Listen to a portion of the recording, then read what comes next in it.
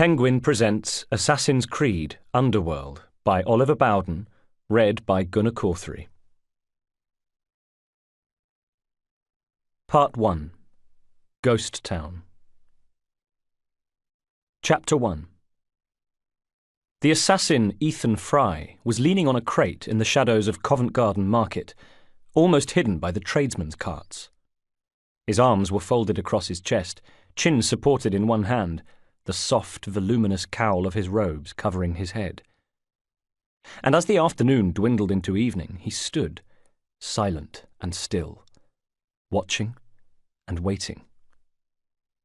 It was rare for an assassin to rest his chin on his leading hand like that, especially if he was wearing his hidden blade, which Ethan was, the point of it less than an inch from the exposed flesh of his throat. Closer to his elbow was a light but very powerful spring mechanism designed to deploy the razor-sharp steel, the correct flick of his wrist, and it would activate. In a very real sense, Ethan was holding himself at knife point. And why would he do this? After all, even assassins were not immune to accidents or equipment malfunction. For safety's sake, the men and women of the Brotherhood tended to keep their blade hands clear of the face. Better that than risk ignominy, or worse. Ethan, however, was different. Not only was he practiced in the art of counterintelligence, and resting his chin on his strongest arm was an act of deception designed to fool a potential enemy, but he also took a dark delight in courting danger. And so he sat with his chin in his hand, watching and waiting. Ah, he thought, what is this? He straightened and shook the rest from his muscles as he peered through the crates into the market. Traders were packing up, and something else was happening too. The game was afoot.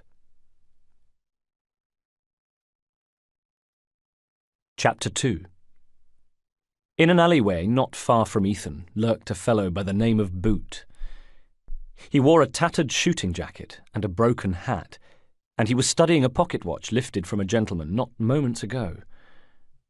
What Boot didn't know about his new acquisition was that its erstwhile owner had intended to take it to the menders that very day, for reasons that were shortly to have a profound effect on the lives of Ethan Fry, Boot, a young man who called himself the Ghost, and others involved in the eternal struggle between the Templar Order and the Assassin Brotherhood.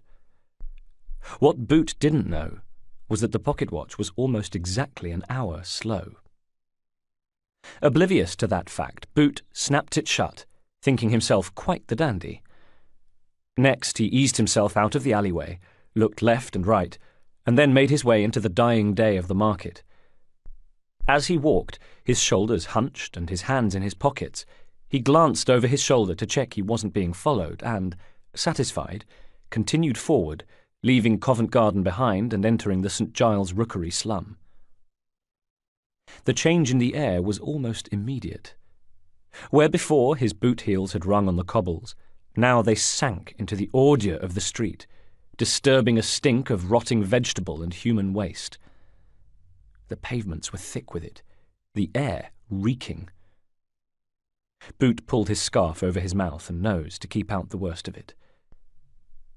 A wolfish-looking dog trotted at his heel for a few paces, ribs visible at its shrunken belly. It appealed to him with hungry, red-rimmed eyes, but he kicked it away and it skittered, then shrank off. Not far away, a woman sat in a doorway wearing the remnants of clothes tied together with string. A baby held to her breast as she watched him with glazed, dead eyes. Rookery eyes.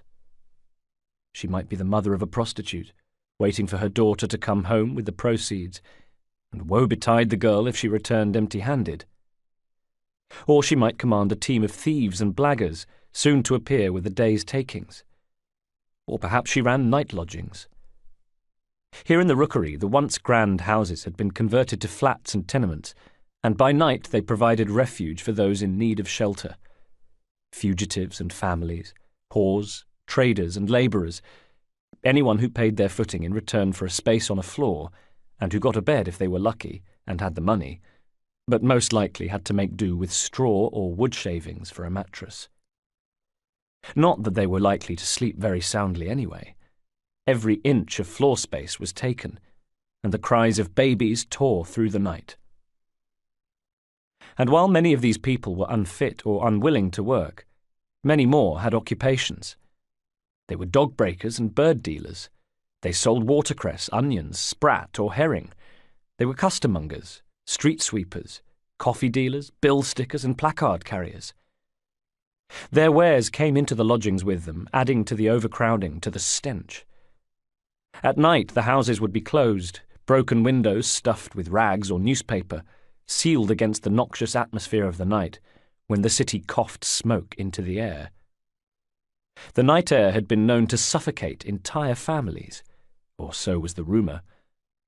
And one thing that spread about the slums more quickly than disease was rumour. So as far as the slum dwellers were concerned, Florence Nightingale could preach as much as she liked. They were going to sleep with the windows sealed. You could hardly blame them, thought Boot. If you lived in the slum, your chances of dying were great. Disease and violence were rife here. Children risked being suffocated when adults rolled over in their sleep. Cause of death, overlaying. It was more common at weekends, when the last of the gin had been drunk and the public houses emptied, and mother and father felt their way home in the soupy fog, up the slick stone steps, through the door, and into the warm, stinking room where they at last laid down their heads to rest. And in the morning, with the sun up, but the smog yet to clear, the rookery would ring to the screams of the bereaved. Deeper into the slum went Boot, where tall buildings crowded out even the meagre light of the moon, and fog-bound lanterns glowed malevolently in the dark. He could hear raucous singing from a public house a few streets along. Every now and then the singing would grow louder as the door was thrown open to eject drunkards onto the street. There were no pubs on this street, though. Just doors and windows wadded with newspaper, washing hanging from lines overhead, sheets of it like the sails of a ship, and apart from the distant singing, just the sound of running water and his own breathing. Just him. Alone. Or so he thought. And now even the distant singing stopped. The only sound was dripping water. A scuttling sound made him jump. "Who's that?" he demanded, but knew immediately it was a rat, and it was a pretty thing when you were so scared you were jumping at the sound of a rat. A pretty thing indeed. But then it came again. He whirled, and thick air danced and eddied around him, and it seemed to part like curtains, and for a moment he thought he saw something. A suggestion of something. A figure in the mist. Next he thought he heard breathing. His own was short and shallow, gasping almost, but this was loud and steady and coming from where? 1 second it seemed to be ahead of him, the next from behind. The scuttling came again. A bang startled him, but it came from one of the tenements above. A couple began arguing. He had come home drunk again. No, she had come home drunk again. Boot allowed himself a little smile, found himself relaxing a bit. Here he was, jumping at ghosts, scared of a few rats and a pair of old birds quarrelling. Whatever next? He turned to go. In the same moment the mist ahead of him billowed, and striding out of it came a figure in robes, who before he could react had grabbed him and pulled his fist back as though to punch him, only instead of striking out, his assailant flicked his wrist, and with a soft snick a blade shot from within his sleeve. Boot had squeezed his eyes shut. When he opened them, it was to see the man in robes behind the blade that was held steady, an inch from his eyeball. Boot wet himself. Chapter 3. Ethan Fry awarded himself a small moment of satisfaction at the accuracy of his blade, then swept Boot's legs from beneath him and slammed him to the filthy cobbles. The assassin sank to his haunches, pinning Boot with his knees as he pressed his blade to his throat. "Now, my friend," he grinned, "why don't we start with you telling me your name?" "It's Boot, sir," squirmed Boot, the point of the knife digging painfully into his flesh. "Good man," said Ethan. Good policy, the truth. Now, let's you and me have a talk, shall we?" Beneath him the fellow trembled. Ethan took it as a yes. "You're due to take delivery of a photographic plate, am I right, Mr. Boot?" Boot trembled. Ethan took that as another yes. So far, so good. His information was solid. This Boot was a connection in a pipeline that ended with erotic prints being sold in certain pubs in London. "And you are due at the Jack Simmons to collect this photographic plate, am I right?" Boot nodded. "And what's the name of the fellow you're supposed to meet, Mr. Boot?" I don't know, sir." Ethan smiled and leaned even closer to Boot. "My dear boy, you're a worse liar than you are a courier." He exerted a little more pressure with the blade. "You feel where that knife is now?" he asked. Boot blinked his eyes, yes. "That's an artery. Your carotid artery. If I open that, you'll be painting the town red, my friend. Well, the street, at least. But neither of us wants me to do that. Why ruin such a lovely evening? Instead, how about you tell me who it is you planned to meet?" Boot blinked. "He'll kill me if I do." "That's as maybe, but I'll kill you if you don't. And only one of us is here holding a knife at your throat. And it's not him, is it?" Ethan increased the pressure. "Make your choice, my friend.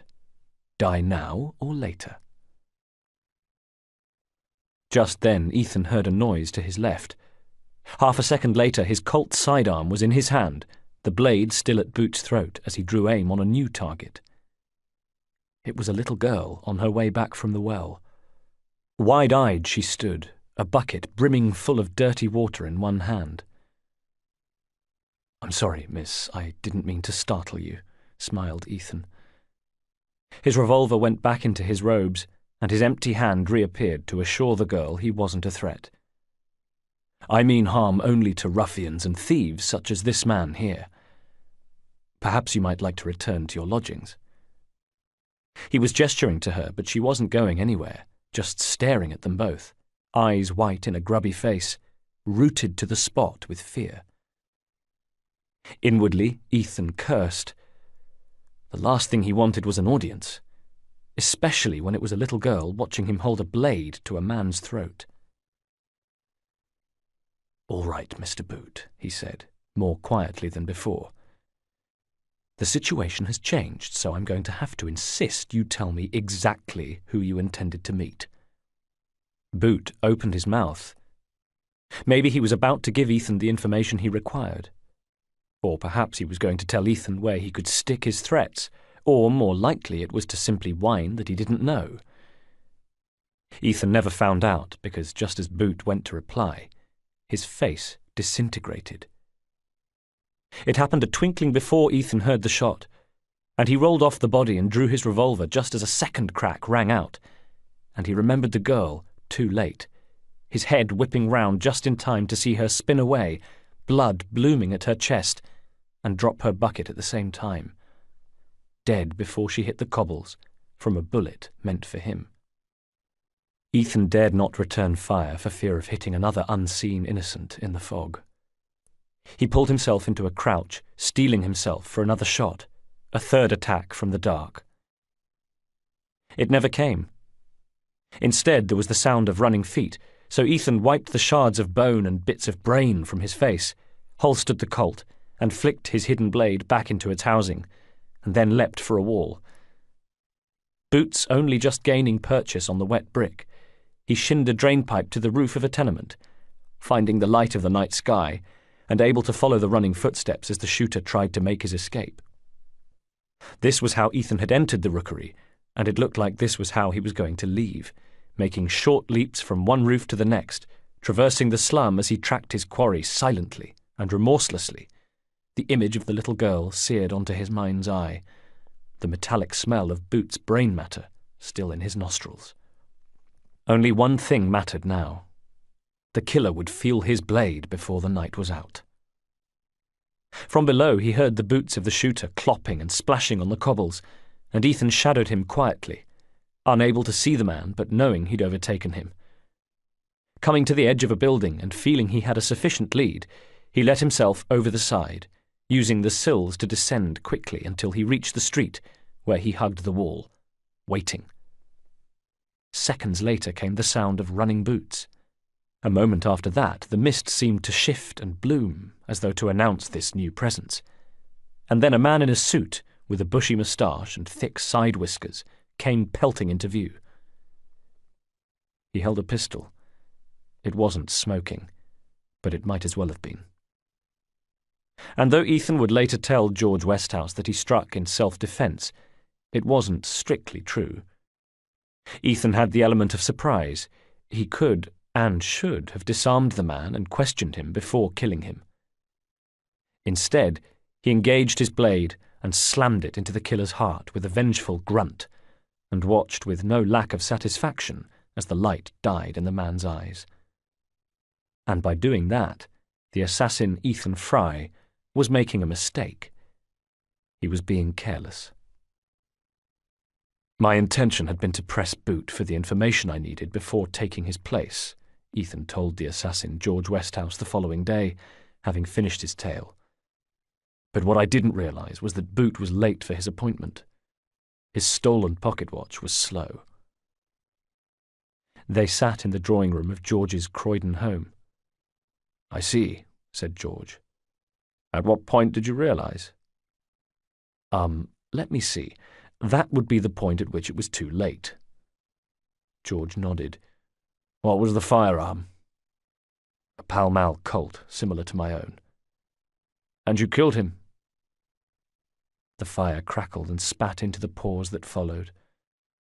Since reconciling with his children, Jacob and Evie, Ethan was pensive. "I did, George, and it was nothing less than he deserved." George pulled a face. "Deserve has nothing to do with it. You know that." "Oh, but the little girl, George. You should have seen her. She was just a tiny wee thing, half Evie's age." "Even so." "I had no choice. His pistol was drawn." George looked at his old friend with concern and affection. "Which is it, Ethan? Did you kill him because he deserved it, or because you had no choice?" A dozen times or more Ethan had washed his face and blown his nose, but he still felt as though he could smell Boot's brains. Must the two be mutually exclusive? I'm 37 years of age, and I've seen more than my fair share of kills. And I know that notions of justice, equity, and retribution play a distant second to skill, and skill subordinate to luck. When fortune turns her face to you, when the killer's bullet goes elsewhere, when he drops his guard, you take your chance before she turns away again. Westhouse wondered who his friend was trying to fool, but decided to move on. "A shame, then, that you had to spill his blood. Presumably you needed to know more about him." Ethan smiled and mock-wiped his brow. "I was rewarded with a little luck. The photographic plate he carried bore an inscription identifying the photographer, so I was able to ascertain that the dead man and the photographer were one and the same, a fellow by the name of Robert Waugh. He has Templar associations. His erotic prints were going one way, to them, but also another way to the rookeries and alehouses, via Boot." George whistled softly. What a dangerous game Mr. Waugh was playing. Yes and no. George leaned to poke the fire. "What do you mean?" "I meant that in many ways his gamble of the two worlds staying separate paid off. I saw the slums afresh today, George. I was reminded of how the poor are living. This is a world so completely separate from that of the Templars that it's scarcely believable the two share the same country, let alone the same city. If you ask me, our friend Mr. Waugh was perfectly justified in believing the paths of his disparate business enterprises might never cross. The two worlds in which he operated were poles apart. The Templars know nothing of the rookeries. They live upriver of the factory filth that pollutes the water of the poor, and upwind of the smog and smoke that pollutes their air. As do we, Ethan, said George sadly. Whether we like it or not, ours is a world of gentlemen's clubs and drawing rooms, of temples and council chambers. Ethan stared into the fire. Not all of us. Westhouse smiled and nodded. You're thinking of your man, the ghost. I don't suppose you have any thoughts about telling me who the ghost is or what he is doing? That must remain my secret. Then what of him? Aha, well, I have formulated a plan involving the recently deceased Mr. War and the ghost. If all goes well and the ghost can do his job, then we may even be able to lay our hands on the very artifact the Templars seek, the Piece of Eden. Chapter 4.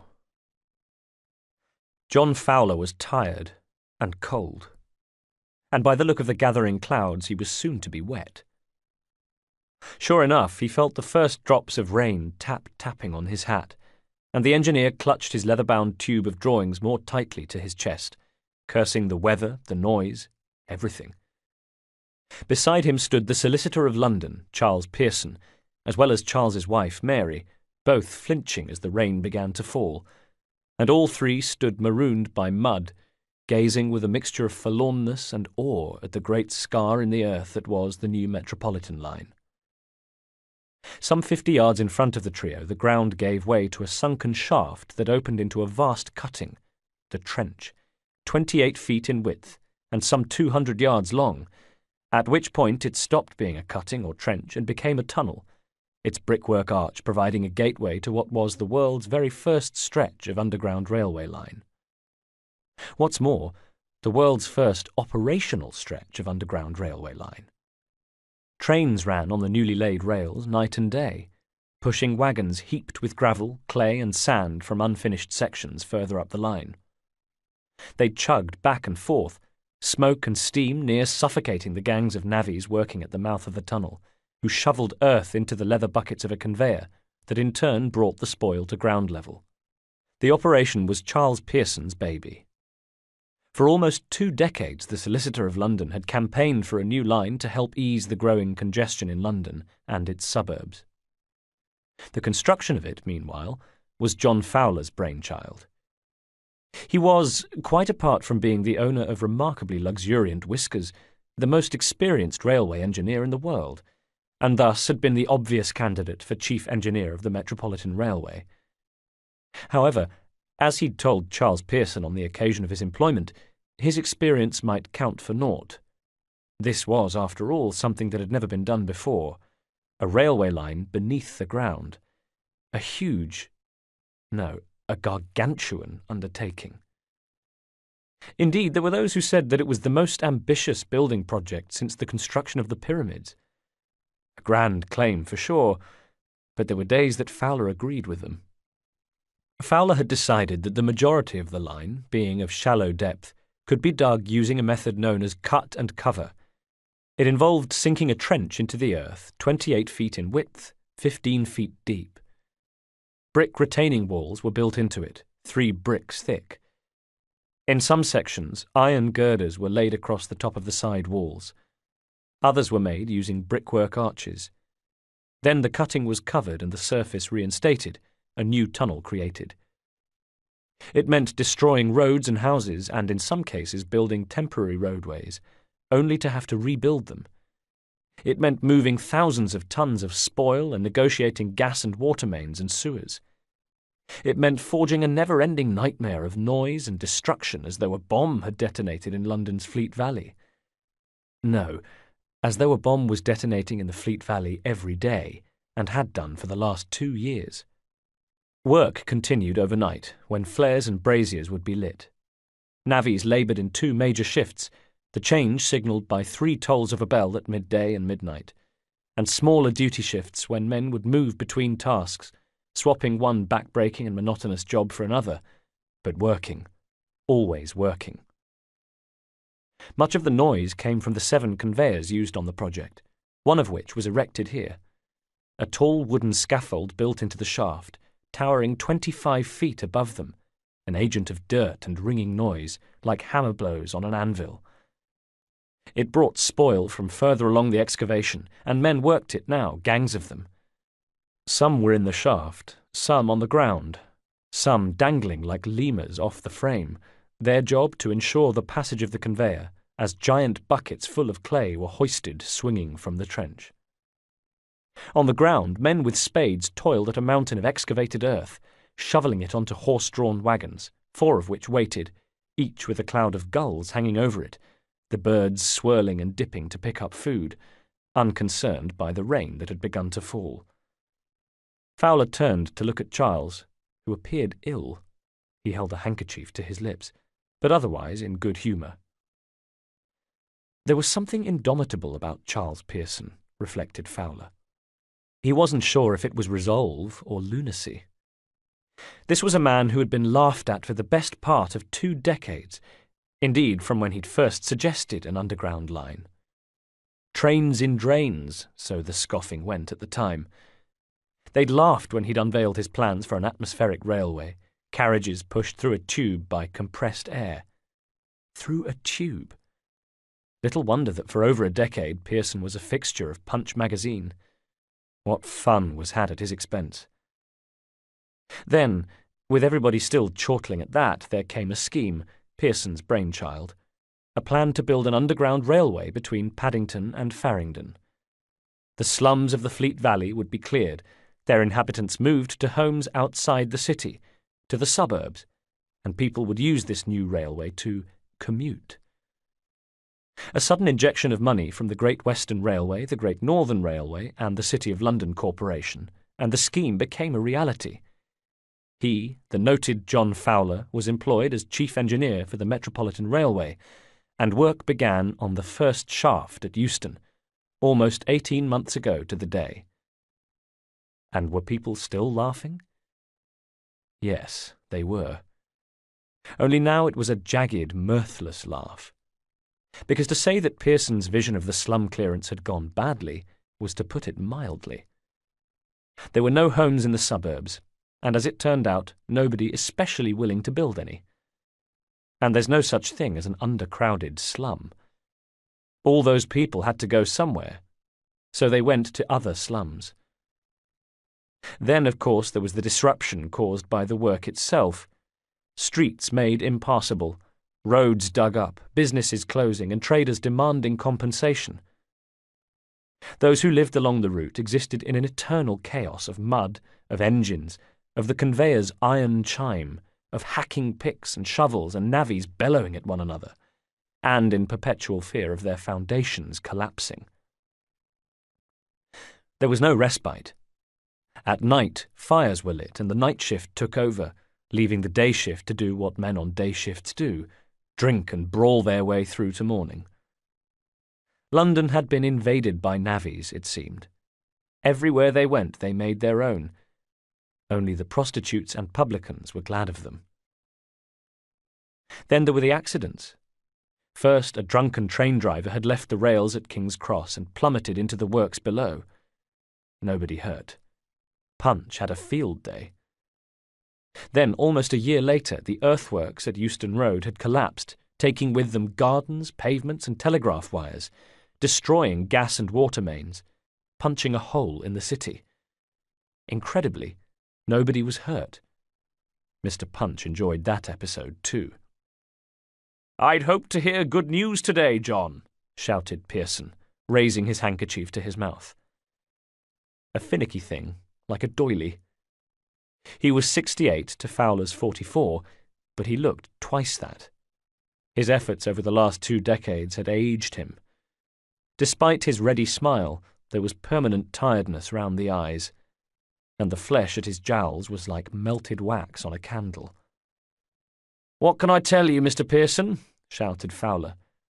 "What would you like to hear other than—" He gestured over the sight. Pearson laughed. "The roar of the engines is encouraging, that's true enough. But perhaps also that we're back on schedule, or that every compensation lawyer in London has been struck dead by lightning. that Her Majesty the Queen herself has declared her confidence in the Underground and plans to use it at the first opportunity."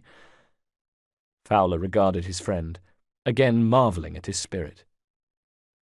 "Then I'm afraid, Mr. Pearson, I can give you nothing but bad news. We're still behind schedule, and weather like this simply delays work further.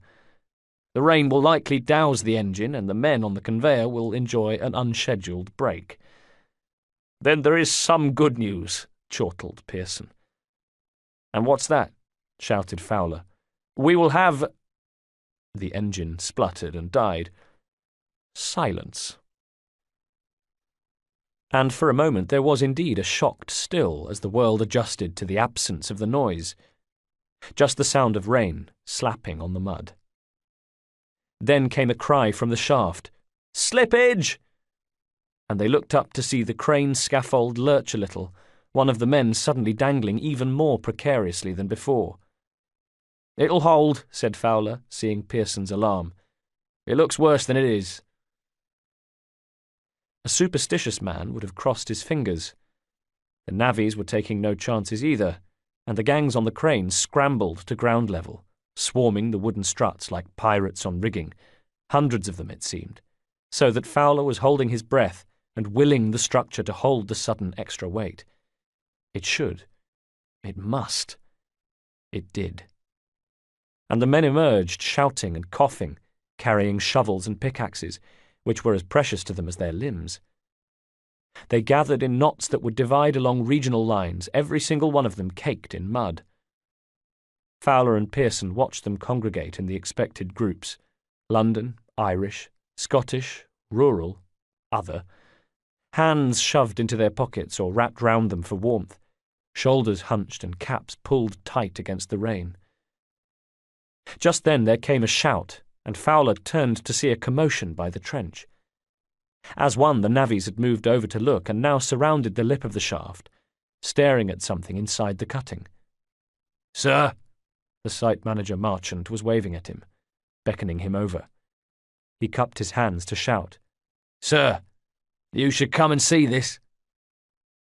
Moments later, Fowler and Pearson had made their way across the mud, the men parting to let them through, and they stood at the top of the trench looking down, past the struts and buckets of the silent conveyor to the lake of muddy water that had formed at the bottom and was already rising. Bobbing in it was a body. Chapter 5. The rain had eased off, thank God, and the water level in the trench had fallen, but the machines remained silent. With a hand on his hat, Marchant had rushed away to inform his immediate boss, Kavanagh, a director of the Metropolitan Railway, while another man had been sent to find a bobby. It was the peeler who arrived first, a young constable with bushy side whiskers who introduced himself as Police Constable Aberline, and then cleared his throat and removed his custodian helmet in order to get down to the business of seeing the body. "Has anybody been down to it, sir?" he asked Pearson, indicating the trench. "The area was cleared as soon as it was discovered, Constable. You can imagine it caused quite a stir. Nobody likes to see a dead body before their elevensies, sir." Those assembled watched as the peeler leaned tentatively to stare into the trench, and then signalled to a man nearby. "Do you mind, mate?" he said, and handed the worker his helmet, then unbuckled and removed his belt, truncheon, and handcuffs before descending the ladder to inspect the corpse at close quarters. They crowded round to stare down into the cutting and watch as he stepped round the body, lifting one arm and then the other. Presently, the peeler crouched and the watchers held their breath in expectation as he turned over the body. In the trench, Aberline swallowed, unaccustomed to being on show, and wishing he'd left instructions that the men be asked to move back. They lined both sides of the trench. Even the figures of Fowler and Mr. and Mrs. Pearson were there. All of them were gazing down at him 15 feet below. Right. He turned his attention back to the corpse, putting aside all self-conscious thoughts to concentrate on the job at hand. The body, then. Face down in the mud, with one arm raised as though trying to hail a carriage, the dead man wore a tweed suit. His brown boots were well shod, and though covered in mud, were otherwise in good condition. Not the attire of a derelict, thought Aberline. Crouching, heedless of the mud that soaked his clothes, he took a deep breath and reached to the man's shoulders, grunting with the effort as he rolled him over. From above came a ripple of reaction, but Aberline had his eyes closed, wanting to delay the moment he saw the man's face. With trepidation he opened them and stared into the dead gaze of the corpse. He was in his late 30s and had a bushy, white-flecked Prince Albert moustache that looked cared for, as well as thick side whiskers. By the looks of him, he wasn't a rich man, but neither was he a worker. Like Aberline, he was one of the new middle classes. Either way, this was a man with a life, whose next of kin, when they were informed, would want an explanation as to how he ended up in a trench at New Road. This was, without doubt, and Aberline couldn't help but feel a small, slightly shameful thrill at the thought of it, an investigation. He tore his gaze away from the man's sightless, open eyes and looked down at his jacket and shirt.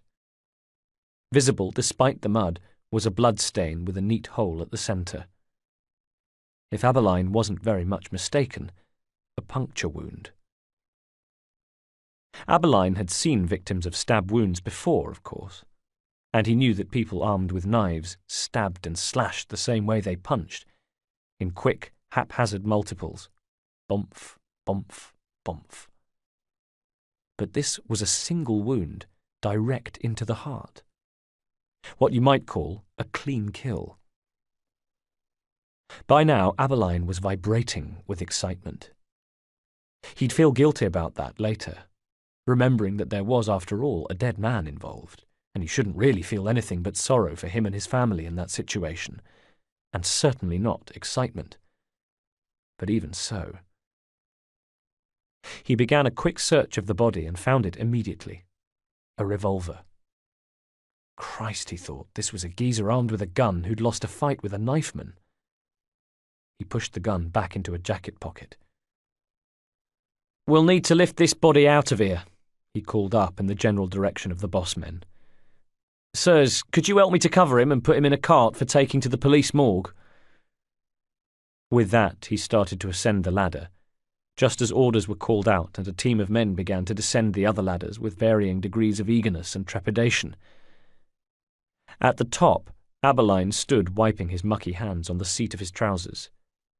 At the same time, he scanned the lines of assembled men, wondering if the killer was in there somewhere, admiring his handiwork. All he saw was row upon row of dirty faces, all watching him intently. Others still crowded around the mouth of the cutting, watching as the body was brought up, then laid on the flatbed of a cart. The tarpaulin flapped as it was shaken out, then draped over him. A shroud, the face of the dead man hidden again. By now it had started to rain in earnest, but Aberline's attention had been arrested by the sight of a smartly dressed man making his way over the boards that crossed the expanse of mud towards them. Not far behind lolloped a lackey carrying a large leather-bound journal, its laces dancing and jerking as the lackey tried unsuccessfully to keep up with his master. "Mr. Fowler, Mr. Pearson," called the man, gesturing with his cane and instantly commanding their attention. The entire sight quietened, but in a new way. There was much shuffling of feet. Men were suddenly studying their boots intently. "Oh yes," thought Aberline, "what have we here?" Like Fowler and Pearson, the new arrival wore a smart suit, though he wore it with more style, in a way that suggested he was used to catching the eye of a passing lady. He had no paunch, and his shoulders were squared, not stooped with stress and worry like his two colleagues. Aberline could see that when he doffed his hat it would be to reveal a full head of almost shoulder-length hair. But though his greeting was warm, his smile, which was a mechanical thing that was off as quickly as it was on, never reached his eyes. Those ladies impressed by his mode of dress and general demeanour might well have thought twice upon seeing the look in those cold and piercing eyes. As the man and his lackey drew close to them, Aberline looked first at Pearson and Fowler, noting the discomfort in their eyes, and the hesitation in Charles Pearson as he introduced the man. "This is our associate, Mr. Kavanagh, the director of the Metropolitan Company. He oversees the day-to-day running of the dig." Abberline touched his brow, thinking to himself, "What's your story, then?" "I hear a body has been discovered," said Kavanagh. He had a large scar on the right side of his face, as though somebody had once used a knife to underline his eye. "Indeed, sir, it has," sighed Pearson. "Let's see it, then," demanded Kavanagh, and in the next moment Abberline drew back the tarpaulin, only for Kavanagh to shake his head in non-recognition. "Nobody I know, thank God, and not one of ours by the looks of him. A soak. A drunk like the poor soul serenading us over there, no doubt." He waved at where, on the other side of the fence, a broken-down man stood watching them, occasionally breaking into song as he brandished a bottle of something foul and broken. Kavanagh turned his back on the cart. "Marchant, get these men back to work. We've lost enough time as it is." "No," came a lone voice, and it was the voice of Mrs. Pearson. She took a step in front of her husband. "A man has died here, and as a mark of respect we should suspend the dig for the morning." Kavanagh's automatic smile was switched on. Instantly oleaginous, he swiped his tall hat from his head and bowed low. "Mrs. Pearson, please forgive me. How remiss it is of me to forget that there are more delicate sensibilities present. However, as your husband will attest, we are often the site of misadventures, and I'm afraid that the mere presence of a dead body is not enough to prevent the tunnel work continuing." Mrs. Pearson turned. "Charles?" In return, her husband lowered his eyes. His gloved hands fretted at the handle of his stick. "Mr. Kavanagh is correct, my dear.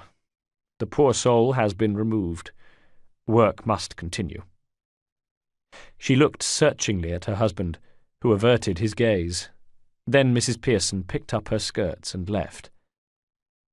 Abberline watched her go, noting Kavanagh's air of sly triumph as he went about the business of mustering Marchant and the men, and the sadness in the face of Charles Pearson, a man torn, as he too turned to leave in the wake of his wife. Meanwhile, Abberline had to get this corpse to Belle Isle. His heart sank to think of it. There was scarcely a worse place on the whole of God's green earth than the Belle Isle slum. Among the men who were at that very moment being urged, cajoled, bullied, and threatened back to work by the site manager was a young Indian worker who, though he appeared on the worksheet as Bharat, and if any of the men working beside him were curious enough to ask, that was the name he would give them, thought of himself by another name.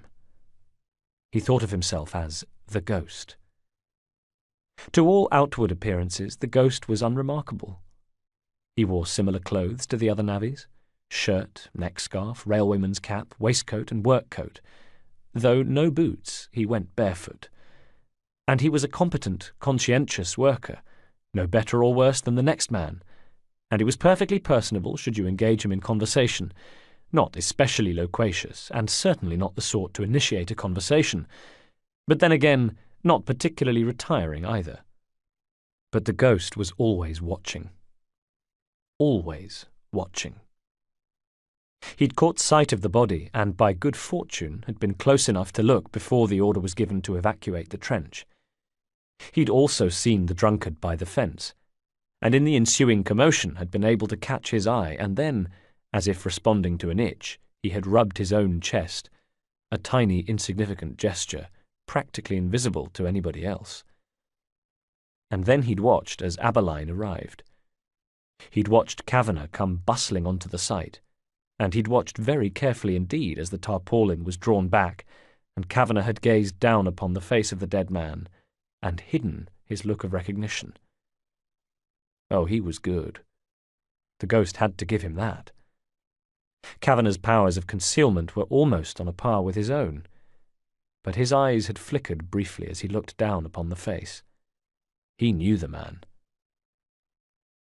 Now the Ghost watched as Abberline left on the cart, taking the body to Belle Isle, no doubt. and he watched as, shortly after Abeline had left, the drunk had departed also. Chapter 6. Prince Albert had been dead some months, and though his taste in facial hair lived on, his adherence to decency and good manners had evidently failed to percolate through to the general public. Quite the reverse, it seemed. There was a pall that hung over London, dark and malignant. Some blamed it on the Queen's absence. She mourned Albert still, and had taken to the Highlands to do so. Others said the overcrowding was to blame, the terrible stink, the poverty and crime. Among them those madmen who thought the best way to solve that problem was by building an underground railway. Still others said that actually it was not the overcrowding that was to blame. Rather, it was the construction of the underground railway that had thrown the city into disarray. This last group were apt to point out that the underground railway had thus far exacerbated overcrowding by evicting thousands of tenants from their homes in the Fleet Valley, the city's biggest slum. Which was true. It had. "Ah, but at least we've got rid of the city's biggest slum," said the first group. "Not really," scoffed the second group. "You've just moved another slum into first place." "Have patience," pleaded the first group. "No," said the second, "we won't." Sitting on the board of his cart, reins held loosely in one hand, Abeline thought it over, how the higher-ups made decisions in the clubs and boardrooms that affected us all. And to what end? For the greater good? Or their own personal benefit? A line from Lord Tennyson's poem about the charge of the Light Brigade sprang to mind. "Theirs not to reason why, theirs but to do or die." His cart clattered over the rails towards where the tall, spired buildings of Belle Isle appeared like a smudge of dirt on the horizon. Already he could smell the foul stench of the horse slaughterers, the bone boilers, fat melters, chemical works, firework makers, and the lucifer match factories. To his left, some poor deluded idiot had made a valiant attempt to grow a kitchen garden, but it was overrun with sickly weeds that climbed the iron fences sprouting on either side of him. Dirty, barely clothed children were running in the wasteland on either side, lobbing old tin cans at one another, scurrying in the street outside the cottages. Inside each home were rooms and washhouses, and at night the householders and their tenants would cram inside, just as they would at the rookery. His cart came past the horse slaughterers. Under the arch went living horses, whose sense of smell and instinct must surely have warned them what lay ahead, and in the factory they would be put to death, then the flesh boiled in copper vats for cat food. Outside in the yards, men stripped to the waist used sledgehammers to break up bones, watched by ever-present groups of children clad in filthy rags tinged yellow from the sulphur in the air. Abeline saw a group who had obviously tired of watching. After all, it wasn't an activity with an awful lot of variety, and set up a game of cricket instead. Without the usual equipment, they'd improvised with part of an old bedstead for a bat, while the ball was... Abeline winced. Oh, God. They were using the decapitated head of a kitten. He was about to shout across to them, to urge them for pity's sake to use something else for a ball, when he became aware of a child who had wandered in front of the cart, forcing him to pull up. "Oi," he called, waving an irate hand at the young ruffian. "Police business! Get out of the bleeding way!" But the scruffy urchin didn't move. "Where are you off to, sir?" he asked, taking the head of the horse in both hands, stroking it. The sight softened Abeline's heart a little, and he forgot his irritation as the boy rubbed his fingertips over the animal's ears, enjoying the rare intimacy of the moment. Boy and horse. "Where are you off to, sir?" the boy repeated, tearing his eyes off the horse and turning his urchin gaze on Abeline. "Not to the knacker's yard with this one, I hope. Say it ain't so." In his peripheral vision, Abeline sensed a movement, and turned to see 3 other young scallywags climb beneath the fence and come onto the road behind him. Let them, he thought. Nothing of value back there. Not unless you counted a soggy corpse and the tarpaulin. No, don't worry yourself, son. I'm off to the mortuary with a body on the back. A body, is it? This came from the rear, one of the new arrivals. A couple more children had arrived by now, a little crowd of them milling around. "Oh, you, get out of it," warned Aberline. "Nothing back there to interest you." "Can we have a look, sir?" "No, you bloody well can't," he called over his shoulder. "Now get out of it before you feel the business end of my truncheon." The first boy stood petting the horse, still, raising his face to speak to Aberline again. "Why is the police involved, sir? Did this one meet a sticky end?" "You might say that," replied Aberline, impatient now. "Stand aside, son, and let me past." The cart bounced and jerked, and he was about to turn to admonish the kids who were obviously trying to peek beneath the tarpaulin, ghoulish little sods, when it bounced again, and this time Aberline, irritated and wanting to get the hell out of Belle Isle, shook the reins decisively. "Walk on," he commanded. If the kid stood in the way, well, that was his lookout. He drew forward, and the child was forced to step aside. As he passed, Aberline looked down to see the young urchin smiling inscrutably up at him. "Good luck with your body, sir," he said, touching his knuckle to his forelock in a derisive way that Aberline didn't care for. In return, he merely grunted and shook the reins again, setting his face forward.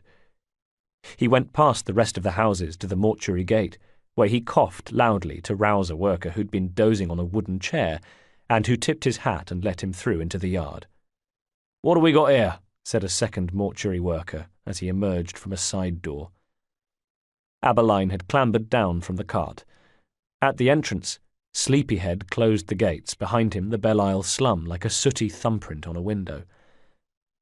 "Body I need keeping cold for the coroner," replied Aberline, securing the reins as the attendant went to the rear of the wagon, lifted the tarp, peered beneath, then dropped it again. "You want the knacker's yard," he said simply. "Come again?" said Aberline. The attendant sighed and wiped his hands on his apron. "Unless this is your idea of a joke, you want the bleeding knacker's yard, is what I said." Aberline paled, already thinking of his encounter with the slum children and the way his cart had shook, remembering how his attention had been arrested, cleverly, perhaps, by the kid nuzzling the neck of his horse. And sure enough, when he skidded to the back of the cart and swept back the tarpaulin, it was to see that the body from the trench had gone. In its place, a dead pony. Chapter 7. Every night the ghost made the same journey home, which took him along the new road and past Marylebone Church. In the churchyard, among the ramshackle and raggle-taggle groupings of headstones, was one in particular that he would look at as he went by. If the stone was upright, as it was most evenings, that meant no message. If the stone leaned to the right, it meant danger. Just that. Danger. It was up to the ghost to work out what manner of danger. However, if it leaned to the left, then it meant his handler wanted to see him, usual time, usual place. And then, having performed that check, the ghost began his 5-mile walk home to Wapping and his living quarters at the Thames Tunnel.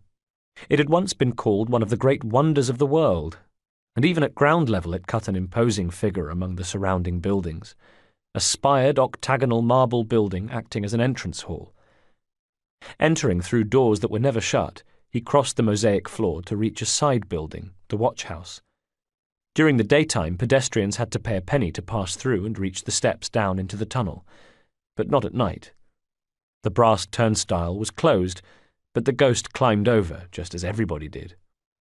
Ice had formed on the marble steps that spiralled round the inside of the shaft, so he trod more carefully than usual as he descended to the first platform, and then to the next, and finally to the bottom of the shaft, the grand rotunda more than 250 feet underground. Once it had been vast and opulent. Now it was merely vast. The walls were dirty, the statues scruffy. The years had had their say. Even so, it was still a sight to see. Alcoves set into grubby stucco walls. Inside the nooks, curled beneath sacks, slept the people of the rotunda, the necromancers, fortune-tellers and jugglers who in the daytime plied their trade to those visiting the tunnel, the famous Thames Tunnel. The first of its kind anywhere, ever. The Thames Tunnel stretched from here, Wapping, below the river to Rotherhithe, and had taken 15 years to build, almost defeating Mr. Mark Brunel and claiming the life of his son Isambard, who had near drowned in one of the floods that had plagued its construction. Both had hoped to see their tunnel used by horse-drawn carriages, but had been undone by the cost, and instead it became a tourist attraction, visitors paying their penny to walk its 1,000 feet length, an entire subterranean industry springing forth to serve them. The ghost moved from the entrance hall to the black mouth of the tunnel itself, its 2 arches pointing at him like the barrels of pistols. It was wide and its ceiling high, but the brickwork pressed in, and each footfall became an echo, while the sudden change in atmosphere made him more aware of the gloom. In daytime, hundreds of gas lamps banished the darkness, but at night the only illumination belonged to the flickering candles of those who made the tunnel their home: traders, mystics, dancers and animal handlers, singers, clowns and street dealers. It was said that 2 million people a year took a walk down the tunnel, and had done since it opened some 19 years ago. Once you had a place at the tunnel opening, you didn't leave it, not for fear that some other hawker might steal it with you absent. The ghost looked over the slumbering bodies of the tradesmen and entertainers as he passed by, his footsteps ringing on the stone floor. He peered into alcoves and passed his lantern over those sleeping under the arches of the partition that ran the length of the tunnel. A strict hierarchy operated inside the tunnel. The tradesmen took their places at the mouth. Further along, the derelicts, the homeless, the vagrants, the wretched, and then even further along, the thieves, criminals, and fugitives. Come morning time, the traders, who had a vested interest in making sure the tunnel was free of vagrants and as sanitary as possible, were enthusiastic in helping the peelers clear out the tunnel. The blaggers and fugitives would have departed under cover of darkness. The rest of them, the vagabonds, beggars, prostitutes, would come grumbling and blinking into the light, clutching their belongings, ready for another day of surviving on nothing. The ghost's lantern played over a sleeping figure in the gloom of an alcove. The next alcove was empty. He swung the torch to illuminate the arches of the tunnel partition, and they, too, were vacant. He sensed the miserly light receding behind him, the glow given off by his lantern so very meagre all of a sudden, dancing eerily on the brick. From within the darkness had come a scuttling sound, and he raised his light to see a figure crouched in a nook ahead of him. "Hello, Mr. Barrett," said the boy in a whisper. The ghost went to him, reaching into his coats for a thick crust of bread he'd put there earlier. "Hello, Charlie," he said, handing it over. The boy flinched a little, far too accustomed to the slaps and punches of grown-ups, then took the bread, staring at the ghost with grateful eyes as he bit into it, cautiously at first.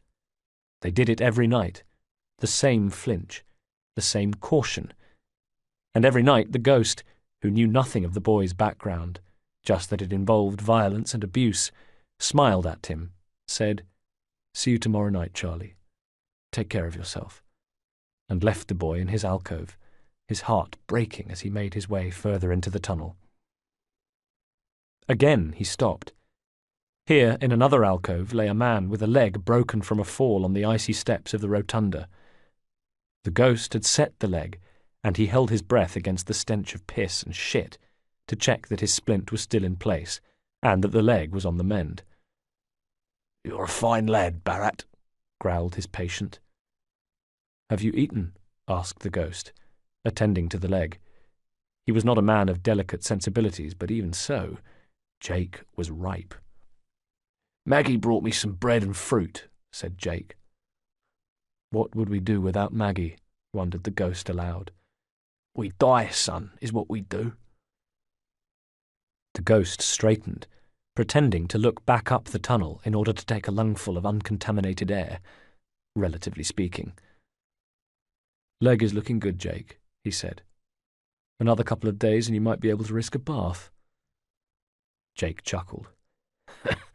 That bad, eh?" "Yes, Jake," said the ghost, patting his shoulder.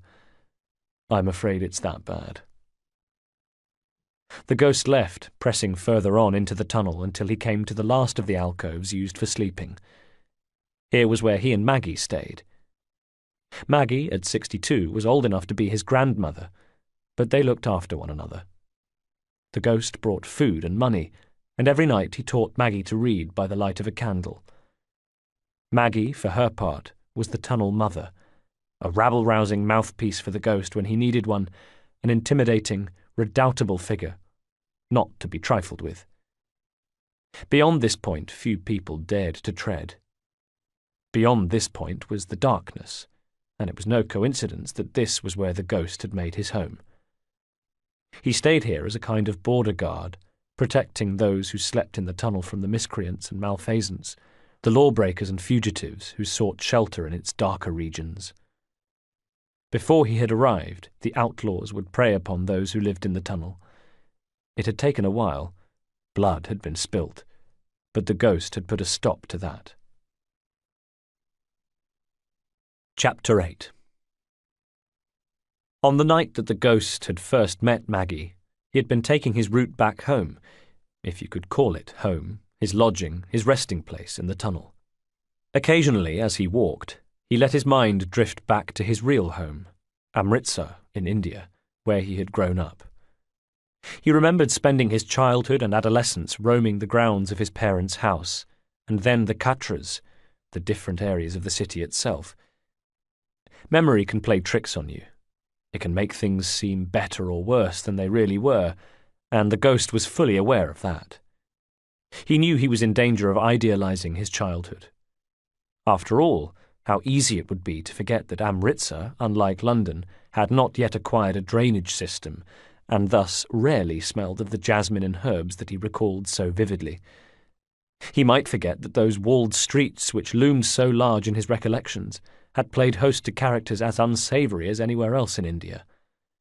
Possibly the sun didn't really bathe the entire city in golden light all day and all night, warming the stone, making the foundations glimmer, painting smiles on the faces of those who made the city their home. Possibly not. But that was how he remembered it anyway, and if he was honest, that was how he preferred to remember it. Those memories kept him warm in the tunnel at night. He was born Jayadeep Mir. Like all boys, he idolized his father, Arbaz Mir. His mother used to say that his father smelled of the desert, and that was how the ghost remembered him too. From an early age, Arbaz told Jayadeep that greatness lay ahead of him, and that he would one day be a venerated assassin, and he had made this future sound as thrilling as it was inevitable. In the comfortable confines of his loving parents' home, Jayadeep had grown up knowing great certainty. Arbaz liked to tell stories just as much as Jayadeep loved to hear them, and best of them all was the story of how Arbaz had met his wife, Piara. In this one, Arbaz and his young mute servant, Raza Sura, had been trying to find the Koh-i-Noor diamond, the Mountain of Light. It was during his attempts to retrieve the diamond from the imperial palace that Arbaz became involved with Piara Kaur, granddaughter of Ranjit Singh, the founder of the Sikh Empire. The Koh-i-Noor diamond was what they called a piece of Eden, those artifacts distributed around the globe that were the sole remnants of a civilization that preceded our own. Jayadeep knew of their power because his parents had seen it for themselves. Arbaz, Piara, and Raza had all been there the night the diamond was activated. They had all seen the celestial light show. Talking of what they'd witnessed, his parents were candid about the effect it had upon them. What they'd seen had made them more devout and more fervent in their belief that such great power should never be wielded by their enemies, the Templars. They instilled that in the boy. Back then, growing up in an Amritsar painted gold by the sun, and being mentored by a father who was like a god to him, Jayadeep could not have conceived of a day when he might be named the Ghost, huddled in a freezing dark tunnel, alone in the world, venerated by nobody. Training had begun when he was 4 or 5 years old, But although it was physically demanding work, it had never seemed like a chore. He had never complained or played truant, and there was one very simple reason for this. He was good at it. No, more than that, he was great. A natural from the day he was handed his first wooden training blade, a kukri. Jayadeep had a gift for combat such as had been rarely witnessed in the Indian Brotherhood. He was extraordinarily, almost supernaturally fast in attack, and more than usually responsive in defence. He boasted tremendous powers of observation and anticipation. He was so good, in fact, that his father felt impelled to call upon another tutor. Into the boy's life came Ethan Fry. Meeting Ethan Fry was among the ghost's earliest memories. This tired-looking, melancholy man, whose western robes seemed to hang heavier on him than those of his father. Just a tiny child, the boy had neither the inclination nor the initiative to ask about Ethan Fry. As far as he was concerned, the elder assassin might as well have fallen from the skies, tumbled to earth like a downhearted angel come to sully his otherwise idyllic existence. "This is the boy, then?" Ethan had asked. They had been sitting in the shaded courtyard at the time, the clamour of the streets outside drifting over the wall, and joining the birdsong and the soft tinkle of a fountain. "This is indeed the boy," said Arbaz proudly. "This is Jayadeep." "A great warrior, you say?" "A great warrior in the making, or at least I think so. I've been training him myself, and I've been astonished, Ethan, astonished by his natural aptitude." Arbaz stood, and in the house behind him Jayadeep glimpsed his mother, seeing the two of them at once. For the first time, perhaps due to the presence of this gruff stranger, he was aware of their beauty and grace. He saw them as people rather than just his parents. Without taking his eyes from the boy, Ethan Fry clasped his hands over his belly and spoke over his shoulder to Arbaz. "Supernatural in his abilities, you say?" "It is like that, Ethan, yes." Eyes still on Jayadeep. "Supernatural, eh?" "Always thinking 2 or 3 moves ahead," answered Arbaz. "As one should." "At 6 years old?" Ethan turned his gaze on Jayadeep once again. "It's precocious, I'll admit, but I know what you're going to say. That so far he has been sparring with me, and as father and son, we naturally share a bond, and that maybe, just maybe, I'm exhibiting certain tells that give him the edge, yes?" It had crossed my mind. "Well, that's why you're here. I'd like you to take charge of training Jayadeep." Intrigued by the boy, Ethan Fry agreed to Arbaz's request, and from that day he took up residence at the house, drilling the boy in swordcraft. The boy, knowing little of what drove Ethan, was confused at first by his new tutor's gruff manners and rough tone. Jayadeep was not one to respond to the touch of a disciplinarian, and it had taken some months for the two of them to form a tutor-pupil relationship that wasn't characterized by sour asides, Ethan, harsh words, Ethan, and tears, Jayadeep. For some time, in fact, Jayadeep believed that Ethan Fry simply did not like him, which came as something of a culture shock. The boy was handsome and charismatic. He knew next to nothing of the adult world, and although he remained oblivious to concepts such as charm and persuasion, he was instinctively adept at being both charming and persuasive, able to twist his family and household round his little finger, seemingly at will. He was the sort of little boy that grown-ups loved to touch. Never was a boy's hair so constantly ruffled by the men, his cheek rarely lasting longer than half an hour without one of the household women praising his smile and planting a kiss on him, inhaling his fresh little boy smell at the same time, silently luxuriating in the softness of his skin. It was as though Jayadeep were a drug to which all who met him became addicted. All, that was, except Ethan, who wore a permanently pensive and preoccupied expression. It was true that occasionally the light would come to him, and when it did, Jayadeep fancied he saw something of the old, or maybe the real, Ethan, as though there were a different Ethan struggling to peer out from beneath the gloom. Otherwise, it seemed that whatever Jayadeep had that intoxicated other grown-ups simply failed to work on his tutor. These were the rather shaky foundations on which their tutorials were built. Ethan in a grey study, Jayadeep confused by this new type of grown-up who didn't lavish him with affection and praise. Oh, of course, Ethan was forced to offer grudging praise for Jayadeep's skills in combat. How could he not? Jayadeep excelled at every aspect of assassin craft, and in the end it was this more than anything that cracked open their relationship, because if there's one thing a skilled assassin can admire and appreciate, even grow to like, it's an initiate with promise, and Jayadeep was most certainly that. So as the years passed and master and pupil sparred in the shade of the courtyard trees, discussed theory by the fountains, and then put their teachings into practice in the streets of the city, it was as though Ethan began to thaw towards his young charge, and when he spoke of taking the boy from wood to steel, there was an unmistakable note of pride in his voice. For his part, Jayadeep began to learn a little about his reflective mentor. Enough, in fact, for him to realize that glum was the wrong adjective, and that troubled was more accurate. Even at that age, he was remarkably intuitive. What's more, there came a day when he overheard the women in the kitchen talking. He and Ethan were practicing a stealth exercise in the grounds of the house, and Ethan had commanded him to return with information obtained using covert means. When the ghost thought about this years later, it occurred to him that sending a small child to gather covert information was a plan fraught with possible pitfalls, not least that the child might learn something unsuitable for young ears, which, as it turned out, was exactly what happened. As he was later to learn, though, Ethan was, despite outward appearances, prone to making the odd rash and hasty decision, as well as being possessed of what you might call a sense of mischief.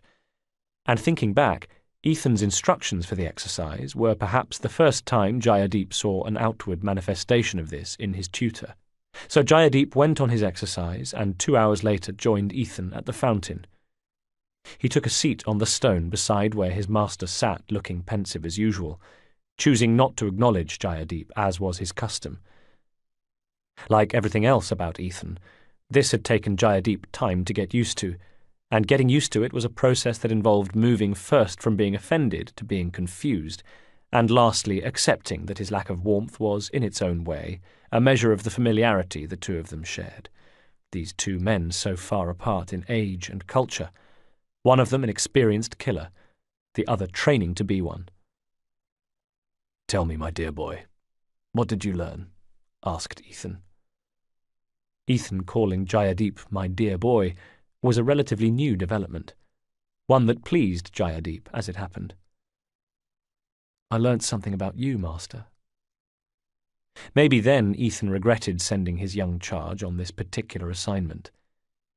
It's difficult to imagine that he had planned it, but then who can say what was in Ethan Fry's mind? Who can ever say? The boy had no way of knowing, but as an eager pupil and one who had been schooled in observation, he naturally watched his tutor closely for signs that he might have caused offence or stepped over a line. "This was tittle-tattle you overheard, was it, son?" "Tittle-tattle, master." "Tittle-tattle means gossip, and as I've always told you, gossip can be a very powerful information tool. You did well to glean what you could from what you overheard." "You're not angry?" A certain placid look had crossed Ethan's features, as though some feeling of internal turmoil were being laid to rest. "No, Jayadeep," he said. "I'm not angry with you." "Pray tell me what it was that you heard." "You might not like it." "I don't doubt it. Go ahead anyway."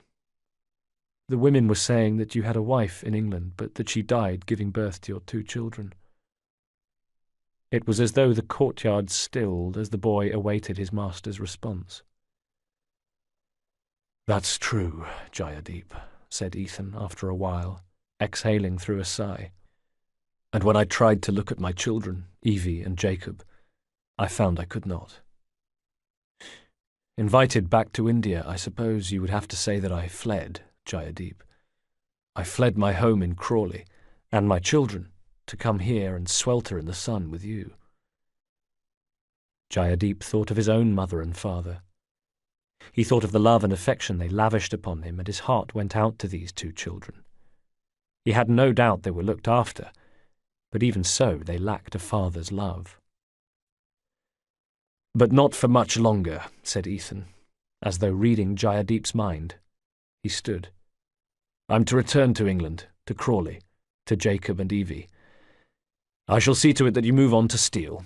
I shall satisfy myself you will be ready in combat, and then I will return home, and there, Jayadeep, I shall do what I feel I should have done in the first place. I shall be a father to my two children." Ethan's words rang with a significance that Jayadeep, for all his intuition, failed to pick up on.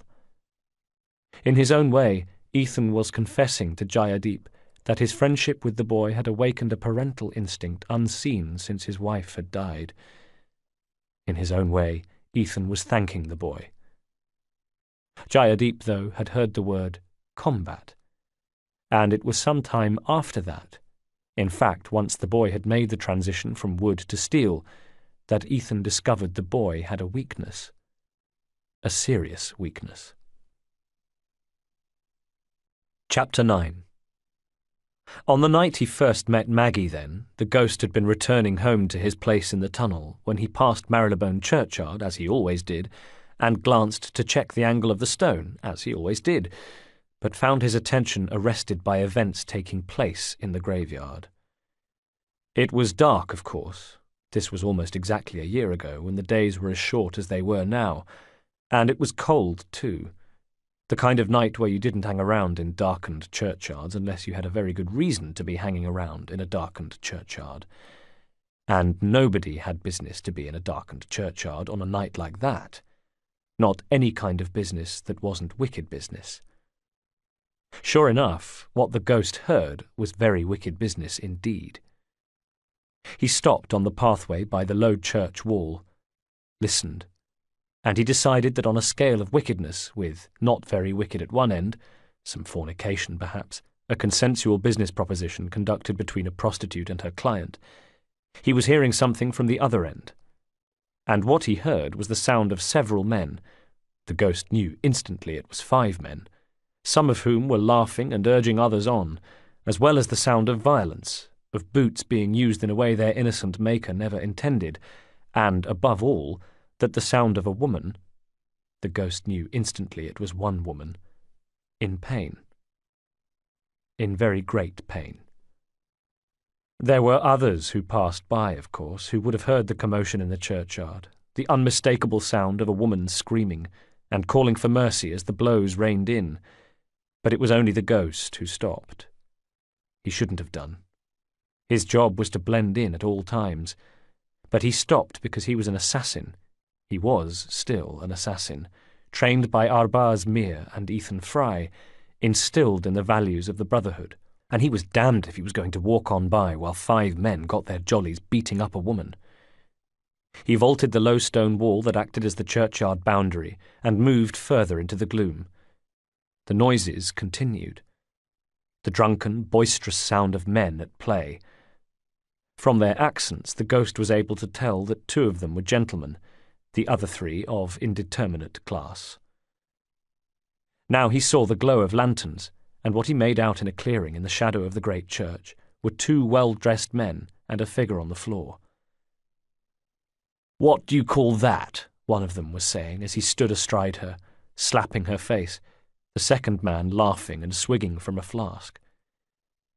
In the foreground were 3 bigger men, all of whom wore bowler hats. They stood with their backs to the 2 gents and their victim. Bodyguards. They stiffened as the ghost navigated the graves towards them. Arbaz and Ethan would have advised a stealthy intrusion. The ghost could have killed 2 of the men before they had even had a chance to react. But what he saw had awakened in him a primal anger, a sense of righteous justice, and he wanted a confrontation. He wanted justice to be done, and for justice to be seen to be done. "Move along, mate," said one of the bodyguards. He had his arms folded. "Nothing for you to see here, lad." The other 2 bodyguards had shifted. One of them had his hands pushed deep into the pockets of his coat. The other clasped his hands behind his back. "Let the woman go," said the ghost. The two men had stopped their game, and they stood away from the prone and bleeding body of the woman. Released, she groaned with a mixture of pain and relief and rolled over to one side, her skirts in disarray at her legs, face bloodied behind a tangle of matted hair.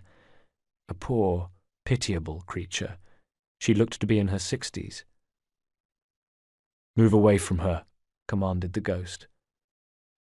One of the toffs sniggered and passed the flask to the second man, whose eyes twinkled with delight as he put it to his lips and drank greedily. Both looked as if they were anticipating the beginning of an entertaining show. Standing there, a lone man against 5, the ghost hoped he wouldn't disappoint. He also hoped that with all his fine thoughts of seeing justice done, he hadn't bitten off more than he could chew. The first bodyguard tilted his chin and spoke again, his words dropping like stones in the newly still churchyard. "Move along, my lad, before we do it for you." The ghost regarded him. He regarded them all. "I'll move on when I'm satisfied the woman will be harmed no longer." "Well, and when I'm satisfied that the two men who did this to her have been sufficiently punished." The other two bodyguards burst out laughing, but the leader stilled them with a hand. "Well, now look, that ain't going to happen, because you see these two gentlemen here? They pay handsomely for the services of myself and my two colleagues, specifically to ensure that no harm comes to them as they tour the less salubrious sides of this nation's great capital, if you catch my meaning. To get to them, you have to come through us, and you know, don't you, that ain't going to happen." Behind him, the two pleasure-seeking toffs tittered some more, passing the flask back and forth, enjoying the show, an aperitif prior to the main course. They were weak and drunk, and the ghost knew he could take them both with one hand tied behind his back. But first, the bodyguards. Number 3's coat was unbuttoned, his hands still clasped behind his back. Either he was carrying a revolver or a cutlass hanging at his flank. He looked dangerous, but also a little too relaxed, too confident. The same went for number 2. He wore an ankle-length coat buttoned up, and though his left hand flexed in the pocket of his coat, his right hand was motionless, which meant he'd be holding a kosh or knife in there. Good. He was wearing a coat that was not conducive to close-quarter combat, and secondly, though unwittingly, he'd shown the ghost from where his weapon would appear. For these two reasons, the ghost would target him first. He would be easiest to overcome, and he needed a weapon. He hoped it was a knife. Number 1 was cleverer. He didn't think a lone attacker would face up to 5 without good reason. His arms had remained folded across his chest. He carried a shoulder holster, perhaps. But his eyes had roamed the area behind the ghost, seeking out whatever reinforcements might be lurking there. When he saw nothing, he regarded the ghost with even greater interest, suspicion, and apprehension, guessing what his colleagues did not even suspect, that this Indian lad was playing some kind of angle, that he was more than he seemed to be. Number 1 was sharper. He would be the hard one. The ghost had finished sizing them up. He wished he held a kukri in one hand and had his hidden blade strapped to his other wrist. Were that the case, the battle's outcome would be in no doubt. What's more, it would have ended some moments ago. But even so, he was confident he could prevail. He had certain factors on his side, that his foes were largely underestimating him, that he was disgusted and supremely motivated, that he was highly trained and very adept and very fast, and had assessed his distance, his surroundings, his opponents. And now came one more thing in his favour. For as number 1 began to speak, saying the words, "I'll give you one last chance, lad," the ghost awarded himself the advantage of surprise. And he struck. Number 2 was still trying to pull his hands free of his coat pockets when the ghost's forehead smashed into his nose. This blow, a dirty trick that Arbaz had never fully endorsed, but of which Ethan was most fond, had the advantage of causing massive pain, instant traumatic blood loss, and temporary blindness and disorientation. For the first crucial moments of the battle, Number 2 was incapacitated. He was out of the game, unable to resist as the ghost spun and jabbed an elbow back to knock the wind out of him, as his other hand delved into the coat pockets and found a cosh. Damn. But it had some weight at least, and he pulled it out of the coat, then swung back in the other direction, the black leather cosh connecting with the temple of Number 2. The ghost swung hard with all his might, which was a lot of might indeed, and the blow almost took the top of his target's head off. The second man had been reaching inside his coat at the time, but the ghost never got to find out what he had inside. The man's hand was still inside his coat as he staggered to one side with his mouth gaping like a fish on dry land. The ball bearings in the cosh had opened a gash in the side of his head, and blood was already pouring from it. He would probably live, but would be brain-damaged, likely to spend the rest of his days in a bath chair, drooling, being fed mushed-up food on a spoon, and lacking the faculties to wonder how a mere boy had so easily bested him in a fight. The ghost stepped forward, punched him twice in the throat, and his body was still folding to the floor as the ghost spun back round. The whole move was over in the time it took to draw a sword, which was exactly what Number 1 had done.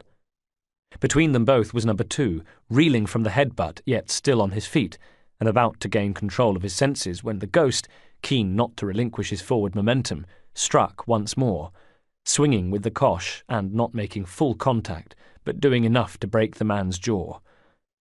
He kicked out at the same time, this one a clean connect, snapping the bodyguard's leg, which folded beneath him and sent him sprawling to the dirt of the churchyard. This one would never walk again, and the broken jaw meant that very few people would understand him when he spoke. In the same movement, the ghost lashed out with his other foot, kicking a lantern into the face of Number 1, who was hoping to use the opening to his advantage.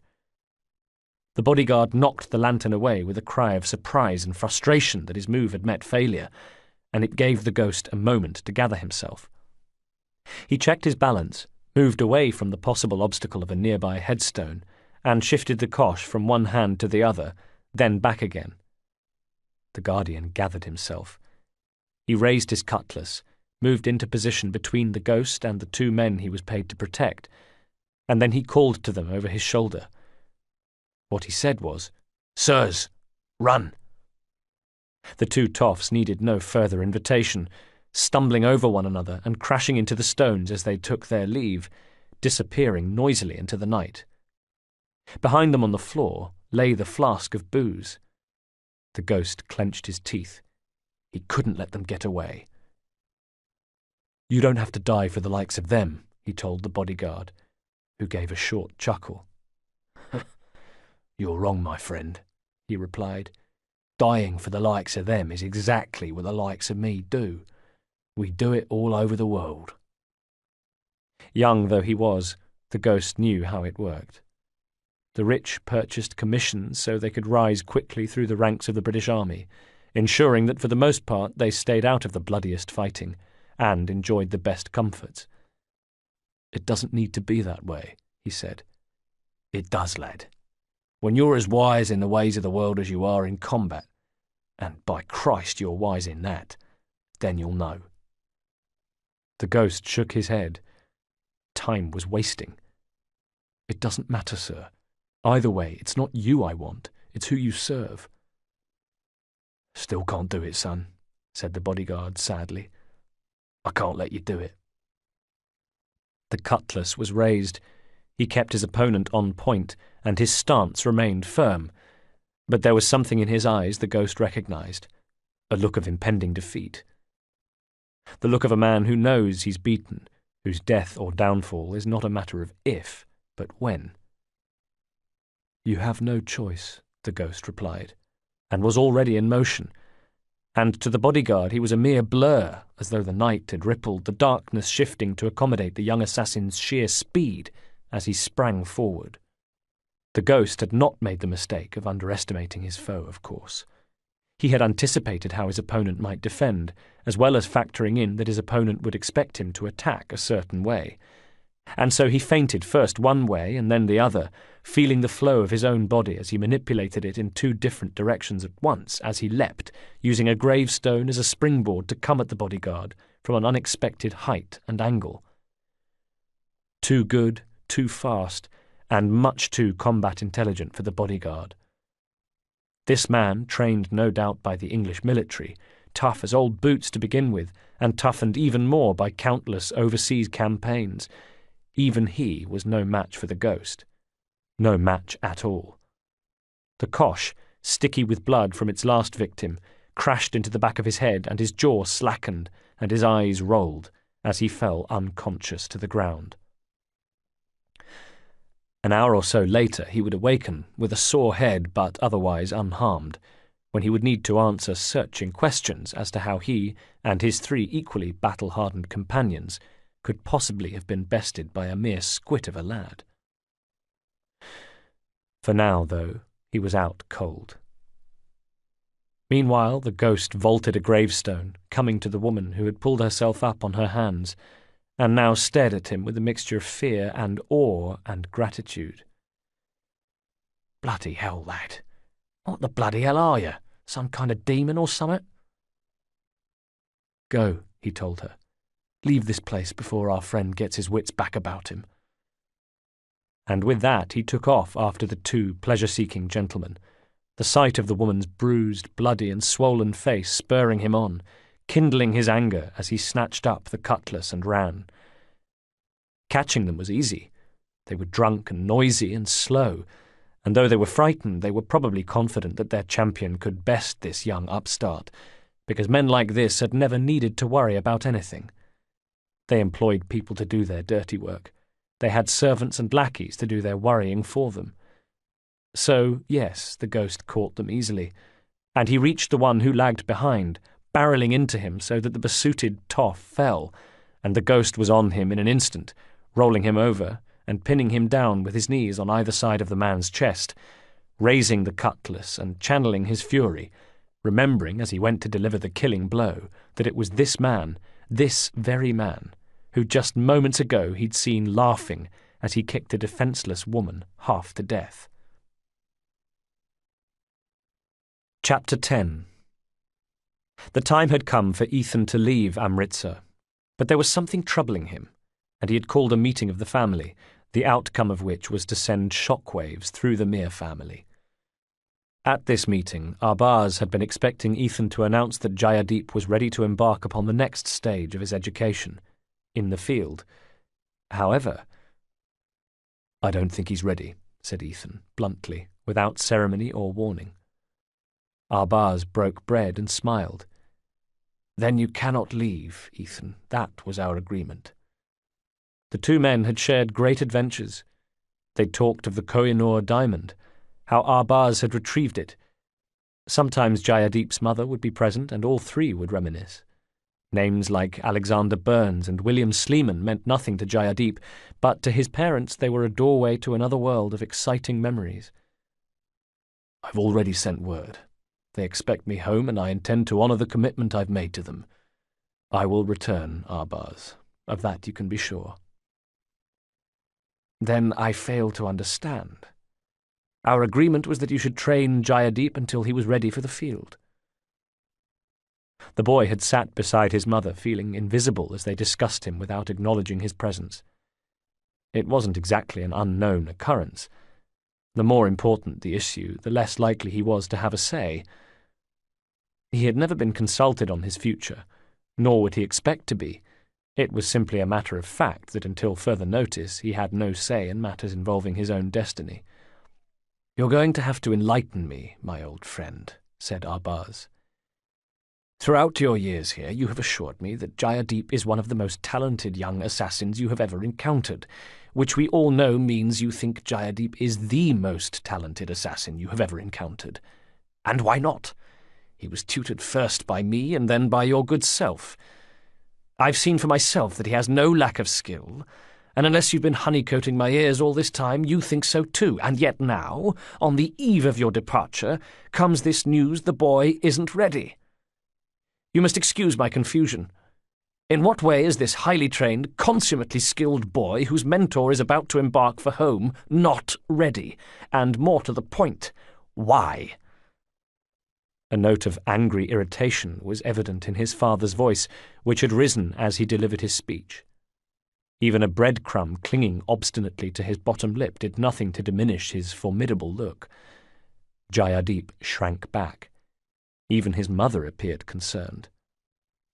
Only Ethan was unperturbed, returning Arbaz's daunting stare with an unfathomable gaze of his own. "It's true that the boy has astonishing natural skill.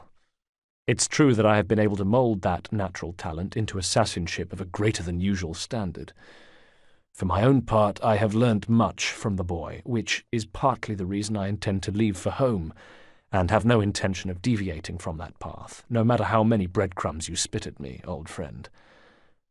Arbaz, abashed, wiped his mouth, and when his hand came away, it revealed the very beginnings of a smile. "So why, then?" he asked. No, demanded. "Why leave us at this crucial time when there is still so much to teach the boy?" Ethan's smile wasn't so much a smile as a look of kindness and concern that reached his lips as well as his eyes. A look that he passed first to the parents, and then to the boy. "He lacks the killer instinct.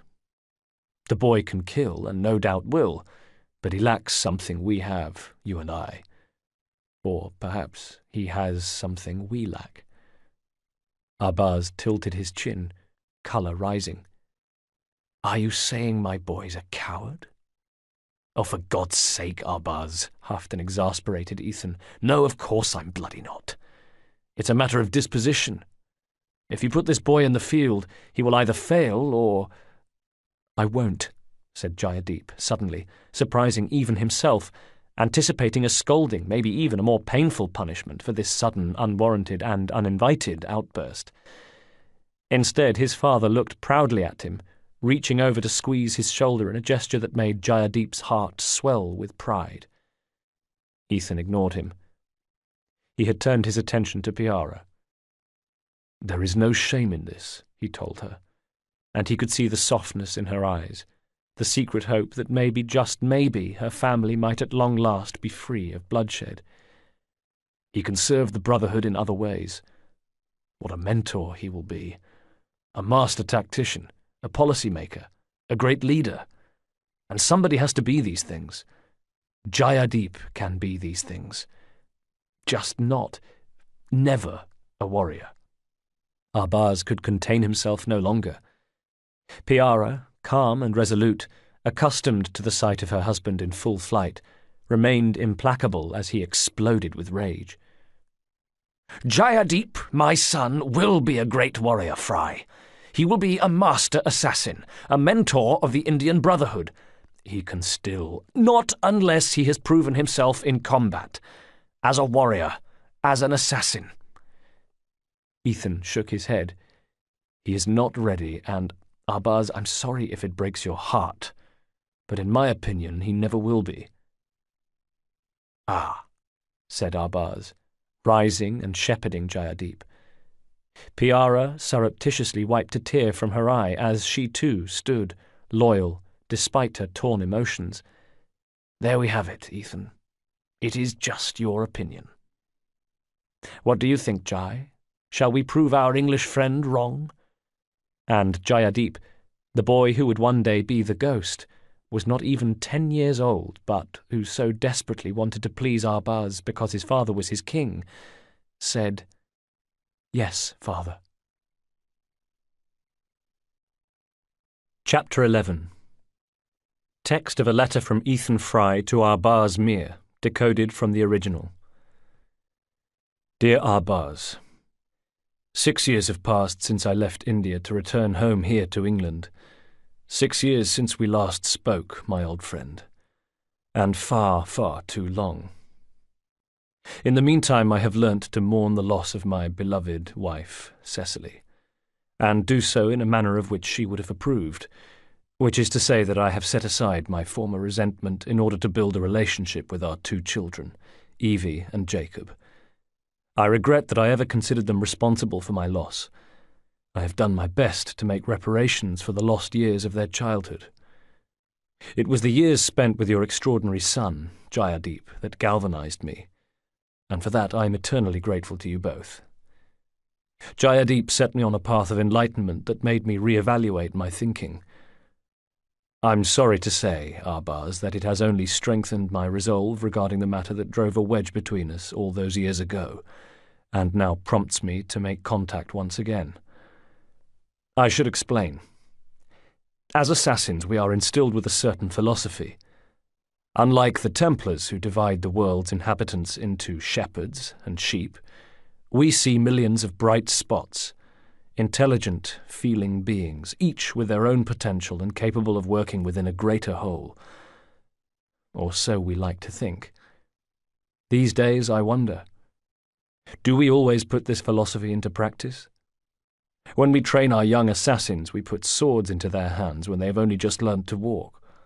We teach values passed down the generations, sculpting the child into a creature of preconception and discrimination, and, above all, in our particular case, a killer.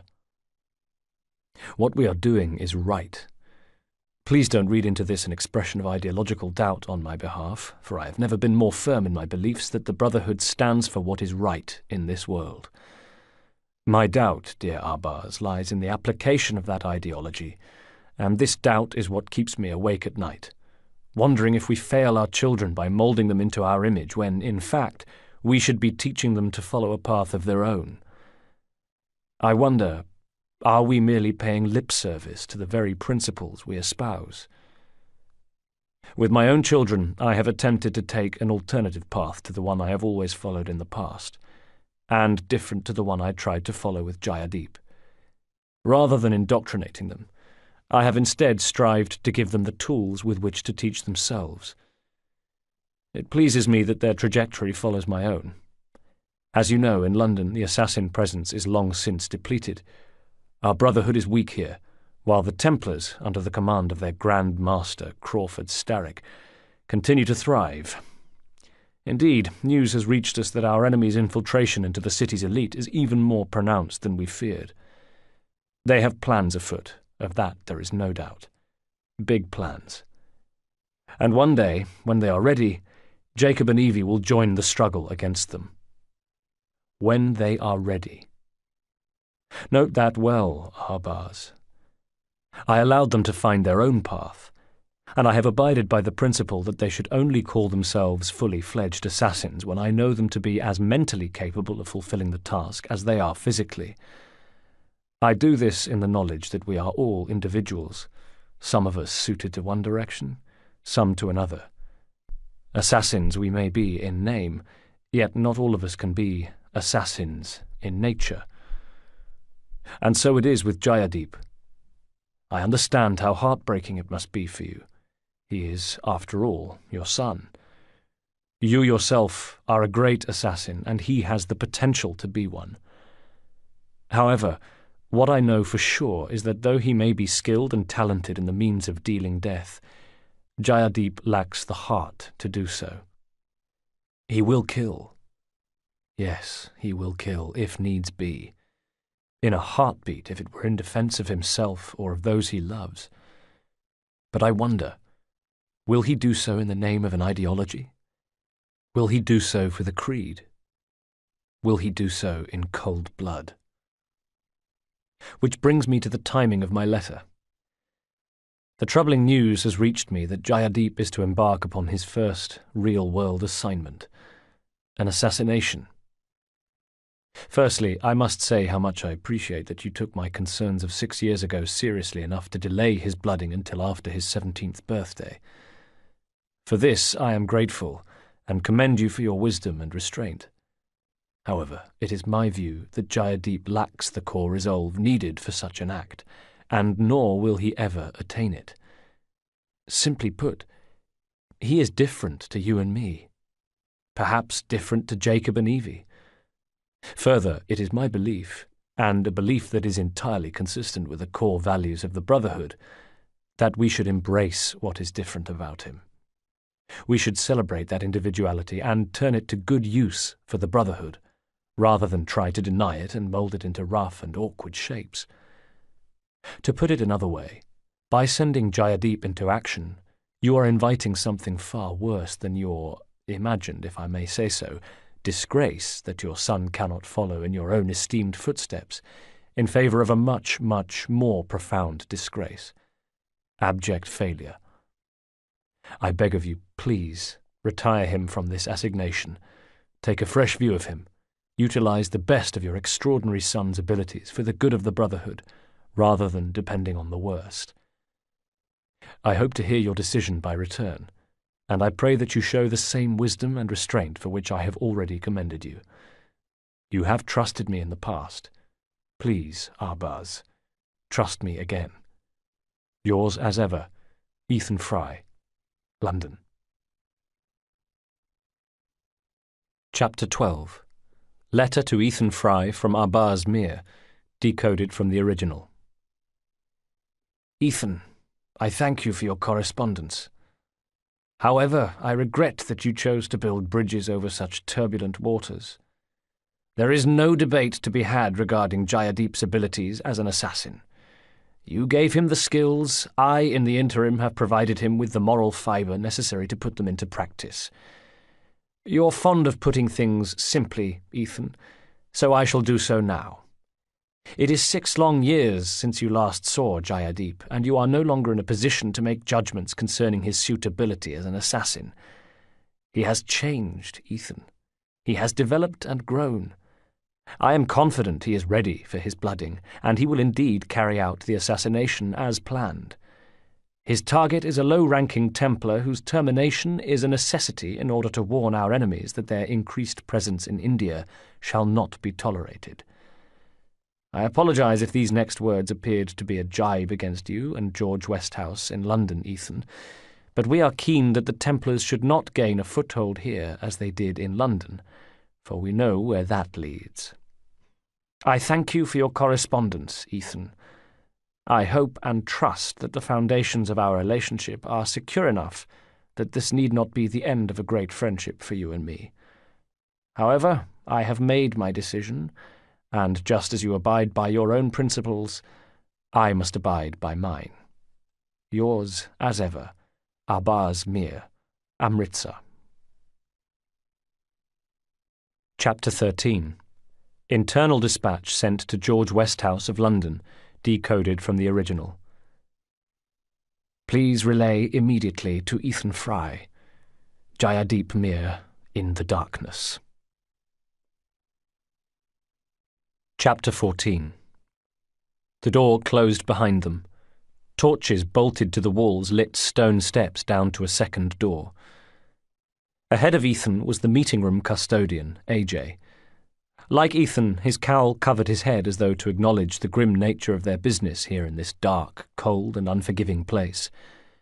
In addition, AJ wore a curved sword at his belt, and Ethan had caught a glimpse of his hidden blade as he opened the door.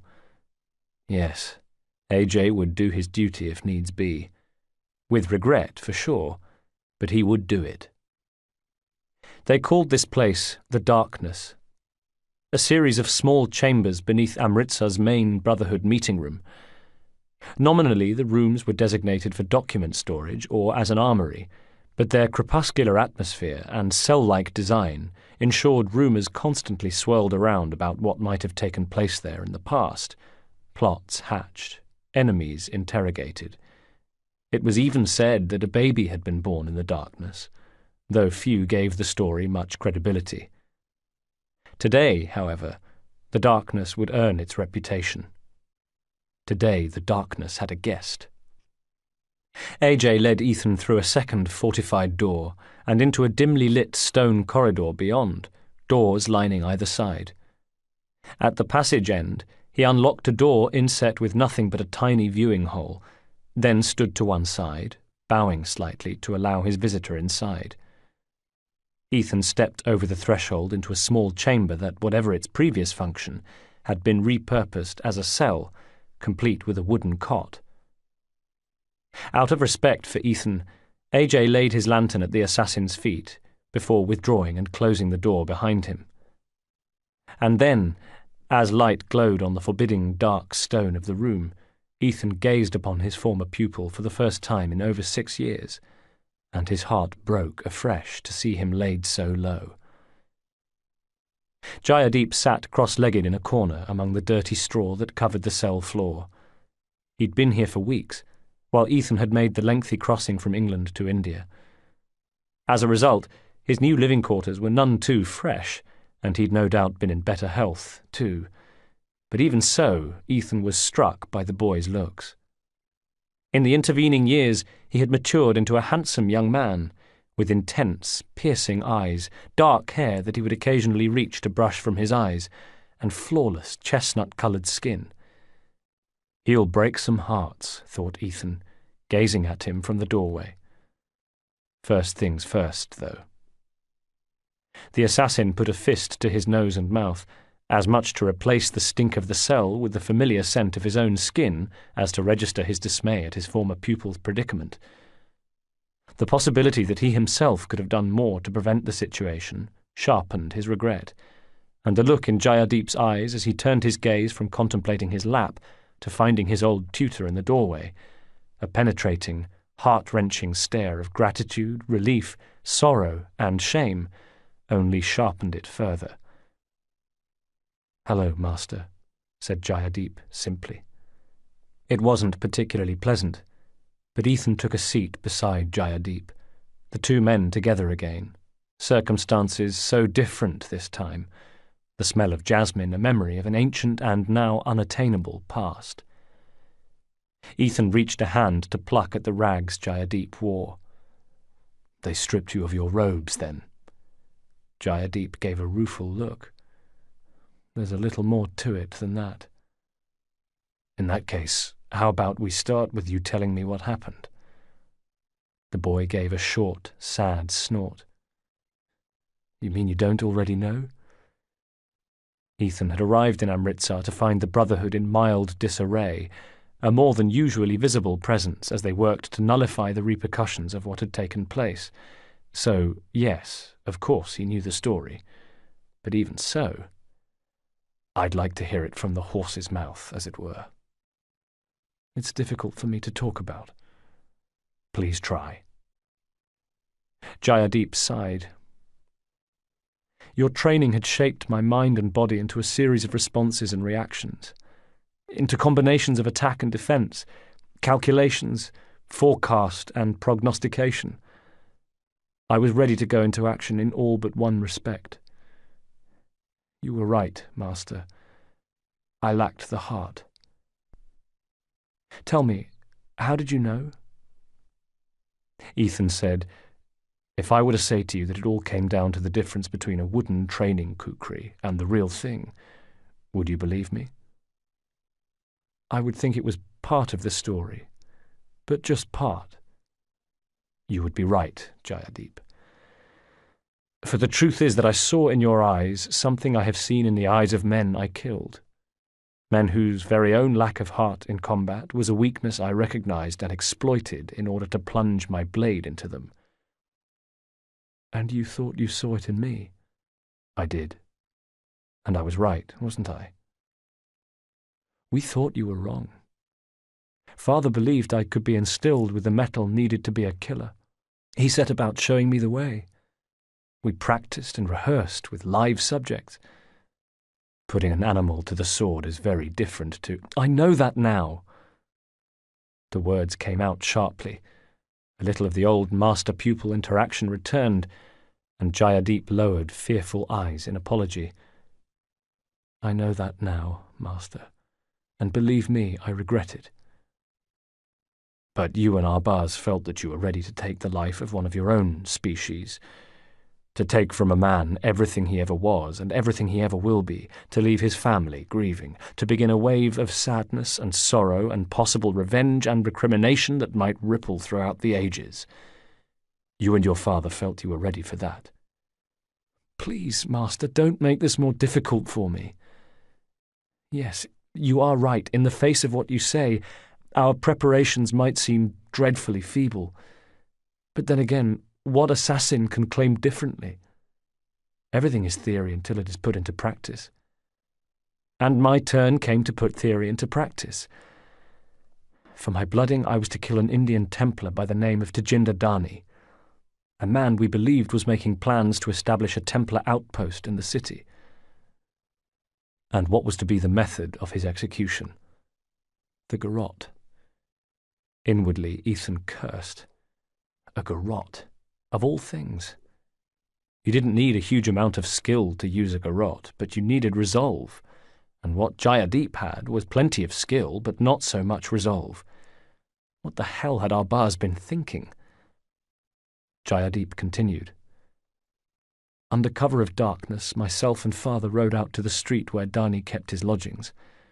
One of our agents had bribed a night watchman for the key, and in the street we took possession of it, thanked and paid the man, and sent him on his way. A witness, thought Ethan. It gets better. I know what you're thinking. I could have picked the lock. You are an excellent lockpick.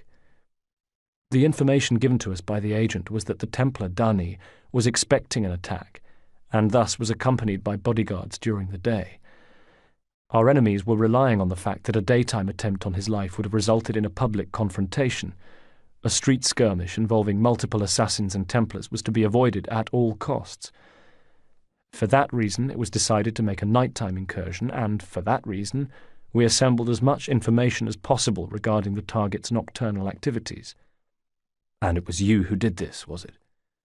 Yes.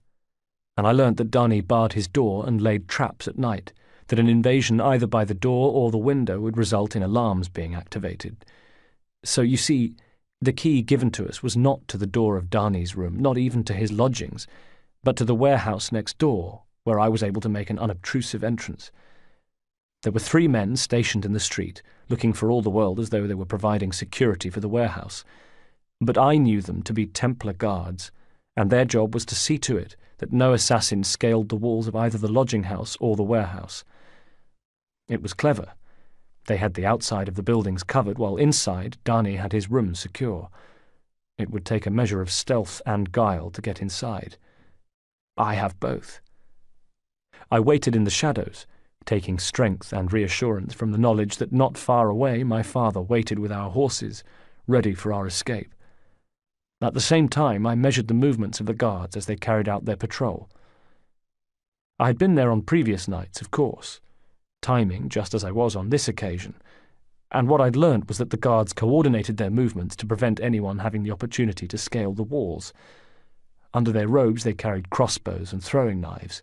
They kept a safe distance from one another so as to prevent a quick double kill, so taking out one of them would alert the others. I had no reason to suspect that they were anything but supremely competent. That is why I had the key, Ethan. The key was to the warehouse? Yes.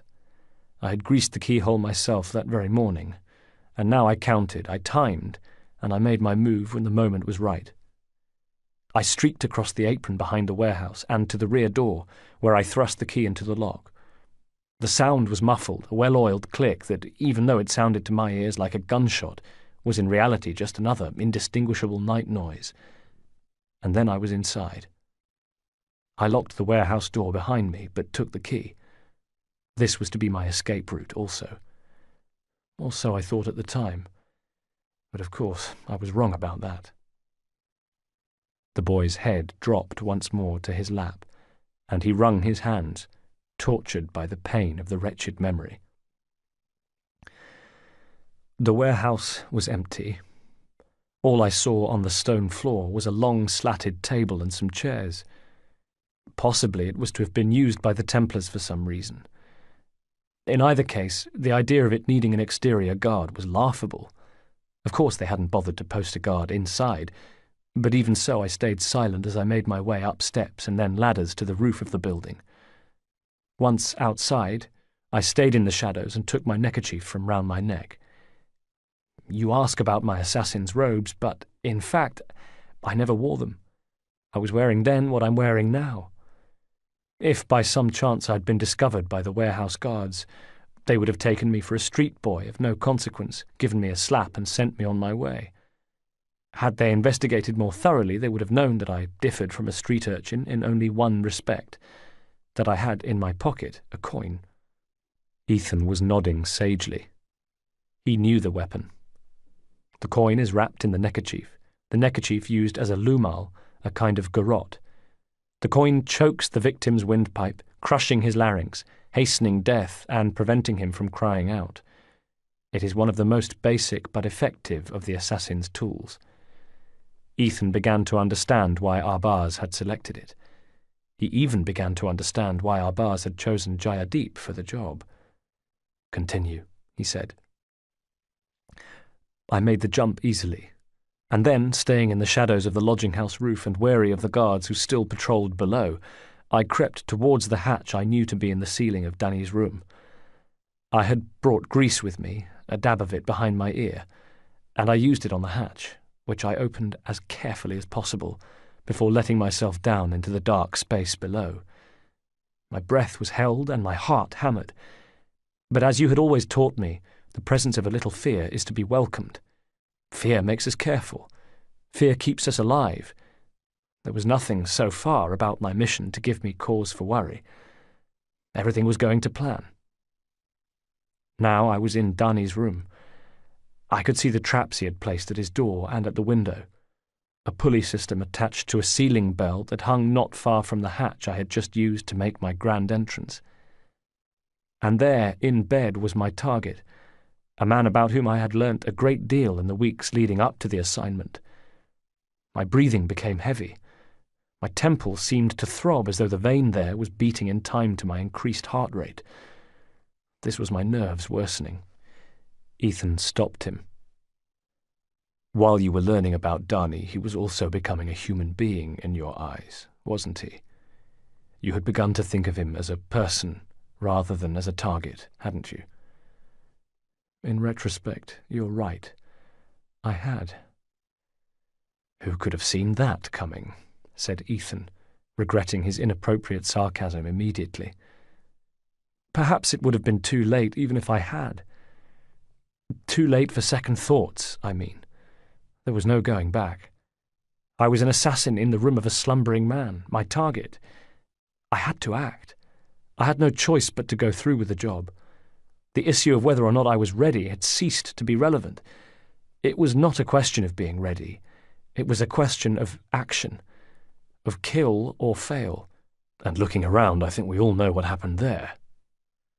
Again, Ethan regretted his flippancy, remembering that when this conversation was over he would pull himself to his feet, brush the straw from his backside, call for the custodian, and leave the boy alone in this dark and damp place. No, this was no time for smart remarks.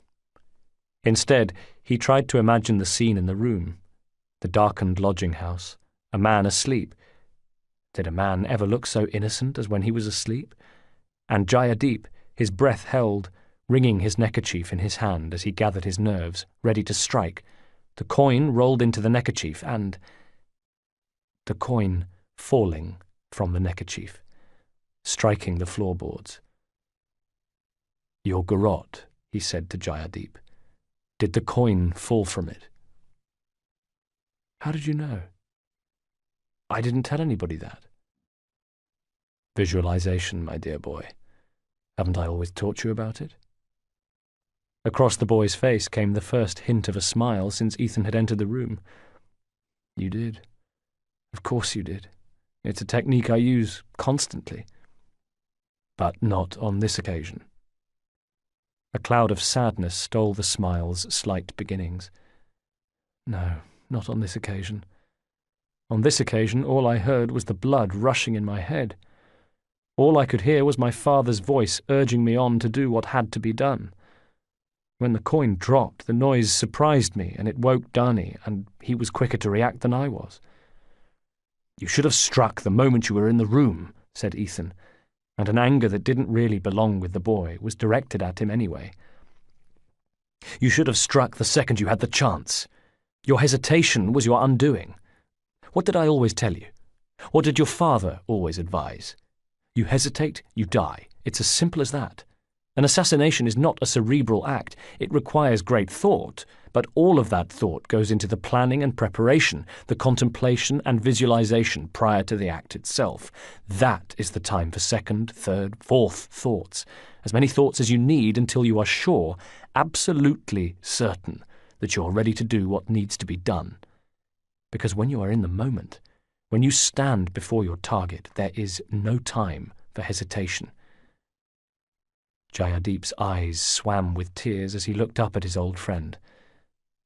I know that now. Ethan laid a comforting hand on his. I know. I'm sorry. Tell me what happened next.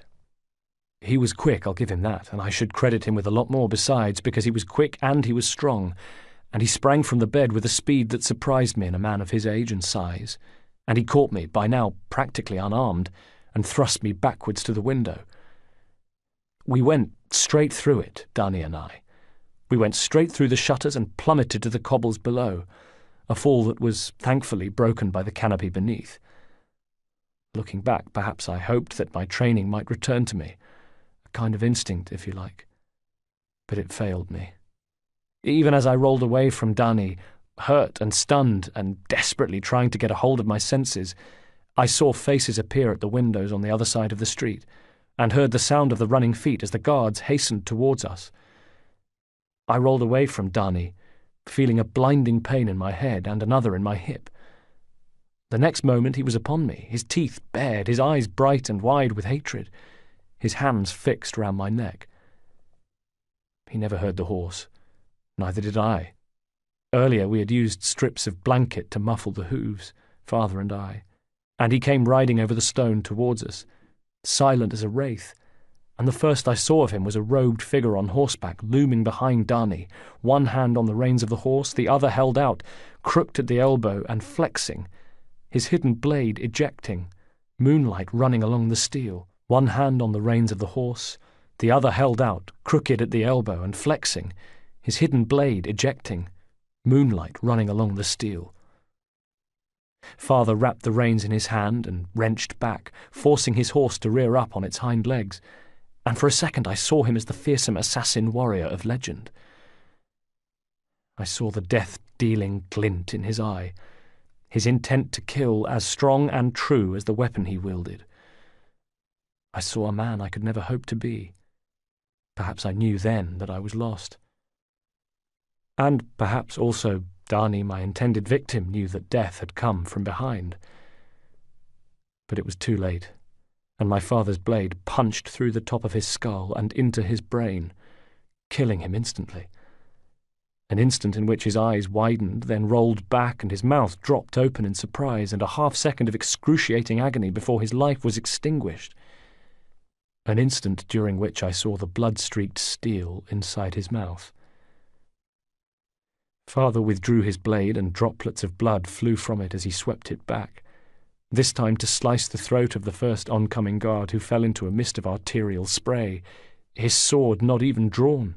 Father's arm swept back the other way, this time across his chest, and there was a ring of steel as sharp and loud in the night as Dani's warning bell, as his blade met the sword of the second guard. His parry sent the attacker staggering back, and in a blink Father was off his horse to claim his advantage, drawing his sword with his other hand and attacking at the same time. It was over in a heartbeat, in a blur of robes and steel.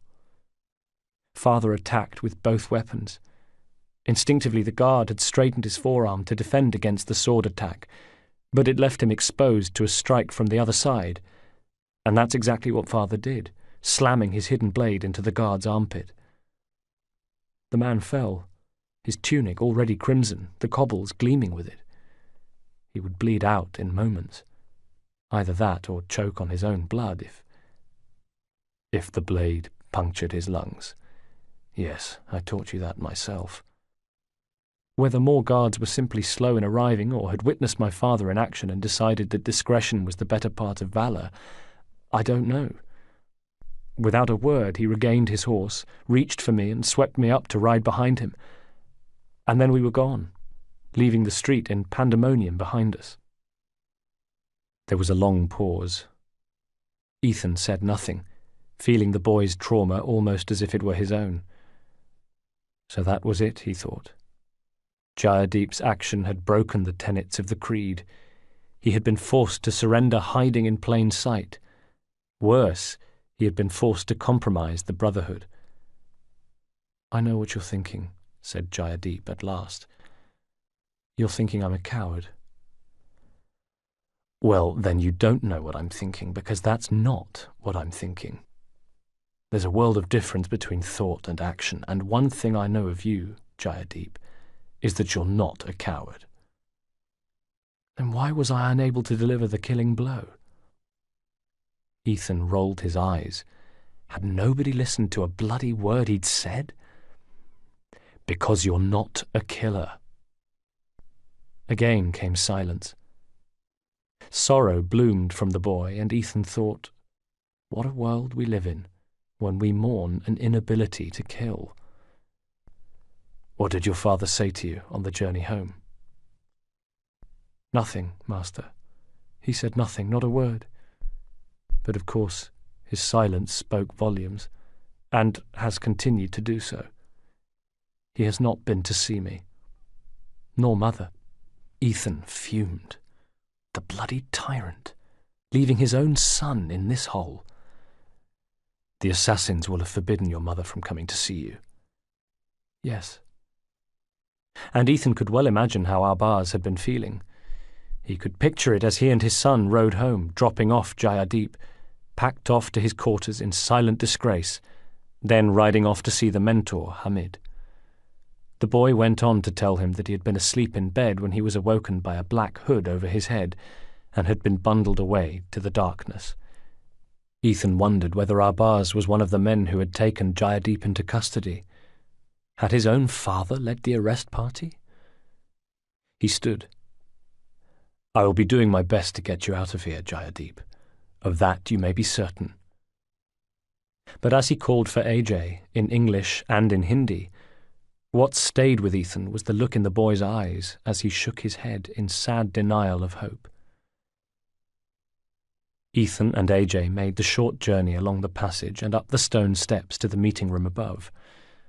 There was a second guard, a striking-looking woman who stood with her feet planted slightly apart, and her hands on the hilt of a large sword, its point on the flagstone at her feet. She regarded Ethan implacably from beneath her cowl.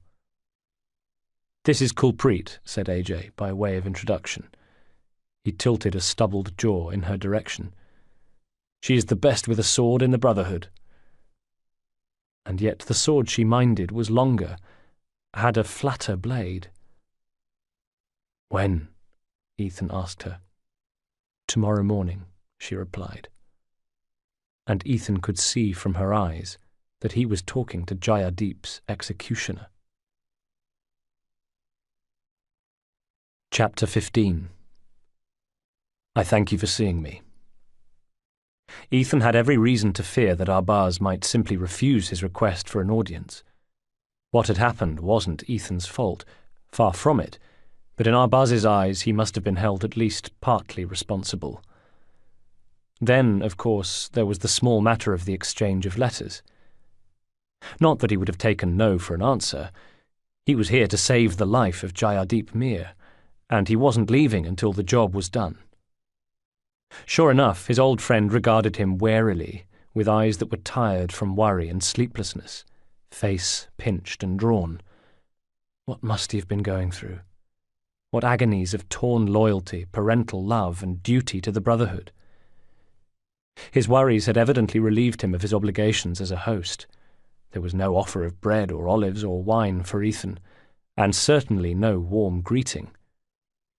The assassin had been led through the cool marble corridors of the Mir household, disappointed not to catch sight of Piara — he may have had an ally there — and then deposited in one of the back offices, a room he himself had once used for tutoring Jayadeep. Back then he'd chosen the room because of its Spartan furniture and decoration. No distractions. Today there wasn't even hot tea, just a simple woven wall covering, 2 straight-backed chairs where they sat, an unpolished table between them, and an unmistakable atmosphere. "Don't misinterpret my reasons for agreeing to see you, Ethan. I have something I need to ask you." Wary, hoping he might have had a chance to state his case, Ethan spread his hands. "Go on."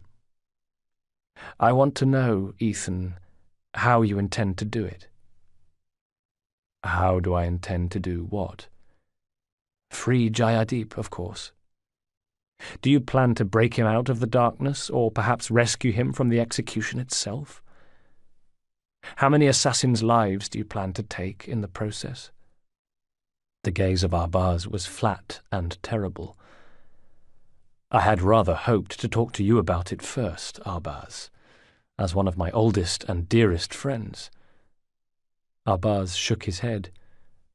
"No, there is to be no discussion. And what's more, I must tell you that you will be under surveillance for the duration of what I hope is a short stay in Amritsar. The reason you are under surveillance is to ensure you don't try to free Jayadeep." "Why might I want to free Jayadeep, Arbaz?" asked Ethan softly, a reasonable tone in his voice. The other man picked at a knot in the wood with his fingernail, regarding it as though he expected it to do something. "Because your life in the West has made you soft, Ethan. It's why the Brotherhood in London is practically wiped out, and why you and George are mere insurgents compared to the Templar stranglehold. You're weak, Ethan. You have allowed your Brotherhood over the water to deteriorate to the point of irrelevancy, and now you want to bring your progressive policies over here, and you think I'll let you?" Ethan leaned forward. "Arbaz, this is not about Templar versus Assassin. This is about Jayadeep." Arbaz's eyes slid away, clouding for just a moment. "Even more reason that he should pay the ultimate price for his—" "What?" "Misconduct." Arbaz's voice rose. "His misconduct, his incompetence, his negligence. He needn't be executed. You see, you have come to plead for his life." Ethan shrugged. "I make no bones about it. I do come to plead for his life, but you misjudge me if you think me weak, or that I disapprove of the hard line you take. Quite the opposite. I admire your inner strength and resolve. This is, after all, your son we're talking about. I know of no assassin forced into such a difficult position as the one you find yourself in now, forced to put duty before family." Arbaz gave him a sharp, sideways look, as though unsure what to read into Ethan's words. Seeing his old friend was genuine, his face folded.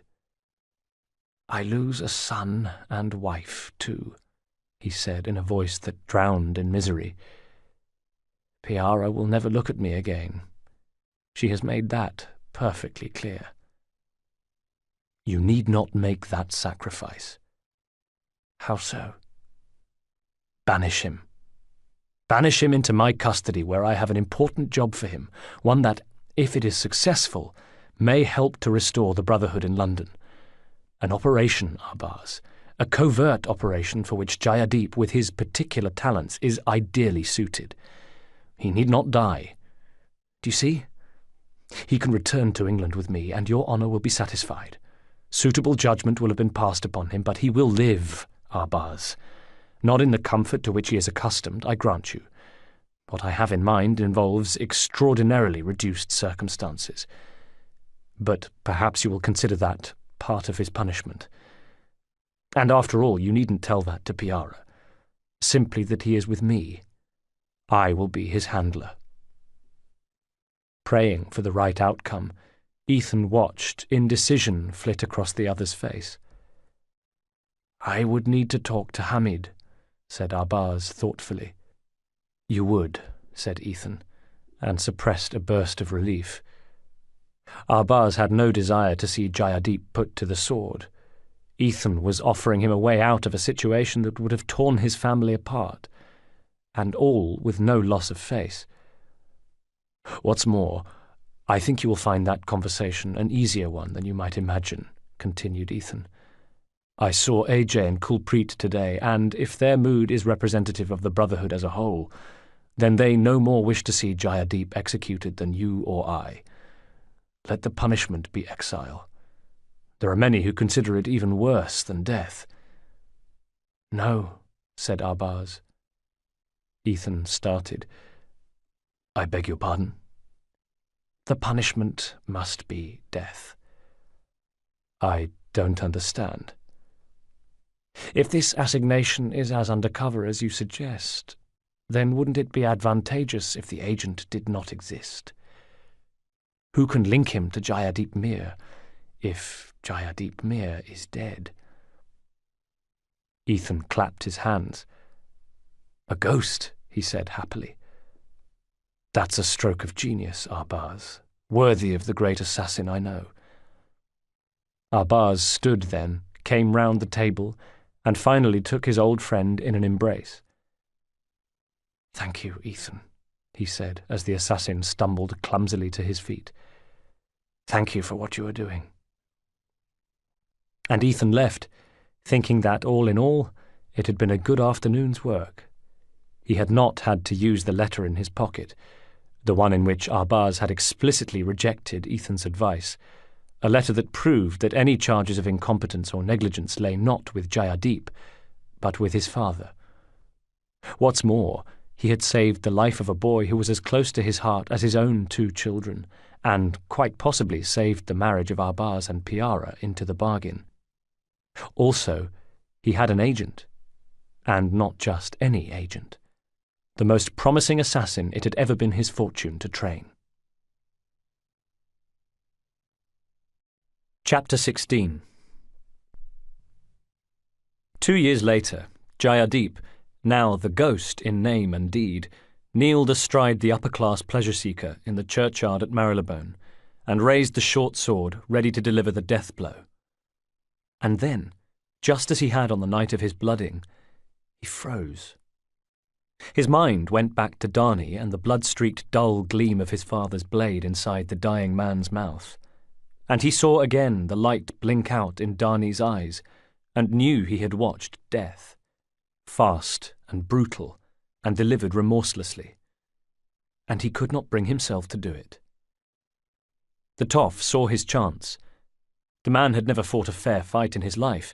Any military service would have been spent toasting his good fortune in the officers' mess, while the lower orders went out to die in the name of his queen. But like any other living being, he had an instinct for living, and it told him that his attacker's moment of hesitation was his best chance to survive. He bucked and writhed.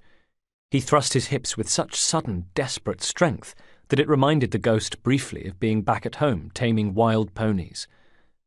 Then he found himself thrown to the side, still dazed, but with his mind sent in a turmoil by this latest failure of nerve. The sword tumbled from his fingers, and the Toff made a dive for it, a cry of triumph escaping his lips at the same time. Aha! And then the Toff swung about, ready to use the blade on the ghost, and as amazed by the sudden favourable turn of events as he was enthusiastic to take advantage of them. You little bastard, he spat as he lunged forward, arms straight, the point of the sword aimed for the ghost's throat. It never got there. From their left came a cry, and the night tore open to reveal the woman, her long grey hair flying as she came shrieking from the darkness, and barrelled into the Toff with all her might. As attacks went, it wasn't pretty. It wasn't even decisive, but it was devastatingly effective, and with a shout of surprise and pain, the high-class yobbo was sent tumbling into the gravestones. He tried to raise the cutlass again, but the woman was there first, jumping on his sword arm and breaking it with an audible snap, and then using her other foot to stamp on his face, so that for a second it looked as though she was dancing on a carpet of toff. The man pulled away, snarling, his face a mask of fresh blood, as he grabbed for the blade with his good arm, and rose at the same time. Off balance, the woman fell, and the tables were suddenly turned again, the sword about to have its say. But the ghost had gathered his senses, and he wasn't about to let him finish what he had started, and he struck, ramming the flat of his hand into the man's shoulder, his wounded arm, causing him to spin and scream in pain at the same time. The scream was abruptly cut off as the ghost delivered his second blow, the death strike, again with the heel of the hand, but this time even harder and into the spot just below the toff's nose, breaking it and sending fragments of bone into the brain, killing him instantly. There was a clump as the unlucky aristocrat hit his head on a gravestone on the way down, and then came to rest on the untended grass. Dark runnels of blood and brain fluid trickled from his nostrils. His eyelids flickered as he died. The ghost stood, shoulders rising and falling to catch his breath.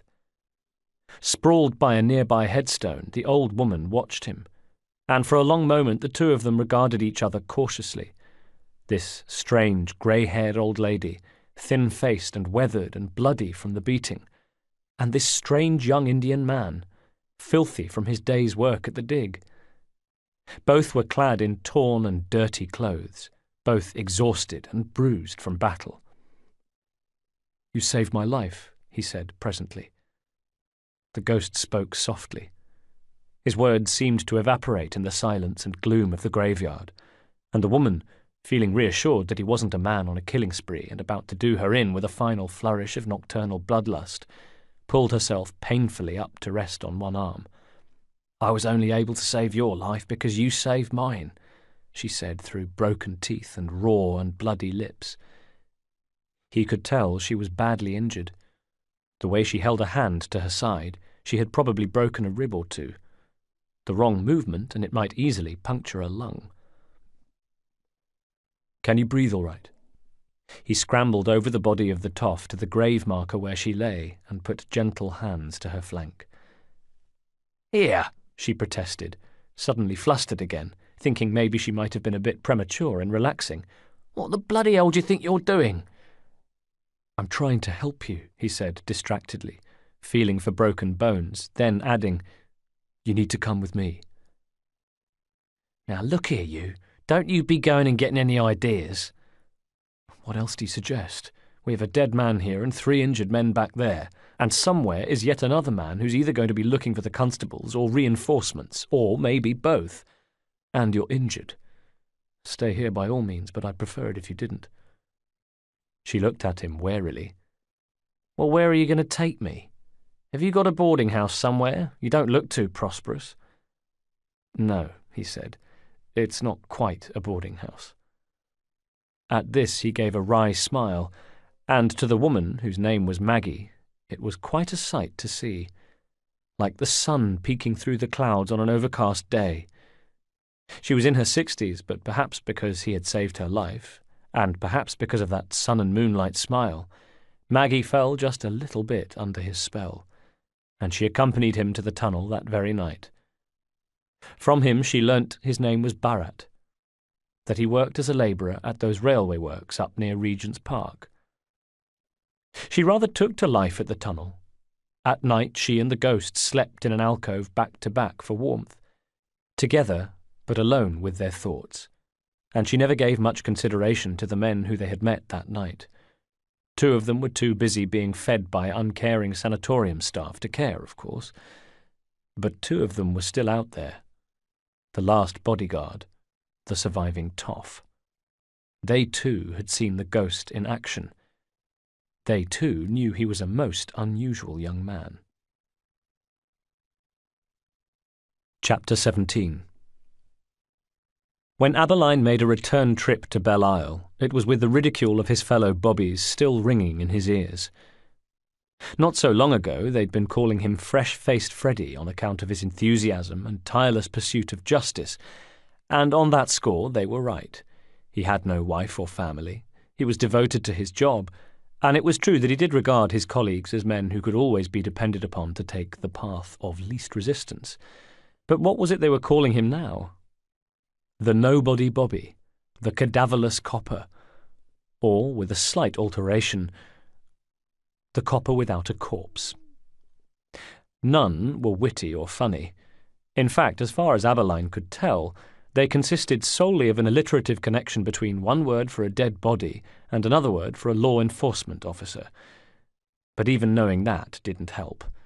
It failed to alleviate the considerable pain of his colleagues' taunts, not to mention the fact that when all was said and done, they had a point. He had, after all, lost a body. And without a body there might as well have been no murder, which meant he really wanted to find that body. Which was why he found himself traipsing back to Belle Isle, without the benefit of a horse and cart this time, but a little wiser and more wary of any surprises the slum might have to offer.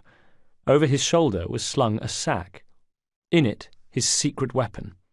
He went deeper into Belle Isle, where the stench from the factory and the slaughterhouse was almost overwhelming. Today the denizens of the rookery were hidden by a dense fog. Proper slum fog, it billowed and boomed threateningly, and within it danced flakes of soot as well as thicker, eddying clouds of lung-choking smoke. Devil's breath. Every now and then Aberline would see shapes in the fog, and he began to get a sense of figures gathering, tracking his progress as he came deeper and deeper into this God-forsaken land. Good. That was just how he wanted it. He required an audience for what came next.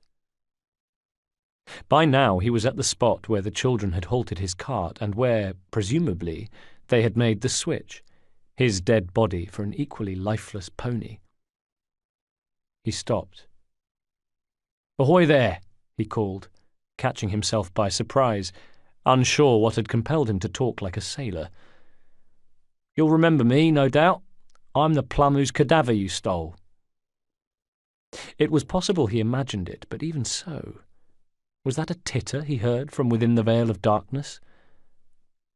"I need to speak to the young lad who petted my horse the other day. See, it occurs to me that someone put you up to that caper, and I would dearly like to know who." The fog stayed silent, its secrets safe. "Did he pay you?" pressed Aberline. "Well, then I'll pay you again." He jingled coins in his palm, the noise a soft, tinkling bell in the suffocating stillness. There was a pause, and Aberline was about to unveil his secret weapon, when at last came a reply, and a young, disembodied voice said, "We're scared of what he'll do." "I understand that," replied Aberline, peering into the murk in what he thought was the right direction. "He threatened you, no doubt. But I'm afraid you find yourselves in a location known as between a rock and a hard place. Because if I leave here without the information I need, then I'll be coming back, and I won't be alone. I'll be returning with one of them covered carts you see, the ones passing in and out of the workhouse gates." He paused for dramatic effect. "On the other hand, if I'm given the information I want, then I'll forget about the workhouse carts. I'll leave this money behind, and, what's more—" And now he hoisted the sack from over his shoulder, placed it on the ground, and took a cricket bat and ball that he held up. "These as well. No more playing cricket with a kitten's head, not when you get your hands on these little beauties. It cost a pretty penny, I can tell you. You won't find a better set." The response came again, causing Aberline to jerk his head this way and that, feeling at a distinct disadvantage as he tried to pinpoint the source of the sound. "We're frightened of what he'll do," repeated the young voice. "He's like a demon." Aberline felt his pulse quicken, knowing for sure he'd been right to suspect something out of the ordinary about this murder. "I've made my offer," he called back to his unseen intermediary. "On the one hand, I have gifts. On the other, I have dire consequences. And I can tell you this, as well as returning with the workhouse carts, I'll put it about that I was given the information I needed anyway. The wrath of this demon, and he's not a demon, you know, he's a man just like me, may well fall upon you anyway." He waited for the fog to make its decision. At last it billowed and parted, and from it stepped the same boy who had stopped him the other day. Dirty face, rags, a hollowed-out, hungry expression. This was a child whose appointment with the grave was surely imminent, and Aberline felt bad for the way he and others like him were used and abused. He felt bad for threatening them with the workhouse, when threats and cold and hunger was all they knew. "I mean you no harm. You have my word," he said. He laid down the bat and ball on the ground between them. The boy looked down at the cricket gear, then back at the policeman. Abeline sensed the expectancy of the figures cloaked by the fog. "You'll be angry we took your body," the boy said, with the reticence and caution of painful experience. "I'm not best pleased you took my body, no, you're right about that," conceded Abeline. "But listen, I understand why you did it. And let me tell you this, if I were in your shoes right now, I would have done the exact same thing. I'm not here to judge you. I just want the truth." The boy took a step forward, more to acknowledge a growing trust of Abeline than for any other reason. "There's not much more to say, sir. You was right. We was paid to distract you in your duties and trade the corpse for the pony. We wasn't told why, and nor did we ask. A handful of chink was what we got for delivering the body." "And the gun?" "I didn't see no gun, sir." "It was in the dead man's pocket." "Then it stayed with him, sir." "And where did you deliver this body?" The boy hung his head. Instead of answering, he raised a hand to indicate where the horse slaughterers would have been, if not for the smog. "Some of us saw the man go in there with it, and then, not long later, come out without it." "And what did he look like, this man?" asked Abeline, trying to keep the eagerness out of his voice, and failing miserably. Not long later, the constable breathed a deep, grateful sigh of relief as he left the choking fog of Belle Isle behind and made his way back to the relatively clean air of his district. He was light some coins, a cricket bat and ball, but his conscience was thankfully clean, and he had a description of this demon whose motives were so much a mystery. It was a description that rang bells. He'd heard talk of a man dressed this way, this very particular, you might even say idiosyncratic way, who had been involved in some ructions at the rookery a week or so ago. Abeline found his pace increasing as it all came back to him. There was a bobby in another district he could speak to, who might know something about this strange figure who should be easy to spot, a strange figure who wore robes and a cowl over his head. Chapter 18. Ethan never told the ghost anything of his home life. The ghost knew names, of course, Cecily, Jacob, Evie, but nothing distinct apart from the fact that the twins were close to him in age. "One day I hope to introduce you," Ethan had said, with a strange, unreadable expression. "But that won't be until I'm certain they're ready to join the fight." That was as much as the ghost knew. On the other hand, he didn't pry, and besides, he hadn't told Ethan anything of his own life away from the excavation. Ethan knew nothing of Maggie or the denizens of the tunnel, and the ghost hadn't told his handler that he often lay awake shivering with the cold, his eyes damp with memories of mother and father and jasmine-scented Amritsar, or that the dying face of Dani continued to haunt his nightmares, lips drawn back, bloodied teeth, a mouth full of steel and crimson. He just continued to exist, working shifts at the dig, burying his spade in its special hiding place before going home to the tunnel and looking after the people there. And then, 4 nights ago, 4 nights before the body had been discovered at the dig, this was, the ghost had been making his way home when, as usual, he'd glanced into the churchyard, but this time saw the gravestone leaning to the left. Instead of going back to the tunnel, he turned and went in the opposite direction, heading for Paddington. It would be a long walk, but he was used to it.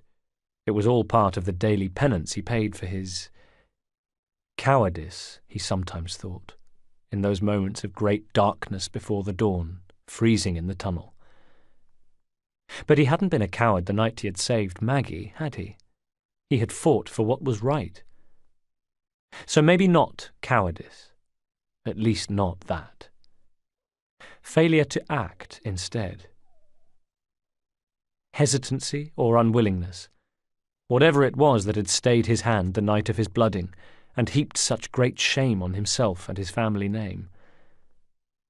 By rights he should have paid with his life, and would have done, were it not for the intervention of Ethan Fry. Sometimes the ghost wondered if his ultimate act of cowardice was in accepting the older assassin's offer. The sounds of the street, a cacophony of hooves, traders, and a busker's sawing fiddle, all fell away as he walked, lost in thought, his mind going back to the darkness. When the door had opened that morning, it was to admit his executioner, or so he had thought. Instead, Ethan Fry had reappeared, grinning broadly from ear to ear. Ethan had checked himself at the sight of Jayadeep, whose expectation of death was written all over his face, and he took a seat on the straw, just as he had the previous day. Here, Ethan had explained to Jayadeep that he was required in London for an important mission, that Arbaz had given his blessing for it. It would involve him going undercover.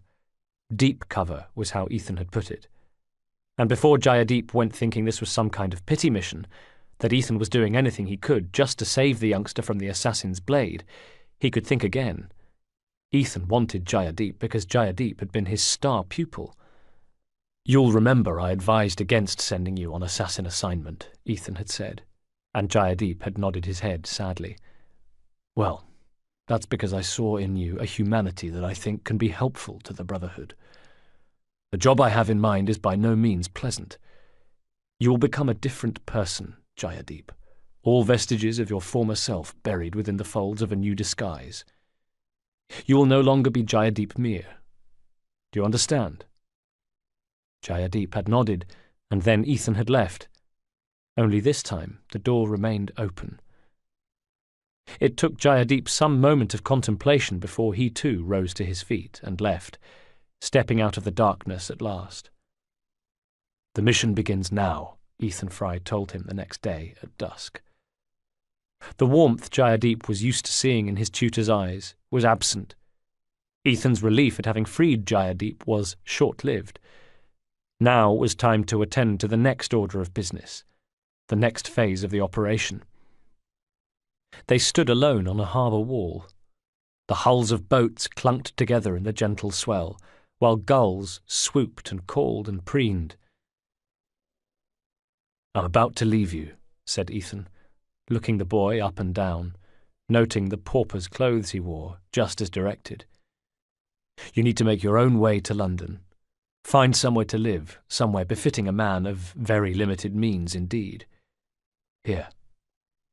He handed Jayadeep a small pouch of coins. "This is for your subsistence. It won't go very far, so spend it wisely. And remember that from this moment forth you are no longer Jayadeep Mir, son of Arbaz and Piara Kaur of Amritsar, accustomed to comfort and wealth and the attendant respect of others. When you arrive in London, you arrive as the scum of the earth, a brown-skinned outsider without a penny to your name, which, incidentally, will be Bharat Singh. However, your code name, the name that I will know you by, is the Ghost." Jayadeep had thought then that he hated the name Bharat Singh. The Ghost suited him better. "When you have lodgings, I need you to find work," continued Ethan, "but at a very specific place, the significance of which will become clear in some months' time. I need you to find work at the Metropolitan Railway dig in the northwest of the city." Jayadeep had shaken his head in confusion. Already there was so much to take in. A new life? A new job? All of it in a strange foreign land without the benefit of his family name, without his father's tutelage and Ethan's guidance. It seemed impossible what was being asked of him. And now this. A railway? "Don't worry about that just at the moment," said Ethan, reading his thoughts. "All will become clear when you're in London." He ticked things off his fingers. First, find lodgings of some kind, lodgings suited to a man on the very lowest rung of the social ladder. Then become acquainted with your surroundings. Then secure employment at the Metropolitan Railway dig. Is that clear? The young man could only nod his head and hope these mysteries would somehow solve themselves in due course. "Good. You have 3 months from today to do it. In the meantime, I need you to study this." A folder, leather-bound and tied with a thong, was duly produced from within the older assassin's robes. Jayadeep took it, turning it over, wondering what lay within. I suggest you read the papers during your passage and then toss the lot in the ocean. Just make sure you have committed its contents to memory. We shall meet on this day, 3 months hence, in the gardens of the Foundling Hospital off Gray's Inn Road at midnight. Now, and this is the most important aspect of what I'm telling you, under no circumstances are you to demonstrate that you have any abilities beyond those expected of a dirt-poor 17-year-old Indian boy. Walk small, not tall. You're not an assassin, and you are not to behave like one. If you find yourself under threat, then be cowed. If you appear to be a more competent and able worker than your fellow men, then try less hard. The important thing for you now is to blend in every single way. You understand?" The ghost nodded, and water lapped at the harbour wall as the sun poked its way into a new day. Chapter 19. Lost in the memory of his final morning in India, the ghost had almost walked past the house that acted as his meeting place with his handler. Number 23 and 24 Leinster Gardens, Paddington, looked just like any other house on the street, but what only a handful of people knew, the neighbours, the builders, and, more pertinently, the ghost and Ethan Fry, was that the two houses were, in fact, false fronts built to hide a hole in the ground. It had been Charles Pearson's idea. Constructing his railway, he had come across an immediate problem, which was finding an engine suitable for use underground. An ordinary steam engine, with its usual emission, would have suffocated passengers and crew straight away.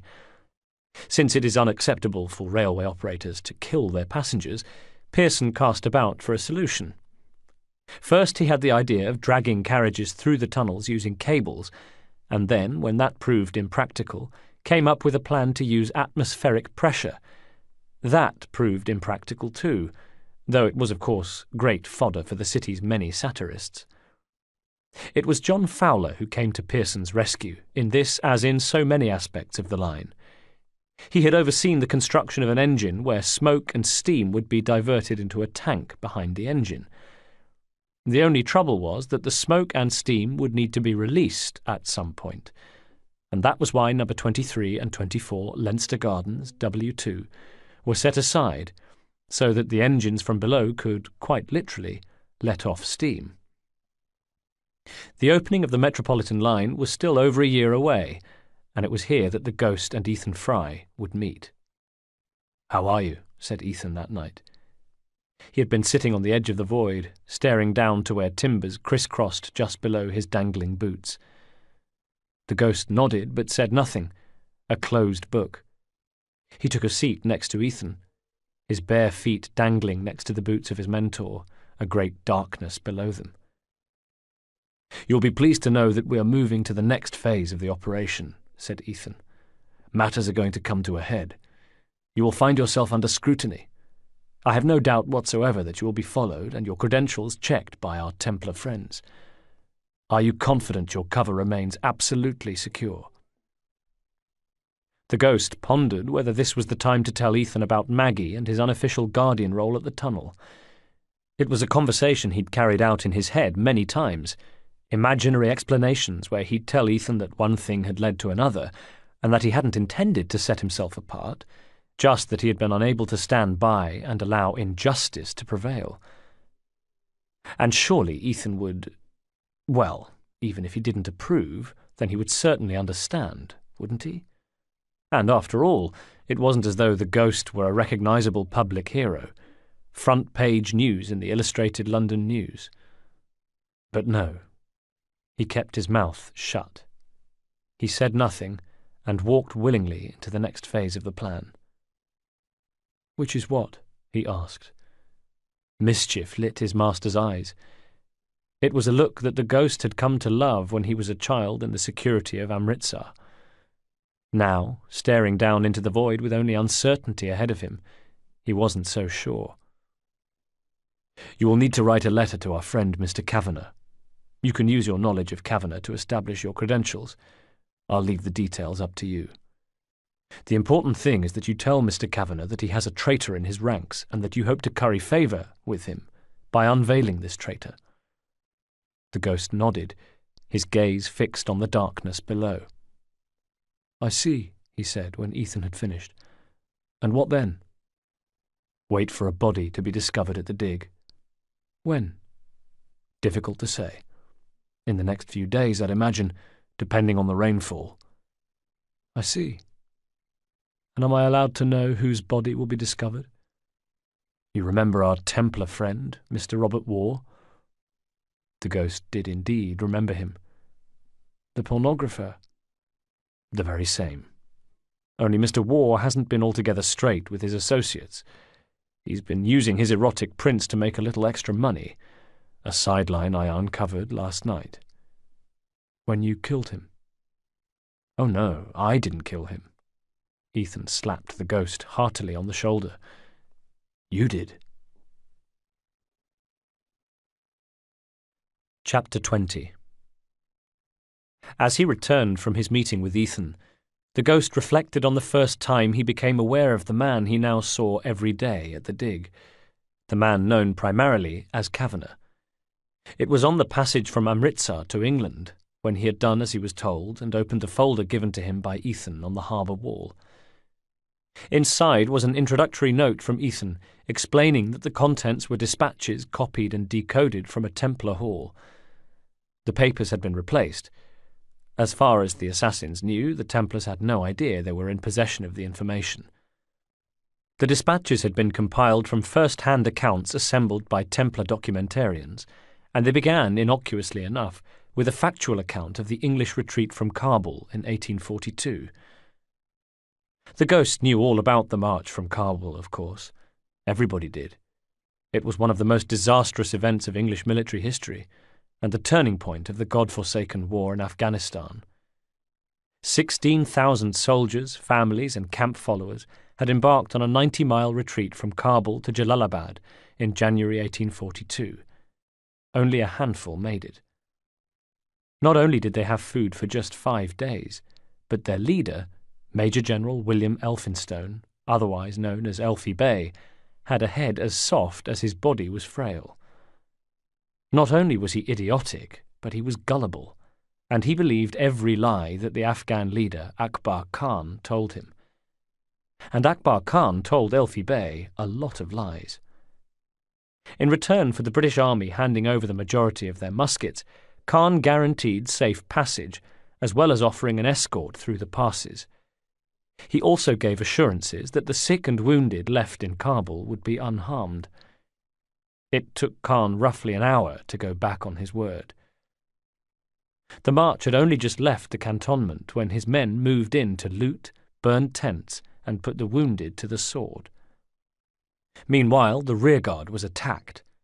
Porters, camp followers, and Indian soldiers were butchered, and with little or no resistance from the column, the Afghans began mounting increasingly brazen sorties, swiftly devastating the baggage train. Barely out of Kabul, and the march left behind a trail of trunks and corpses. Very few tents were taken on the march, and they were for women, children, and officers. That night, most lay down to sleep in the snow, and by next morning the ground was littered with the corpses of those who had frozen to death in the night. Frost-bitten and starving, the march pressed on, hoping to beat the worst of the weather and withstand the constant Afghan attack. For reasons known only to himself, Elfie Bey ordered a rest at just 2 o'clock in the afternoon, when what he should have done was heed the advice of his officers and press on through the dangerous Khord Kabul Pass. Perhaps the old boy had simply lost his mind completely, for his decision meant handing the pass to the Afghans, whose snipers took up position on the ledges, while their cavalry readied themselves for more sport. Sure enough, shots began to ring out as the column entered the pass the following morning, and the march stopped as negotiations were carried out. Akbar Khan agreed to let the column through in exchange for hostages, but his deceit knew no bounds, for after the hostages were handed over, the firing began again, while mounted tribesmen rode into the column, scattering followers, hacking down civilians and soldiers, and even carrying off children. 3,000 lost their lives in the pass, and all supplies were lost. That night, the remnants of the march camped with just 4 small tents and no fuel or food. Hundreds died of exposure. The killing continued over the next few days. To escape the massacre, some killed themselves, while others deserted, though they were not allowed to escape by the Afghans, who only spared those they might ransom later, the officers, wives, and children. Soldiers, servants, and followers were butchered. By the 5th day, the column numbered just 3,000, 500 of them soldiers. Elfi Bey gave himself up, later to die in captivity, while the wives and families surrendered also. Still the march struggled on, numbers dwindling, and was attacked at the Jugdulluk crest, suffering appalling casualties. Running battles took place overnight in feet of snow until the survivors got to Gandamak, by which time they numbered fewer than 400. They took up position on a hill, but found themselves surrounded by Afghans who commanded them to surrender. "Not bloody likely," scoffed a sergeant, and his retort would become something of an English national catchphrase. He was as good as his word, though, so the Afghan snipers went to work before a final attack. Jugdulluk Crest was no battle. It was a massacre. 6 officers escaped, 5 of whom were cut down on the road to Jalalabad. Just one, William Bryden, made it. Part of his skull had been sheared off by an Afghan sword stroke, but he'd survived the blow thanks to a copy of Blackwood's magazine stuffed into his hat. "Never knew this old bit of lolland drivel could come in so handy," he'd apparently remarked. Of the 16,000 who had set off from Kabul 6 days previously, he was the only one to reach his destination. Except not quite. The story of good old William Bryden making it alone to Jalalabad was a good one, so good that it loomed large in the public consciousness for some time. Sadly, however, it was not quite the truth, because there were other survivors. Just that the methods and means of their survival were not quite so noble as the stoicism of Dr. William Bryden. A man will do anything to survive, to live to see another sunrise, feel the lips of his wife and children, laugh along with a drink in his hand. So yes, there were others who lived through that disastrous march, but their exploits were not to be applauded, celebrated, sung about, nor later immortalized by artists. They were not even exploits at all, in the sense that the word suggests adventure and daring-do. They were acts of survival, pure and simple, dirty and mean and ruthless, and executed at a dreadful cost to others. And so it was that on the march there was a certain commander who went by the name of Colonel Walter Lavelle. This man belonged to the order of the Knights Templar. He was not an especially high-ranking Templar, not a person of interest to the Assassin Brotherhood, but known to them nevertheless. Shortly before the march was due to leave Kabul, a corporal by the name of Kavanagh inveigled himself with Walter Lavelle. "I wonder if I could have a word, sir," said this Kavanagh on the morning of the march.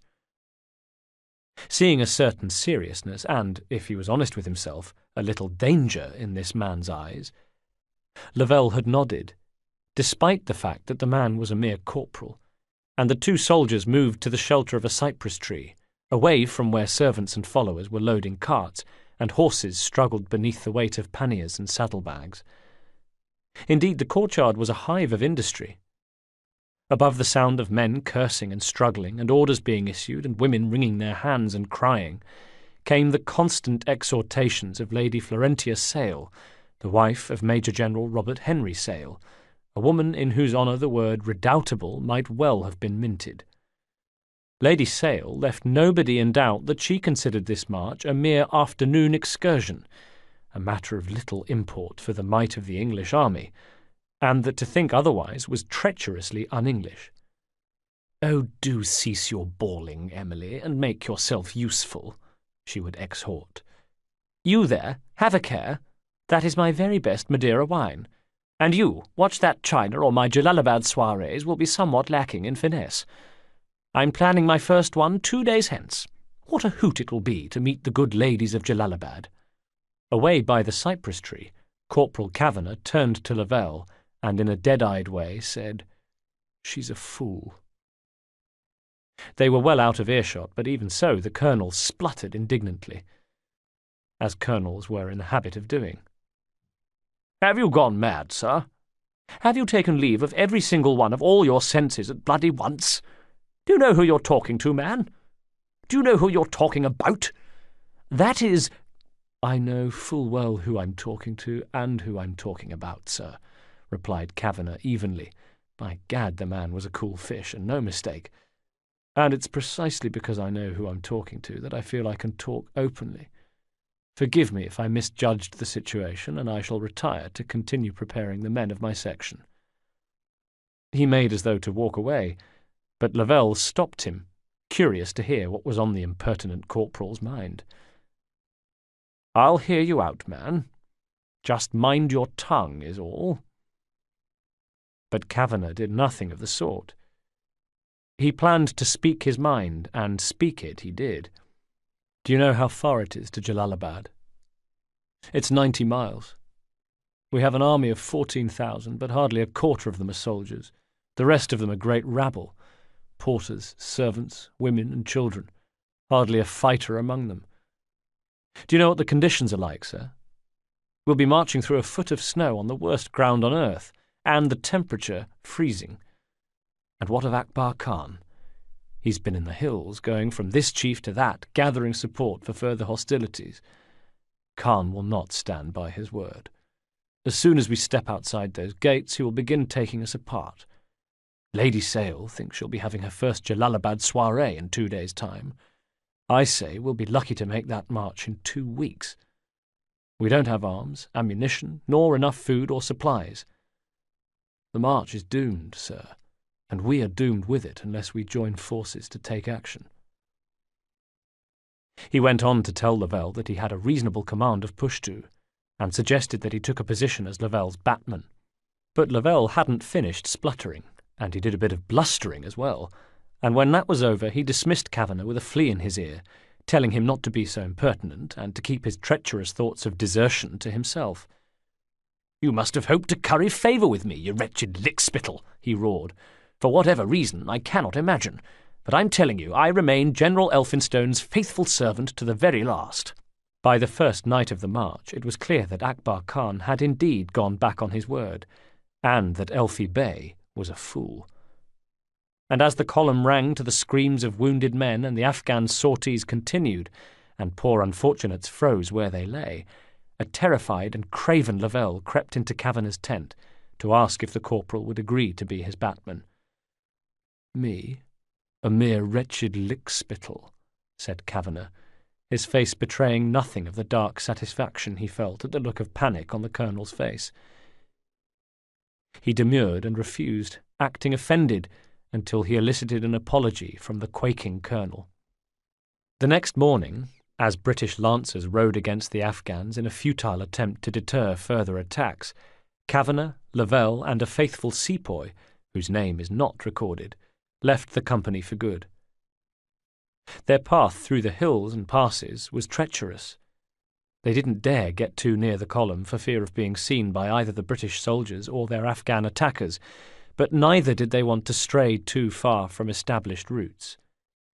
The Afghan countryside was well known for being among the most hostile on the face of the known world, never more so than in the unforgiving frost of January, and what's more, the men feared falling into the hands of far-flung tribes. They had feed for their mounts, but as they made their way through the cliffs and peaks of the pass, it became clear that they had seriously miscalculated when it came to food for themselves. So when, in the late afternoon of the third day, the chill breeze brought to them the smell of cooking meat, their stomachs were as alert as their senses. Sure enough, they soon came upon 5 Afghan hillmen on the track. They were tending to a fire in a clearing, over which they were roasting a goat, with sheer rock on one side of them and a vertiginous drop on the other. The 3 deserters took cover immediately. Like all English soldiers, they maintained a healthy respect for the fighters of Afghanistan. Theirs was a warrior nation. The men were skilled and fearsome, and the women notorious for their ghastly methods of execution, with flaying and the death by 1,000 cuts among the least sadistic. So the trio stayed hidden behind a large boulder, the sepoy, implacable, a picture of steely resolve despite knowing how the Afghans treated their Sikh prisoners, Lavelle wordlessly ceding authority to Kavanagh, who thanked God the tribesmen had not thought to post a lookout, and in a series of quick glances took stock of the situation. Well, there was no making a detour round the position, that was for sure. In order to continue along the path, Kavanagh, Lavelle, and the sepoy would have to engage them in combat. Either that or return to the column and explain their absence, and most likely be shot for desertion. Combat it was, then.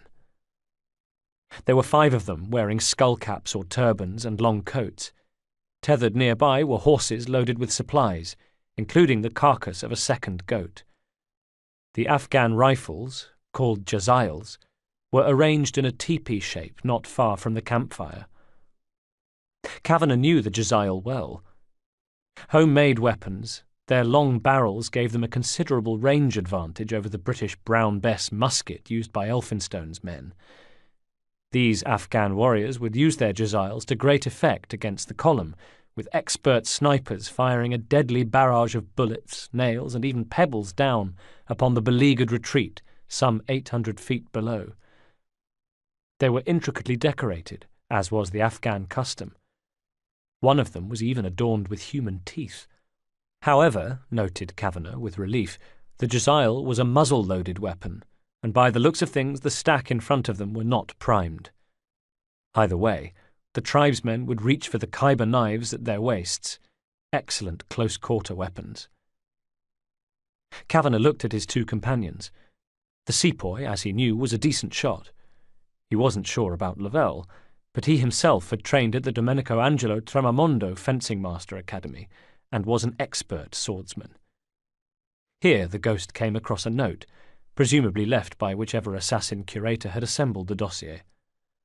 The writer wondered how a mere corporal had studied at the great Angelo's School of Arms in Carlisle House, Soho, in London, where the aristocracy were tutored in swordsmanship. Or, perhaps, to turn the question round, how a graduate of that particular academy had ended up a mere corporal. The note was appended with an inscription from Ethan, a single word. The ghost knew it well from the dreaded Latin lessons Ethan had insisted upon as part of his tutelage. Cave, it said, meaning beware. Kavanagh knew this was his chance to impress upon Lavelle that he was more than a mere deserter. The day before, when Lavelle had asked him why he might wish to curry favour, the question had gone unanswered. But the truth of it was that Kavanagh was well aware of Lavelle's position within the order, and wished to take advantage of it. So Kavanagh drew his sabre silently, gave his own service pistol to the sepoy, and indicated for Lavelle to ready his. When the 2 men were in place, he indicated for them to take the 2 tribesmen on the left. Next he rose up slightly on his haunches, stretching out his calves. The last thing he needed was his legs seizing up when he made his move. Which he did. Trusting Lavelle and the sepoy to be accurate and putting his faith in the element of surprise and his own, not inconsiderable, swordsmanship, Kavanagh sprang from behind the boulder to do battle. He saw the soldier on the left spin and scream at the same time as he heard the pistol shot from behind, and then came a second shot, this one not so accurate, but enough to lift the next man off his feet and take him down clutching at his stomach. As the second tribesman turned and snatched for the Khyber knife at his waist, Kavanagh reached him and attacked with the sabre, a single chopping blow to the neck that opened the carotid artery, and then stepped nimbly away to avoid the rhythmic fountain of blood. The Englishman had chosen his first strike deliberately. Afghan warriors were as tough and unflappable as they come, but even they could not fail to be disturbed by the sudden appearance of bright arterial spray, arcing and splattering in the dying light of the afternoon. It sent the other 2 into a state of disarray, one of them wiping his comrade's blood from his face with one hand, even as he reached for his curved knife with the other. His knife cleared the belt, but that was all. Kavanagh spun his own blade mid-air as he swung backhand, slicing open the luckless hillman's throat. The man's skullcap tumbled from his head as he folded to the dirt with blood sheeting down his front, and a final wet death rattle. But there was no time for Kavanagh to bring his sabre to bear and take the last man. He heard a shot from behind and felt the air part, but the shot went wild.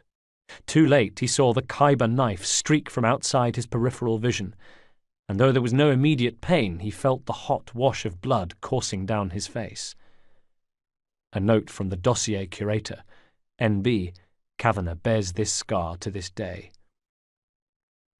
Had the Afghan pressed home his advantage, he might have made it out of the clearing alive, and maybe even with the blood of a British corporal to show for his pains. Instead, he chose to make a break for the horses. Possibly he hoped to escape and warn his friends. Maybe he knew of a loaded pistol secreted within the saddlebags. Unfortunately for him, the sight of a terrified man running towards them was too much for the normally imperturbable Afghan steeds, and they reared up, pulled their tethers free, and scattered. Hell's teeth, cursed Kavanagh, as he watched the horses, the supplies, and not to mention the second goat carcass, go scarpering out of sight along the frosty track. Meanwhile, the Afghan wheeled, his teeth bared and his Khyber knife slashing. But Kavanagh went on guard, sabre-style, his right hand raised, the point of the sword tipping downwards, and it was with some satisfaction that he saw the tribesman's eyeballs swivel up and to the left for a second before he buried the tip of his blade into the man's face. In the aftermath of the battle was silence. The gut-shot Afghan writhed and moaned, and Kavanagh delivered the coup de grace, wiping his sabre clean on the man's robes, which were already so blood-stained as to be useless. "Quick, grab whatever clothes you can before the blood ruins them," he told Lavelle and the sepoy, who had emerged from behind the rock. The sepoy had acquitted himself well, just as Kavanagh always thought he would, and Kavanagh congratulated him. Lavelle congratulated Kavanagh. Nobody congratulated Lavelle. The three men ate heartily of goat, which, having been left unattended during the conflict, was slightly overdone. Not that it mattered to the ravenous British. They ate until their bellies were full of overcooked goat, and after that they donned the robes and turbans of the dead, cobbling together what outfits they could that didn't show obvious bloodstains. When that was done, they hid the bodies as best they could and carried on their way. For a day they rode, staying ahead of the retreating column, a mile or so as the crow flies. Despite the distance, they heard the constant crack of shot, even the occasional shriek of pain that was carried to them on the chill wind. Kavanagh began to grow in confidence.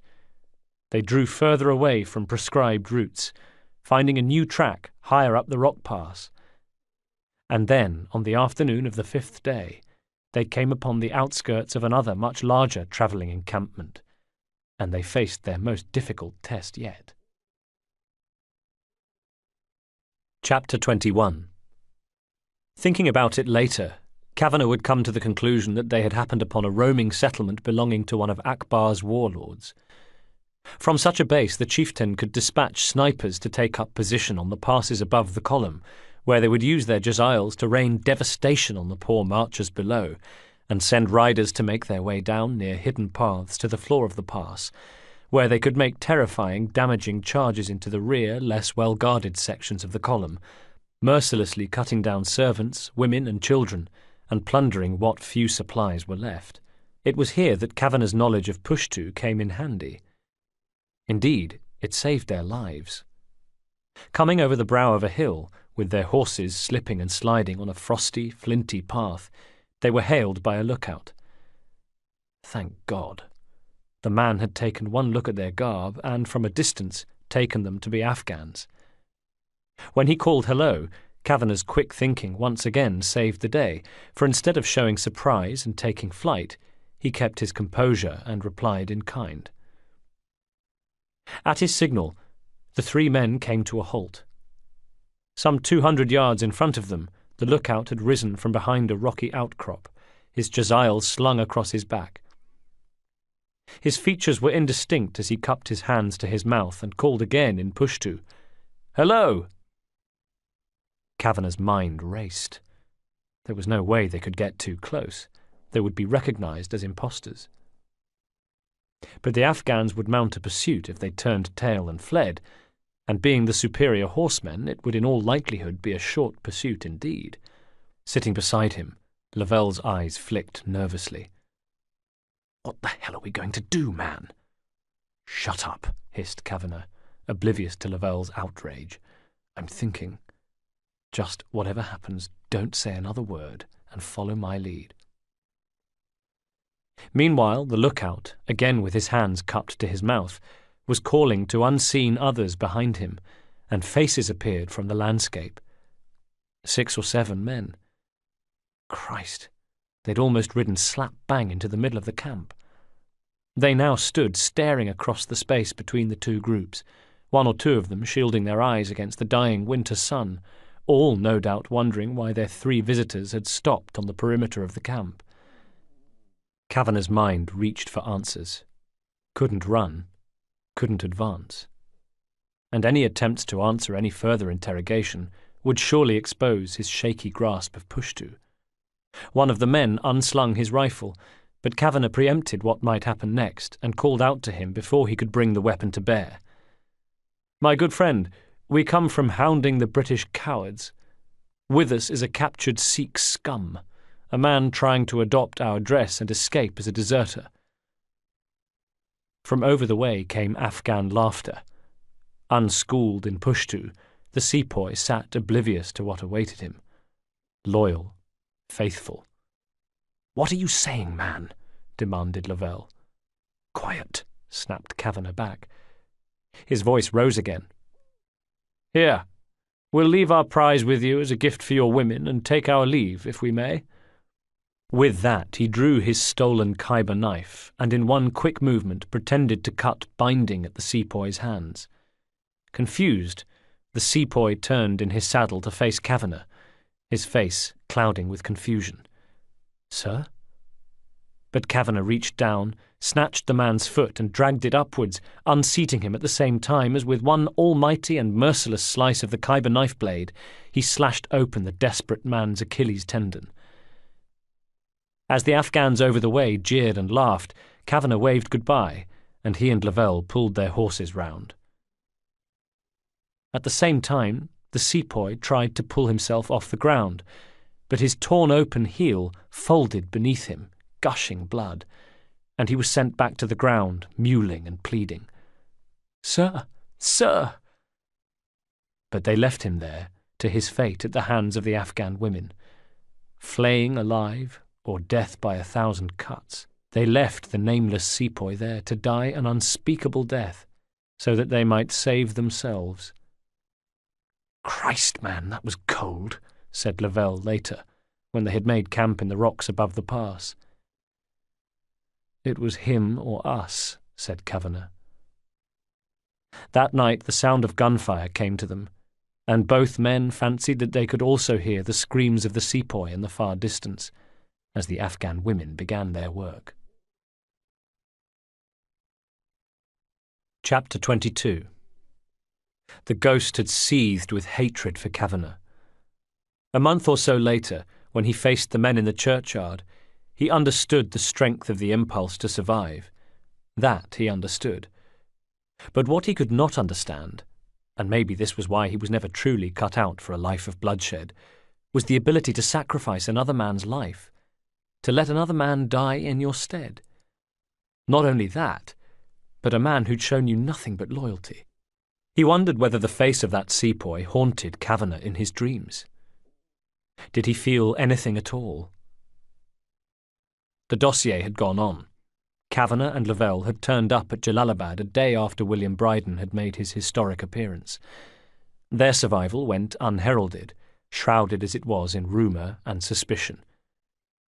Despite their insistence, and the fact that they had steadfastly stuck to a prepared and detailed story about becoming detached from a cavalry section and losing their way, the gossip at the Jalalabad cantonment was that the 2 men had deserted.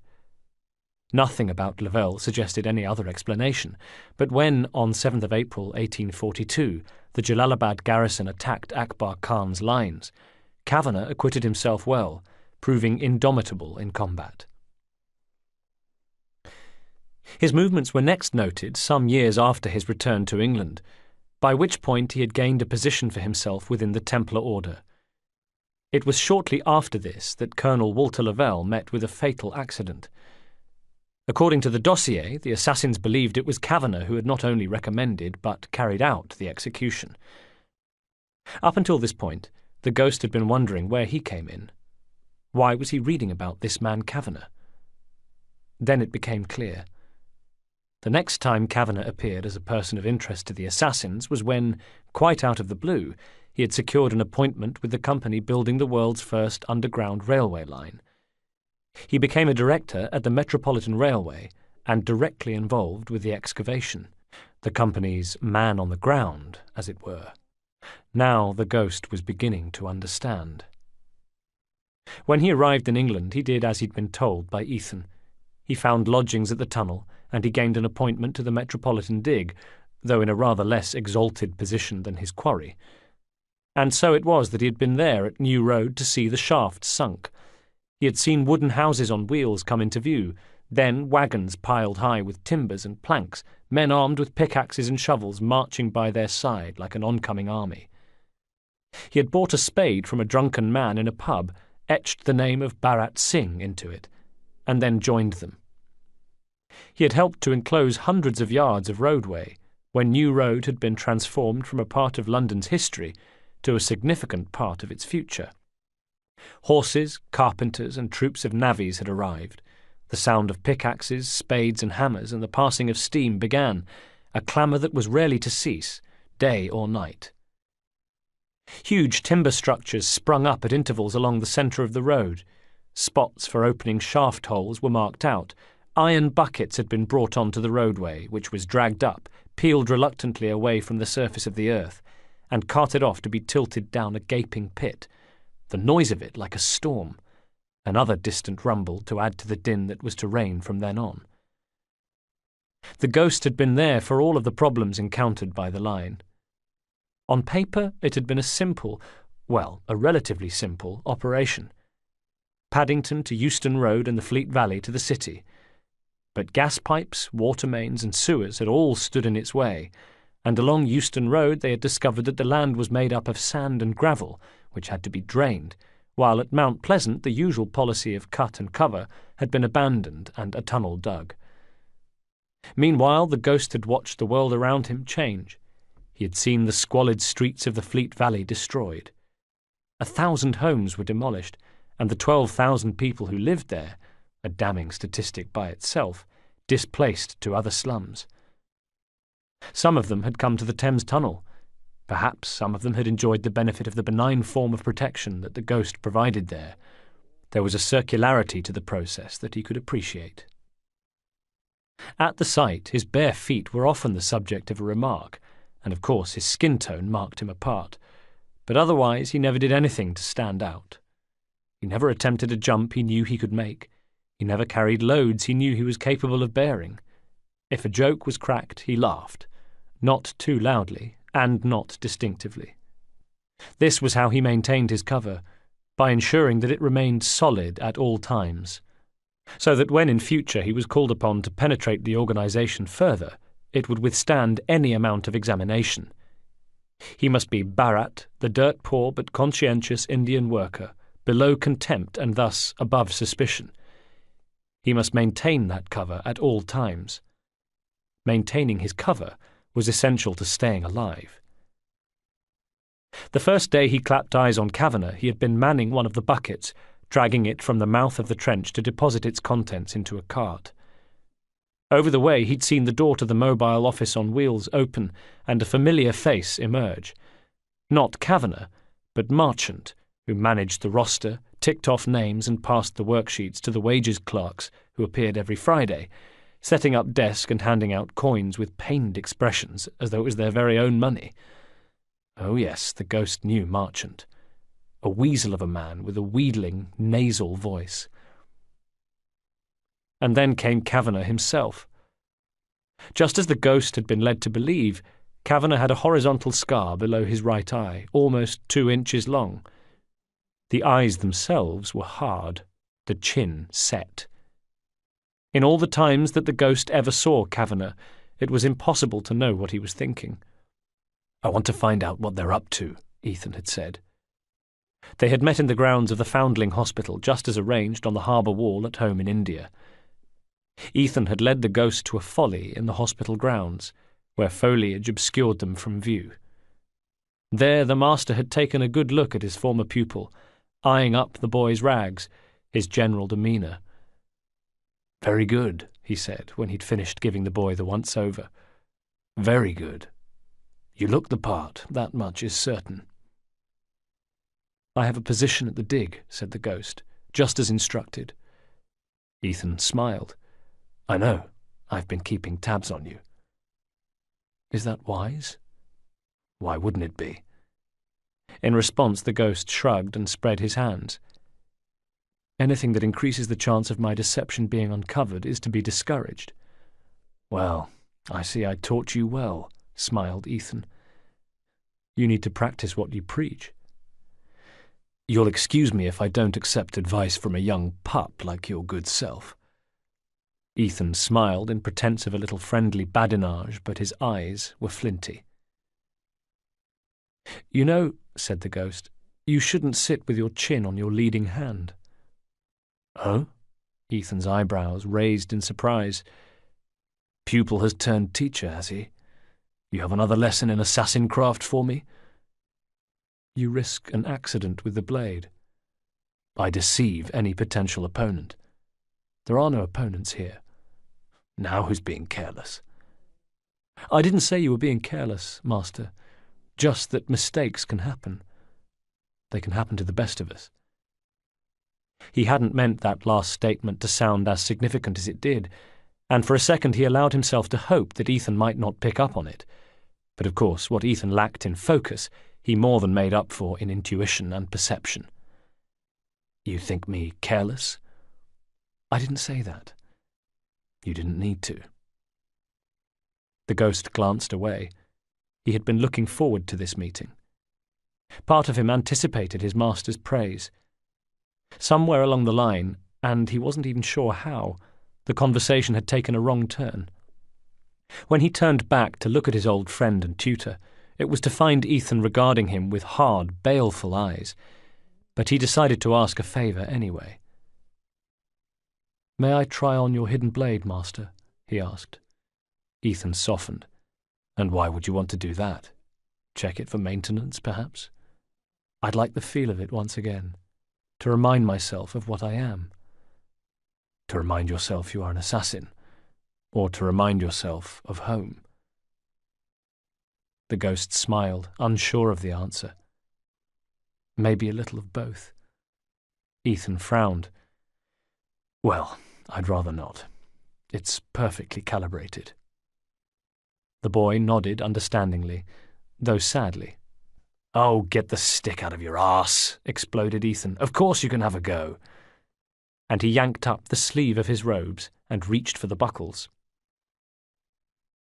Some time later, the two men, having resolved their unspoken differences, sat in silence.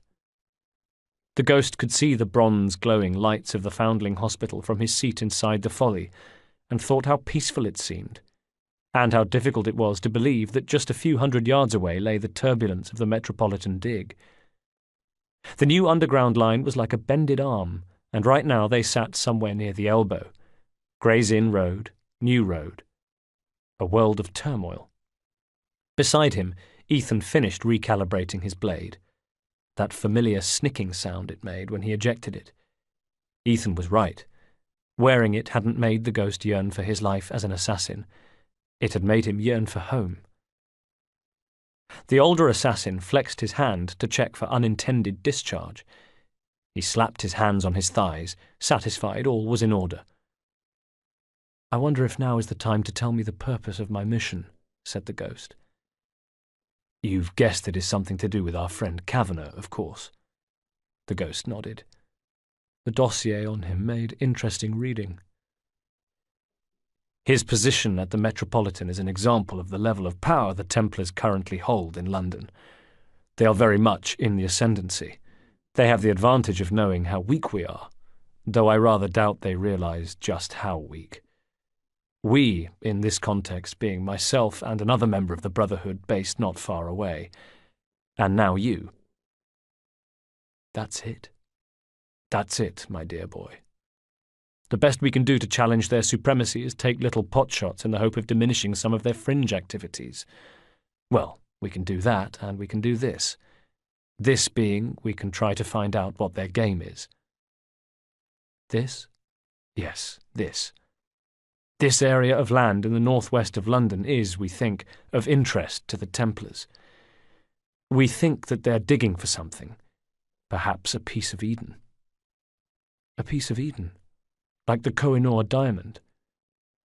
Something like that, perhaps. Who knows?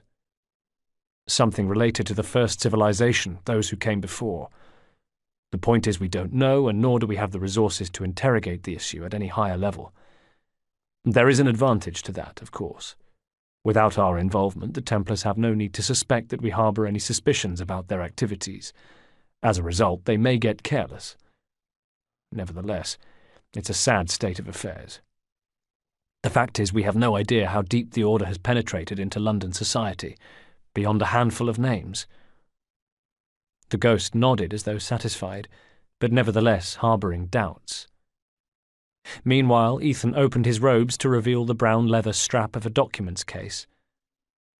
He lifted the flap and pulled from it a dossier, bound in the livery of the assassins, just as the Kavanagh file had been, and handed it to the ghost, watching wordlessly as the younger man began to leaf through pages of information gathered on active Templars in London. Leading the pack, of course, was Crawford Starrick, the Templar Grand Master. Owner of Starrick Industries, Starrick Telegraph Company, and the Milner Company, he'd once been called a great rail baron by none other than Charles Dickens. Then there was Benjamin Raffles, the Templar kingpin and Starrick's head of security, as well as another kingpin, Hattie Cadwallader, the keeper of the National Gallery, who maintained Starrick's extensive art collection. Another kingpin, Chester Swinebourne, who had apparently infiltrated the police. Then there were Philip Plutus Twopenny, the Governor of the Bank of England, no less, and Francis Osborne, the Bank of England manager. Second in command was Lucy Thorne. She specialised in the occult. The ghost had seen her at the dig. Starrick, too. Then there was Rupert Ferris of Ferris Ironworks. He'd been spotted at the works as well. As had Maxwell Roth. He wasn't a Templar, but he had helped them set up the London gangs. Dr. John Elliotson. Ethan knew him personally. He was the inventor of the panacea Starrick's Soothing Syrup.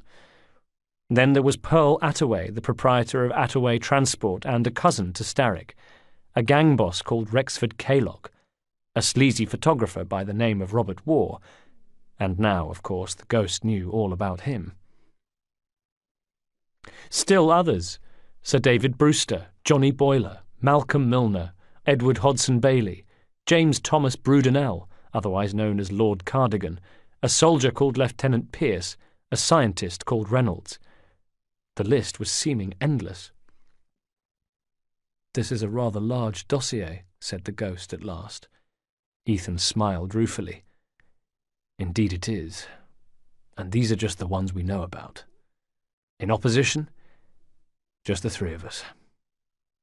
But we have you, my dear boy. One day you will be recruiting spies of your own. One of them may very well be in this motley crew we have here." Chapter 23. The night after the body was discovered, the ghost glanced into the graveyard as he always did on his way home from the dig, and as usual his eyes sought out the gravestone through which Ethan communicated, and as usual it was... No, it wasn't. Not tonight. It was leaning to the right. Danger. Which to the ghost meant something significant. Not that he was being followed by Kavanagh's men, he already knew that, but Ethan was around, keeping tabs on him still. But to more pressing matters, there were indeed men following him. One of them had left the dig a few minutes before him. As the shift change bell rang, The ghost had seen Marchant nod discreetly to one of the 3 hired hands who were constantly to be found hanging around the office or on the dig. Their names were Hardy, Smith, and Other Hardy.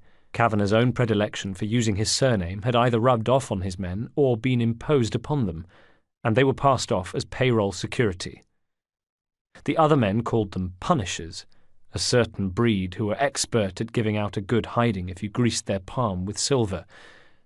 But while the ghost didn't doubt they were punishers of a sort, he also knew them for what they really were, Templar strong-arms. They were professionals, too. Big men, they were fit and alert. They didn't spend their time cracking jokes or whistling at the prostitutes who hung around the perimeter fence, touting for business. They kept their minds on the job. But they weren't that good, as the commencement of their covert pursuit of the ghost proved. They weren't good enough to hide from him.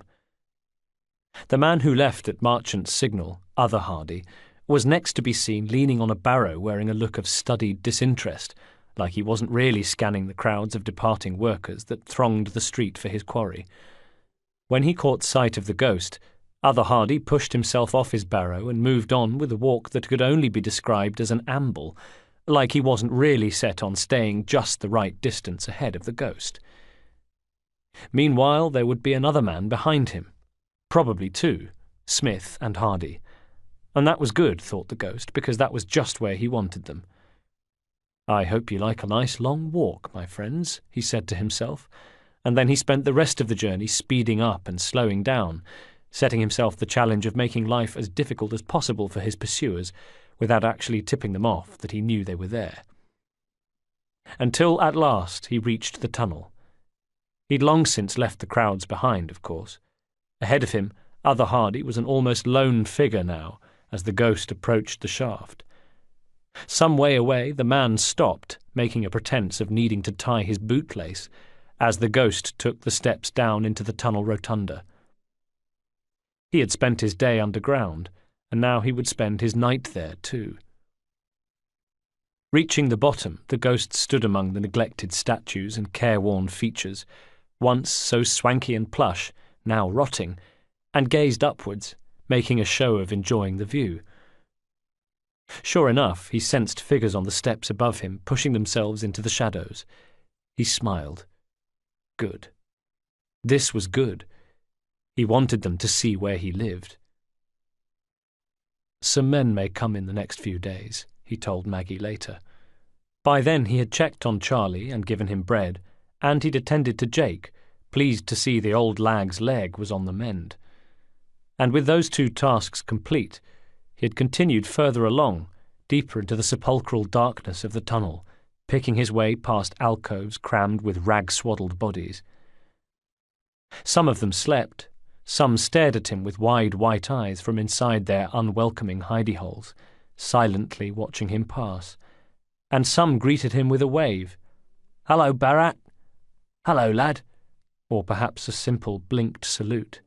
Some he knew by name, others from their jobs. Ollie, for example, was a pure finder, which meant he collected dog shit to sell on Bermondsey Market, but who had a tendency to bring his work home with him. The ghost held his nose as he passed Ollie, but raised a short wave anyhow. Many of them had candles, and he was grateful for the light. Many did not, and lay shivering in the dark, alone with their pain, weeping as they awaited the crispy dawn and the beginning of another day of soul-destroying survival in London, the world's most advanced city, the shining jewel of Her Majesty's great empire. And then he reached Maggie, who tended a small fire. She would have been doing so most of the evening, ladling broth into the bowls of any tunnel inhabitant who came asking. They all received their food, or scran as it was known, with a mixture of gratitude and devotion, and left thanking Maggie and singing her praises. But mostly they all looked fearfully beyond her to where the light lost its battle with the shadows, and darkness reigned literally and metaphorically, and they thanked God for the young Indian man who some of them knew as Barat, and some of them knew as Maggie's lad, who had brought order to the tunnel and made it so that they could sleep more easily in their alcoves at night.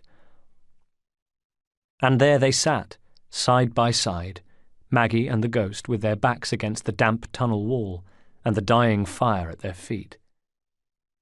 Maggie's knees were pulled up, and she hugged herself for warmth. Her long grey hair, my witchy hair, she called it, lay over the fabric of a filthy grey skirt, and though her boots had no laces, she said she preferred them that way. She hated feeling trussed up, she always said. Once upon a time, long ago, before you were even a glint in your daddy's nutsack, she'd seen pictures of Oriental ladies with bound feet, and after that she'd never worn laces in her boots again. She felt things keenly for her fellow man, did Maggie. Now her features rearranged themselves into a picture of apprehension and concern. "And why," she asked, "will men be coming for you?" "They'll be asking questions about me," the ghost told her, "and they may well be pointed in your direction." She gave an indignant harumph. "Well, I bloody well hope so. They bloody well ought to be." As well as helping others, Maggie liked people to know about it. She liked her efforts to be recognised. "I'm sure they will," said the ghost with a smile, "and I would like to ask you to be careful about what you say." She looked sharply at him. "What do you mean?" "I mean that there will be others who live in the tunnel who will say that I protect you from the thieves and vagabonds who live further along, and that is acceptable. They will paint a picture of me, of a man who is no stranger to violence, and I have no problem with that. What I don't want is for these men to be furnished with an exaggerated account of my abilities as a fighter." She dropped her voice. "I've seen you in action, don't forget. There ain't no exaggerating your abilities as a fighter." "That's exactly what I mean, Maggie. That's exactly the sort of thing I don't want you to say. A man of violence, but not necessarily a man of great skill. Do I make myself understood?" "I'm getting there." "They're likely to ask you exactly how we met, but tell them what you like. Tell them you found me drunk in a gutter. Just don't tell them about what happened at the churchyard." She reached for his hand. Her weathered hand was almost the colour of his own. "You're not in any trouble, are you, Barat?" "I'm touched you should worry." She chuckled. "Oh, like I say, I've seen you in action. It's the others who should worry, but—" His head dropped. But I also saw you hesitate when you had that murderous little toff banged to rights, and I saw the fight drain out of you, just as surely as if you'd been uncorked. I saw someone who's very good at dealing death, but ain't got no heart for doing it. Now, I've met lots of evil bastards with a sadistic streak long as your arm, who would go knocking your teeth out of your mouth just because they had too many ales and fancied swinging their arm. Evil bastards who love dishing out pain, but only to those weaker and more vulnerable than themselves. Christ only knows I've been married to two of them. And what's more, I've seen men who was good at fighting and could handle themselves if a brawl broke out, and who would do what they had to do given the circumstances, and maybe take a grim pride in their work, and maybe not. But what I ain't never seen is a man so good at fighting as you, who had so little stomach for it." The ghost watched as she shook her head in disbelief, her grey hair sweeping her skirts. "I've thought about that an awful lot, young man, believe you me. I've wondered if maybe you was a deserter from the army, but not out of cowardice. Oh no, I've never seen a man so brave. But because you're one of them. What do you call it? Conscientious objectors. Well, the truth of it is that I don't know. And from the sounds of what you're saying now, it's probably best I don't. But what I do know is that you've got a big heart, and there's no room in this world for people with a heart like yours. This world eats up people with hearts like yours. Eat them up and spits them out. You ask if I worry? Yes, my boy, I worry. You ask why? That's why. Chapter 24. As he waited with the other men for their shift to begin, the ghost wondered if the Templars had found what they were looking for, this artifact left by a civilization before our own, a buried time capsule awaiting discovery. What tremendous power might it have? His mind went back to Amritsar, as it so often did. His memories were all he had now, and he would revisit them with all the reverence of a devout man before a religious shrine. And he thought of the Koh-i-Noor diamond and the spectacular all-powerful light show it had revealed, as though providing a portal to other worlds, deeper knowledge, more profound understanding, a map for mankind to find a better world. But if it fell into the wrong hands? He dreaded to think. But into his mind came unbidden images of enslavement. He saw every man and woman ground down like those at the tunnel, virtual slaves to be spat at and looked down upon, treated as something less than human by grinning masters who ruled from plushly appointed buildings. Men who took symbols and twisted their meaning to meet their own ideology. He saw agony and anguish. He saw a world without hope. The bell rang, and the new shift barely acknowledged the departing men as they met like two opposing armies who couldn't be bothered to fight, passing one another on the mud, clutching their precious tools. Next, the ghost descended a series of ladders into the shaft, walking along the line until he came to the face, where the digging and scooping and carrying continued. It never really stopped. And soon he was filthy. Soon they all were. There were no divisions of colour in the underground. There was just whether you could work and how fast. There was only a cheerful or encouraging word for the man next door. Bells were supposed to denote the passing of time, tolling on the hour, but either Marchant didn't enforce their ringing or the ghost didn't hear them, because time simply trudged on without demarcation. Dig, dig, dig. The noise was the incessant scrape and clang of spades and pickaxes, and the chatter of men along the line, certain voices louder than the others, the comedians who, they say, kept the others' spirits up. Most men preferred working on the cranes. They saw more sunlight. The metronomic to and fro of the crane served as a clock, denoting the passing of time that was absent in the trench. But not the ghost. Down here seemed like a respite from all that. Dig, dig, dig, like an automaton. Mind wandering to home, to where he was Jayadeep again. Besides, he was used to being underground. Chapter 25. "Well, if it isn't Police Constable 72, Aubrey Shaw of Covent Garden's F Division," said Aberline, "all the way out here in Regent Street." A red-faced, rotund and rather glum-looking peeler looked up from his mug and peered balefully at Aberline, a moustache of ale froth gleaming on his top lip. "Well," he sneered back, "if it isn't Police Constable 58, Frederick Aberline of Marylebone's D Division, also some way out of his jurisdiction, who can take his insinuations and stick them where the sun don't shine." "Who's insinuating?" said Aberline. "I'm coming straight out and saying that you're skiving, mate, and I've caught you bang to rights." It was true. Both constables were a long way out of their respective patches, since they were in the Green Man pub on Regent Street. Aberline had thought he might find Aubrey here, seeing as how he wasn't to be found on his patch, and had a name as something of a regular. Aubrey was fond of cricket, and the Green Man was a haunt of players and enthusiasts. In the window were bats and stumps and other cricket paraphernalia, which no doubt suited Aubrey fine, as he could savour his ale without members of the public peering through the glass and seeing a peeler apparently enjoying a boozy break. "Anyway, I'm not skiving." "Well, what do you call it then? Skiving? Sloping off? Showing a clean pair of heels to the Green Man to sink a brace of ales? It's all much the same thing, ain't it?" Aubrey's shoulders sank. "It ain't skiving and it ain't sloping off. It's more like skulking. No, wait a minute. It's sulking, that's what it is." "And why would you feel the need to sulk, Orbs, eh?" Aberline took a seat at the bar beside him. A barman wearing a clean white apron approached, but Aberline waved him away because fresh-faced Freddy didn't drink on duty. Beside him, Aubrey had unbuttoned the top pocket of his tunic to take out a folded piece of paper that he handed to Aberline. A crude imitation of a newspaper screamer was handwritten across the top of the page.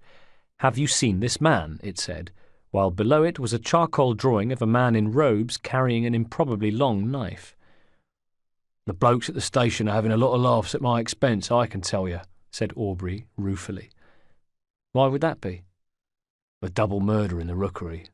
I expect you've heard about it." I have a witness that saw... A man in robes, yes, I did hear. Aubrey threw up his hands in exasperation. See? This is exactly what I mean. The whole of bloody London knows all about my strange robed man with a very long knife.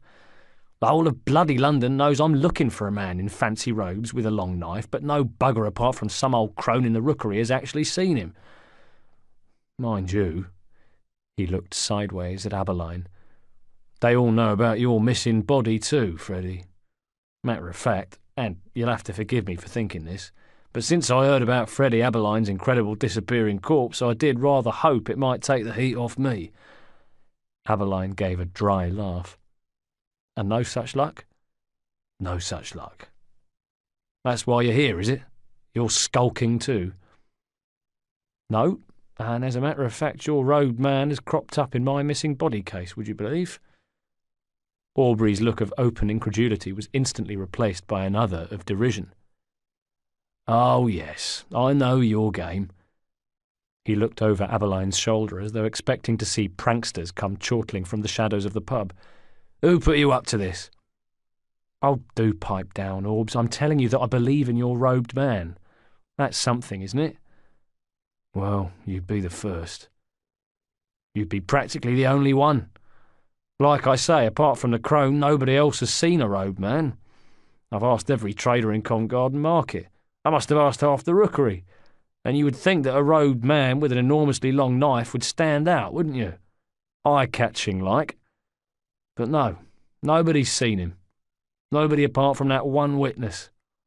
It's like he just appeared and then disappeared. Aberline thought. For some reason that chimed with how he felt about the stranger at Belle Isle. A mysterious figure within the mist, his motives just as much a mystery. So who are your marks? He asked. Well, one of them was a lowlife, went by the name of Boot, petty thief, runner for various East End gangs. No stranger to the blade, no doubt. Yeah, but... No. Actually, he was shot. He was shot? What about the other one? Ah, here's where it gets sad, Freddie. It was a little girl. Got in the way, looks like. And was she shot too? Aubrey threw him a look. Most people take a second to reflect on the tragedy of a little girl being gunned down, Freddie. Ah, so she was shot. Yeah, she was shot. Right. So a witness saw a man in robes carrying what looked like a wickedly long blade. Thin as well, this blade, more like one of them fencing swords, like a rapier. Not for cutting, for combat, for stabbing. Yet this man Boot and the little girl were both shot. That's right. So you're looking for a mysterious robed figure who shot two people with a knife.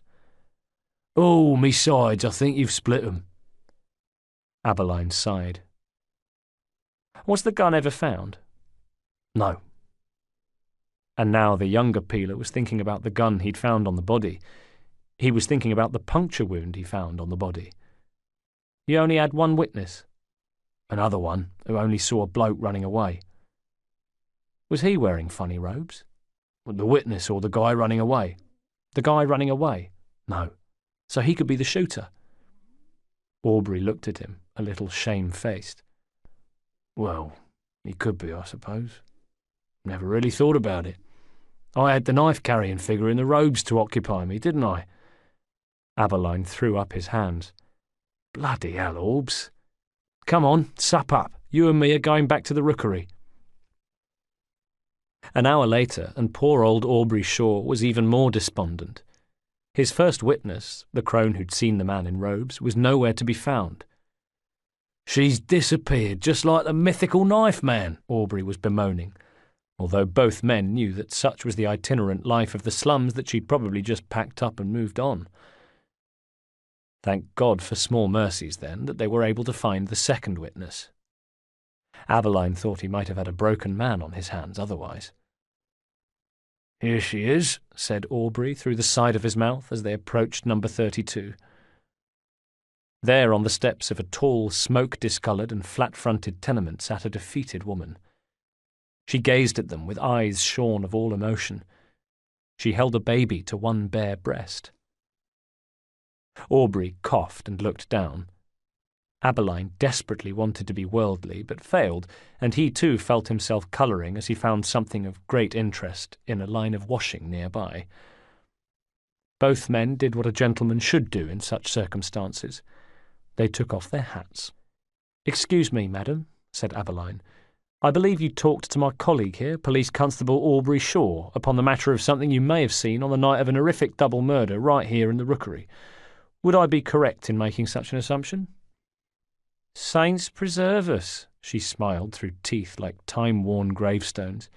"Don't you talk pretty." Aberline wasn't sure if she was taking the piss or genuinely being nice, but her face had lit a little and her eyes softened, so he pressed home the advantage. "Madam, did you see some fella running down this very street on the night of the murder?" She seemed to think, looking down at the baby's head. She adjusted the infant on her nipple, then returned her attention to the two peelers on the steps below. "That I did." "And he was just running, was he?" "That he was." "Can you describe him?" She sniffed haughtily. "Like I told your friend there, I don't think I could describe him, no, not without a couple of pennies, like." Frowning, Aberline turned to Aubrey. "You mean to tell me you could have got a description but for a few pennies?" "It was all about the bloke with the robes, wasn't it?" Aubrey raised his hands defensively, colouring even more than usual. "All about you being a tight arse, more like. How was I to know you'd suddenly get all interested in some bloke running in the street? Matter of fact, why are you so bleeding interested?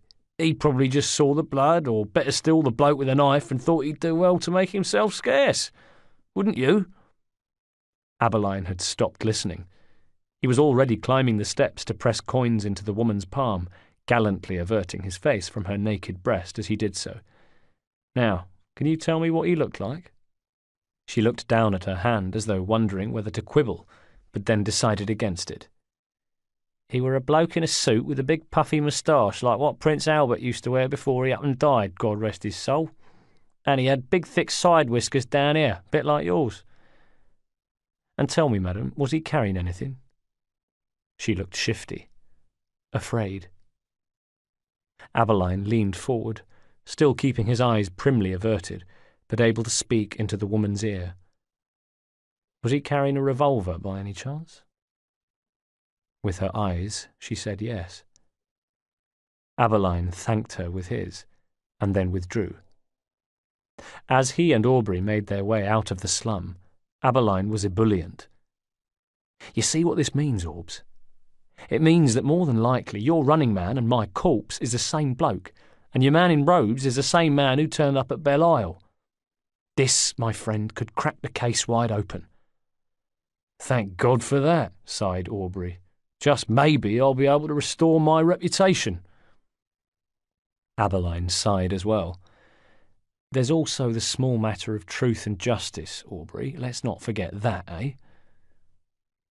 And in return the older man gave him a look that said, "You may be keen, but you have an awful lot to learn," saying, "Truth and justice ain't going to bring that little girl back, Freddie." Back at the station, Aberline badgered Aubrey into asking the desk sergeant for the logbook, and as Aubrey went to make what he described as a well-earned brew, Aberline sat it on a lectern, hoisted himself up to a tall chair, and began leafing through the heavy pages in search of persons reported missing on the night of... Ah, there it was. Bloody hell, just one in this area. A man whose wife had made the report the evening after the night in question. He'd gone out to... Oh, this was good. The Rookery, telling her he had a bit of business to attend to, and that he'd be back soon. Only he hadn't turned up. His name was Robert Waugh. He lived not far from here. "Orbs," said Aberline as the other PC returned to the front desk, 2 steaming mugs of tea in his fists. "No time for that. We've got a house call to make. We're going to the home of Robert Waugh." Chapter 26. "Bharat Singh." It was late afternoon when his name came down, bouncing like a ball dropped into the shaft as it was passed from one man to another. "Bharat Singh! Bharat Singh! Bharat Singh!" And though he was conditioned to respond to the name he'd been given, he was too lost in thought to respond until the man next to him, barely pausing in his work, tapped him with the head of his pickaxe. "Hey, Indian, you're wanted up top." He took to the ladders to find Marchant waiting for him at ground level. With him were the three punishers, and together they led the ghost across the planks, traversing a reservoir of filth to the mobile office on wheels. Inside was Kavanagh. No Mr. Pearson or Mr. Fowler today, just Kavanagh, and he sat behind a wide, polished oak desk that was empty save for a document that the ghost recognised at once. Afternoon was becoming extinct, and in the dim light of the office, Kavanagh's scar shone dully as he picked up the letter for the ghost to see. "Your name is Bharat Singh," he said without emotion. "Originally from Bombay, author of this correspondence?" The Metropolitan Director spoke in a more confidential register than the ghost was used to hearing from the commands he barked to Marchant and the foremen of the trench. "Yes, I did, sir," the ghost acknowledged, with a bow of the head. Marchant had taken a place just behind his master, wearing the same oily smile he always wore. He stood close to him as though he wished to reach out and touch Kavanagh just to draw on some of his master's greatness. Behind him, meanwhile, the three strong-arms had stepped in and fanned out. This was it. This was the moment that if Kavanagh had his suspicions, he would act. The ghost weighed up possibilities. He already knew which of the men were strongest and which were weakest. Marchant had the honour of propping up that particular list. At the top, however, was the man behind the desk, a man the ghost knew from his dossier to be as ruthless as he was quick in combat. "And your father was a sepoy at Jalalabad in 1842, you say?" said Kavanagh, allowing the letter to flutter to the tabletop. The ghost nodded. "Very brave, the sepoys," continued Kavanagh. "I knew an especially courageous one once." The ghost looked at him, hardly able to believe his ears as he thought of the poor, nameless sepoy, but Kavanagh had already moved on. "And your father knew me?" "Knew of you, sir, though he would have liked the opportunity to become acquainted, I'm sure. I feel certain he would be envious of me now." Kavanagh raised a faintly bemused eyebrow. "Oh, yes? And why would that be, exactly?" "He spoke very highly of you, sir.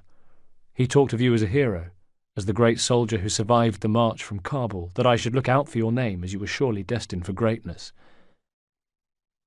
"He thought I was destined for greatness? Why? Because I can bear the cold and I'm handy with a sabre? Go out there and you'll find 100 men who fought as fiercely as I did, served their country just as I did, and did what they could to survive, just as I did. None of them have achieved greatness. Not unless you consider it a great achievement to have Marchant shout at you day and night. None have reached my rank. What on earth made your father think I would be the one to thrive?" "He was right, though, sir, wasn't he?" Kavanagh acknowledged the point with a tilt of the chin, but the question remains. The ghost swallowed. Here comes the moment of truth. "He mentioned an organisation, sir," he said. "An organisation that had taken an interest in you because of your talents. A very powerful organisation, sir. And that having this organisation's seal of approval was certainly enough to ensure your rise." "I see. And does it have a name, this organisation?" "The Knights Templar, sir." Marchant's oily smile remained fixed, but his eyes narrowed as the words Knights Templar dropped like a stone into the still pool of the room. Behind him, the ghost sensed the three strong-arms tense. Were they readying themselves for something the ghost might do? Or something Kavanagh might? "That's right. Your father was correct." A brief smile flickered on the otherwise impassive face. His scar twisted. How gratifying to know such recognition existed within the lower orders. The moment hung as Kavanagh sat back in his chair, fixing the ghost with an assessing look, as if trying to decode signals the younger man refused to send. Whatever decision the director reached must be his alone, a product of trust in his own instinct. Nothing else mattered now apart from gaining Kavanagh's trust. And then the man behind the desk seemed to relax, indicating the letter. The second interesting aspect of your missive is this information you have on an employee of mine you are going to expose as a traitor. I wonder, would that have anything to do with my employee, Robert Warr, who was found dead at the dig 2 days ago? The ghost nodded. Tell me, how did you make the connection between him and me? I saw him visiting your office, sir. At this, Kavanagh looked up to Marchant with a meaningful stare. And then when I saw him in a public house, I knew it was him. And that's how you knew he was indulging in, as you say, treacherous activities? That's when I suspected, sir, yes. And what made you decide to report it to me? Another moment of truth for the ghost. Another point in his favour or a nail in his coffin, depending on what Kavanagh decided to believe. After what my father had told me, sir, I couldn't believe my luck in seeing you. Seeing your name and seeing the scar, and knowing it was the same scar with which you had returned from the doomed retreat, I decided that fate had brought me into your wider circle, but that it was up to me to enter the immediate one. The Knights Templar once looked upon you as a man of talent who might be of use to them. I hope now that is how you look upon me. That's all very well, and maybe even commendable, but at the moment all I have is your word and a dead body, and I'm really not sure that either is all that much use to me.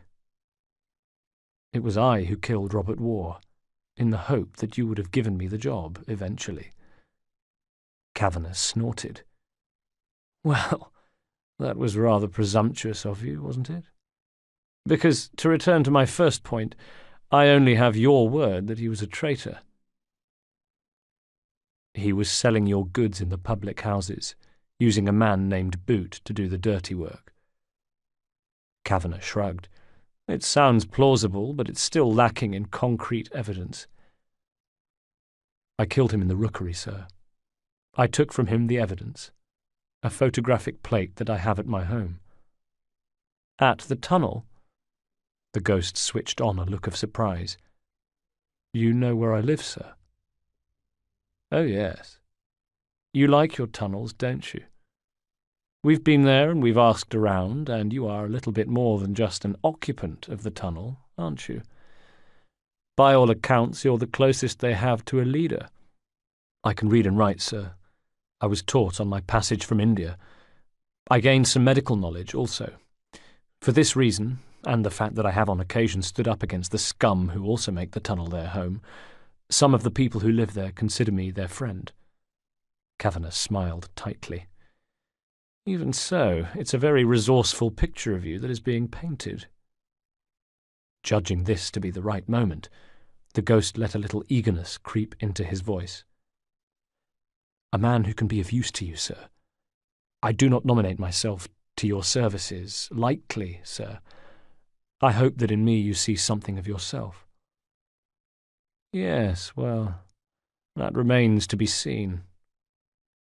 Kavanagh gave another tilt of his chin, suggesting he'd reached a decision in the ghost's favour. He addressed one of the strong arms behind him. Smith, go to the tunnel, retrieve this photographic plate he's talking about. Oh, and, Smith, be nice to the old lady, won't you? From what I can gather, she and our friend here are close. He looked significantly at the ghost, who suppressed a dread thought before continuing. In the meantime, you, Mr. Bharat Singh, are going to accompany Marchant and Mr. Hardy to visit the home of the recently widowed Mrs. Warr.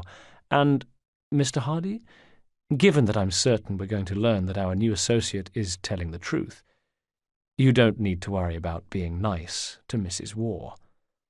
You can be as unfriendly to that old baggage as you like." Hardy grinned, revealing a gold tooth. He spoke with a voice like the scrape of spades at the tunnel face. "It would be my pleasure, sir." Chapter 27. "I don't suppose you can drive a carriage, can you, lad?" rasped Hardy when the three men stepped outside the gates of the dig to where their transport was tethered. And the ghost, who was an excellent horseman and who had driven many a carriage back home, and who recognised an excellently sprung, beautifully upholstered Clarence when he saw one, took pains to look like the clueless bumpkin Hardy clearly thought him to be, and shrugged his shoulders and looked lost. "Good," said Hardy with flinty eyes. He scratched at his stubble, then corrected the set of his hat. "Because nobody gets to drive Mr. Kavanagh's carriage apart from me, Mr. Smith, or other Mr. Hardy. Is that clear?" "I have no problem with that, sir," replied the ghost. "Should I just join Mr. Marchant inside, sir, where it's warm?"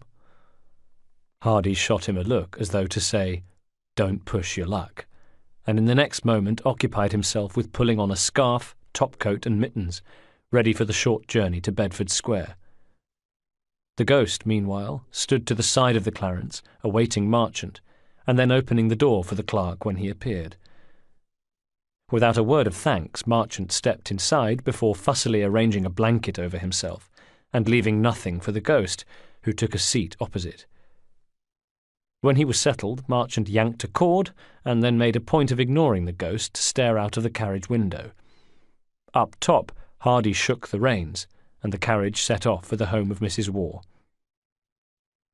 When they arrived, the ghost watched with implacable interest as Hardy stepped down from the seat of the carriage, removed his mittens, and pulled on a pair of leather gloves instead, flexing his fingers with a grim and businesslike air, and fixing the ghost with a malevolent stare at the same time. "Watch your step, I've got my eye on you." Next, Hardy reached up to the storage box on the carriage. From it he took a pair of brass knuckles that he fitted over one leather-gloved hand. Out came something else, a thick wooden truncheon with a leather loop that he slid over his wrist before slipping the baton into his sleeve. Lastly, he produced a knife from somewhere within the folds of his topcoat. He twirled it in his fingers, light dashing down the blade, and all the time he never took his eyes off the ghost. "Watch your step, I've got my eye on you." And now the three men considered the house across the road. The shutters were closed, just a dim light burning somewhere within. Otherwise there was no sign of life except— the ghost saw it. A slight disruption of ceiling shadow glimpsed through the window of the front door. With a hand held out, "Wait there," to the other two, he darted quickly across the road, having to satisfy himself with merely imagining the outraged looks on the men's faces at being given an order by this new recruit, a boy, an Indian boy no less, an outsider. Stealthily mounting the front steps, he crouched to listen at the front door. From inside he heard voices retreating up an interior passage. He tried the door handle but found it locked, and then scuttled back to the Clarence. "There's somebody in there with her," he told Marchant and Hardy. "Sounds like the Peelers." "Been a long time since I bagged myself a blue bottle," Hardy said through a wicked smile. Gold glinted malevolently in the dark. "I would guess that whoever's there is in one of the back rooms," said the ghost. "In the kitchen, perhaps. I say we assess how many before we go rushing in." "Assess now, is it?" sneered Hardy. "How about we do it another way?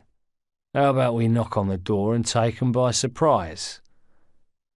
His brass knuckles shone as he performed a quick boxer's 1-2, just in case there were any doubt of exactly what he meant by taking them by surprise. "We may be outnumbered," warned the ghost, turning his attention to Marchant. "There are only 3 of us, after all." At last the clerk was spurred into a decision. "Right, Hardy, put those bloody things away before anybody sees them. This is a respectable square. You, Indian, go to the back. Myself and Mr. Hardy here will await your signal that it is safe to proceed. Assuming it is, me and Hardy enter by the front, and you can make sure nobody tries to leave from the back. Is that a plan?" The others agreed.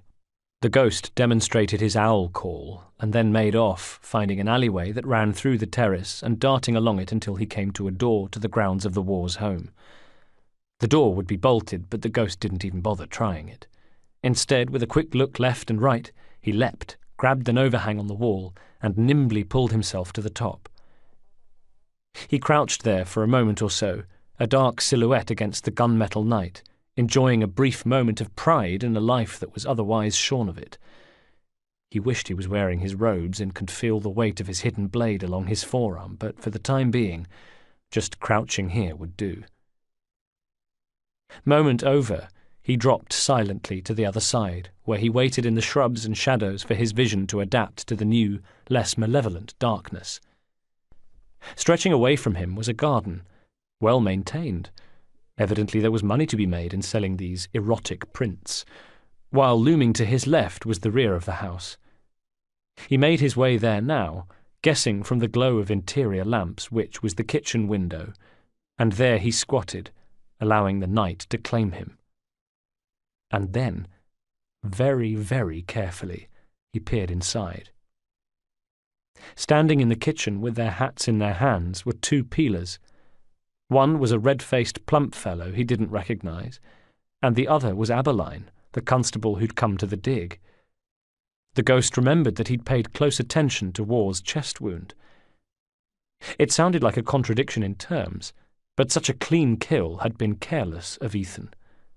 Aberline's suspicions had been raised, which was probably the reason he was standing in the War's kitchen right now. He and his mate were talking to a flustered-looking old maid, complete with bonnet and apron, who held a rolling pin like she might be tempted to use it in anger. This was Mrs. War, no doubt. The ghost couldn't see her mouth to lip read, but she spoke so loudly he could hear her through the glass anyway. "I always said he was getting in too deep there. I always knew he was playing with fire." Something caught his eye. There, in the kitchen doorway, hidden in the shadows, was a figure the ghost recognised as Hardy. The ghost had no idea how he'd got into the house, but the reason why was clear from the wicked glint of the knife he held. The two constables had their backs to Hardy. They wouldn't stand a chance. The woman was too busy gesticulating with the rolling pin to see him. None of them stood a chance. The ghost had a second to decide, save the peelers and endanger his mission, or let them die for the greater good. Chapter 28. They rubbed along without too much strife, but even so Aberline and Aubrey weren't exactly crazy about one another. For a start, Aberline thought rather poorly of Aubrey's qualities as a police constable, while for his part, Aubrey reckoned Aberline might learn a thing or two about basic human compassion. Aubrey had returned to the point earlier, as the two of them made their way to the address of Mr. and Mrs. War on Bedford Square. "The job's about people too, you know, Freddie," he told his companion as they threaded through the hustle and bustle of Tottenham Court Road.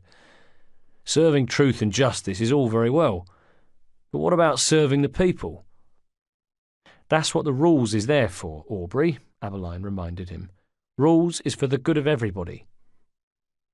They skirted rival purefinders who were about to brawl over a particularly sizable pile of dog shit, but stopped when they saw the peelers approaching and made a showy pretence of looking like old pals. Aubrey frowned at them as they passed. "That's as may be," Aubrey said, when they were past and it was safe to exhale. "Just as long as you don't start putting the rules first and the good of everybody second, is what I'm saying. Besides which, it's not always so cut and dried, is it? After all, if our theory's right, then your man with the gun shot down a little girl in cold blood. Where's the justice in apprehending the man who killed her killer? Well, let's get to the truth of the matter first, shall we? And then we'll question the justice of it all." They had reached their destination, a deceptively handsome flat-fronted Georgian house in an appealing square of other deceptively handsome flat-fronted houses. It was just close enough to Tottenham Court Road for the square's no doubt smartly attired residents to reach their offices each day, but far enough away so that the noise of the thoroughfare was a distant hubbub rather than the never-ending clamour that might send a person mad if they had to live on top of it. The two bobbies stood with their thumbs in their belts, regarding the house in question. Shutters at the bay window were closed. A light at the window above the front door was the only sign of life. As they trod the steps to knock, Abeline wondered if Mrs. Waugh was inside now, weeping as she pined for her husband. "Where is he, that bastard?" Abeline had been correct in one regard. Mrs. Waugh was indeed inside the house. When she opened the door, it was clear from her flour-covered face that she was mid-baking, but as for weeping and pining— "Come on," she demanded of the two peelers on her doorstep. She had the appearance of a well-fed butcher's wife, complete with ruddy complexion and a white apron bearing stains of unknown provenance. "Where the bloody hell is he?" "We don't know," started Abeline, sent off guard by her ferocity. It wasn't the best way to begin, and sure enough Mrs. Waugh, at least they assumed it was Mrs. Waugh, unless Mr. Waugh had an exceptionally bad-tempered and insolent housekeeper, was sent into a spin. "What do you mean you don't know where he is? Why are you coming here then? You should be out there looking for him." She threw up her hands in frustration and dismay, turned away from the door, and stomped off up the hall, muttering to herself as she went, leaving flour footprints on the terracotta tiles. Abeline and Aubrey looked at one another, Abeline giving Aubrey a look up and down. "Just your type," he smiled. "Oh, give over," said Aubrey. "Are we going in or what?" They closed the door behind them, throwing the bolt before following the sound of feminine distress to the kitchen. There they found her already using a rolling pin to take out her frustration on a vast mound of dough, pounding at it furiously, and almost obscured by clouds of flour. Hanging nearby was a photograph of Mrs. Waugh with the man whose body Abeline had lost. They were in the right place. Abeline nudged Aubrey in the ribs and gave him a nod. "Madam," he began, trying again with what he hoped was a little more composure, "a man matching your husband's description was seen in the vicinity of the rookery at the scene of a—" "Well, he was on his way to the rookery the night he went missing, so that's about right," she said, continuing to work at the dough with the rolling pin. This was the new middle class, mused Abeline. They ate just as well as the highborns, but did it all themselves. Then something occurred to him. "What trade was your husband in?" he asked. "He was a photographer," she replied, in a tone of voice that left him in no doubt what she thought of that particular profession. "A photographer, eh?" said Abeline. "And what business does a photographer have in the rookery, then?" Still pounding, she fixed Abeline with a contemptuous look. "Are you having me on? How am I supposed to bleeding know what business he has in the rookery at any sort of hour? He don't tell me what he's doing, and to be quite frank with you, I don't bother asking." There was something about her protestations that were a little too theatrical for Abeline's liking, but he put that to one side for a second. "Aren't you worried about your husband, Mrs. Waugh?" She shrugged. "Not especially. How would you feel if your wife went and made herself scarce? You'd probably throw a party, wouldn't you?" "I'm not married." "Well, come back to me when you are, and we'll have this talk again." "All right, then. If you're not worried about him, then how come you reported him missing?" Indignation made Mrs. Waugh's voice rise, and she was already fairly indignant. "Because who's going to pay for all this if he's bleeding missing?" "My point being, Mrs. Waugh, that the rookery's a dangerous place at the best of times, and perhaps not somewhere that a respectable photographer like your husband might want to visit." "Well," she snapped back, "perhaps that's why he took his Barker." Abeline and Aubrey shared a look, barely able to believe their ears. "He took his gun, did he?" "That's what I said." "Yes, except, Mrs. Waugh, the man matching your husband's description who was seen in the vicinity of the rookery may or may not have been involved in a shooting." Now at last she set down the rolling pin. "I see," she said gravely. "It would be a great help to us if you could tell us what your husband might have been doing in the rookery. What was the purpose of his visit? Was he there to meet somebody, for example? Apart from his Barker, did he take anything with him? Did he tell you what time to expect him back? She ignored all the questions. Pinning Aberline with her gaze, she said, "This shooting that occurred, was anybody hurt?" "There were 2 confirmed fatalities, Mrs. Waugh. A little girl."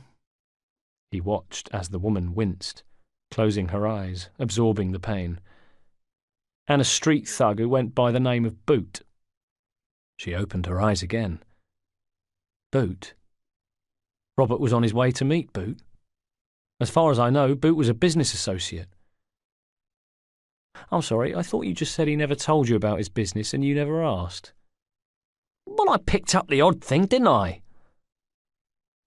"And he rode up. He was on his way there for some kind of deal." A deal? Her eyes darted. She had already said too much. "Yes, well, he's a photographer. He—" "Takes pictures," said Aberline. "Yes, that's what photographers do. Photographers take pictures of men and their wives and the children of men and their wives. Big crinolines, buffed-up boots, buttoned-up jackets and uncomfortably starched collars, grim and forbidding looks into the camera, all that kind of thing. That's what photographers do. They don't do deals in slums with street thugs after dark." "Wait a second, you haven't said yet. If there were 2 confirmed deaths, does that mean Robert's still alive?" Again, Aberline and Aubrey shared a look. "I'm afraid our most likely theory at the moment is that your husband may have been killed by a second assailant. In fact, I was wondering if you have a photograph of him, so I can confirm if his body was found at the Metropolitan line dig in the north." Him asking was a formality so he could break the news, but it was at the mention of the Metropolitan line that a dark look passed across her face. "Oh, lummy," she said, shaking her head with the terrible inevitability of it all. "I always said he was getting in too deep there. I always knew he was playing with fire." Trying to contain his excitement, and as far as Police Constable Aubrey Shaw was concerned, not succeeding in the slightest, Aberline leapt on her words. "What do you mean, too deep? Tell me exactly what you know, Mrs. Waugh." The Waugh's kitchen window was tall and as black as night, like a stained glass window without the stained glass. As Mrs. Waugh looked at him, about to speak, something there caught Aberline's eye, and a second later the window exploded. Chapter 29. There was a split second of indecision before the ghost decided he couldn't have the blood of 2 innocent peelers on his hands, and he made his move. In the end, he gambled on 2 things: his own marksmanship and Mrs. Waugh making enough noise to wake the dead. He was not disappointed in either respect. 2 objectives: to save the peelers and to prevent them from seeing either him, Marchant, or Hardy. He cast around for a stone, found a large pebble fringing a flower bed nearby, and slipped it into his palm, and then as he saw Hardy tense and the silver blade rise in the doorway, he made his move. The ghost wore only rags, nothing to protect him from the glass, so when he hit the window at full force, he felt what seemed like 1,000 knife cuts as he crashed through glass and splintered wood and to a crockery table on the other side. A single lamp hung from the ceiling, the only light source in the room, and the ghost let fly with his pebble at the same time as he crashed through the window, and his aim was true, and the light blinked out, and night fell like swift death in the room at exactly the same time as a shout went up, and Mrs. Waugh started screaming. Dislodged crockery fell and smashed and added to the din, but the ghost was already on the move, and he propelled himself to a draining board, going round Mrs. Waugh to the peelers by traversing the room without touching the floor, like the games children play, like a game he himself had played at home in Amritsar.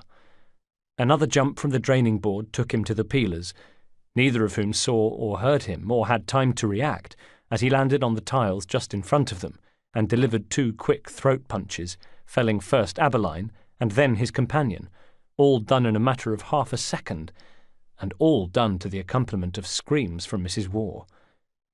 It was over in a trice. Nobody but the ghost knew what was happening, and that suited the young man fine.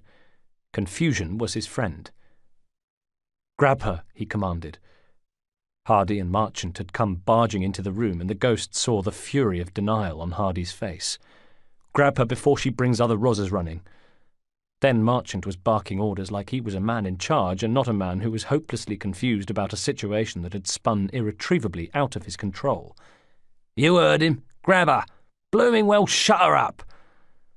And perhaps grateful for the chance to carry out a little violence, Hardy strode across the room to where Mrs. Waugh stood screaming, and the ghost saw the flash of brass knuckles, and he turned his head away as Mrs. Waugh's screams abruptly stopped. It took all three of them to carry her out of the house and bundle her in the Clarence. The ghost made sure he was the last to leave, and closed the front door behind him. In the house, an icy wind blew through the smashed window of the kitchen. On the floor, the two peelers lay out cold. Chapter 30. It was a day of recrimination. The name Bharat Singh came bouncing down the shaft and into the tunnel, and the ghost once again scaled the ladders and made his way across the planks to the office. There sat Kavanagh, just as he had the day before, and there stood Marchant, Hardy, Smith, and other Hardy, just as they had the day before. Only things were different now. Where yesterday Hardy had looked at the ghost with curiosity at best, now he gazed at him with unmasked hatred. Marchant, too, regarded him with new interest. "I have some important news for you, young Bharat," said Kavanagh with hooded eyes. "You are to be promoted. No more working in the tunnel, no more labouring in the trench. From now on you will work under Marchant here, putting your reading and writing skills to good use. Congratulations! You have achieved everything your father would have wanted." It was a fictional father's admiration that Kavanagh mocked, but that didn't stop the ghost feeling a twinge of something approaching pure hatred for him. "You may ask why," continued Kavanagh. "Why have you been promoted? It appears from talking to Mrs. Waugh that everything you told us was correct. And as I'm sure you are already aware, Mr. Smith here recovered a photographic plate from your hole at the Thames Tunnel. Therefore, your first task is to carry out the sentence of death on the treacherous Mr. Waugh. Only, of course, that sentence has already been carried out, and you have proved yourself in my eyes." The ghost nodded. "Thank you, sir. What of my victim's widow?" "She's been taken care of." The ghost kept his face blank, but chalked up one more innocent. Meanwhile, from behind him, Hardy cleared his throat.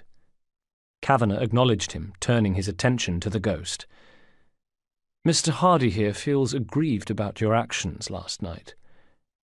Neither seem quite sure what happened." At this he looked hard at Marchant and then at Hardy. "But both are agreed that you acted impulsively and put them at risk." The ghost opened his mouth, about to defend himself. "But," Kavanagh held out a hand to stop him, "I happen to disagree with Mr. Marchant and Mr. Hardy. We had a body discovered at the dig, which raises questions. The last thing we need is 2 dead constables as well. There are only a certain amount of questions we can withstand. You, Mr. Hardy, should know better." "That's as may be," growled Hardy. "But the lad went rogue. It was agreed that Mr. Marchant and me would take the kitchen, and he would stop anybody leaving from the rear. He smashed through a bloody window, Gov. It wasn't exactly stealthy, know what I mean?" Kavanagh gave a thin smile. "Something tells me our newest employee knew exactly what he was doing." Chapter 31. Abeline and Aubrey had pulled themselves from the floor of the Waugh's kitchen, made their way back to the station with pounding heads and their tails tucked firmly between their legs, and then bedded down for the night. Bedraggled, Pained and still exhausted, they found themselves at the front desk not long after dawn, when the alarm was raised.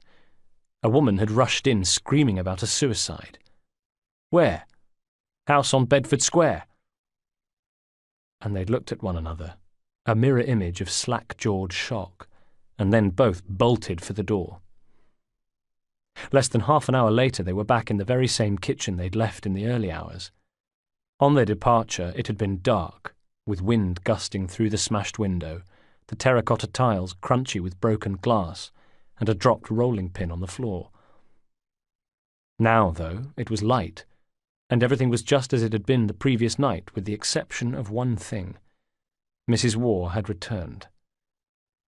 She was hanging from the ceiling lamp, a noose fashioned from linen tight round her neck, head lolling, tongue protruding from blue lips, and a puddle of urine on the tiles beneath her dangling boots. Nobody likes to see a dead body before their elevensies, thought Aberline, and he turned on his heel and marched out. They pissed themselves, you know. Kavanagh, Marchant, the Punishers and the Ghost was still in the office when Aberline and Aubrey announced their presence with a loud, not-to-be-denied, we-are-the-peelers knock, clumped inside and started talking about people pissing themselves. Aubrey was as red-faced as ever, but anger had given Aberline an expression to match, and he glowered from man to man, his eyes alighting finally on the Ghost. "You," he snapped. "Where did you get those cuts?" "Mr. Singh is a labourer, Constable," broke in Kavanagh before the Ghost could answer, "and I'm afraid his English isn't very good. But he suffered an accident in the trench last night." Kavanagh made no effort to be charming or ingratiating with Aberline. He simply stated facts. At the same time, he indicated to Other Hardy, who turned to leave. "Where do you think you're going?" Aberline barked, wheeling on Other Hardy. "He's going where I say he goes, or where he likes, or maybe even to your own station, should he so desire to speak to a sergeant there. Unless, of course, you plan to place him under arrest, in which case I'm sure we're all interested to hear on what charge, and what compelling evidence you have to support it." Aberline spluttered, lost for words. He hadn't been sure how this would go, but one thing was for sure, he didn't picture it going like this. "Now, you were saying—" "About people pissing themselves?" said Kavanagh dryly. "Which people would this be, exactly?" "Those who find themselves at the end of a noose," spat Aberline. "Suicides? Not just toppers, no, but murders too. Anywhere you find a poor soul at the end of a noose, you find some effluent not far away. The bowels open, you see." He paused for effect. "Lucky for Mrs. Waugh that she didn't need number twos." His gaze went around the room. Unreadable Kavanagh, sly Marchant, the three Punishers seemingly having the time of their lives, and the Indian. Aberline's gaze lingered on the Indian the longest, and he could swear he saw something there, a flicker of emotion, and not an emotion out of the gutter either, but a proper one, the kind that Aubrey was always saying he himself could do with learning. Aberline removed his eyes slowly from the Indian, taking them instead to the big guy, the Punisher with the gold tooth. "You," he said. "It was you, wasn't it? You was at the house." The man, Hardy, if Aberline remembered correctly, displayed his golden dentistry, as well as some other splendid specimens. "No, I was here all night, Mr. Bluebottle, as Mr. Kavanagh will confirm." "You just bloomin' watch your sauce-box, you," said Aberline, pointing at Hardy. "Yes, Mr. Hardy," sighed Kavanagh. "Perhaps it might be wise not to excite our visitor here any more than he is already excited. And as for you, Constable, may I reiterate that Mr. Singh, Mr. Hardy, Marchant, Smith, and Other Hardy were all with me last night, and, Aberline, it appears you have a visitor." "Aberline?" the constable heard from behind him, and cringed at the distinctive sound of his sergeant's voice. Just what the bloody hell do you think you're playing at? Chapter 32. Furious, Aberline stepped out into the noise of the tunnel works with Aubrey at his heels, struggling to keep up. Hold up, where are you bleeding going? Yelled his red-faced companion over the never-ending din of machinery. Back to Bedford Square is where I'm bleeding going, Aberline roared back over his shoulder. He reached the wooden gate at the perimeter of the site, yanked it open, and brushed past a sleepy navvy whose job it was to keep the riffraff out. This lot are into it right up to their eyeballs. The stink of it, I'm telling you. Outside in the street, they weaved their way through the human detritus that was either attracted by the commercial possibilities of the dig, traders, hawkers, prostitutes, pickpockets, or genuinely had business in that part of town, and began the short hike back to the home of the unfortunate Mr. and Mrs. Waugh. What do you think it is they're up to their necks in? Aubrey held on to his hat as he tried to keep up with Aberline. I don't know that, do I? If I knew that, then life would be a lot bloody simpler, wouldn't it? He stopped, turned and raised a finger like an admonishing schoolmaster.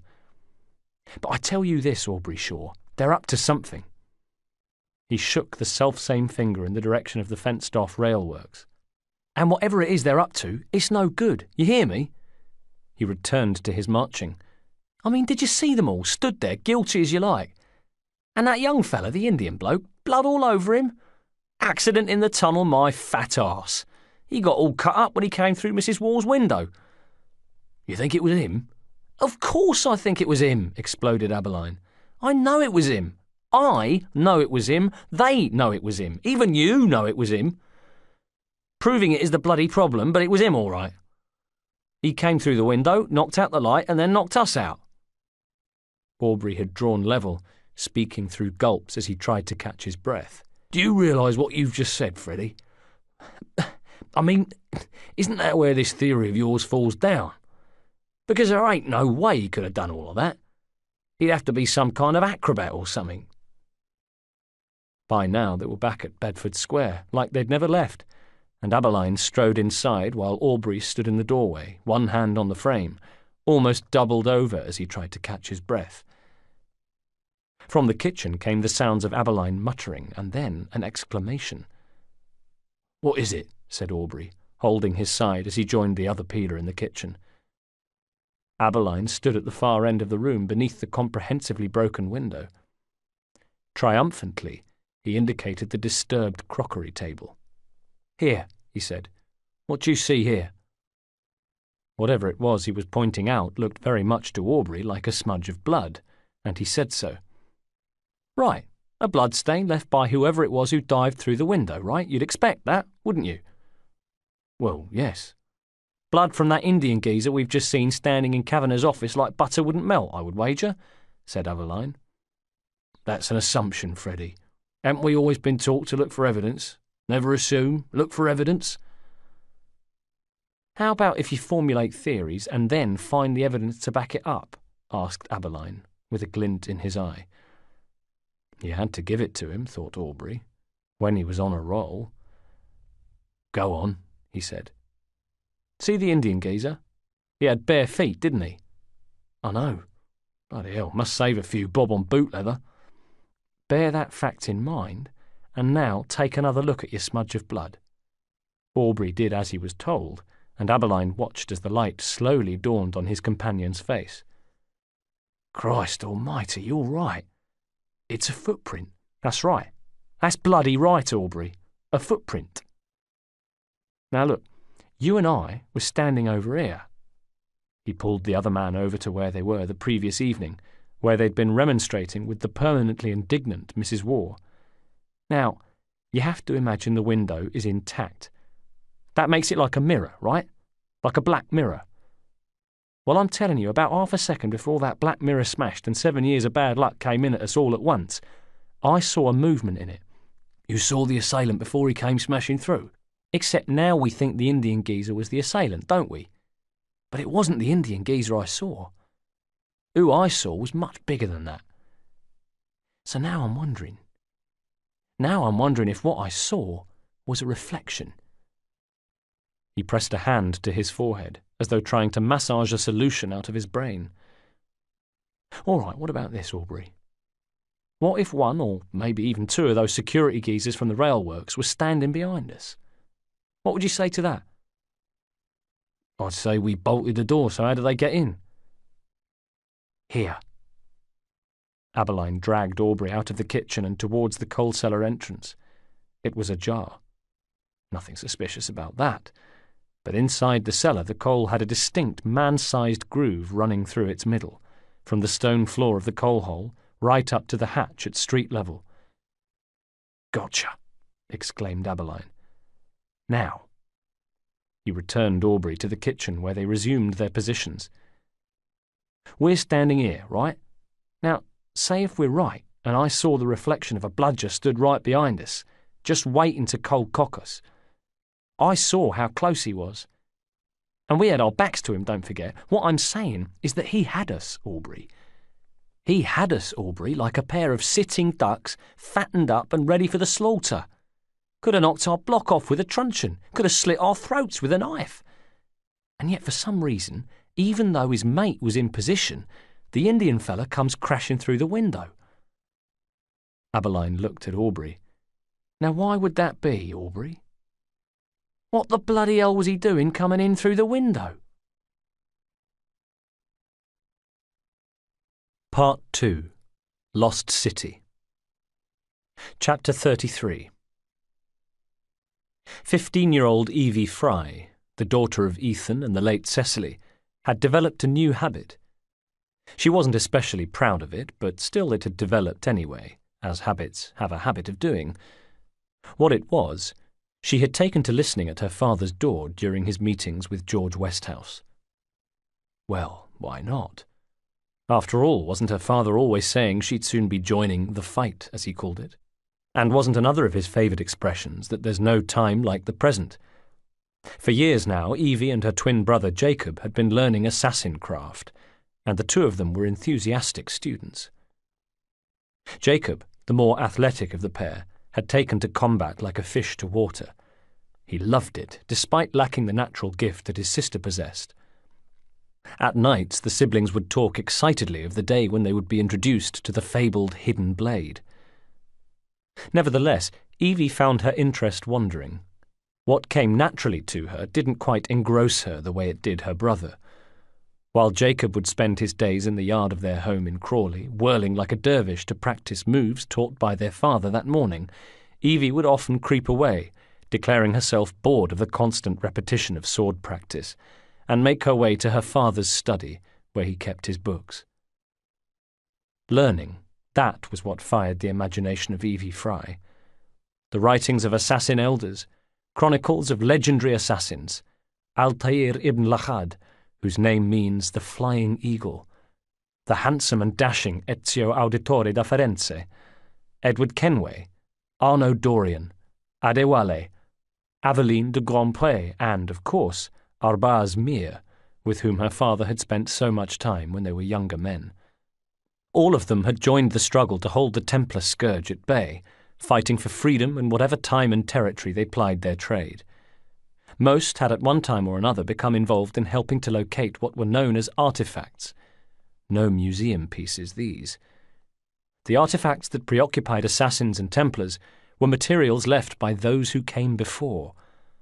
Of them all, the most important were the pieces of Eden. The power they harnessed was said to be biblical, and the knowledge supposedly coded into them was said to be the learning of all ages, past, present, and future. There were some, Altair ibn Lachad, for example, Evie had pored over a transcription of his codex, who had expressed doubt about them, wondering if they were mere trinkets. Evie wasn't sure, and perhaps that formed part of the appeal. She wanted to see these artifacts for herself. She wanted to hold them and feel a connection with a society that existed before her own. She wanted to know the unknowable powers that helped shape mankind. Thus, when she overheard the word artifacts from inside her father's study one night, she had lingered to listen further. And then the next time George Westhouse visited, and then the time after that. Sometimes she asked herself if father knew there were eavesdroppers present. It would be just like him to say nothing, What mitigated her guilt was the feeling that he wouldn't necessarily disapprove. After all, she was merely harvesting early the information she'd be gathering later. "He's a brave one, this man of yours," George Westhouse was saying now. "Indeed he is, and essential to any chance we have of one day taking back our city. The Templars believe us to be reduced, George. Let them think that. Having an agent in their midst gives us a crucial advantage." "Only if he learns something of use to us." "Has he?" Evie's father sighed. "Sadly not. We know that Kavanagh is regularly visited by Crawford, and in particular we know that Lucy Thorne spends a great deal of time at the dig. Lucy Thorne's presence at the site indicates we're on the right track." "Indeed. I never doubted it." "But there's nothing to suggest when the Templars hope to find what they're looking for." "Not yet. But when they do, the ghost is in place to snatch it for us." "And if they already have?" "Then at some point, as he continues to gain their trust, he will learn that and, again, be in the right place to retrieve the artifact and put it into our hands." From behind Evie came a whisper. "What are you doing there?" Startled and straightening with a slight cracking of her legs, Evie turned to find Jacob behind her, grinning as usual. She put a finger to her lips, then ushered him away from the door and to the stairs so they could retire for bed. Evie would tell Jacob what she had learnt, knowing full well that for all he would insist on every little detail, he wouldn't really bother listening. Assassin history, tactics, policy, the artifacts, these were all aspects of the assassin life that Jacob was happy to leave for a later date, when their father was good and ready to teach them. Not for Evie, though. Evie was thirsty to learn. Chapter 34. Months had passed since the events at the war's home, and during those months Aberline had brooded. Occasionally he brooded alone.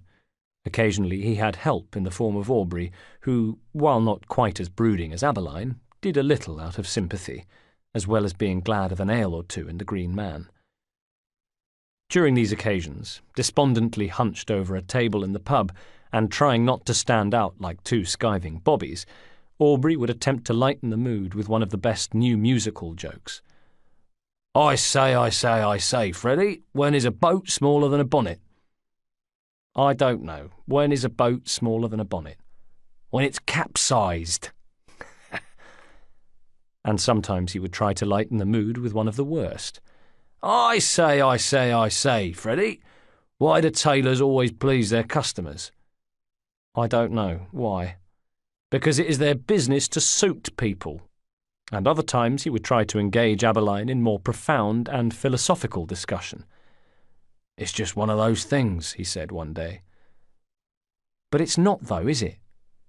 Aberline, who had long since forgotten his no-drinking-on-duty rule, drained the rest of his pint.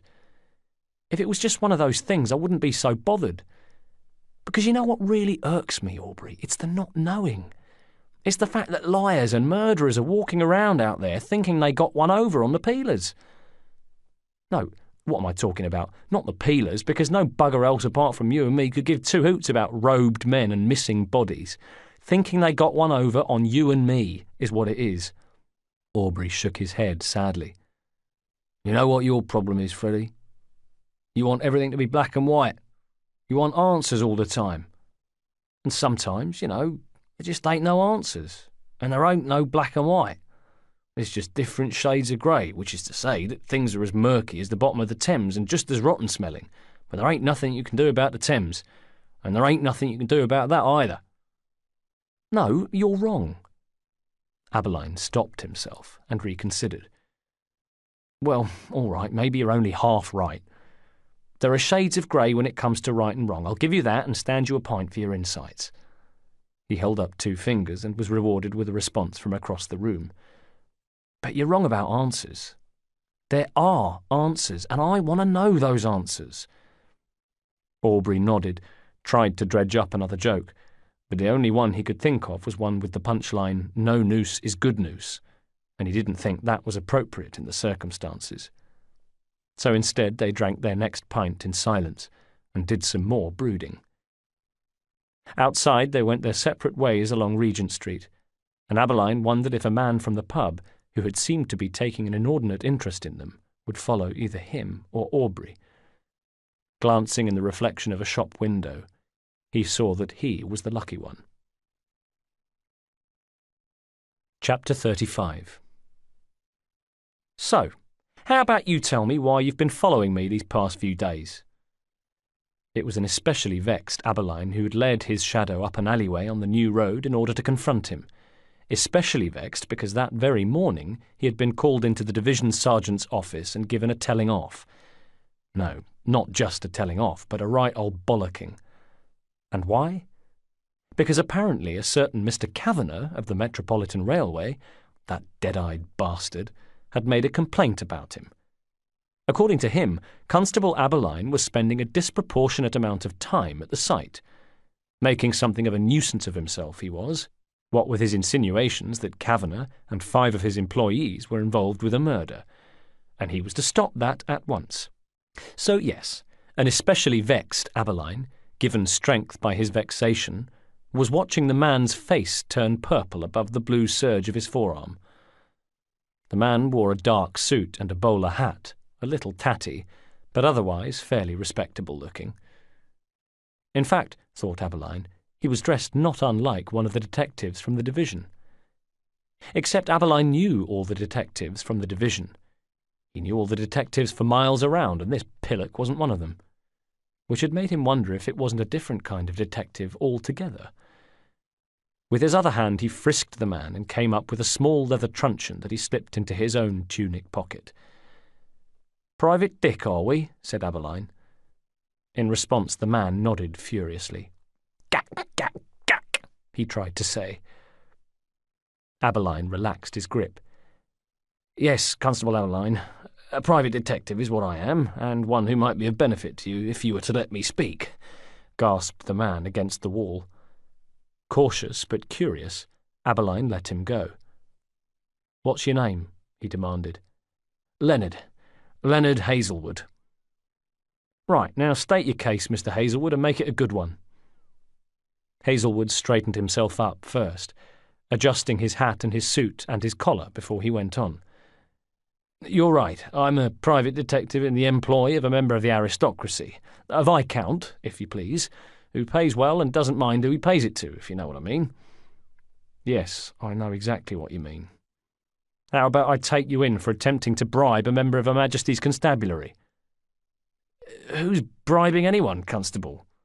I know my business, and I know that the other men at the division call you Fresh-Faced Freddy, and that you like to do things by the book, and that you don't even take a drink on duty." Aberline cleared his throat guiltily. "Yeah, mate, if only you knew."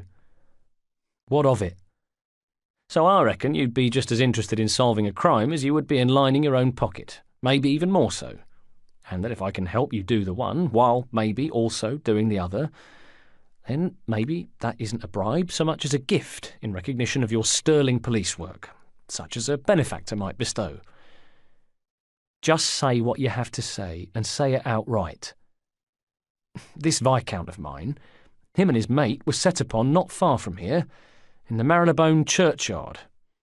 His mate was so viciously attacked that he lost his life there. We didn't have far to travel for his burial then, did he?" "A somewhat off-colour joke, if you don't mind my saying so, Constable." "It's an off-colour joke because I know a load of codswallop when I hear it, and I'm hearing it now. If 2 members of the aristocracy had been set upon in a graveyard and one of them killed right here in the division, I think I'd have known about it, don't you?" Both my employer and the family of the murdered man preferred not to report the matter, in a bid to keep it out of the public spotlight. Aberline curled a lip. "Oh, yes. Up to no good, were they?" "I didn't ask. I've simply been appointed to find and detain their attacker." "Detain, is it? And then what? Deliver him into the hands of the police? Don't make me laugh. Do him down or top him completely is what you've got in mind." Hazelwood pulled a face. "Does it matter? The fact is that justice will be served." "Justice is served by the courts," said Aberline, although these days he wondered if he still believed it. "Not always." "You're right, not always. Not on young nobles who get drunk, take a trollop or two into a graveyard and then find themselves being rolled over by the ladies' pimps, am I right? I mean, unless you're trying to tell me they was in there putting poppies on a grave. One thing you can always depend on the aristocracy to do is get their jollies at the expense of the lower orders. Maybe the tables got turned for once. The detective shrugged. It wasn't a pimp. No simple cash carrier attacked my employer and killed his friend and disabled 2 of his bodyguards. Abeline's eyebrows shot up. They had bodyguards, eh? Bloody hell, you really know how to play on a man's sympathies, you do, don't you? Hazelwood frowned and tugged at his collar again. His neck had reddened. This wasn't going well. This was a dangerous man, Constable. Hardly even a man, they say. And it would be in all of our best interests if he were to be off the streets for good. Abeline was thinking of Aubrey's different shades of grey. He was thinking about justice and how that fitted into the picture when 2 aristocrats took bodyguards for drunken jaunts into the less salubrious parts of town. Why should he care if a lone man taught the bastards a lesson by giving them a good hiding? In other words, a right batty fang. Abeline knew what Aubrey would say. Good luck to the fella. More power to his bloody elbow. For maybe the first time ever, Abeline found not that he didn't care, but that him caring was in abnormally short supply. He chuckled. And tell me, what did he look like, this man who was not even a man? I'll keep an eye out for, what, a monster, perhaps? 6 feet tall and armed to his jagged, pointy teeth, with talons for hands and a roar to split the night. The private detective rolled his eyes. If I didn't know better, I'd say you'd been drinking, Constable. No, when I say not quite a man, I don't mean more than one. I mean a young lad. A young lad? That's right. An Indian boy with bare feet. And they say he fought like the devil. Quite the acrobat he was. Abeline looked at him, suddenly serious, as everything else fell away and all other considerations were sidelined. An acrobat, you say? Chapter 36. The next day, the ghost stood by the shaft, overseeing the work. He clutched lace-up files full of dockets, manifests, schedules, and work rotas to his chest. Marchant had offloaded almost every aspect of his clerk's work onto the ghost, and tending to them all was proving more taxing than anything he could remember doing ever, and that included learning the finer points of the cookery with Ethan Fry. One of the foremen approached, wiping his nose on his sleeve. "Shall I toll for the shift change, Mr. Singh?" The ghost looked at him without seeing, trying to focus on words he wasn't used to hearing, specifically the words Mr. Singh. "Oh, yes," he said at last. "Thank you." And then he watched as the foreman touched a hand to his forelock and stepped away, still not quite accustomed to this sudden change of events. Indian was what they called him, the men, up until he started at his new post. But now, Mr. Singh. It had respect, power even. Because, yes, what was respect if not a kind of power? For the first time in his life, the ghost could understand its allure and the constant pursuit of it. For with power came money and influence, and, perhaps most importantly, it meant being heard. And these things were as seductive as love, friendship, and family, probably more so because they spoke to selfish ego rather than the gentle heart. Yes, he'd allowed himself to think, I could, in another world, get used to being called Mr. Singh. I could come to truly enjoy that. Indeed, he had no choice, what with his new exalted position at the dig. Through Marchant, Kavanagh had insisted the ghost smarten up. Hardy had handed him a brown paper bundle. "Here you go, mate. Some new kecks and boots, a shirt and a jacket for you. Hat in there, too, if you want it." That night at the tunnel, the ghost had tried on his new ensemble for Maggie's approval. "Well, what a swell! You look quite a man about town," she told him when he was all togged up. "You'll have all the ladies after you, if they're not already." The ghost smiled, and Maggie felt her heart open at the sight of that smile, just as it had on the night they had met, and now, Just as she had then, she thought to herself, if only I were 40 years younger. In the event, the ghost had done away with the hat. He never much liked his railwayman's cap. He'd give it to someone further up the tunnel. The trousers were way too short, and the ghost thought this was probably Hardy's evil trick. But the Punisher would have been disappointed to know that the shorter trousers, flapping just above the ankle, suited the ghost just fine. He gave the boots to Maggie. She gleefully tore out the laces before putting them on. Her old ones she'd passed to another tunnel dweller. And the next day he went back to the site, literally a changed man. The work was demanding. All his time was spent scratching out names and numbers on the various schedules Marchant presented to him, as well as keeping up with the constantly changing shifts, or liaising with the many foremen, some of whom had taken Indian's appointment better than others. Interestingly, he'd found that a sharp but soft word accompanied by a glance to the office was enough to set any recalcitrant foreman straight. It wasn't respect that ruled, he knew. It was fear. Nevertheless, his primary purpose of being here was not to ruminate on ideology or learn new workplace skills. It was to spy on behalf of the Brotherhood, to ascertain exactly what the Templars were up to, and in that regard he'd been slightly less successful. For a start, his new work kept him busy. Secondly, he rarely had an excuse to visit the office where the plans were kept. One day he had looked up from his vantage point by the cranes to see Crawford Starrick and Lucy Thorne arrive, the two of them picking their way across the mudflats before disappearing inside.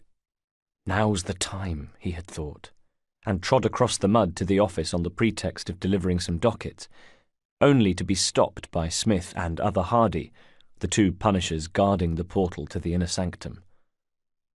They'd taken the documents from him and sent him away. The ghost's introduction to Kavanagh's immediate circle was only theoretical, it seemed. Perhaps they were still testing him. Indeed, not long after that was an incident that the ghost was still puzzling over. It came one late afternoon when the ghost approached Marchant on the mudflats. Shouting to make himself heard over the racket of a steam engine laden with spoil, he had tried to hand the site manager the rota, just as he did at the end of every shift. "All in order, sir," he said, indicating the hive of industry behind him.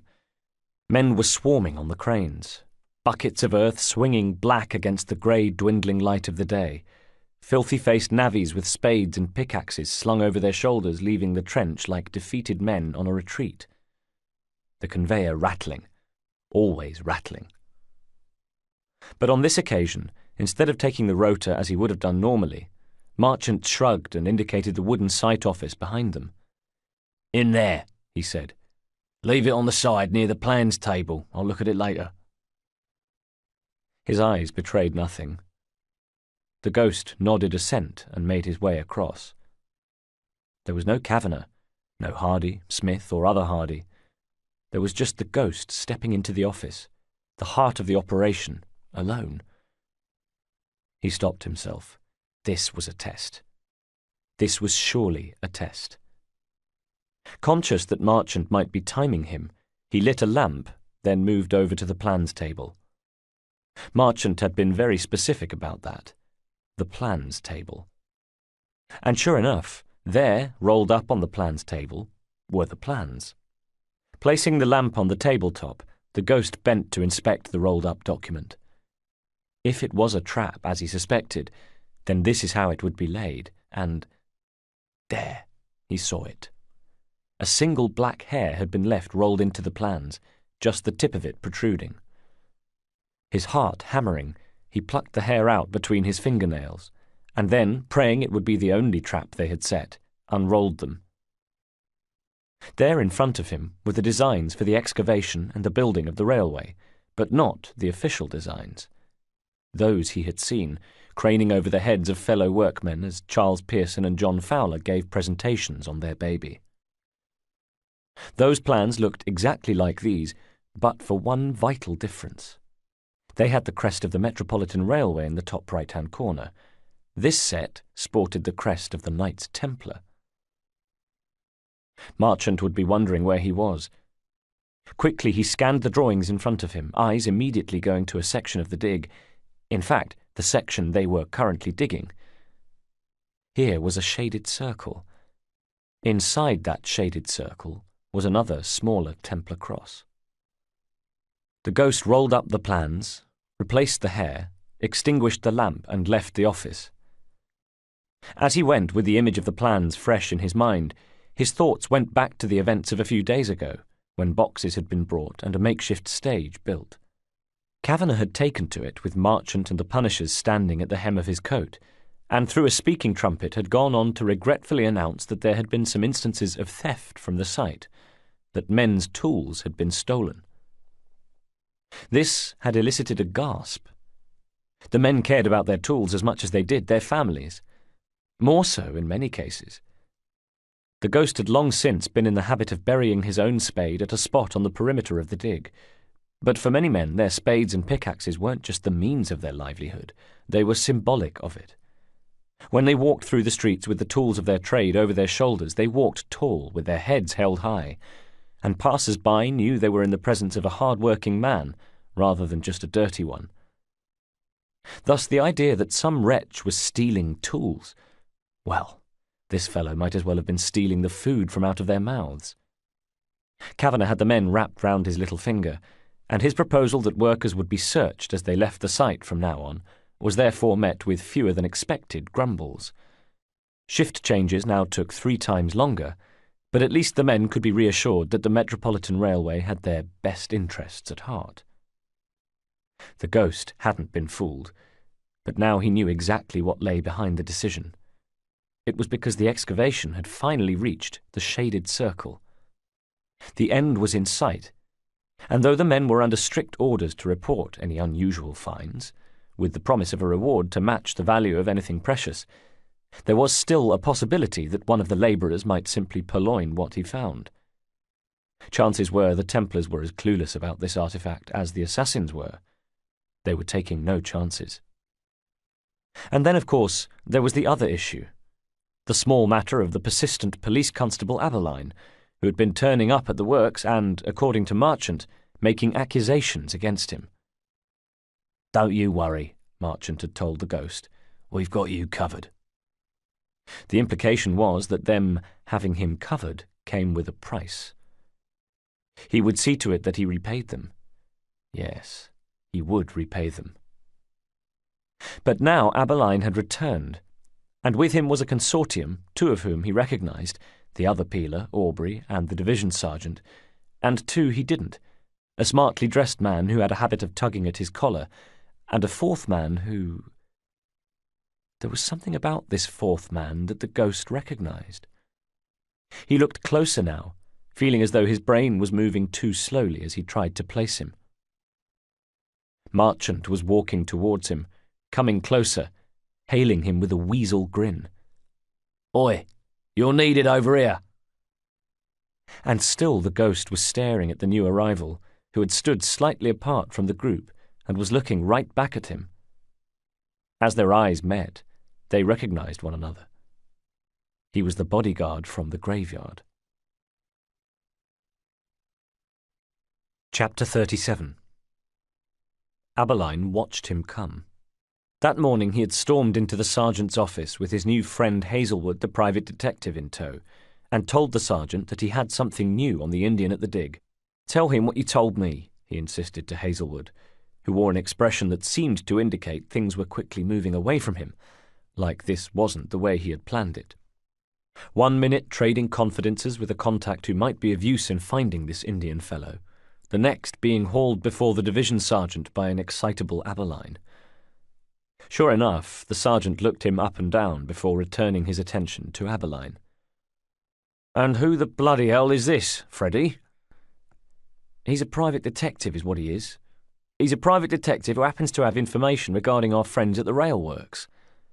"Oh, not the bloody railworks," sighed the sergeant. "Please, not the bloody railworks again. Now, hold on a minute."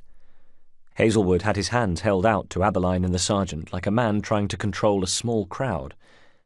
"I've been asked to locate a young thug involved in a brutal attack on a member of the aristocracy who wishes to see justice served.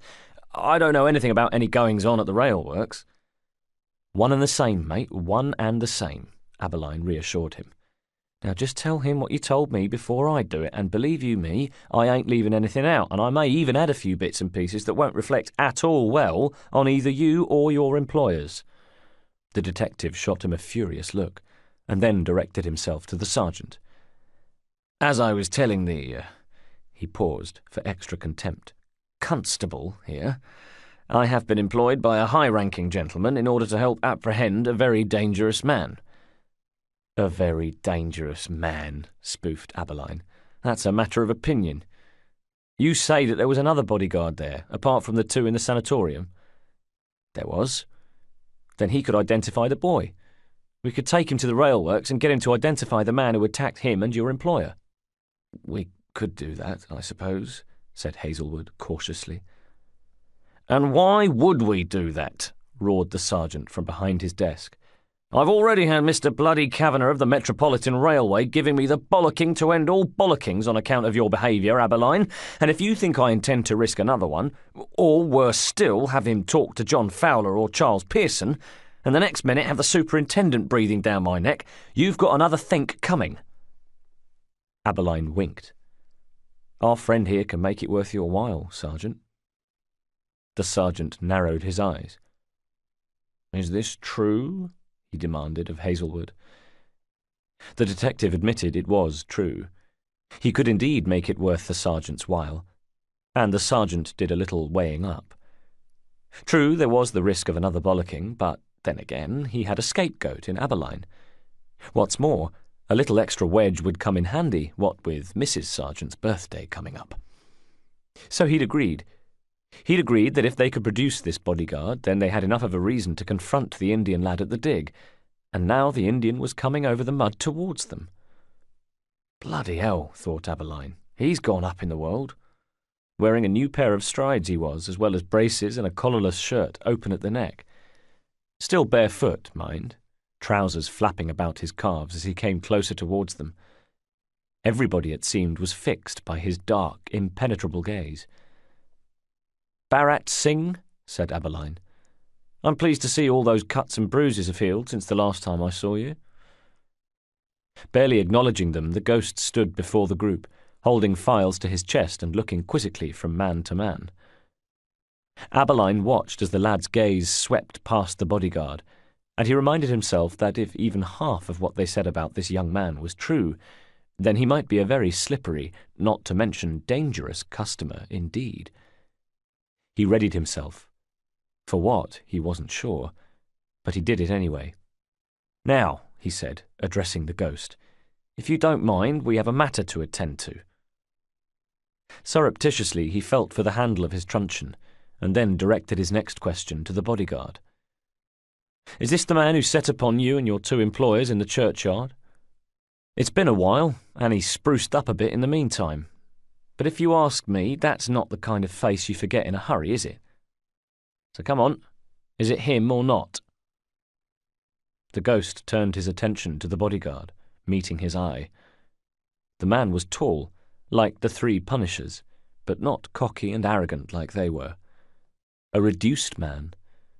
The encounter in the graveyard had left him changed, but here was his opportunity to recover some of that lost pride and dignity. Aberline's fingers flexed on the butt of his truncheon. Aubrey was ready too, and the punishers stood with their eyes narrowed, hands loose by their sides, ready to reach for whatever concealed weapons they carried as they awaited their next set of orders and anticipated bloodshed. And every single man there expected the bodyguard to give the answer, yes. So it came as something of a surprise when he shook his head and said, No, this ain't the man. Chapter 38. So, what is the truth of it then? Asked Aberline.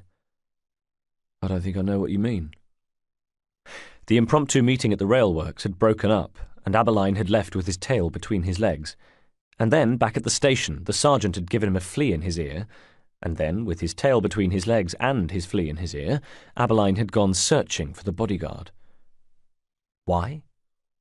Because he'd seen the look on the geezer's face, and he'd seen the look on Bharat Singh's face into the bargain, and there was something there. Non-recognition, my arse. Those two know each other. They had a... well, strange as it may sound, but Aveline would have said he'd witnessed a kind of grudging, mutual respect pass between them. So the next order of business was to find the bodyguard, which wasn't difficult. He'd done it with Hazelwood the previous day, and this afternoon he found the bodyguard in the same place, the 10 Bells on Commercial Street in Whitechapel, a favourite haunt of prostitutes and blaggers, the occasional police constable, and disgraced former bodyguards attempting to drown their sorrows. "You're protecting him, is what I think," said Aveline. Without a word, the bodyguard picked up his drink and moved to a table in the snug. Aveline followed and sat opposite. "Someone paying you to protect him? Is that it? Not a man in robes by any chance?" No answer. "Or perhaps you're protecting him out of the goodness of your own heart," said Aveline. Now the man looked up at him with sorrowful eyes, and Aveline knew he was on the right track. He pressed the point home. "What if I were to tell you that I had my own suspicions about this young Indian man? What if I were to tell you that I think he might well have saved my life the other day, and that, in fact, far from trying to put this fella in the clink, I'm actually beginning to wonder if he might be on the side of the angels?" Another pause, and then the bodyguard began to speak in a voice that rumbled from between his hunched shoulders. "Well, then you would be right, Constable. Because if you ask me, he is indeed on the side of the angels. He's a good man, a better man than either you or I will ever be." "Speak for yourself." "So he was in the churchyard that night, then?" "He was indeed, and there wasn't no setting upon anyone being done. There was a wrong with which I was involved, to my shame, a wrong that he put right. My employers at the time, 2 knobs, were doing down a dolly mop just for kicks, because they could, and me and my mates were looking out for them. Ours not to reason why and all that." Aveline gave a thin smile of recognition. "And this young man turns up, the only passer-by who did anything more than react to her screams with mild puzzlement. And when the 2 knobs wouldn't stop their game, he stopped it for them. I've never seen anything move so fast, I'm telling you, boy, man, or animal. He bested all of us, including yours truly. He did it in the blink of an eye. And we deserved it. Every last one of us. We had it coming. So if you're asking why I didn't identify him at the railworks, and if you're sincere when you say he's a decent man, and as long as you're asking me in the snug of the 10 Bells, knowing I'll deny it at the site, at the station, or if I'm up before the beak, then yes, it was the same man. And bloody good luck to him." Of course it was the same man. Marchant and Kavanagh had met Hazelwood at the Travellers' Club on Pall Mall, where they took him to the smoking room overlooking Carlton Gardens. Kavanagh was a member at the Travellers, nominated by Colonel Walter Lavelle shortly before Kavanagh had killed him. Marchant, as Kavanagh's right-hand man, was also familiar with the club. Hazelwood, on the other hand, was agog, or, as he'd later say to his wife, as excited as a dog with 2 cocks. Men like him weren't accustomed to being entertained in the Travellers' Club on Pall Mall, and he smelled money, as well as maybe the chance to solve this bloody case into the bargain. And maybe, if he played his cards right, the chance to solve the case and make a bit of extra chink on the side. Not forgetting, of course, the fact that it was a swanky old place and no mistake. Around them was the laughter and raised voices of drunken lords and gentlemen getting even drunker, but it was hard to imagine Kavanagh participating. He sat in a voluminous leather armchair with his hands on the armrests, wearing a smart black suit with flashes of white shirt at the collar and cuffs. But even though he fitted in among the toffs and swells, Kavanagh radiated a certain danger, and it was telling that when the occasional passing gentleman greeted him with a wave, their smiles dipped momentarily, more as though they were paying their respects than saying hello. "You think the man who attacked your client and my employee Bharat Singh are one and the same?" he asked Hazelwood now. "I'm sure of it, sir." "What makes you so sure?" "Because when I hear hooves, I look for horses, not zebras." Marchant looked confused, but Kavanagh nodded. In other words, you think logic dictates it must be the same man. That I do. That and the fact that I spoke to our friend the bodyguard afterwards, and it was pretty obvious that for reasons best known to his own self, he was keeping quiet about it. Then perhaps we need to persuade the bodyguard, said Kavanagh, and Hazelwood thought, money, and wondered if some of it might be coming his way. Tell me, said Kavanagh, if this young Indian man set upon the bodyguard and, 4 other men, in an unprovoked and vicious attack, then why would the bodyguard want to protect him? Hazelwood looked shifty. At a nod from Kavanagh, Marchant took folding money from his pocket and laid it on the table between them. Here we go, thought Hazelwood, palming it. Well, he said, I only know what I've been told, but it seems the Indian lad took it upon himself to rescue a damsel in distress who was being used as a bit of a plaything by the 2 toffs. Kavanagh nodded, eyes flitting around the wood-panelled room. He knew the type. Getting their jollies, were they? By the sounds of things. Your man, this Indian boy, was quite the dervish, it seems. He took on the lot of them and won, and by all accounts carried the poor tale they was doing down off into the night. I see, said Kavanagh. He paused for nearby laughter to die down. Well, Mr. Hazelwood, I thank you for your honesty and for bringing this matter to our attention. If you leave it with us, we should like to conduct our own investigations. Perhaps when this process is complete, and assuming that our findings are in accordance with your own suspicions, we can join forces so that we can root out the bad apple, and you can get your man. When Hazelwood had left, a happy man, Kavanagh turned to his companion. We shall be true to our word, Marchant. We shall look very closely into our interesting Indian colleague. Chapter 39.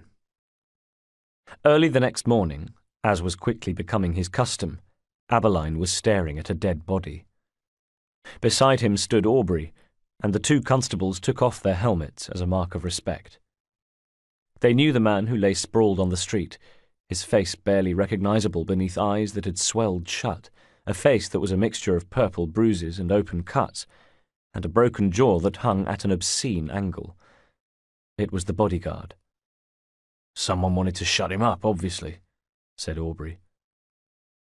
No, replied Abeline thoughtfully, staring at the corpse and wondering how many more had to die. I don't think they were trying to shut him up.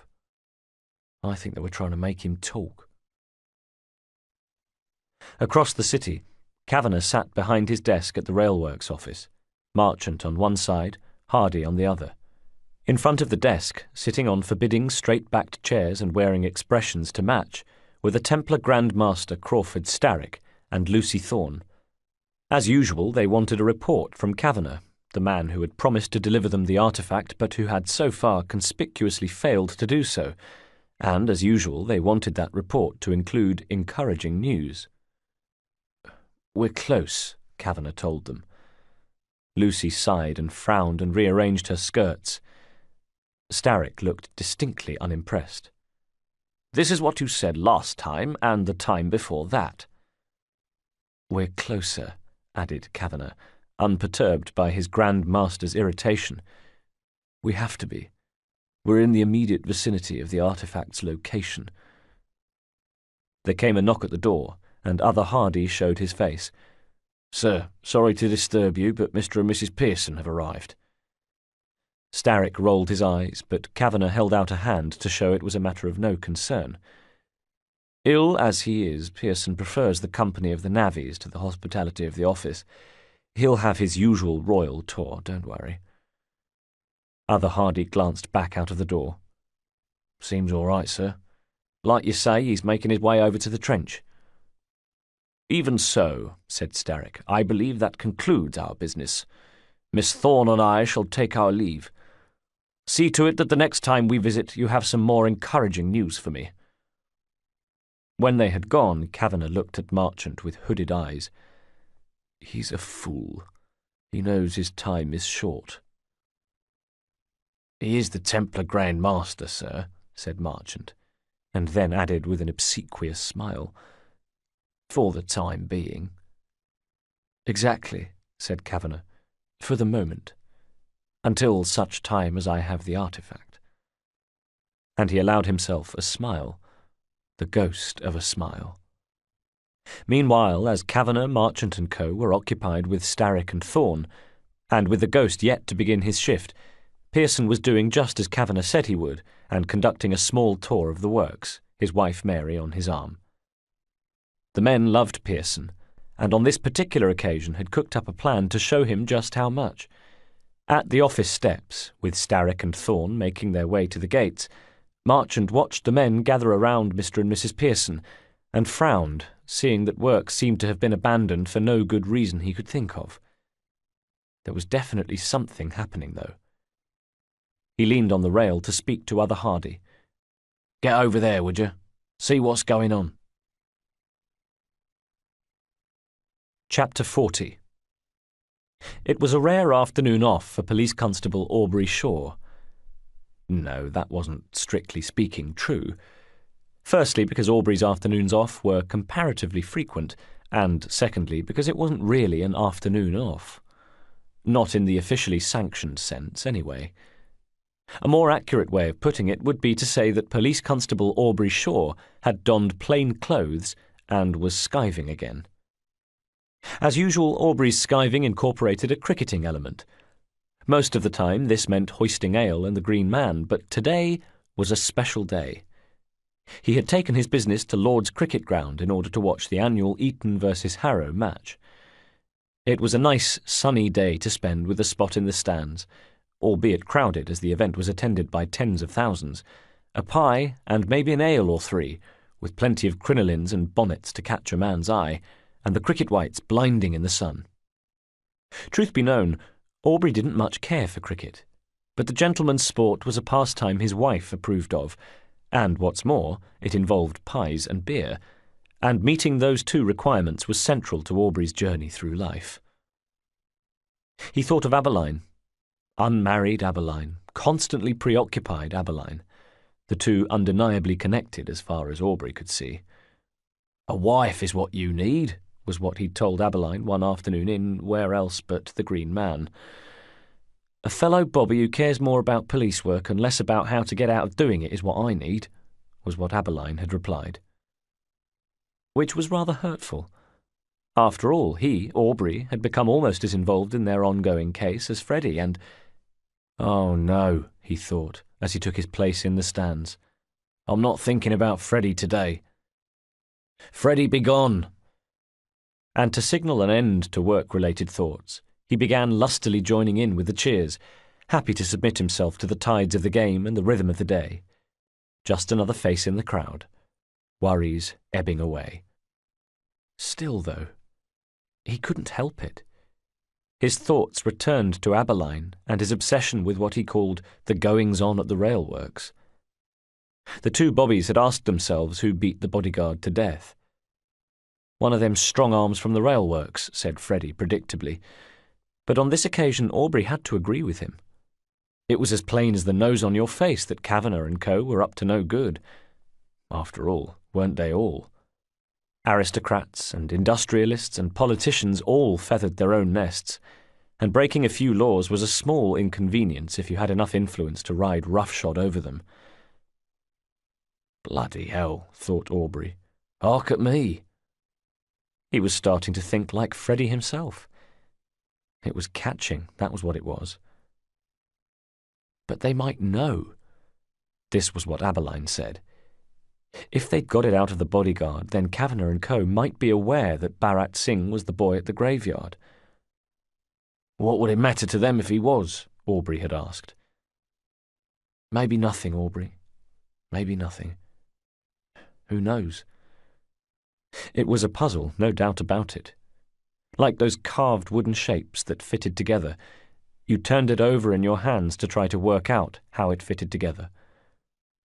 A combination of cogitation, ale intake, the sheer volume of other spectators, and the fact that he was here at Lord's on an unofficial day off, and probably wouldn't have noticed anyway, meant that Aubrey wasn't aware of 3 men who had barged through the crowds to take places at the rear of the stand.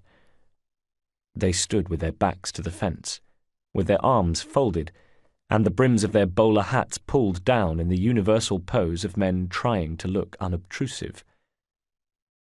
The 3 men weren't watching the game from beneath the brims of their hats. Their gaze was fixed firmly on Aubrey Shaw. Chapter 41. The last occupant of the darkness had been Jayadeep Mir some 3 years ago. Nevertheless, the rooms had to be maintained, and so, as regular as clockwork, AJ and Kulpreet would take the steps down from the meeting house to sweep out the chambers and allow fresh air from outside to temporarily banish the dank air of gloom that otherwise hung about the place. And as regular as clockwork, AJ would think it a great joke to lock Kulpreet in one of the rooms. Clang. He'd crept up on her and, before she could stop him, done it again. Only this time, instead of standing outside, snickering and mocking her as usual, he was making off down the passageway. Her shoulders sank with the sheer boring inevitability of it all. Would he ever grow tired of it?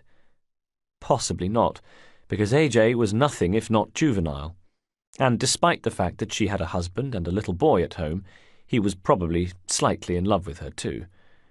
And in her experience that was a very tedious combination in a man. Exasperated, she called through the viewing aperture, "AJ, not again," cursing that he'd been able to sneak up on her like that, the rat. There was silence from outside. AJ had gone. Damn his eyes. She hoped it wasn't one of those days when he decided to string out the joke. He'd left her in there for half an hour once. Thank heavens she'd long since learnt to bring a candle into the chambers with her. "AJ," she called again, the words falling flat on the dank stone. She rattled the door, the sound bouncing away into the darkness. "AJ, this stopped being funny months ago. Open up, will you?" Still there came no sound from outside, and, come to think of it, she hadn't heard him for a while. AJ wasn't one for keeping quiet. Even with him upstairs and her downstairs, he would have been calling to her, making bad jokes and puns, teasing her. In fact, when was the last time she'd heard any voice other than her own? You could lose all sense of time down here. From outside the door came a sound that made her jump. "AJ," she said sharply, but brought her leading arm to bear, tensing her wrist in readiness. And then he was there, face at the window, grinning at her. "I got you that time, Kulpreet. You thought they'd come to get us, didn't you?" Right, she thought, and she arched one eyebrow and engaged her blade, precision controlling its length so that it shot through the aperture and into the tip of AJ's nostril. Not just one of the Indian Brotherhood's best with a sword, Kulpreet was also one of the best with a blade, and it was a perfectly judged, expertly balanced deployment. "Impressive," said AJ, with a newly acquired nasal twang. He was pinned in place by the blade, knowing that the slightest movement could effectively slice open his nostril, and thinking that, by God, she kept that thing sharp. Constantly greasing and recalibrating it, she was. "It'll never jam, AJ," she'd tell him, sliding the blade into its housing, and then follow it with her best disapproving stare. Not like some others I could mention. Kulpreet kept her blade where it was. "Toss me the keys," she said, and then when he'd done as he was told and was free again, barged angrily past him on her way to the door. Upstairs they locked up and prepared to leave for the night. Kulpreet studiously ignored AJ, which she knew was a far worse punishment for him than a hidden blade up his nose. As she did every night, she placed her flat-bladed sword into the wall rack, kissed her fingers, and touched them to the fine Indian steel, before joining AJ at the meeting-house door. The 2 assassins said their parting words, then slipped outside and locked the door behind them. Neither noticed faces in the crowded street that watched them leave with interest, and then moved to follow. Chapter 42. What a great day, thought Aubrey, as he joined the thousands of spectators leaving Lord's. He was a little merry, if he was honest with himself. Merry enough to decide to sweet-talk a flower girl on a deal for a bunch, take the flowers home to Marjorie, and tell his wife he loved her. Merry enough to have forgotten all about acrobatic Indian boys and mysterious disappearing men in robes, and way too merry to notice the 3 men who were following him, their heads bowed and their hands in their pockets, in the classic manner of men trying to look inconspicuous. He was even merry enough to consider hailing one of the growlers constantly popping to and fro, but then decided against it. Best to sober up a bit. Just a bit. And so he kept on walking, turning off the main drag into quieter side streets, leaving the crowds and clopping hooves behind as he weaved his way through darker streets where the constant sound of running water reminded him that he needed a piss, and he ducked into an alleyway to relieve himself. Because in the end it's the small things that matter as much as the big ones. A stolen pocket watch that is slow, a man in need of a piss. Aubrey sensed the light in the alleyway change before he saw anything, and still putting himself back into his trousers, he glanced to one end and saw that in the mouth of the alleyway stood a figure. Then back at the other end, another figure. Aubrey shivered. Any other day and this would be a pair of muchers, the street ruffians who preyed on the poor souls who were too drunk to offer much resistance. And of course Aubrey could deal with them all right, drunk or sober. But this wasn't any other day. And besides, he fancied he recognised the 2 men who blocked both exits, and that made it worse than a pair of muchers. They were moving up the alley towards him. A 3rd figure had appeared at the mouth of the alley. Aubrey desperately wished he had his truncheon, but knew it would be no good. He cast his eyes at the streaming wall in front of him in the hope that a ladder might magically be present, and then back at the men, who were upon him now. He recognised the grinning faces in the second before the light went out, just as he'd known he would. Striding through the streets of Amritsar in their robes, Kulpreet and AJ had been preoccupied with their own thoughts, which was why they didn't notice until it was too late that the crowd had seemed to dematerialise, and in the street before them was a line of 7 men in matching brown suits. Curses! They wheeled round. The street was emptying. Behind them was another phalanx of men in brown suits, nervous crowds moving away from them like ripples from a dropped stone. A tempo of fear increased as the brown suits began to produce kukris from within their coats. Over a dozen blades versus 2. AJ and Kulpreet looked at one another. With a reassuring smile, she pulled her cowl over her head, and he did the same. And then he reached to give her 3 quick taps and a squeeze on her upper arm, and she responded to the code with a nod. They knew what to do. Mentally, they both counted 1, 2, 3, and then in one coordinated movement went back to back, deploying their blades at the same time. It was a measure of how quiet everything had become that the noise of this was audible, and a measure of how confident the brown suits felt that they didn't even flinch, didn't even look nervous. The one in the middle was the leader. He gave a whistle and rotated a finger. As one, the brown suits began to advance, the end of each line edging forward, closing the circle in the hope of trapping AJ and Kulpreet at its centre. "Now," said Kulpreet, and they made their move. She dashed to a canopy on her left, and he went in the opposite direction, and both reached their respective targets before the brown suits could get to them. AJ's blade was back in its housing as he hit the wall running, his bare feet clinging to the stone as he reached for a sill and heaved himself up. 2 more grunting efforts and he was on the roof traversing the building, jumping down to the street on the other side and sprinting into a passageway. At the end was one of Amritsar's street walls separating one thoroughfare from the next, and AJ went for it now, knowing he'd be home free if he could scale the wall and get over. He never made it. The brown suits had anticipated his move, and as AJ reached the end of the alleyway, they appeared, taking him by surprise. He stumbled and saw a kukri flashing towards him, and acting on instinct, brought his hidden blade arm into defence, engaging the steel. Only the blade didn't engage. It jammed. Chapter 43.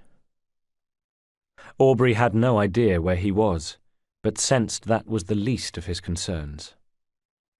What mattered was that he was bound to a chair in a room that was dark, apart from a flickering orange glow given off by lamps bolted to the walls, while in front of him stood the three punishers, gazing at him with smiling dispassion, preparing to do their work. Hardy moved forward. He pulled on black leather gloves and then from his jacket pocket took a pair of brass knuckles that he slipped over his fingers.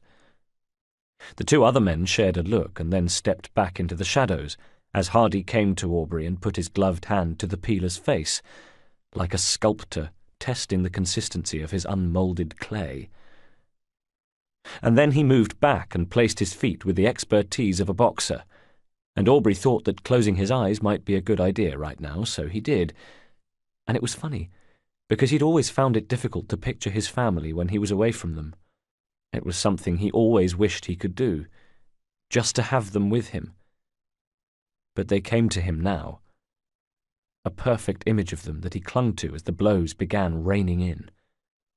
There was that, at least, to be said for being beaten up. Thank God for small mercies.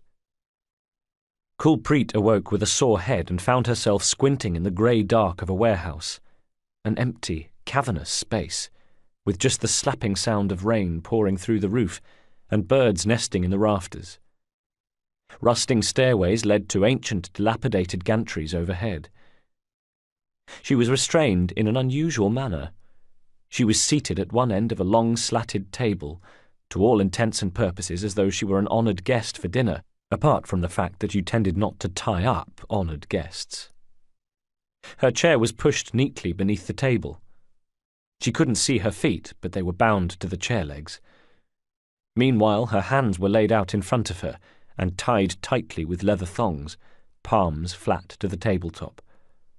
They were placed almost as though she were about to receive a manicure. In a sense, she was. A few inches from her fingers, laid very deliberately so that she could see them, was a pair of pliers, the sort of rusting pliers one might use to extract a fingernail. She knew of this torture, of course, the cumulative pain. Apparently there was an assassin who had managed 5 before he broke. As far as she could tell, there were 3 brown suits in the warehouse with her. With a clenched jaw, she watched as one of them inspected her hidden blade. And if there was one thing that made her angry, beyond being captured, beyond having it taken from her, and beyond being told by sniggering brown suits that AJ had been cut down like a dog in the street, it was that. They had AJ's blade as well. Another Templar thug stood at the end of the table, turning it over in his hands.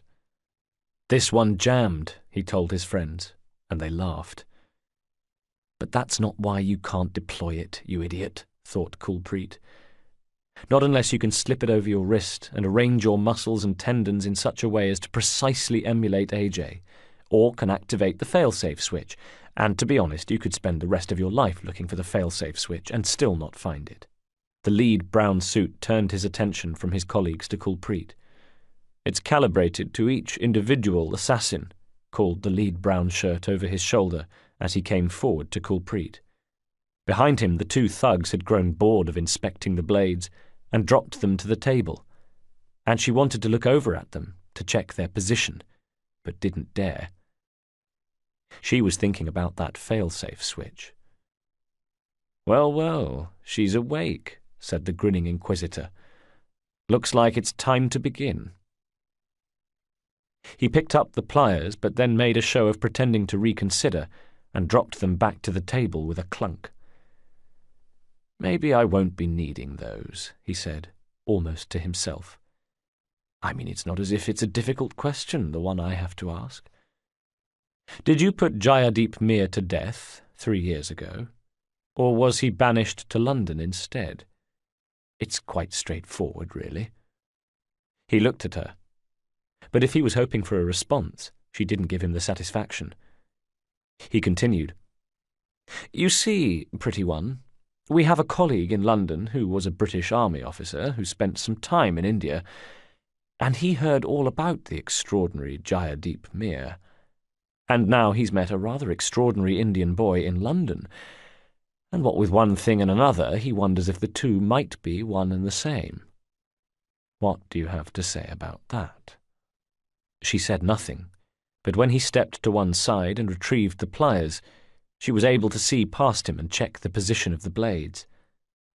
Now she needed to check the stability of the table, and she feigned a helpless fury, shaking herself as though trying to wrench free. The men shared an amused glance, but she'd learnt what she needed to know. The table was not secured to the floor, but it was heavy, too heavy for her to tip by herself. She'd need help to do that. But if she could tip it, then maybe she could reach one of the blades. "Water," she said softly. "I beg your pardon?" said the Inquisitor. He'd been turning the pliers over in his hand, staring at them fondly.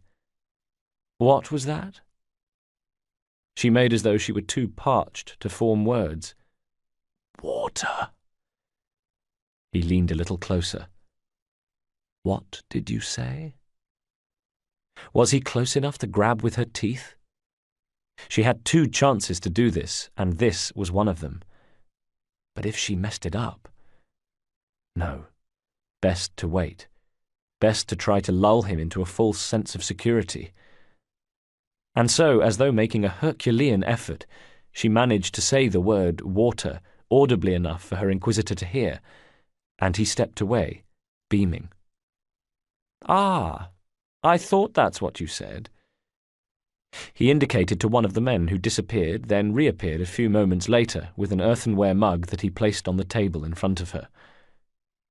She made an attempt to reach for it with her teeth before fixing him with a look of appeal, and with a smile he picked up the mug and lifted it to her lips, excited at having this beautiful woman so much in his control that she needed help even having a sip of water. Oh, how he was going to enjoy what came next. The Inquisitor was a man who enjoyed his work. He was good at it. He was an expert when it came to inflicting pain. It shot up his arm. With her teeth she had clamped onto his hand, and she wasn't just biting him, she was eating him. Oh my God, she was eating him alive. He yelled in agony. The mug dropped but didn't smash. Kulpreet kept her teeth clenched on the Inquisitor's hand, tasting sweat and dirt, and wrenching her neck at the same time, maximising his pain, and using every ounce of her strength to bring him closer. At the same time, she tipped the legs of the chair out to one side, resting all her weight on her forearms as she used them to slam into the Inquisitor's shins, sending him off balance and increasing the speed of his downward journey, so that at last he sprawled to the table, face breaking the earthenware mug as he made contact. And if that added to his pain, then great, thought Kulpreet, but that wasn't her main objective, because what she needed to do now was... And with all her might, and using the weight of them both, she bore down on the table, which tilted so the blades came skidding down the surface towards her waiting fingertips. The Inquisitor was in the way, so she couldn't even see them come, but she felt one reach her fingertips just as he managed to yank his hand free of her mouth, and she gasped with her own pain as one of her teeth went with it. Blood and torn flesh were round her mouth, but she didn't care about that now. All she cared about was the blade she was turning over in her hands, feeling for the failsafe. Over the body of the Inquisitor she could see the other 2 men exchanging an amused glance before reaching for their kukris, because, after all, what could she do? The odds were not in her favour. Even with a blade she was still tied to a chair, and there were 3 of them and a locked door. Skilled and clever and lucky as she was, there wasn't enough luck in the world to save her now. They knew it. She knew it. They all knew how this would end. She would tell them what they wanted to know, and then she would die. Kulpreet realised this, of course. But the object of getting the blades was not to use on her captors. It was to use on herself. But still, thank God for small mercies, because she had the opportunity to take one with her, and so as her thumb went to the failsafe switch, she did what looked like an odd thing. She brought her face close to the throat of the Inquisitor, who was still trying to pull free of her. She brought her face close to his throat, as though she were trying to look at something closely there, and because of the position of her arms it looked as if she were taking him in a lover's embrace, pressing her flesh to his. One of her captors realized her true intention, but it was too late. She had already rammed the blade housing up to the Inquisitor's neck, and then, with her eye still at his throat, released the blade, which shot through him and into her. Just before Kulpreet died, she thought of all she had done. She thought of her husband and little boy at home, who would be wondering where she was. She even thought of poor old AJ. Well, I'll be joining you soon, old friend. And she thought of the Brotherhood and wished it well, and it was with a heavy heart that she knew the struggle for a better and fairer world would have to continue without her. And as the point of the blade drove through her attacker's neck, and into her own eye and into her brain, Kulpreet knew this was a better death than the one they had planned for her. But she wondered if it was a noble death. She had told them nothing, and she hoped that would count for something. She hoped the council would decree that she died with honour. Chapter 44. 2 days later, on the harbour at Amritsar, 3 men in brown suits intercepted an assassin messenger. The 3 men killed the assassin, made sure to retrieve the message he'd been due to deliver to London, and then bundled his body into a wagon for pig feed. As instructed, the message was handed to Templar codebreakers, who set about decoding it, a process that took them a week or so. "Urgent," it said when translated. "Mission possibly compromised. AJ and Kulpreet dead, may be tortured for information. Suggest abort mission at once." And then at the bottom, "Ethan, look after my son." Chapter 45. Aberline was in the Green Man, but not drinking today. Not brooding nor drowning his sorrows.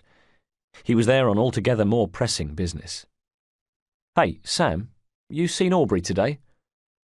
"Not seen him for a while, Freddie," replied the barman. "No, tell a lie. He popped his head round the door earlier, on his way to school's day at Lord's." Freddie shot the barman a confused look, and Sam was disgusted in return. "What the bloody hell are you doing in here if you don't even know about the Eton-Harrow match?" "All right, keep your hair on. What's left of it. Aubrey was on his way there, was he?" Sam suddenly pulled a face, as though he'd said too much. "Well, no, he was on duty, wasn't he?" Now it was Aberline's turn to be exasperated. "Look, you can't tell me anything about Aubrey I don't already know. He was on a skive, right?" Sam slapped a bar towel over his shoulder and gave Aberline the kind of reluctant nod that wouldn't stand up in a court of law. "Right," said Aberline. "Now we're getting somewhere. He came in here to—" "Oh, I know, he came in here to change his clothes, did he?" Another reluctant nod. "All right," said Aberline, sliding off his stool and about to make for the door. "When he comes back for his uniform, tell him I'm looking for him, would you?" "Bloody hell, everyone wants old Orbs at the moment, don't they?" Aberline stopped and turned. "Come again?" "Like I say, seems like everyone wants to talk to Aubrey."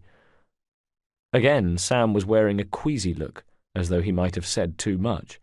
"Put a bit more meat on those bones for me, mate. Who exactly is looking for Aubrey, apart from me?" 3 geezers came in not long after he'd left for the match." "And what did they look like?" asked Aberline, and then felt his heart sink as Sam gave him a description of the 3 punishers. Not knowing what else to do, he headed for Lord's, but immediately regretted it when he found himself swimming against the tide of humanity leaving the ground. Cabs were stopping and turning tail. Nearby, a horse snorted and stamped its feet. The weight of people became too much for an Aunt Sally owner, and he began packing quickly away. Same for the stallholder, who called for the shoving, ebbing crowds to mind the bloody barrow, as little hands reached to grab produce from his stall. Another was pushing a cart away from the crowds, through a sea of bonnets and caps and children carried on shoulders. Aberline felt something drag his clothes and looked down to see a dog weaving through a forest of legs. Despite the crowds, the mood was genial. A good time was being had by all. The masses certainly enjoyed cheering on the sons of the nobility as they played their annual game, that was for sure, thought Abeline. One day the high-born progeny would be doing what all the upper classes did, lining their pockets at the expense of the lower orders, taking their fun where they found it, and who cares if they ruin a few lives in the process. And no, he didn't find Aubrey. He found lots of drunks passed out in the road, found lots of women trying to sell him matches and posies, found lots of swells and ladies in posh frocks looking down their noses at the drunks and match sellers. But no Aubrey. He went back to the Green Man. Sam shook his head. There had been no further sign of Aubrey, and no, not the three men either. The Punishers. That's who it was. Them at the line. He'd be paying those rail works a visit unless Aubrey turned up pretty soon. One more place to try, though, and he took himself to Aubrey's rooms in Stepney, where he lived with his wife and 2 children. Mrs. Shaw opened the door and relaxed when she saw his uniform. "Don't tell me," she said, "you're Freddie Abeline." When he nodded, she burst out with, "Well, haven't we heard a lot about you? Children, come and meet the famous fresh-faced Freddie." She had ruddy cheeks, but was otherwise opposite to Aubrey in every way, being slight where he was well built, and while he wore a permanently nervous and bewildered expression, she was an entirely different kettle of fish, beaming with welcome and fussing about her hair as she invited her guest inside. 2 children, a boy and a girl, both around 5 or 6, came running only to skid to a halt, cling to her skirts, and gaze at him with a kind of naked curiosity that only children can get away with. Abeline's heart, already heavy with worry for Aubrey, sank a little more at the scene. It would have been easier to keep a safe distance between him and the things Aubrey loved. Seeing them like this would only make things harder if what Abeline feared was true. Most of the time he envied men like Orbs, who went home to wives and families, but not at times like this. Not when you saw what you left behind. "I can't stay, Mrs. Shaw, I'm afraid," he said, reluctantly having to dampen the warm welcome he was being given. "I was just wondering if you knew of Aubrey's whereabouts at all." The smile slid off her face, replaced by a look of immediate worry. The 2 children, sensing their mother's sudden distress, clung on to her skirts more tightly, eyes widening into frightened saucers. "No, not since he went out this morning," she said. "On his way to Lord's?" She chewed her lip. "I can't rightly say. I know he was on his way to Lord's, Mrs. Shaw, but the match is over and I was wondering if he'd returned." "Maybe he went for an ale in the Green Man." "Of course," he said. "That's it. I'll take my leave for there, if I may, and wish you all the best. And if you'd let Aubrey know that I'm looking for him, then I'd be much obliged." And Abeline did just that. He took his leave. He went back to the Green Man just in case, and Sam shook his head and said no. And then Abeline went to the station just in case, and the desk sergeant shook his head no, with a suspicious expression as though he knew Aubrey had been on the skive. And then, lastly, Abeline went to the railworks where he stood by the fence and looked over the site. The work continued. Fires had been built as they were every night, and braziers glowed on the mudflats. As Abeline waited there, a steam train pulled in from further up the line, and the activities on the wooden cranes grew even more frenetic as navvies began to unload the spoil. But Abeline wasn't looking at that. He was keeping his eye on the office. He watched as the door opened, and out came the Indian lad, clutching his files. Good, thought Abeline, finding it a reassuring sight. For some reason he doubted any harm would come to Aubrey if the Indian lad was around. He is indeed on the side of the angels. He's a good man, a better man than either you or I will ever be. What Abeline saw next was an even more reassuring sight. Coming out of the office were the Punishers, all 3 of them, as casual as you like. And if they were here, well, then they weren't out there somewhere, hurting Aubrey. Abeline wondered if maybe their paths had been similar to his own. Perhaps they had reached the Green Man and been sent to Lord's where they had been deterred by the crowds. Yes, he thought, turning away from the fence, and putting the sight to his back. Yes, that was it. Hopefully by now Aubrey was safely back in the bosom of his smiling family. His landlady lived on the ground floor, and she appeared the minute he showed his face. "Busy day, Constable?" she said. "You might say that, ma'am," said Aberline, removing his helmet. "Too busy to tell me you were expecting a delivery?" He looked at her sharply. "A delivery?" "3 gentlemen delivering a large rug, so they said. Must have been a bloody heavy rug, too, because it took all 3 of them to get it up there." Aberline was already mounting the stairs. The bastards had left the body sitting up in one of Aberline's chairs, as though awaiting his return. They'd left it there as a warning. They'd beaten him to death. He was barely recognizable beneath the puffed-up, livid flesh, bulging bruises, closed-up eyes, and the blood that oozed from cuts made by brass knuckles. "Oh, Aubrey," said Aberline. It's not like they'd been friends, but... Wait a minute, yes, they had been friends, because friends supported one another. You could turn to them for advice. They helped you think about things a different way. And Aubrey had done all that and more for him. Before he knew it, his shoulders were shaking, and tears dropped to the boards of his room. "Oh, Aubrey," he repeated through a wet mouth, wanting to reach out and embrace the man, his friend, but at the same time repulsed by what they had done to him, his features pummeled away like so much tenderized meat. Instead, he tried to imagine Aubrey as he was, telling him music hall jokes in The Green Man, mourning the death of a slum girl. He had too much compassion. That was Aubrey's problem. He had too much heart for this world. And he wondered what it would have been like for Aubrey in his dying moments. They would have demanded information, of course. They would already have known about the Indian from the bodyguard, so what might Aubrey have told them? About the man in the robes, perhaps? As if it mattered now. The other day, Aberline had told himself the killing had to stop, and yet the whole business had claimed yet another life. A precious one. Maybe Aubrey was right. Maybe there were no answers. Maybe you just had to accept that once in a while. For the time being, he simply stood with his friend, Aubrey Shaw, shoulders shaking, tears flowing more freely now. "I'm sorry, mate," he said over and over again. "I'm so bloody sorry." And then Aubrey's eyes opened. Chapter 46. Months passed.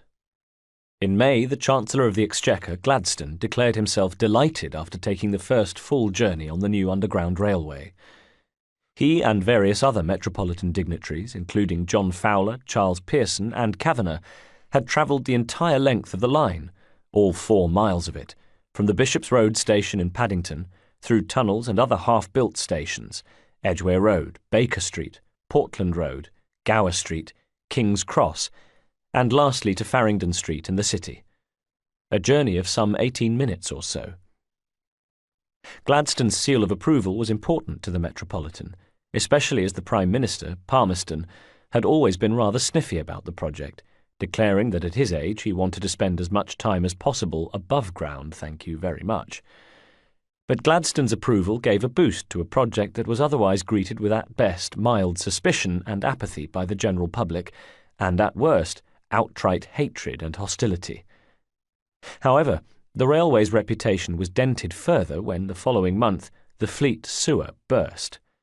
The brick pipes through which London's foul black river flowed had been weakened and eventually broke, water and filth flooding the tunnel to a depth of 10 feet, putting the project back by months while remedial work was carried out. And then, early one morning in late July, the Clarence belonging to Mr. Kavanagh of the Metropolitan Railway left the site, bearing its owner to St. Catherine Docks.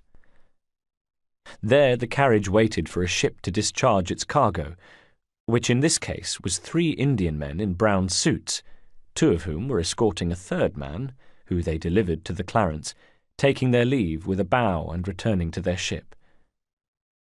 The new arrival took a seat across from Kavanagh, who had loosened his jacket but otherwise made no concession to the July heat. "Hello, AJ," said Kavanagh. AJ looked at him flatly. "I was promised money, lodgings, a new life here in London.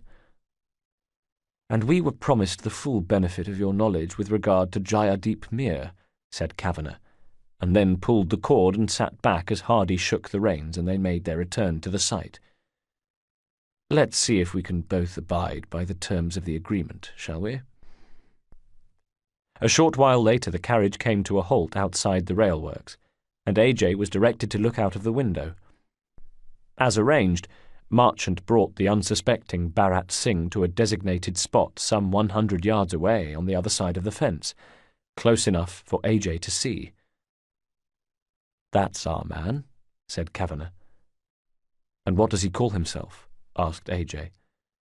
"He goes by the name Bharat Singh." "Then that must have been something of a come-down for him," said AJ, who pulled down the blind and settled back into his seat. "Because that man is Jayadeep Mir." "Excellent," said Kavanagh. "Now, how about you tell me everything you know about him?" There was a trick the gangs used when they wanted information. 2 birds, they called it. Gang members would take 2 unlucky souls to the roof, throw one of them off and make the other one watch. 2 birds. One of them flies, one of them sings. AJ had been outside the door when Kulpreet died her honourable death. He had seen what lay in store for him, either the world's most painful manicure or death. And then he made them his offer.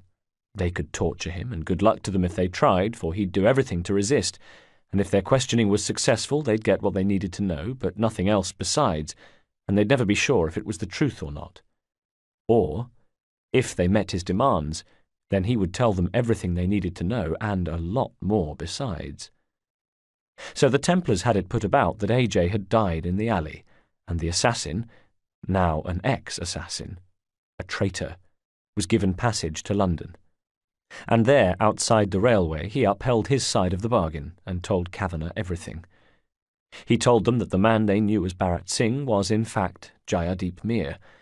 He told them that Jayadeep had been imprisoned because of a failure of nerve, and Kavanagh had been most interested in that particular aspect of the story, before AJ went on to tell him that Jayadeep had been delivered into the custody of Ethan Fry for a mission.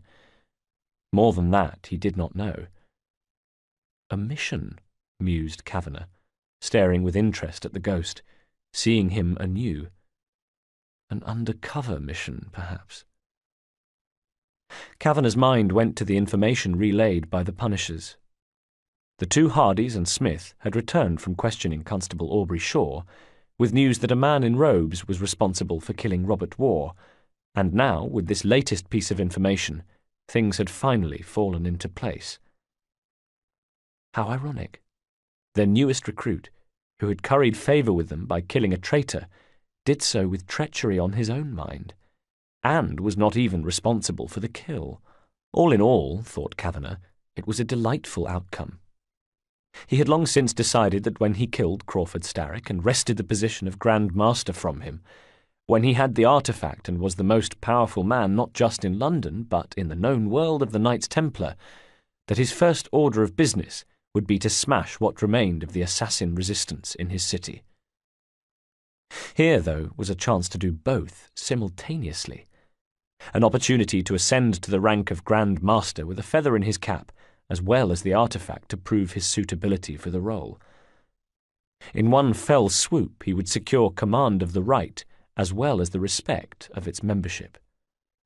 Oh yes, this was most opportune. "And now for your side of the bargain," said AJ. "Yes, my side of the bargain." The door to the carriage opened, and there stood Hardy. "I promised you riches and lodgings in London, and you shall have them, on one condition."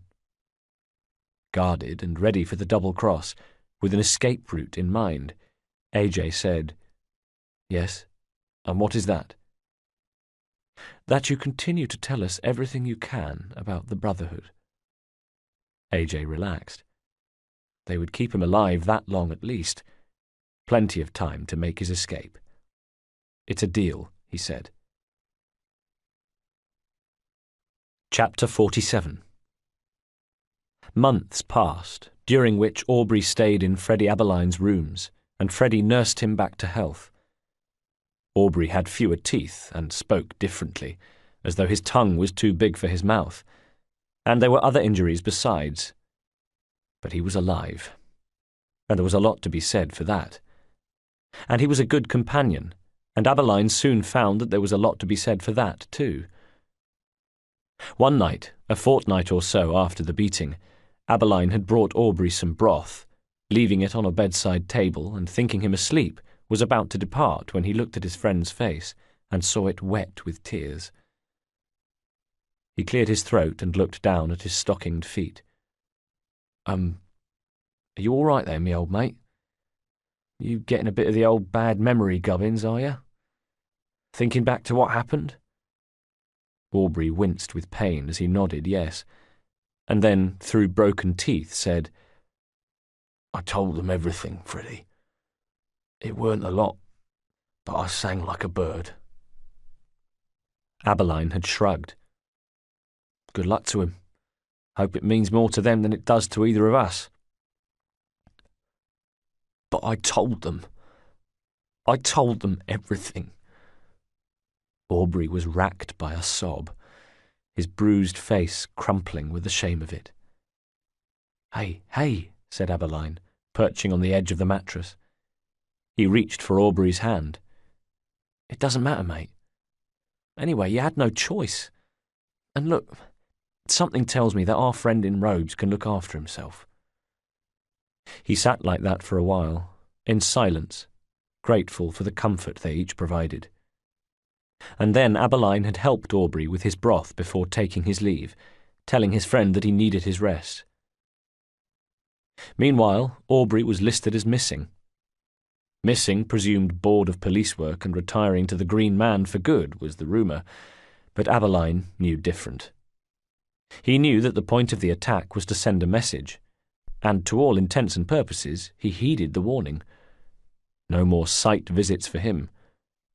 By complete coincidence, the division sergeant had assigned him a different beat, one that took him nowhere near the railworks. "Just in case you get tempted," was what he'd said as he delivered the news. "You're in it up to your eyeballs, aren't you?" was what Abberline had thought, staring with concealed fury across the table at his division sergeant. But he walked his beat, and when his shift was done he went home to peel off his uniform, check Aubrey was all right, and then ignored the other man's warnings and returned to the railworks. Every night, hidden in the shadows. A lone vigil of what he didn't know, but a vigil nevertheless. Aubrey was up and about by now, albeit with limited locomotion, and later the two men would sit before the fire, having a chinwag. Abberline would talk about the case. He was consumed by it. Aubrey talked of little else but his family, and, more to the point, when he would see them again. "No, Orbs, I'm sorry," Abberline told him. "But those geezers left you for dead, and if you turn up alive, they'll want to finish the job. You're staying here until this thing is over." "But when will it be over, Freddie?" said Aubrey. He shifted painfully in his chair. Though his face showed no signs of his ordeal apart from the criss-crossing of scars left on his cheek by the brass knuckle-dusters, his insides had taken a pummeling, and there was a pain in his hip that seemed in no danger of going. It made it difficult to walk. It even made it difficult to sit still at times, and every time he winced with the pain of it, his mind went back to an anonymous darkened room and the relentless thump of fists ramming into a soft body that belonged to him.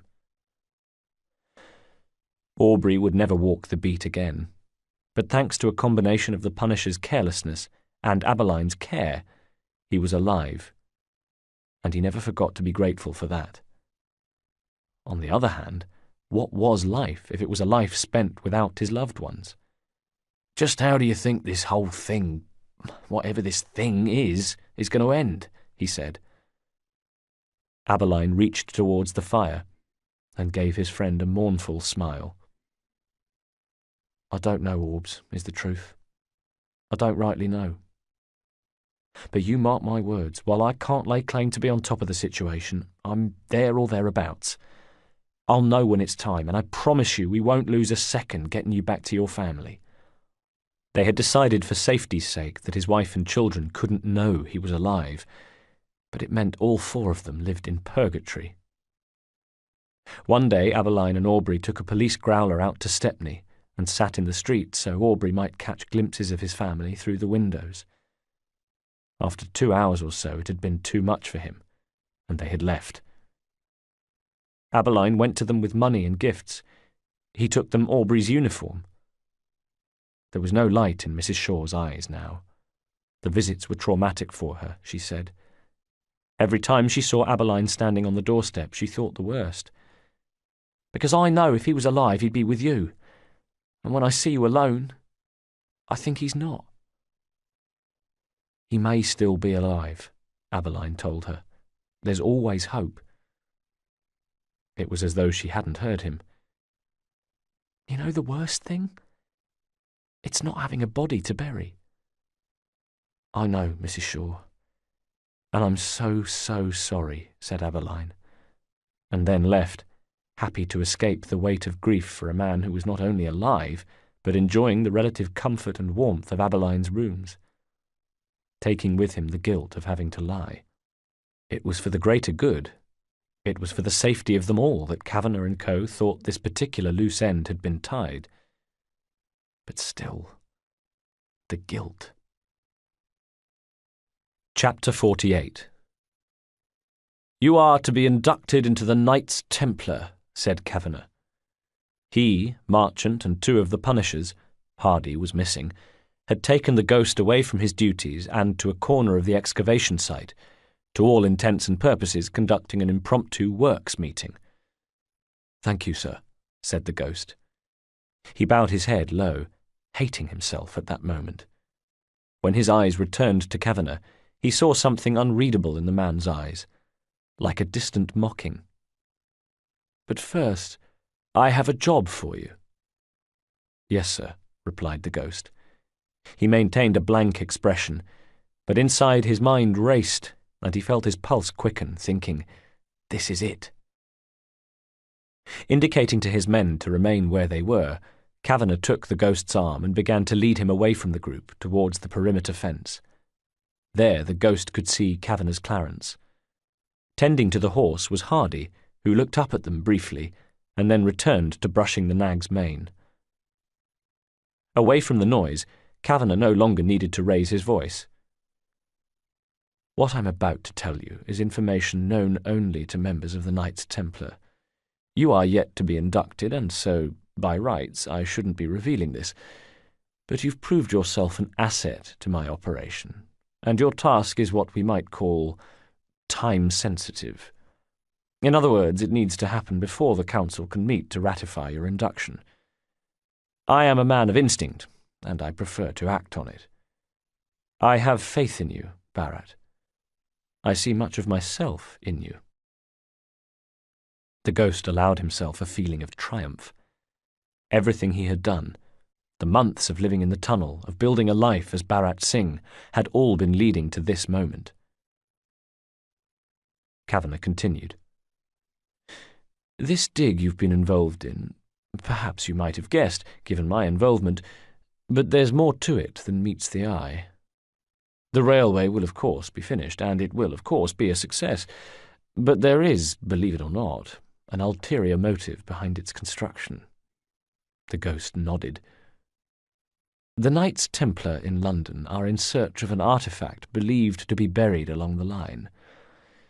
Pinpointing its exact location has proved to be a demanding task. Let's just say that, in my opinion at least, Lucy Thorne's exalted position within the Order is not fully deserved. Certainly not on this showing. Lucy Thorne, sir? Kavanagh shot him a quick look, and the ghost had to suppress a nervous swallow. Was the director trying to catch him off guard? All in good time, said Kavanagh. You have the delights of the ruling council to come. For the time being, all you need to know is that Lucy Thorne is among a cadre of high-ranking Templars whose job it is to locate the artifact. This artifact, sir, what does it do? Well, you see, this is the trouble with scrolls, isn't it? They're so damnably ambiguous. The details are left to the imagination, I'm afraid. The scrolls simply say that great power will come to whoever has it in their possession. And it may not surprise you to know that I intend to be the one in possession of it. Who I have at my side when that day comes will very much depend. I hope it will be me, sir, said the ghost. He glanced over to where the Clarence was tethered. Hardy was replacing the horse-brush in the carriage stowage box, but as the ghost watched, he took something else from the box and slipped it into his pocket. Well, as I say, that will very much depend, said Kavanagh. The two men walked a few more paces, the ghost keeping an eye on Hardy. The Punisher seemed to have finished grooming the horse. Now he checked the harness buckles. And now he was leaving the carriage enclosure and making his way towards the gate, shouldering a match girl out of his way, and kicking awake a navvy who leaned on the gate-post with a railwayman's cap pulled over his eyes. On what will it depend, sir? On how well you perform your task. Hardy was crossing the mud-flats some 50 yards away. And what task is that, sir? You are to kill Charles Pearson. Lately they had judged it too risky to meet. The ghost in particular wanted to leave nothing to chance, but this was different. This represented a major escalation of events, and he needed Ethan's counsel. And so, after an exchange of gravestone positions in the Marylebone churchyard, the two assassins convened at Leinster Gardens. Why? Asked Ethan. Why kill Pearson? The right commands it, so Mr. Kavanagh says.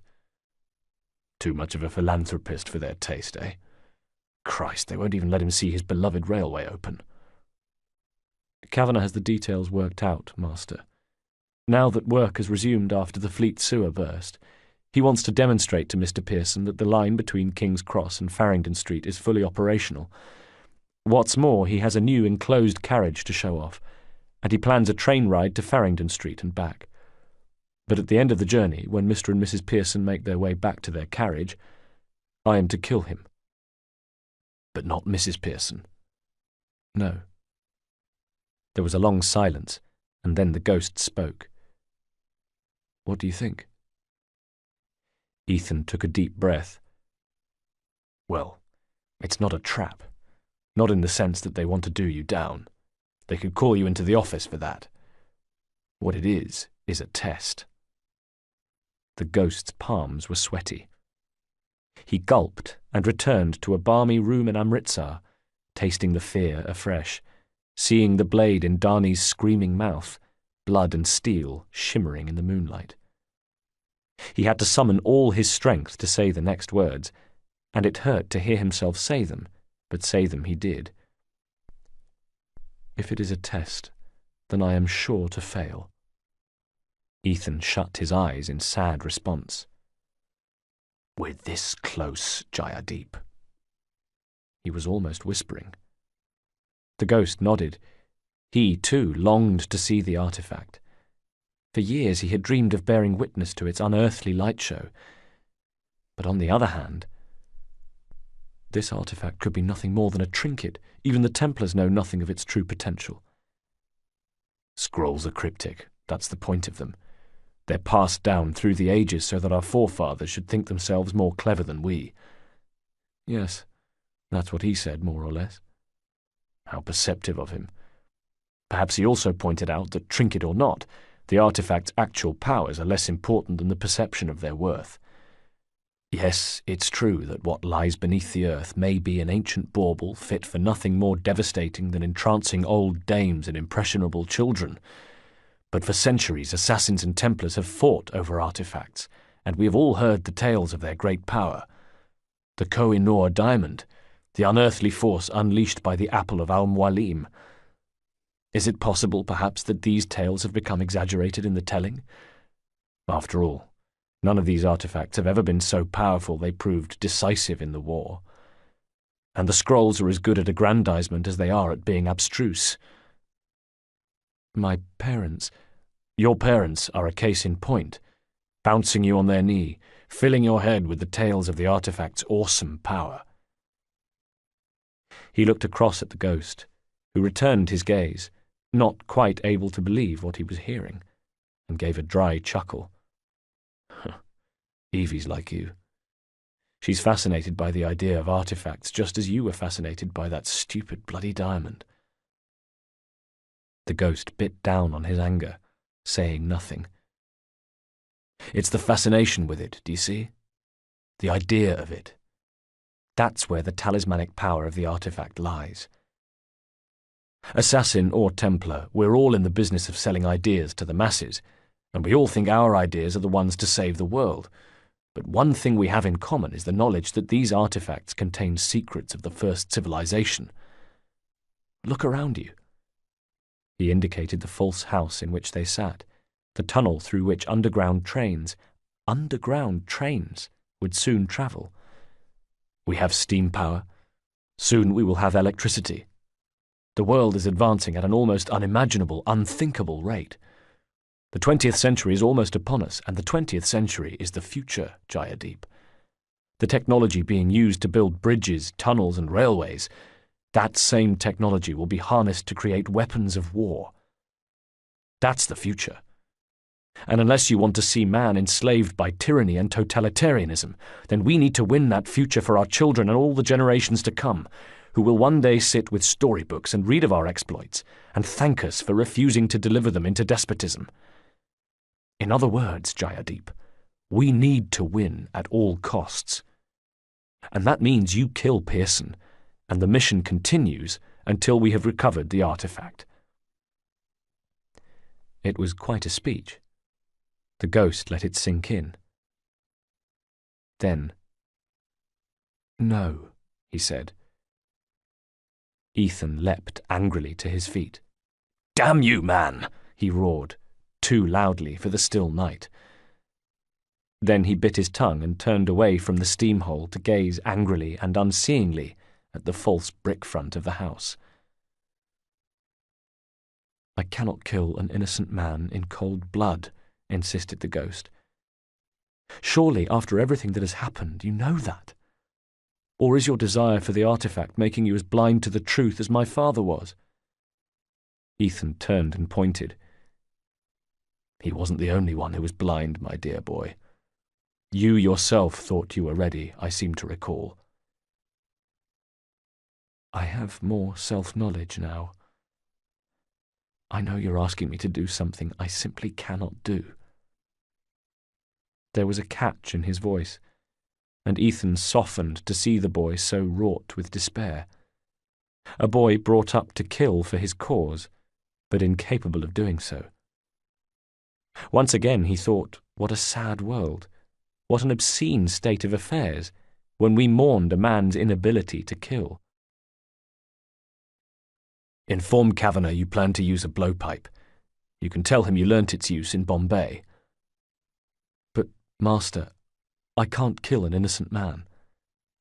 "You won't have to." Chapter 49. It was evening, and with her breath held, Evie Fry crouched outside her father's study as he sat with George Westhouse. The two men were talking in such low voices that she could barely hear them through the door. She tucked her hair behind her ear as she strained to listen. "Tomorrow, then, Ethan," George was saying. "Yes, tomorrow. And if all goes well, then the artifact... They're close, they say. Well, logic dictates they must be. After all, the tunnel is built. There are dozens of service tunnels, rerouted sewer pipes and gas mains still to install. There's plenty of digging to be done yet. Besides, who's to say the burst sewer in the Fleet Valley wasn't their doing? True. Just then there came a knock on the front door downstairs that startled Evie, and she stood quickly, slightly disorientated before smoothing herself down and then going to answer it. They had no servants. Ethan would not have allowed it, believing the very idea of retaining servants went against the tenets of the creed. And so it was that young Evie Fry answered her own front door. There, on the step, stood a young Indian man wearing a brown suit. He was handsome, she thought, and yet there was something about him that offset his good looks, a wild and hunted expression that he fixed on her, regarding her from the grey lower steps, with eyes that didn't really see her. Nevertheless, when he proffered a letter, he said her name. Evie Fry. She took it, a folded piece of paper. On the flap was written, "For the attention of Ethan Fry." "Tell him that AJ came," said the man on the doorstep, already turning to leave. "Tell him AJ said he is sorry, and that he will see him in the next life." Rattled, Evie was glad to close the door on the strange, haunted man, then rushed to her father's room. A second later, the household was in uproar. "Jacob," called Ethan, storming out of his study with his forearm extended, buckling his hidden blade at the same time. "Arm yourself. You're coming with me. Evie, you too. George, come on, there's no time to waste." He had unfolded the letter in a burst of panic, only to find a note written in code they had no time to translate. But AJ, the man with the cryptic apology. Surely this was not the same AJ who stood guard at the darkness. Because if that man was in London, then Ethan should have been informed. But then again, who else could it be? All four of them came bursting into the street, Ethan still buckling the blade, holstering his revolver, and pulling on his robes at the same time, the two children thrilling to the sight of their father in action. "Which way did he go, darling?" said Ethan to Evie.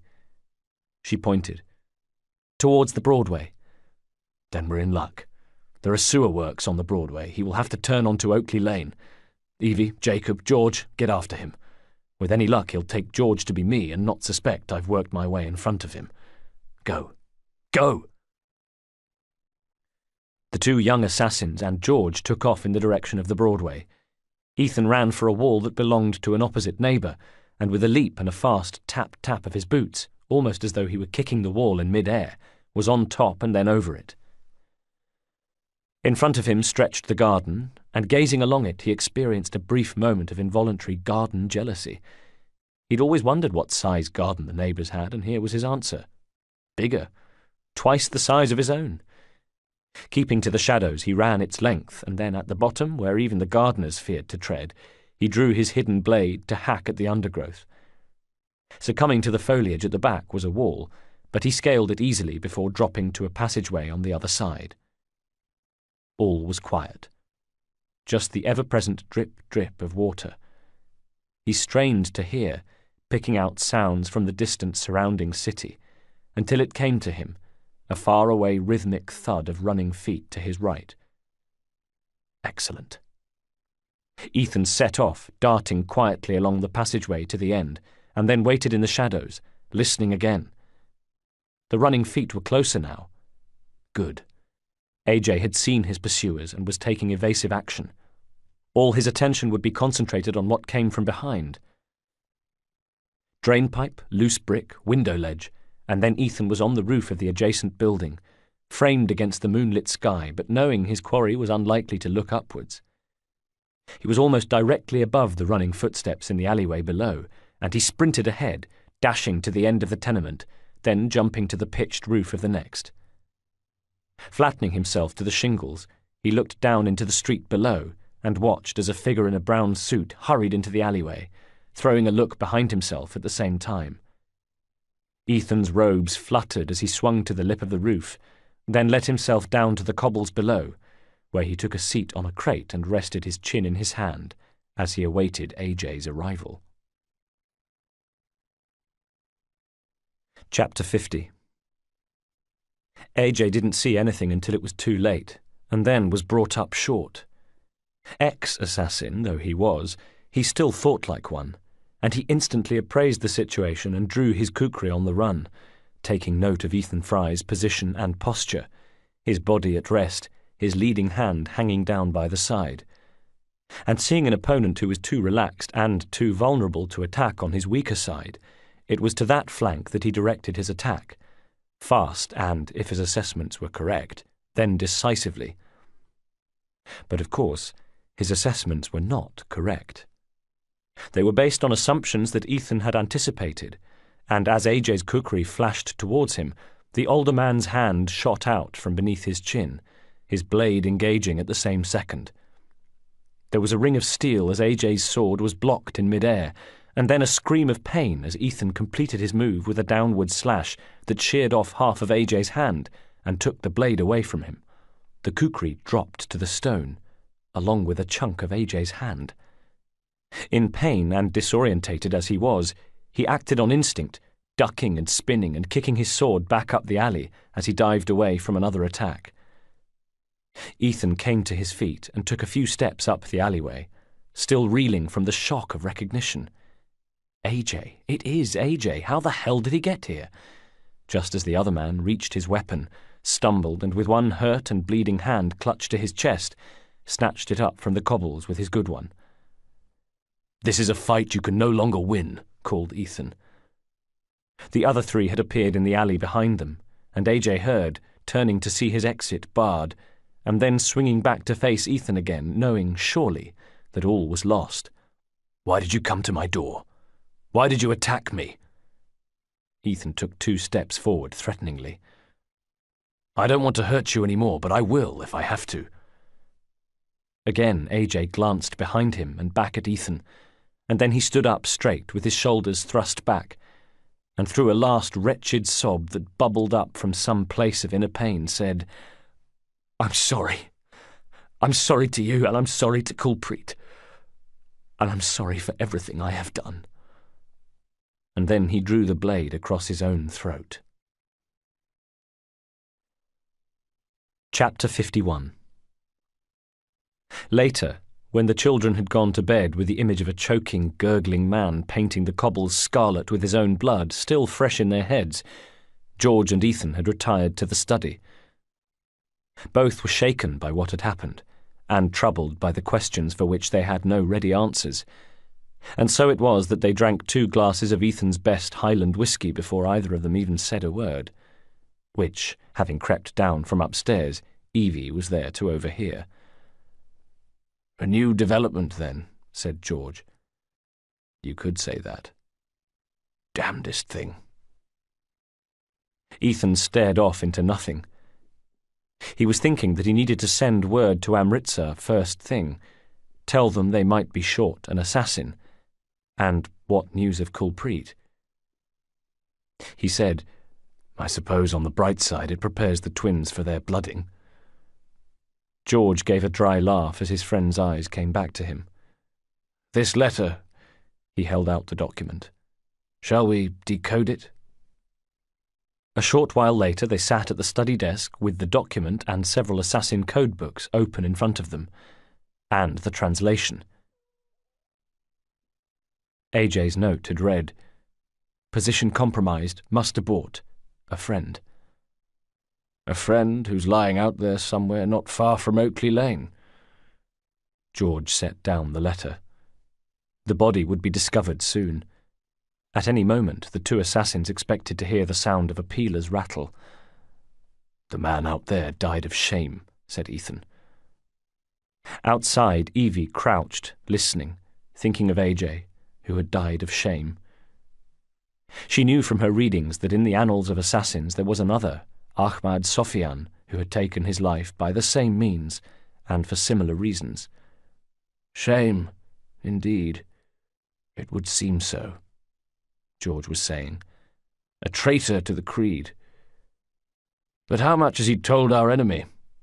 What does he even know to tell them? You've always been scrupulous with the information you've given me. I can't imagine what he could have told them." "Put it this way, George. If you and AJ had got together, then you might have been in possession of most of the facts. But one without the other? No chance. Even so, you must inform your ghost at once." Ethan chewed the inside of his cheek thoughtfully. "I'm not sure. I know the ghost. He will err on the side of caution and abort the mission." "Well, that's what the note says to do." George leaned forward, his face clouding with incomprehension. "I'm not quite sure I can believe what I'm hearing, Ethan. If you inform the ghost and he decides to continue with the operation, then he is guilty of rank and dangerous optimism at best, and a tendency to suicide at worst. If he aborts, he will be doing the right thing. The course of action we would recommend if we were thinking with our heads instead of our desires. Either way, we must tell him so he is able to choose." Ethan shook his head. His mind was made up. "I trust the ghost. I trust him to look after himself. Most of all, I trust him to recover the artifact." "Then you must also trust him to make the right decisions." "No, George, I'm sorry. I can't do that." From far away came the familiar clacking of the peeler's alarm. Chapter 52. And so it came to pass. A day of great excitement.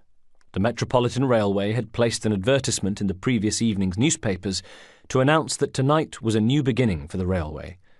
Charles Pearson was to take a journey on the reopened stretch of line between King's Cross and Farringdon Street. Not only that, but he would be making the journey in an enclosed carriage, said to be the last word in underground railway luxury. Other railway dignitaries would be present, said the notices, and members of the public were also invited to witness this grand occasion, just so long as they stayed on the right side of the picket fence. And the public would come. Despite the excavation turning their lives into a living hell of noise and mud, closing roads and businesses alike, despite the fact that it had made thousands of already poverty-stricken Londoners homeless, yet had had no discernible impact on the well-to-do, and despite the fact that it was over a year behind schedule and that the cost was now estimated at £1.3 million, they would come. A team of carpenters had been employed to build a set of steps down into the shaft at King's Cross.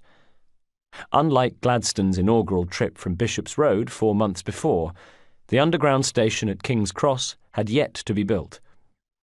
Next year it would be constructed as an adjunct to the 10-year-old mainline station, with gables at either end, as well as pavilion roofs and parapets. What were currently cuttings acting as makeshift boarding points would be fashioned into proper platforms with stairways, ticket offices, kiosks set into the walls, and footbridges at each end. But for now, it was little more than an ugly hole in the ground, and to accommodate railway top brass and their wives, the steps were built, and the cuttings were laid with planks to best approximate a proper platform, and instead of the flares that the men had used for night work, there were to be lamps strung along the top of the trench, as well as inside the shaft. It all added to the celebratory air. When the bell tolled 3 times at midday, it was to signal the change, but on this occasion there was no next shift waiting to take over. The men were welcome to take their leave. They could stay and watch, of course, just so long as they stayed on the right side of the fence, but they were also welcome to spend their free time supping ale in pubs called the Pickled Hen or the Curious Orange or the Rising Sun, or with their families. It was up to them. Either way, for the first time in 2 years there would be no clamour of tools in north-west London, no rattle of steam engines, no swinging leather buckets silhouetted against the skyline, no constantly grinding conveyor. Not that navvies were to be absent from the sight. "We want the bigwigs seeing proper workers, not that bloody rabble," Marchant had said, and so a squad of pretend workmen had been drafted in. At first glance, this new group of 30 or 40 navvies looked the part as they milled about in time-honoured navvy fashion, but a closer look revealed that they were smarter and more serious-looking than their regular counterparts. What's more, as they stood awaiting the arrival of the dignitaries, there were no jokes or laughter, no lolling around or snatching each other's caps and setting up impromptu games of cricket. The ghost knew that these powerful-looking navvies were more than mere decoration. They were Templar men. As day became night, he knew one other thing, too. Not only could he not take the life of an innocent man, he could not allow it to be taken. Chapter 53. Aberline had heard about the exhibition journey, but went home to see Aubrey first. "You think you can make it down?" he asked him. "No, Freddie, but you pop along if you've a mind. Say hello to the old gang for me. You going in uniform, are you?" Aberline looked down at himself. "I figure our friends will have more on their minds than looking out for me. Plus, I can make my way through the crowds more easily as a peeler. There are still some who have respect for the law.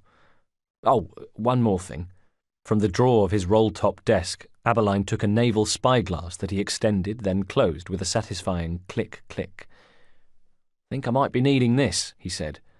And with that he took his leave into the balmy September evening, feeling a little guilty about leaving Aubrey behind, truth be told. After all, it wasn't so long ago that he, Aberline, had been the one to brood, with Aubrey doing his best to shake him out of it. How was Aberline returning the favour? Exactly. He wasn't. He was off gawping at big knobs taking train rides when he should have been investigating whatever fiddle it was Kavanagh had going. Fraud was his best guess. Some kind of embezzlement scam. It was the not knowing that was the problem. The not knowing how to make it safe for Aubrey to rejoin his family. Lost in thought, he made his way along a roadway crowded with traffic, where the air seemed to crackle with the constant trundle of horse and carriage. An omnibus passed, packed with men on the upper deck, and to Aberline their top hats were like chimneys. In the distance, smokestacks poisoned the East End with ribbons of thick black smog. Just as predicted, the crowds were heavy at King's Cross, and he was glad of his bobby's uniform as he elbowed his way through to the fence surrounding the site. "Hypocrite," he thought. "You're not above using your own status when it suits you." Around him was the usual crowd attracted by such events. Families with children on parents' shoulders, sightseers, men in suits and women in bonnets, a general air of expectation. Aberline put them to his back and stood with his hands on the fence posts, feeling like a man imprisoned as he stared out across the site. What a change it was from usual. Where the shaft was, he could see a new wooden structure with steps leading downwards. The whole site had been spruced up. Wagons and carts were lined neatly at the far end of the site, and there were no mountains of spoil awaiting their turn to be taken away. Just an empty apron of mud, a series of lit glaziers providing light, and then the trench itself, where lamps had been strung up so that it looked almost pretty, like a fairground. As for the tunnel, it was mostly covered. What had spent so long as a groove in the earth was now a bona fide railway line. All that was apart from one short stretch nearest to the newly built steps, which awaited the covering process. Aside from that, Aberline was looking at a real underground railway. There they were, the men who had helped it happen. Various Metropolitan Railway bigwigs that he didn't recognise, as well as a few familiar faces. Kavanagh, Marchant, two of the Punishers, Smith and other Hardy. And that was a point. Where was the third? The charming Hardy. You had to hand it to the murdering scum, he thought. Whatever their racket, whatever their fiddle, whatever crime they had perpetrated in the name of the Underground Railway, they'd done it. They got the bugger built. With them was the Indian lad, Bharat Singh. Aberline trained his spyglass on that handsome, implacable face. There was something different about him today, thought the peeler. His eyes seemed to move nervously. Aberline kept his spyglass to his eye as, with introductions over, the group began to move across the apron and towards the new steps, the railway company men breaking into a polite smattering of applause as they passed. The group reached the steps, but before descending were due to greet a gang of foremen. Mr. and Mrs. Charles Pearson were ushered forward. There was more shaking of hands as they were introduced to the foreman by Bharat Singh. When that was over, Kavanagh thanked the foreman, and with doffed caps they left. Bharat went to move away as well, to follow the foreman, but Aberline saw Kavanagh's hand shoot out, take Bharat by the upper arm, and usher him towards the steps instead. Then they were gone. The cap-doffing foreman moved away, the railway bigwigs stood consulting their watches, awaiting their turn, and the line of navvies stayed where it was, a guard of honour, Or maybe just a guard. And a curious silence descended. Until from the tunnel came the whistle of a steam engine, and great chuffs of smoke passed through the planks of the uncovered section as the driver stoked his engine. The train was about to pull off. Further along the fence was an enclosure where the bigwigs' carriages were tethered. There stood drivers chatting, smoking pipes, or tending to their horses. There was nothing unusual about the scene, but even so, Aberline's gaze went to it, his eyeglass lingering there.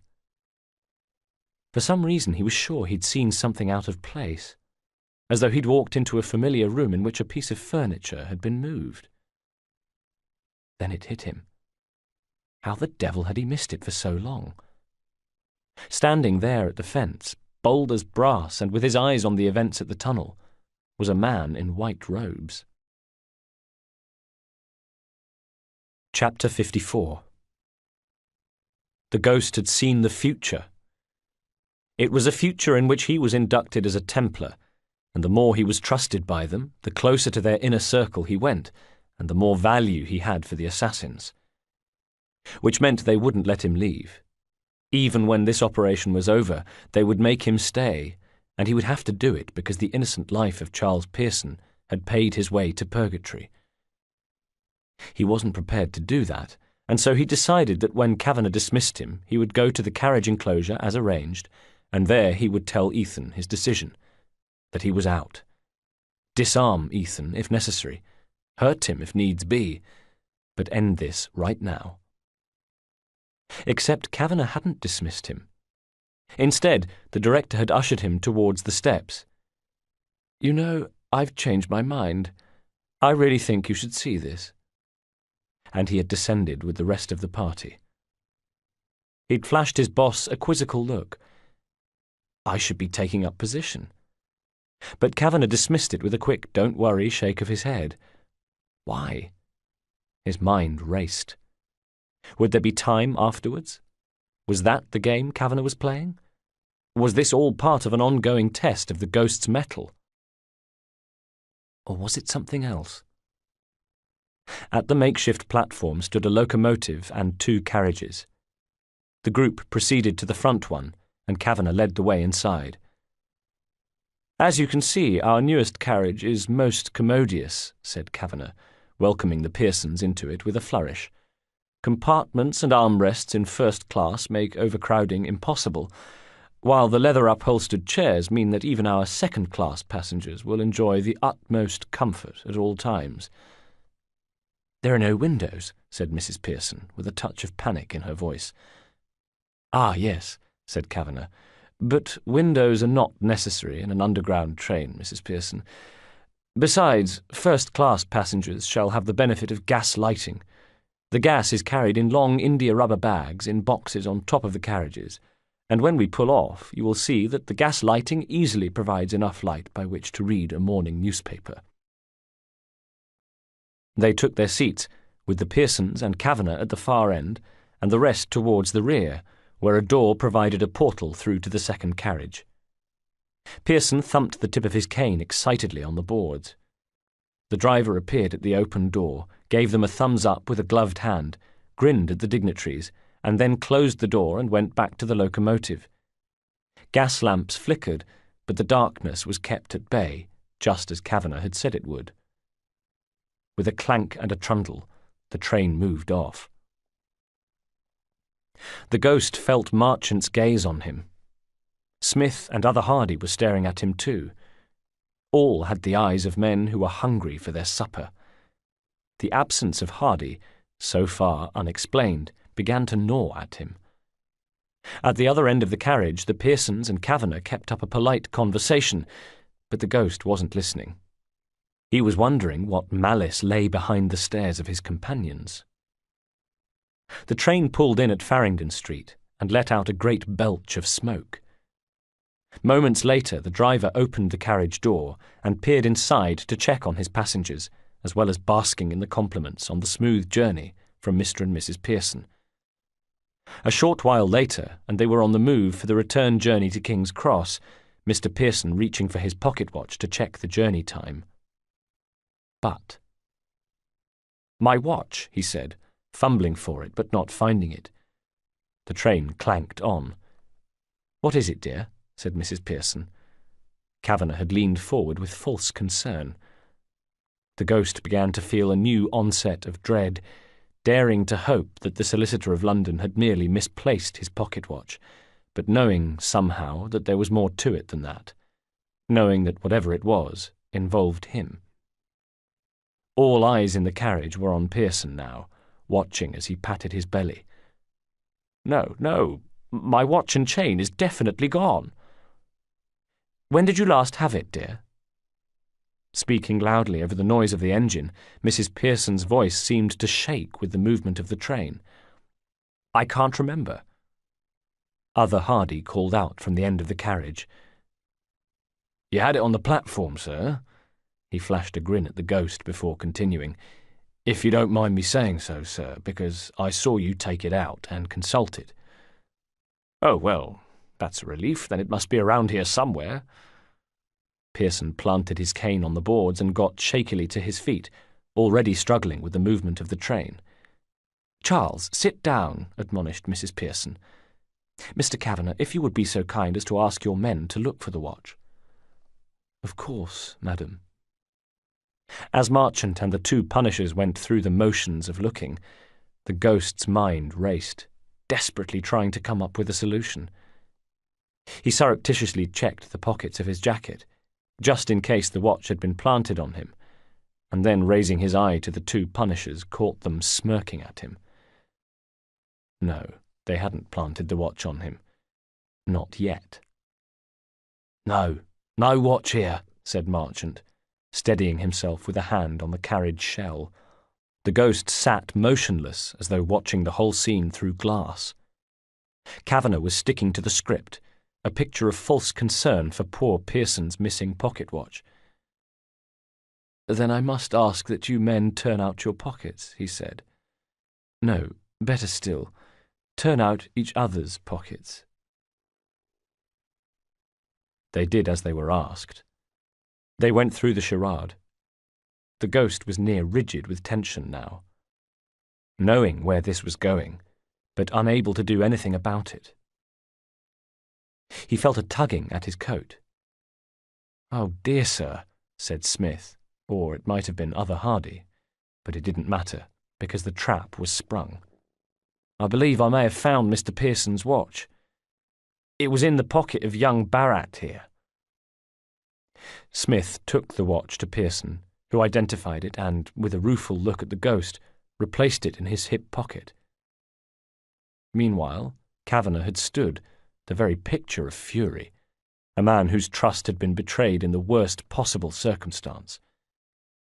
Is this true? He glared at the ghost. Did you take the watch? The ghost said nothing, just stared at him, mute. Kavanagh turned to his guests. Mr. and Mrs. Pearson, I offer you my sincerest apologies. This is quite unprecedented. We shall place Barrat under arrest. Mrs. Pearson, may I ask that one of my men accompany you to an adjoining carriage away from this young thief? I fear he could well turn nasty. Yes, dear, said Pearson, concern etched on his face. You should go. Marchant wobbled up the carriage towards Mrs. Pearson, giving her an oily grin as he held out his hand in order to accompany her away from the nasty mess that was to come. She left, meek as a lamb, with a fearful, uncomprehending look at the ghost as she passed. Now they were alone. And then, just as the train pulled into King's Cross, Kavanagh drew a pearl-handled knife and plunged it into Pearson's chest. Chapter 55.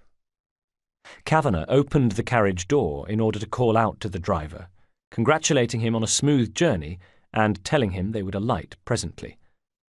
And then he closed the door and turned back to where Pearson lay with his legs kicking feebly as the life ebbed out of him. Kavanagh had hammered the knife directly into his heart before withdrawing the blade, and Pearson hadn't made a sound. In the next carriage, his wife was oblivious to the fact that the Metropolitan Railway director had just stabbed him to death.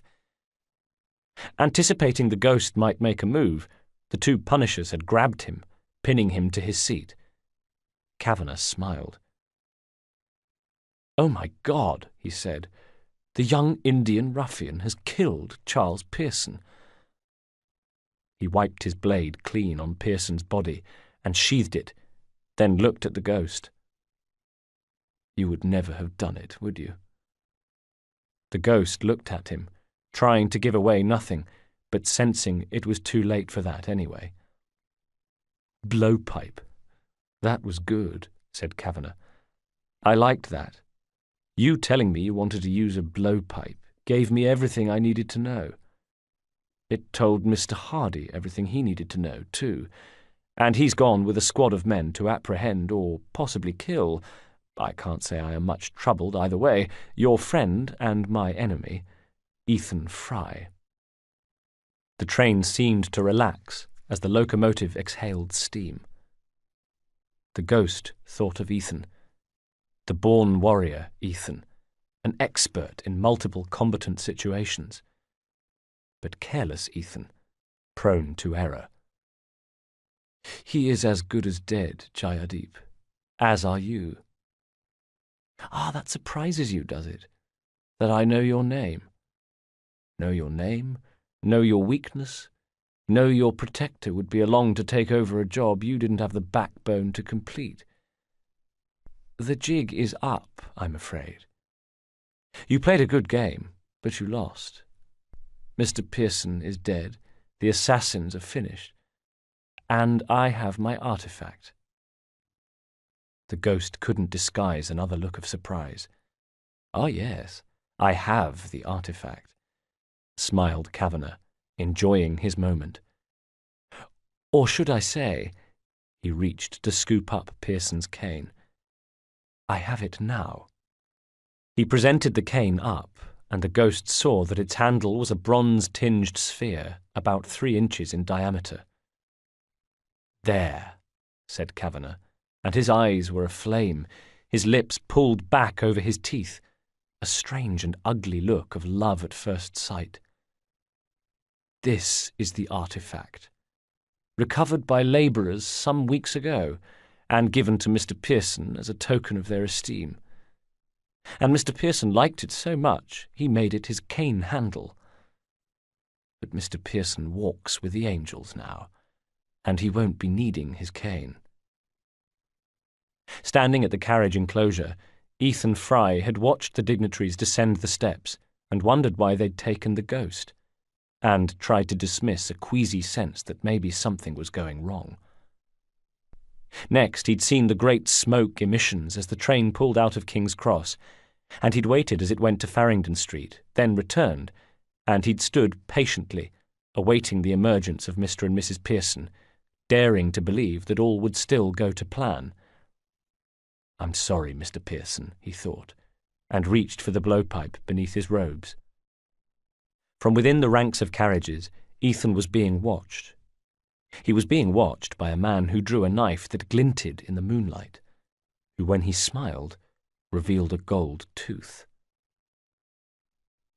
Coming closer, Abeline saw that he wasn't the only one making his way towards the enclosure. From among the crowds, a group of labourers had materialised and were moving in on it too. He stopped and lifted out his spyglass, leaning forward over the fence to train it on the man in robes. He stayed where he was, oblivious to the approaching danger, still starkly visible, yet somehow invisible. Abeline saw that he held something by his side, and it looked like... Good God! Was that a blowpipe? Now he swung his spyglass to peer into the thicket of carriages. The navvies were still approaching, and also... Abeline caught his breath. If it wasn't his old friend Hardy. The Punisher had his back to him, but it was unmistakably him. Abeline watched as Hardy caught sight of one of the labourers and tipped him a wink.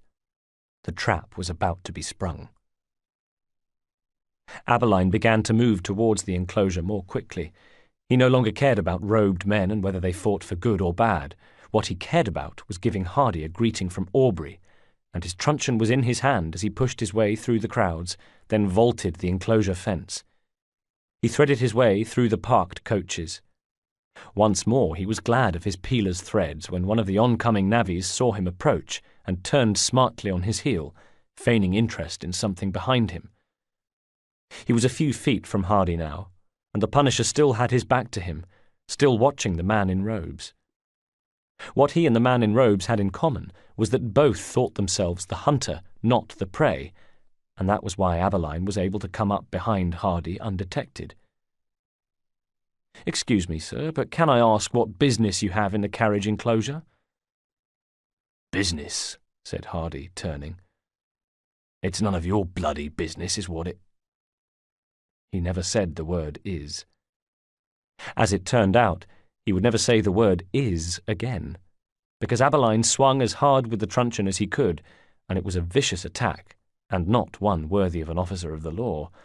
But Aberline had stopped thinking like an officer of the law. He was thinking about the weeks of pain. He was thinking about the scars made by a brass knuckle-duster. He was thinking about a man who had been left for dead, and he swung that truncheon with all of his might, and in the next moment Hardy had a mouthful of blood and teeth, and an appointment with the dirt at his feet. To his right, Aberline saw a powerful navvy snarling as he came to him with a cosh in one hand. There were other navvies coming too, but through the carriages Aberline caught a glimpse of the man in robes, who was now aware of the disturbance at his back and was turning, tensing. At the same time, Aberline felt the navvy's cosh slam against his temple, and it felled him, dazed, his eyes watering and head howling in pain, just a few feet away from where Hardy was already pulling himself to his knees, with his chin hanging at a strange angle and his eyes ablaze with fury, and a knife that streaked out of the darkness towards Aberline.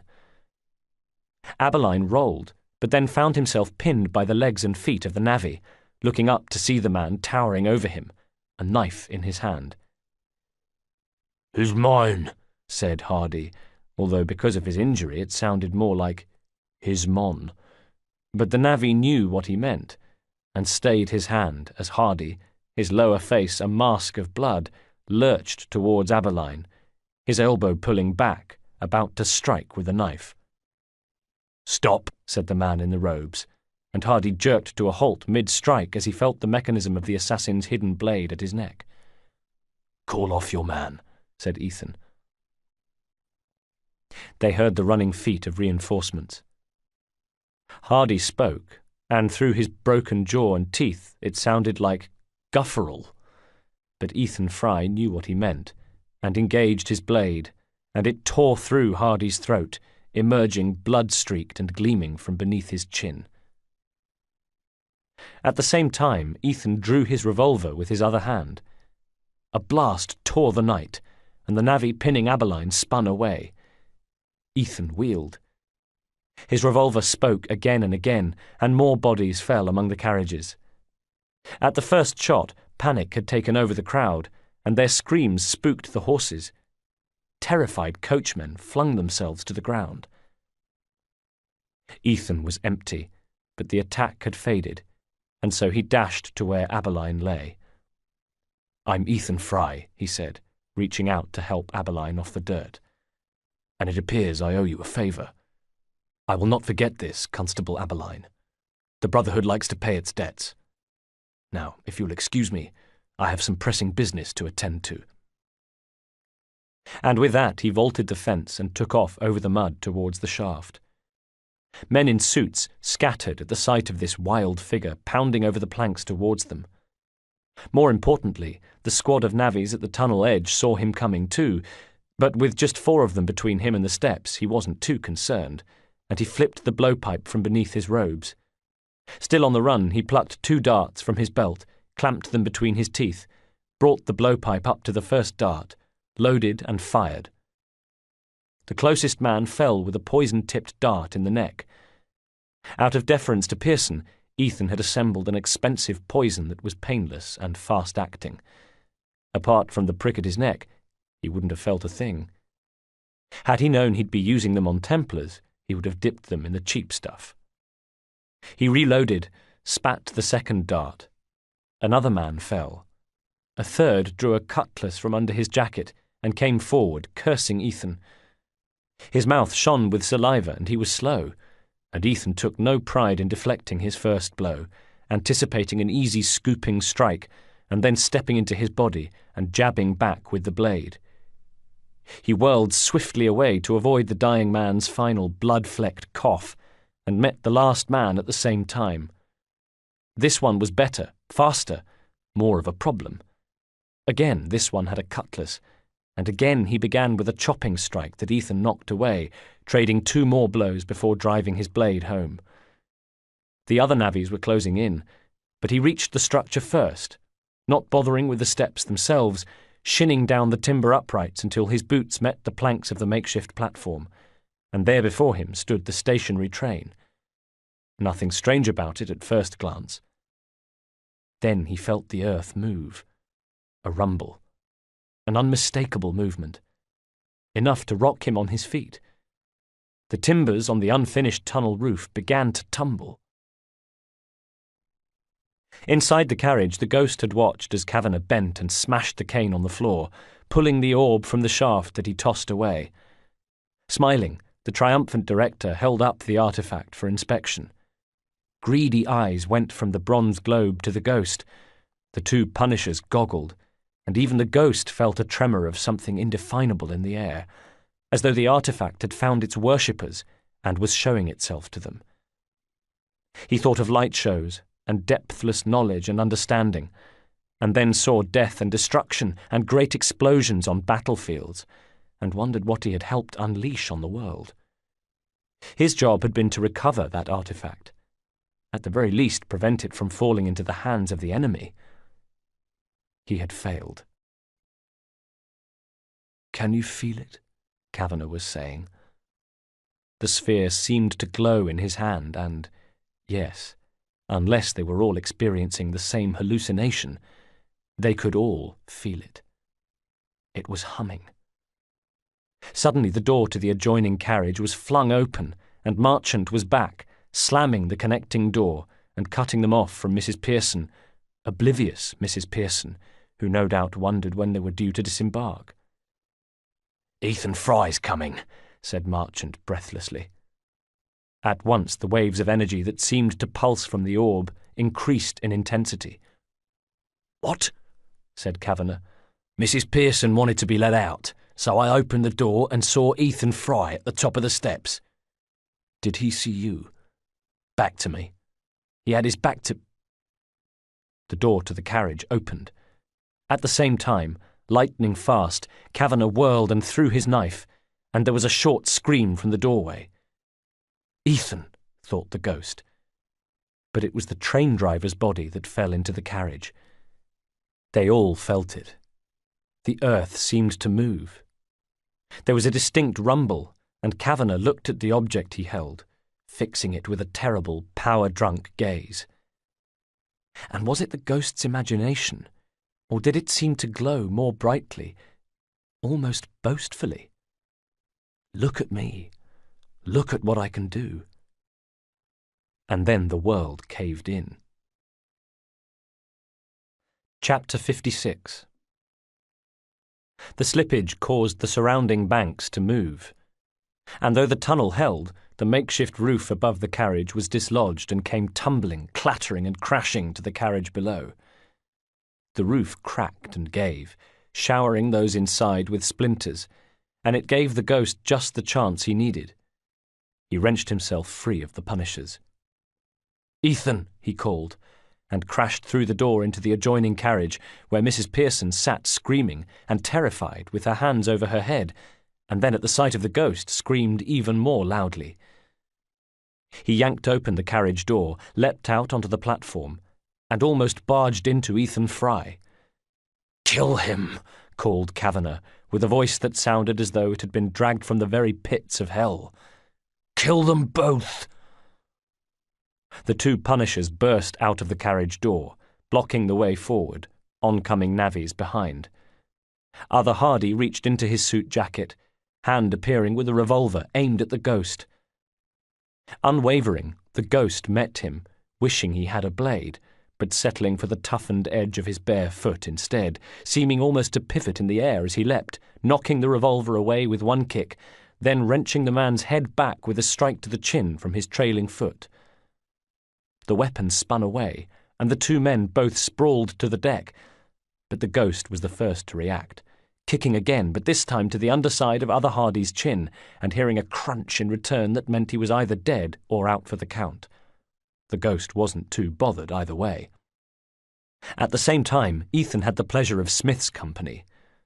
The second Punisher had drawn a long-bladed dirk and came forward slashing haphazardly, with not a cat-in-hell's chance of besting the assassin. Sure enough, Ethan stepped smartly away and felt the reassuring tickle of the mechanism on his forearm as his blade engaged before he buried it in the man's neck. Suddenly, the earthquake seemed to increase in intensity, and at the same time Kavanagh stepped out of the carriage and onto the platform in front of them. His knife was still buried in the train driver, but he had no need of it now. Not now he had the artifact. It glowed and seemed to pulse in time with the tremors. 20 feet away, Ethan and the ghost exchanged a fearful look as Kavanagh held the artifact before him, as though proffering it to the gods, and there was a great moan of traumatized wood, and then a sudden increase in the deluge from above. In the distance came the screams of spectators terrified by the sudden earthquake, an earthquake that was increasing in intensity now, as behind the glowing artifact, Kavanagh's face split into a maniacal grin, his eyes changing, until the man who had spent his life burying his humanity in favour of ambition and corruption had no more humanity left. He hadn't noticed Marchant edging closer to him. He didn't see that Marchant had retrieved the pearl-handled knife from the body of the train driver. "Crawford Starrick sends his regards," shouted the clerk above the crashing of the shaft around them, and then buried the knife into Kavanagh's armpit.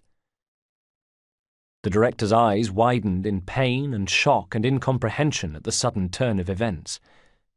Straight away the artifact's rhythmic pulse faded as he sank to his knees with his suit front already gleaming darkly with blood. He looked from Marchant to the two assassins, then fell forward. And perhaps in that final moment a little of himself returned, enough to ponder on the evil he had done, before he left this world with a wet choking noise, as his lungs filled and he drowned in his own blood, and the ghost hoped that the unnamed sepoy was there to greet him in hell. The navvies swarmed onto the platform behind them as Marchant snatched up the artifact, and Ethan Fry leapt forward to relieve him of it, all of which happened in the split second before a falling piece of timber ignited the gas supplies on the roof of one of the carriages, and the Metropolitan Railway's brand-new enclosed carriage burst into flames. Chapter 57. Ethan and the ghost dived for cover, flinging themselves into the tunnel. Behind them was fire and pandemonium and noise, and then after a moment, during which the after-effects of the explosion died down, they heard Marchant screaming at the navvies. "Get them! Get after them!" And they took to their heels, heading west back towards Paddington. "I have something to tell you," said Ethan as they ran. They pounded in between the train tracks in total darkness, sharpened senses leading them along the tunnel as fast as they dared, until they found themselves beneath the steam hole at Leinster Gardens, where they pulled themselves up to safety. Sure enough, the gang of navvies ran right below them. They didn't even look up. For a moment there was silence as both men tried and failed to make sense of what had just happened. "What do you have to tell me?" asked the ghost, his shoulders rising and falling as he kept his breath, dreading what he was about to hear. Ethan sighed. "This is all my fault," he said. "I was warned."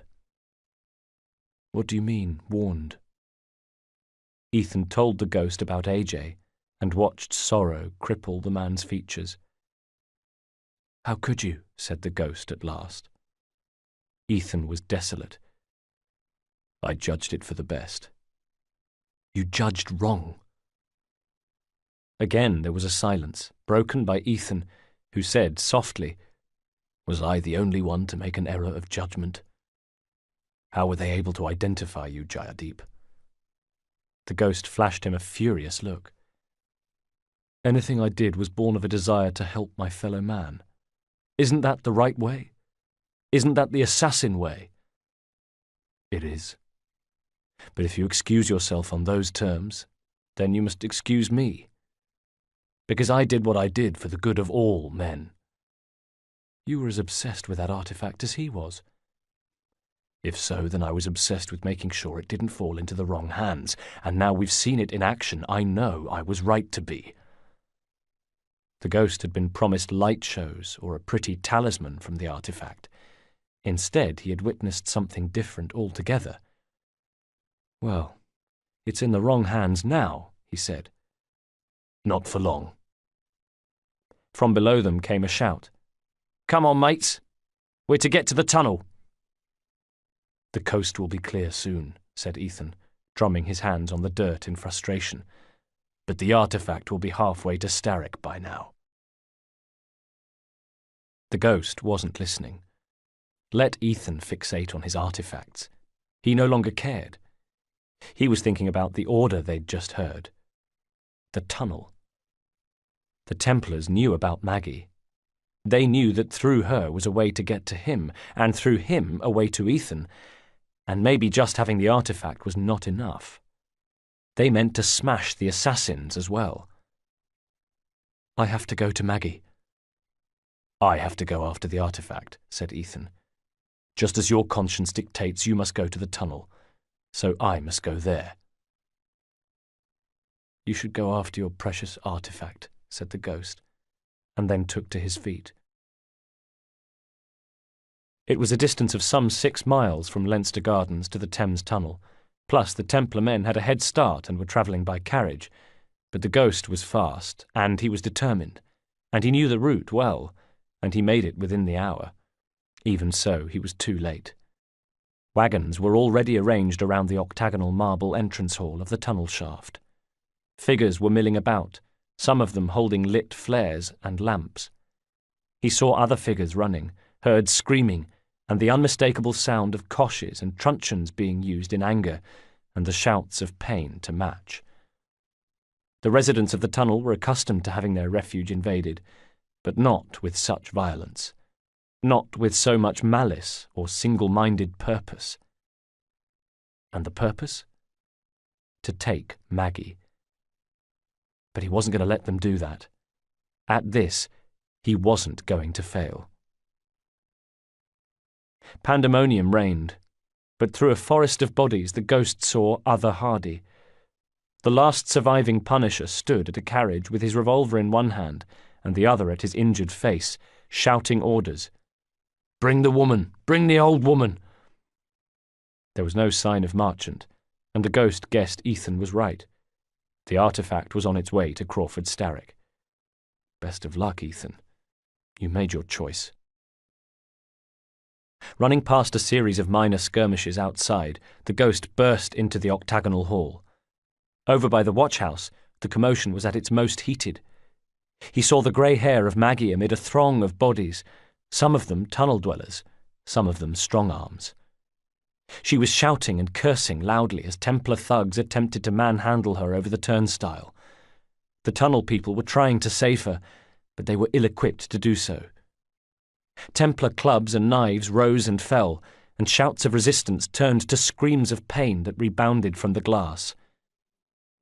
The ghost thought he saw the private detective Hazelwood somewhere among the great mass of people, but then the face was gone.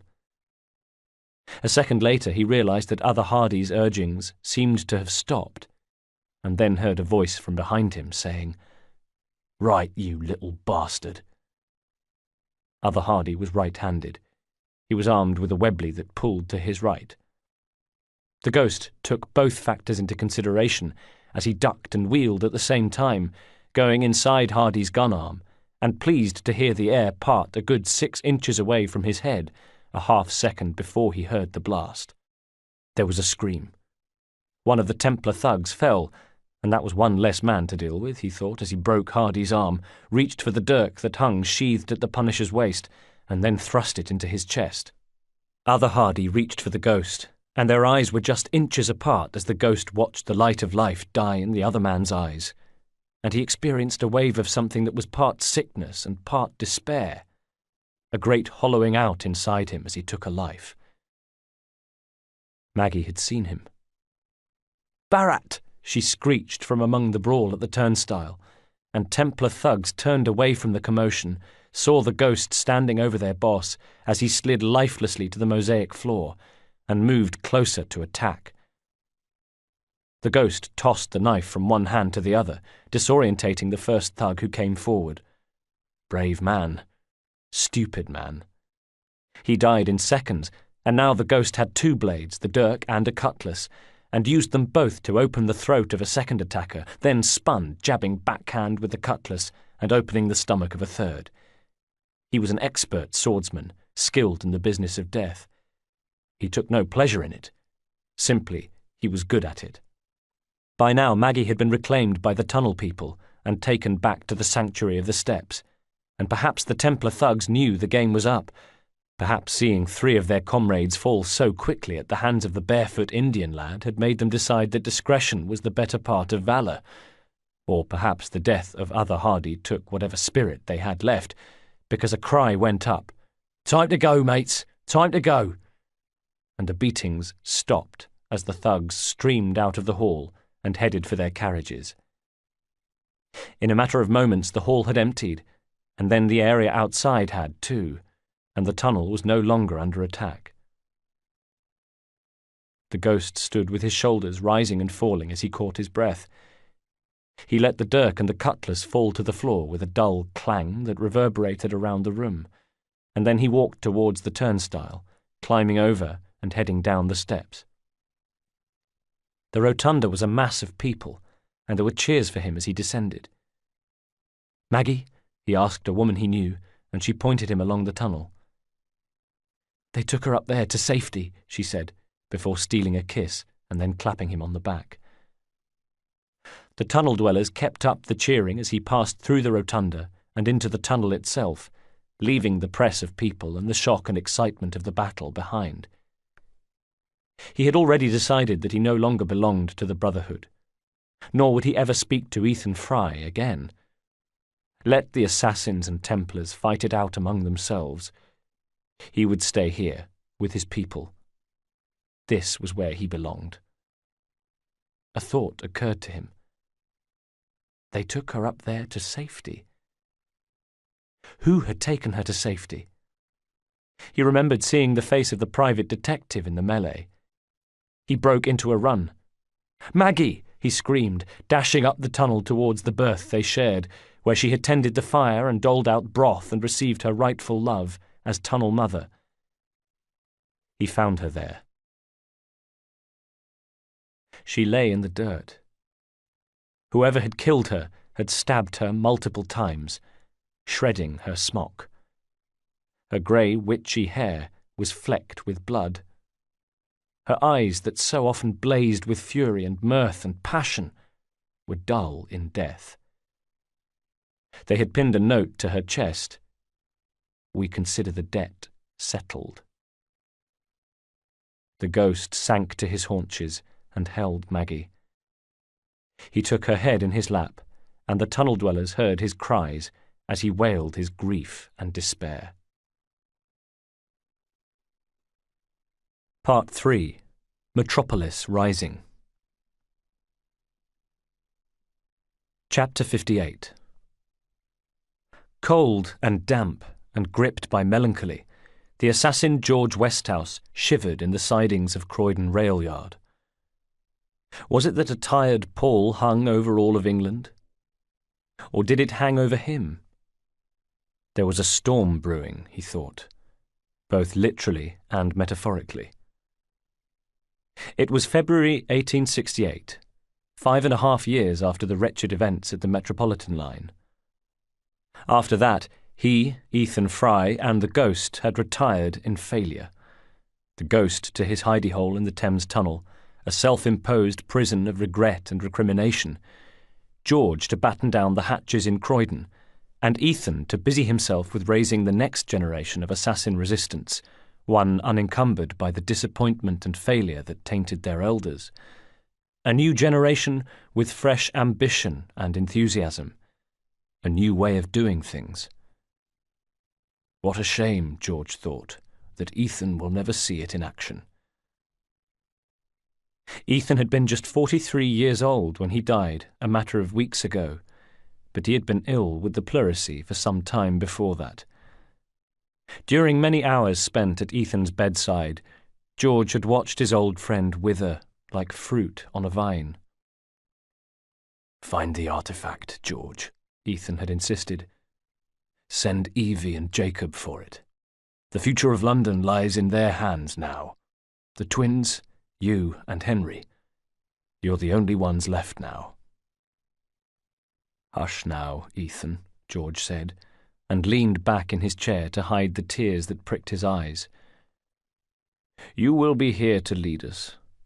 You're indomitable, Ethan, as unbreakable as one of those infernal trains that trundle through Croydon night and day." "I hope so, George. I truly hope so. Besides, the Council has not ratified any operations in this area. They consider us too weak." "I know when we're ready better than any council, and we are ready. Henry will provide. Jacob and Evie will act." "Well, then you'd better hurry up and get well and inform the council yourself then, hadn't you?" chided George.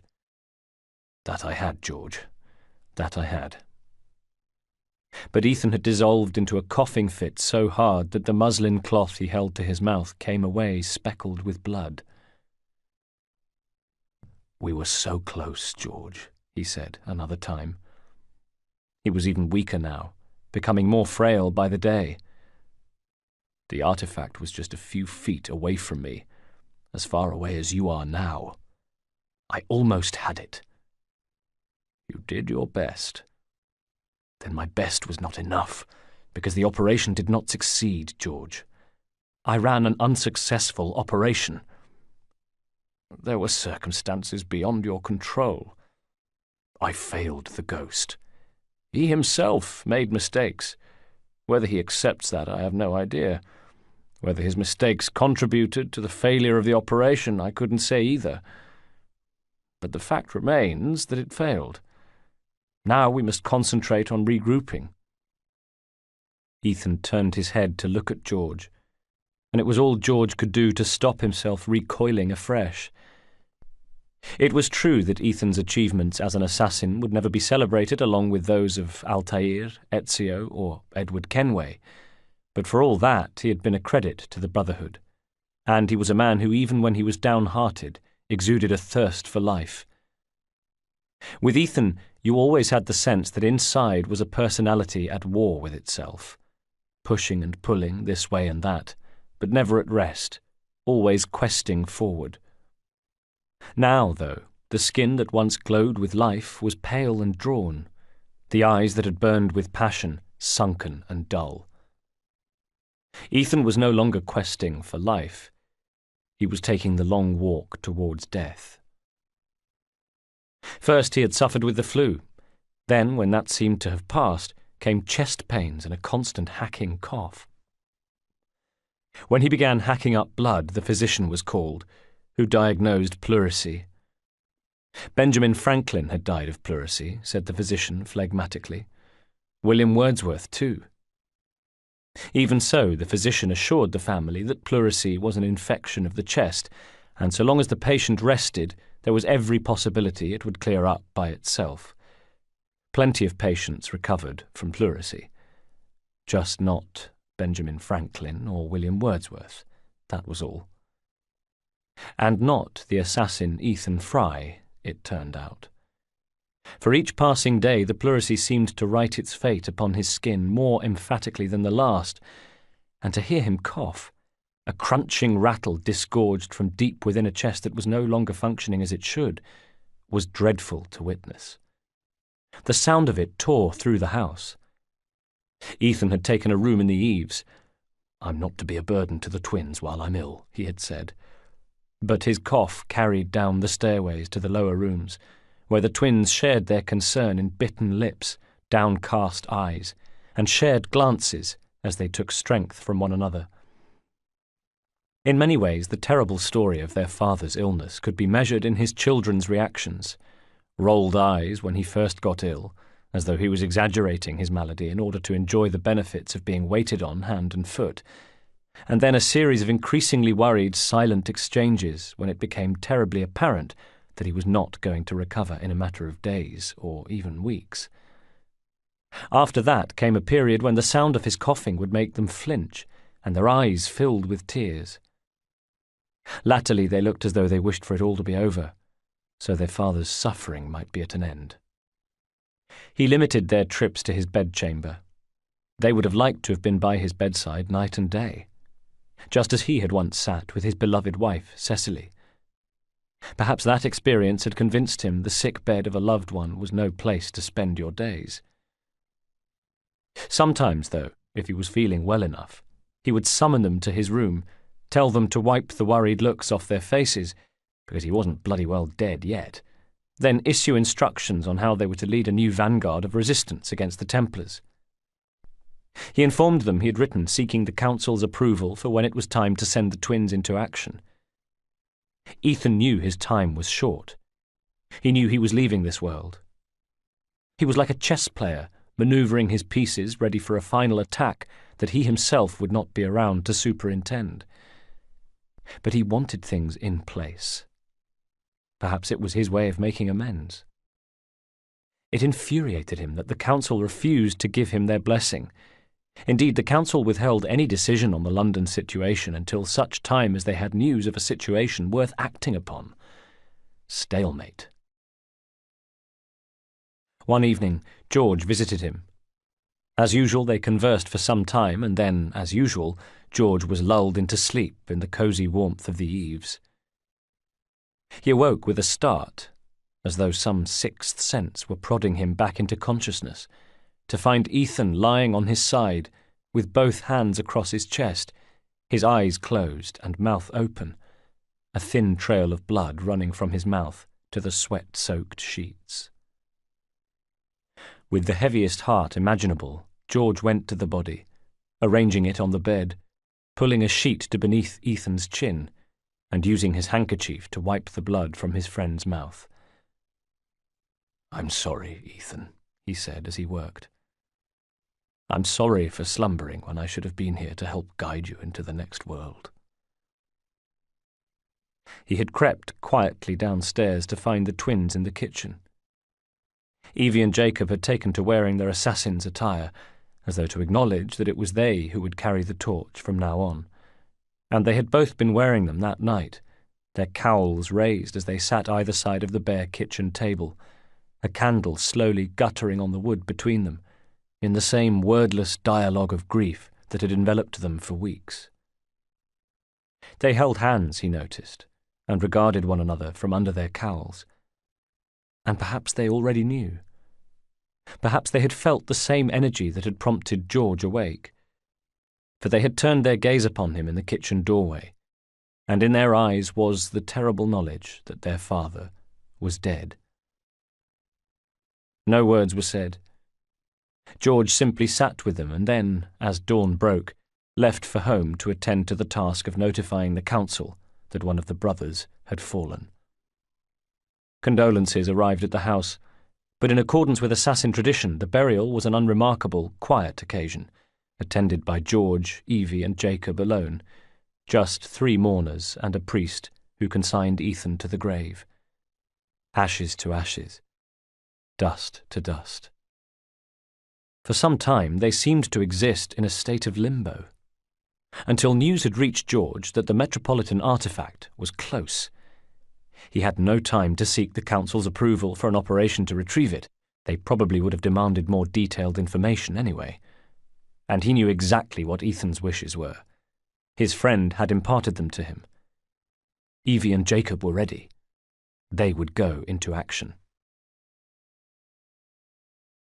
Chapter 59.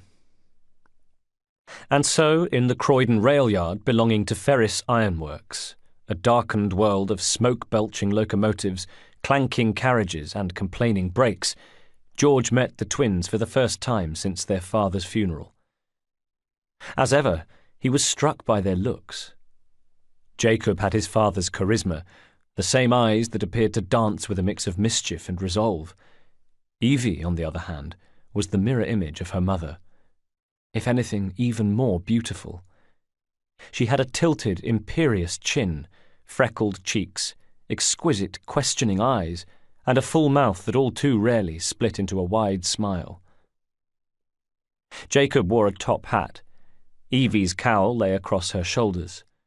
Their clothes were free-flowing and customized in the right places, long three-quarter-length belted coats open over discreetly armoured waistcoats, and boots with noise-proofed soles and subtle steel toe-caps.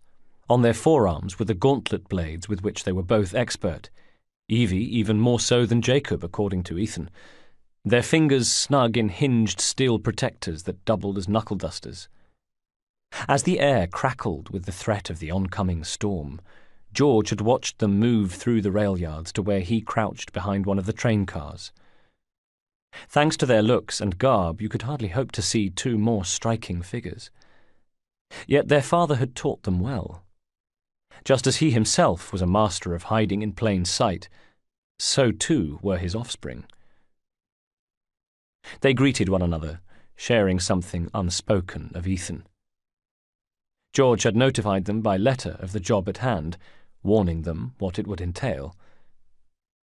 Before he died, Ethan had told the twins very little about the piece of Eden that had been the focus of his failed mission in 1862.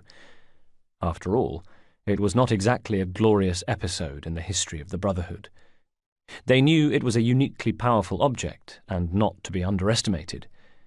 Beyond that was scarcely anything to be said before the job began. It was to be their blooding.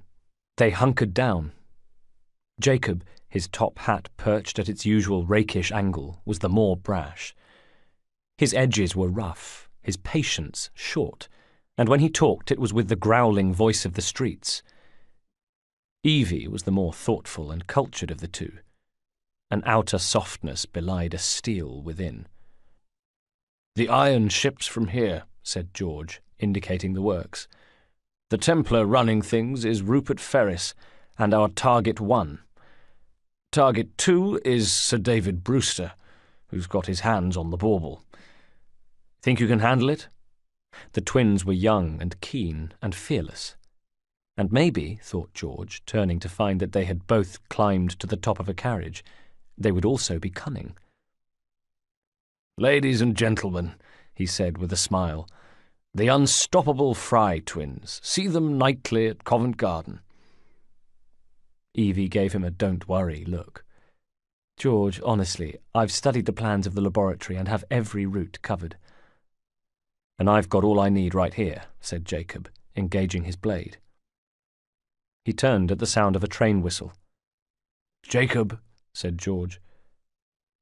"I'll extend your regards to Ferris," he replied. He and Evie were watching the train as it trundled through the siding towards them. They crouched on the roof of their own rail car, ready to spring forth. "Evie," said George warningly. "Chat later, George. We've a train to catch," said Evie, and then the two of them made their leap, landing with all the grace and stealth of predatory wildcats on the roof of the passing train. A wave to George, and the mission had begun. "May the creed guide you, you vagrants," George called to them, but didn't think they'd heard. Instead, he watched them go with a strange mixture of emotions: envy for their youth, grace, and balance, and concern that Ethan was wrong, that the twins were not yet battle-ready, not for an operation of this magnitude. But most of all, hope. Hope the two incredible young assassins could turn the tide in their favour. Chapter 60. "Poor man, more afraid than ever. The years have not been kind," said Evie to Jacob, shouting above the roar of the locomotive. "Evie Fry," chided Jacob. "Where do you get it from?" "Same place as you, Jacob," she said, and they exchanged a glance, that preternatural meeting of eyes in which they both remembered and honoured their mother and father. The knowledge that all they had now was each other. "Have fun," said Jacob, They were nearing the ironworks on tracks that threaded through dark industrial buildings and chimney stacks pouring out choking smoke, and Jacob rolled his top hat from his head, collapsed it, and secreted it within his robes in one well-practised move as he raised his hood. Evie pulled her own cowl over her head. They were ready.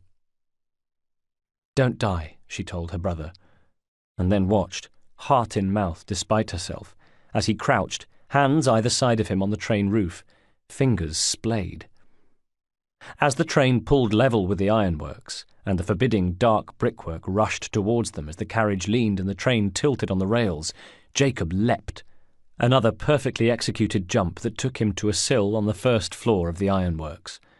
A second later, and he'd be inside. She watched him recede. The next time she heard anything of him, it would be via the thump of an explosion as he escaped the ironworks, spattered with the blood of Rupert Ferris. For the time being, however, she went to one knee, gloved hands on the roof of the carriage, wind whipping her cowl as the train cut its way through the outskirts of Croydon and onto the shipping yard further along the line. Here, according to the plans sent to them by George, was the laboratory where the artifact was stored, where, providing the information was correct, Sir David Brewster was working on it. What did she know about it? There was information gleaned from ancient scrolls, of course, but scrolls tended to be a little ambiguous. However, her father had actually seen it in action. He had talked of how it would glow, seeming to feed off some inner energy of the user, transferring something dark and primal into an actual destructive energy. "Take that look off your face, Evie," he had added a little crossly. "This is not an object to admire or covet. It is to be treated with the utmost caution, as a weapon of war that cannot be allowed to remain in the hands of the enemy." "Yes, father," she said obediently. But if she was honest with herself, the object's attraction outweighed its possible danger. Yes, it was something to be feared, to be treated with respect, but even so.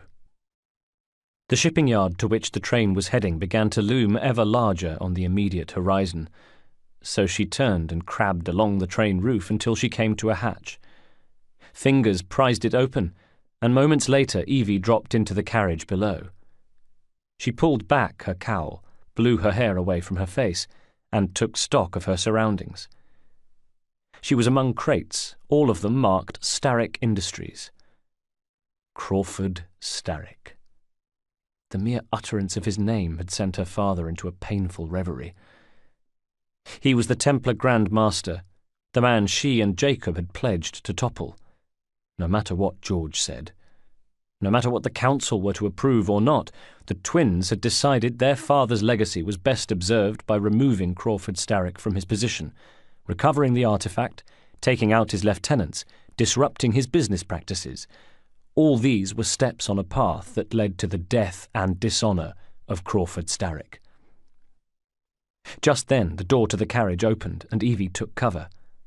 A man entered, just a shape in the darkness, framed unsteadily in the open door. A burly man, she thought, and the impression was confirmed when there came the flare of tinder and he lifted a lamp to see in the gloom. "Where is it?" he said over his shoulder, addressing some unseen comrades. "Where's Brewster's supplies?" Now there was a name she recognised. Brewster. She crouched in the shadows, waiting. This man would be her first live kill, and she flexed her wrist, feeling the reassuring weight of the gauntlet mechanism along her forearm, its individual sections moving easily and silently. She reminded herself that she was trained for this. At the same time, she recalled what her father had always told her, that no amount of training could prepare you for taking a man's life. Taking from him everything he ever was and everything he ever will be, to leave his family grieving, to begin a wave of sadness and sorrow and possible revenge and recrimination that might ripple throughout the ages. Her father knew that there was ready, and then there was ready. And Evie was ready, but was she really ready? She had to be. She had no choice. The man was cursing his mate for a coward. Behind a crate, Evie used 2 hands to raise her cowl, letting the fabric settle over her head, taking strength and comfort from the symbolism of it, and then activated her blade. Ready now, she gave a low whistle. "Who's there?" said the visitor, raising his lantern a little and moving into the carriage 2 more steps. He drew level with Evie's position, and she held her breath, awaiting her moment. Her eyes went from her blade to the spot just behind the guard's ear where it would penetrate, slicing up into the skull cavity, into the brain. Instant, painless death. But death all the same. She was on the balls of her feet now, the heels of her boots raised off the boards of the carriage, one hand steadying herself on the floor, and her blade hand brought to bear. He was her enemy, she reminded herself, a man who stood alongside those who planned to persecute and tyrannize any who did not share their aims. And, possibly, he did not deserve to die. But die he would, in service to a cause that was greater than them both.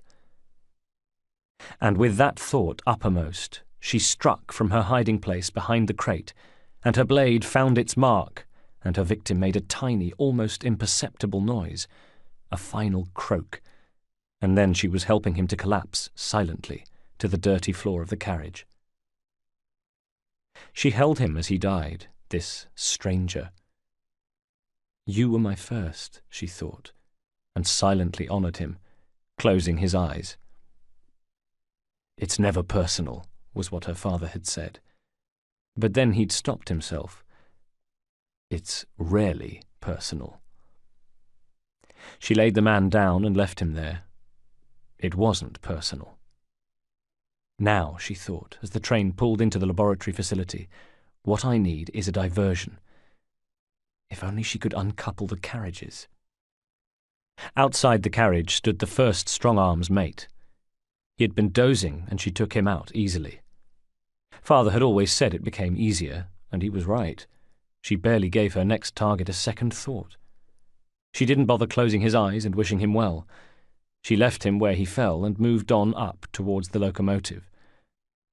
In the next carriage, she pressed herself into hiding to avoid a pair of gossiping guards. "How's Sir David and Miss Thorne getting on?" one of them was saying. "She's turned up like a bad penny, ain't she?" replied his mate. "I'll put 5 bob on things not being to her liking." "Ain't looking too good for old Sir David, then." Lucy Thorne. Evie had heard the name, of course. Was she with Brewster, then?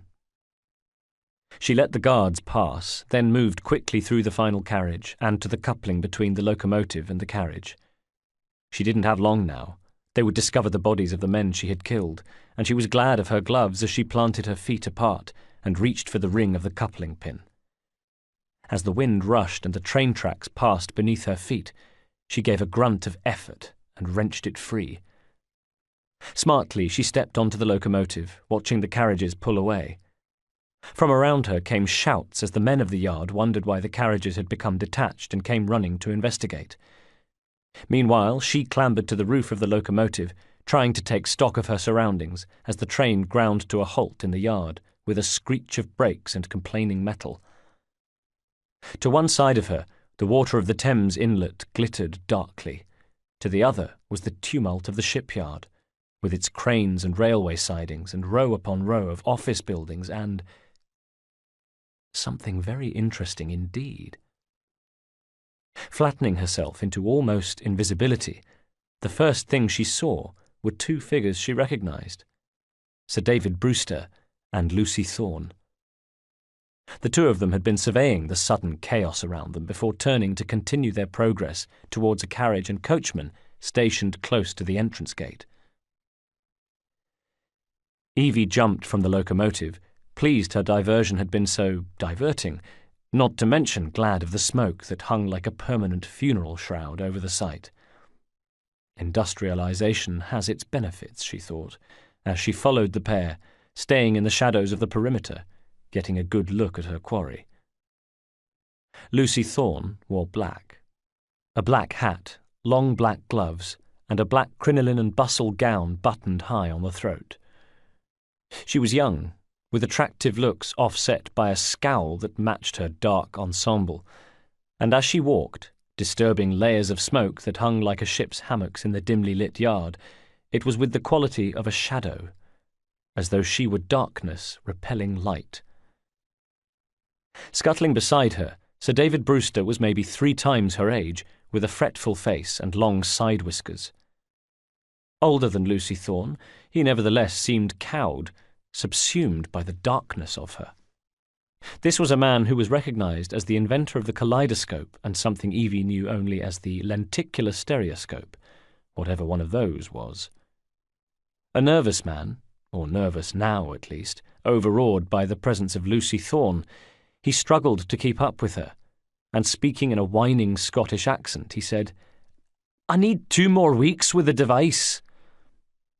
Angry, Lucy Thorne retorted, "Your questionable practices are beginning to draw unwanted attention. You have been given more than enough time to achieve results, Sir David." "I was unaware that you expected me to perform like a cocker spaniel." "Permit me to remind you of your obligations to the Order." Brewster made an exasperated noise. "Miss Thorne, you ride me like a racehorse." As they reached the carriage, the coachman doffed a 3-cornered hat, bowed low, and opened the door for Lucy Thorne, who acknowledged him with an imperious nod as she took her seat and arranged her skirts, before leaning from the open door to address Brewster a final time. "Sir David, I will return tomorrow. If you have not unlocked the device's secret, forget your dogs and your horses. I will leave you to the wolves. Good day." And with that the Templar cultist indicated to the coachman, who closed the door, tipped Brewster an impertinent wink, and resumed his place on the board to drive the horses and remove Lucy Thorne from the chaos of the shipyard. As it drove off, Evie watched Brewster let out a flabbergasted noise before his attention was drawn to a group of men nearby. Evie's gaze went there too, and what she saw was several guards escorting a flamboyantly attired man across the yard, the man in custody protesting loudly.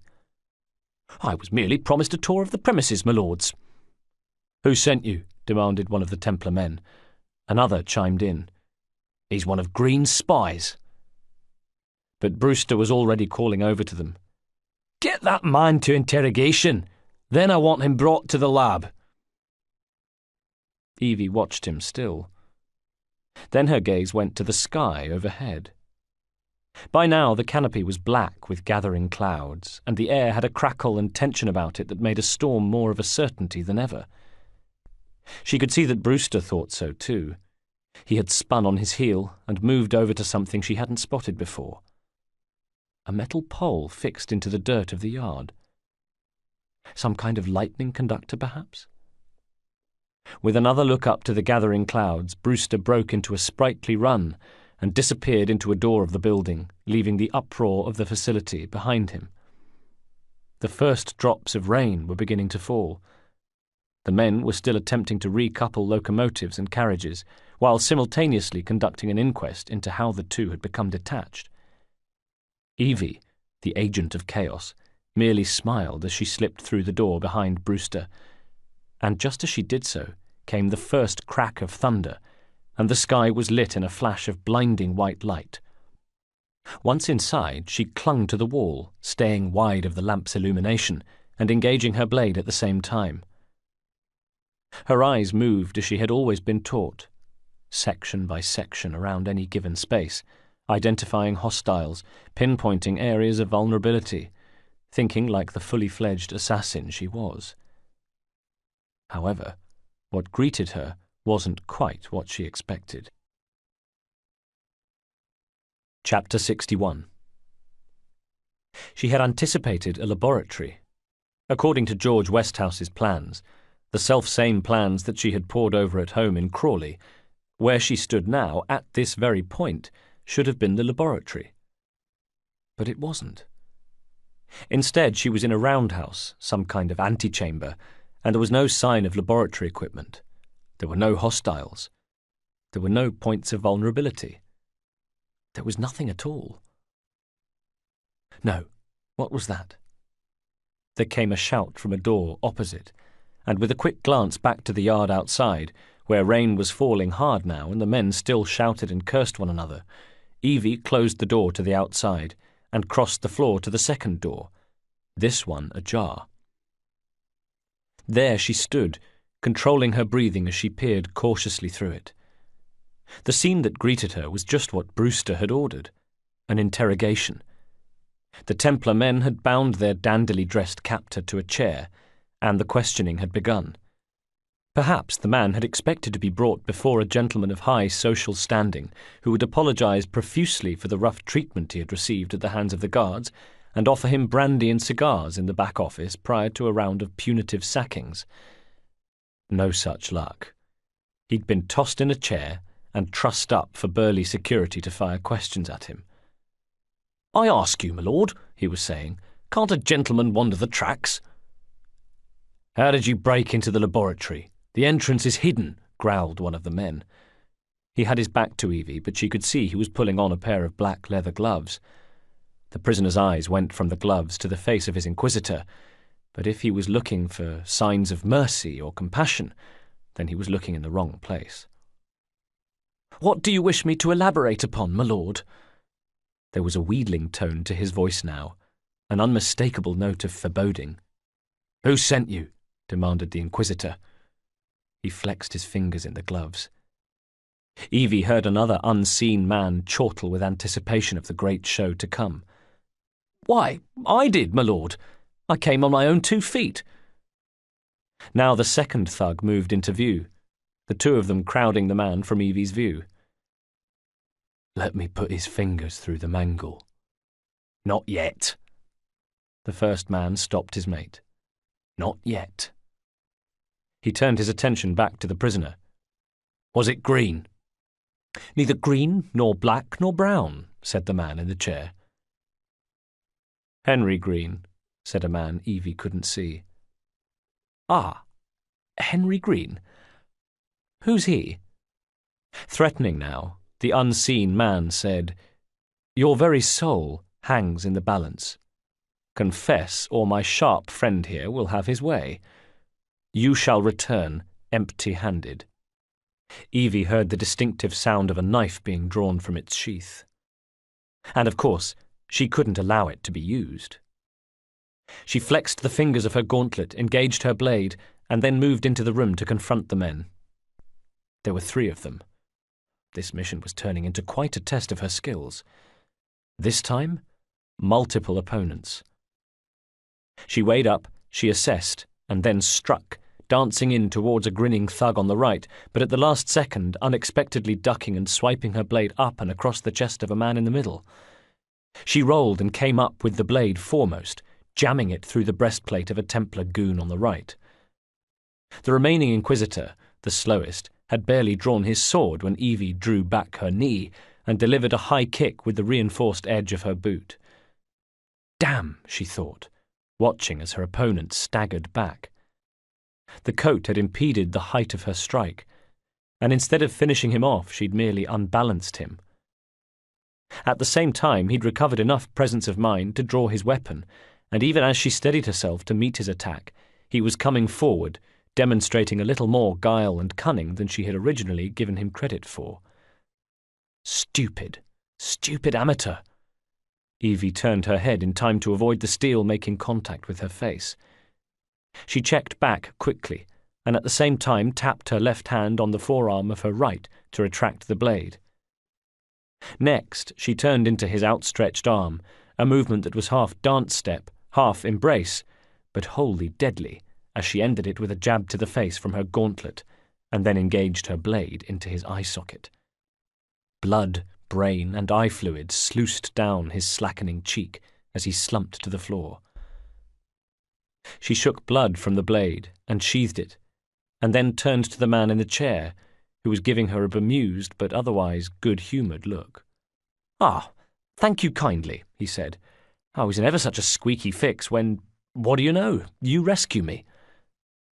"Where's the hidden laboratory?" she asked him. The men she'd just fought were taking their time to die.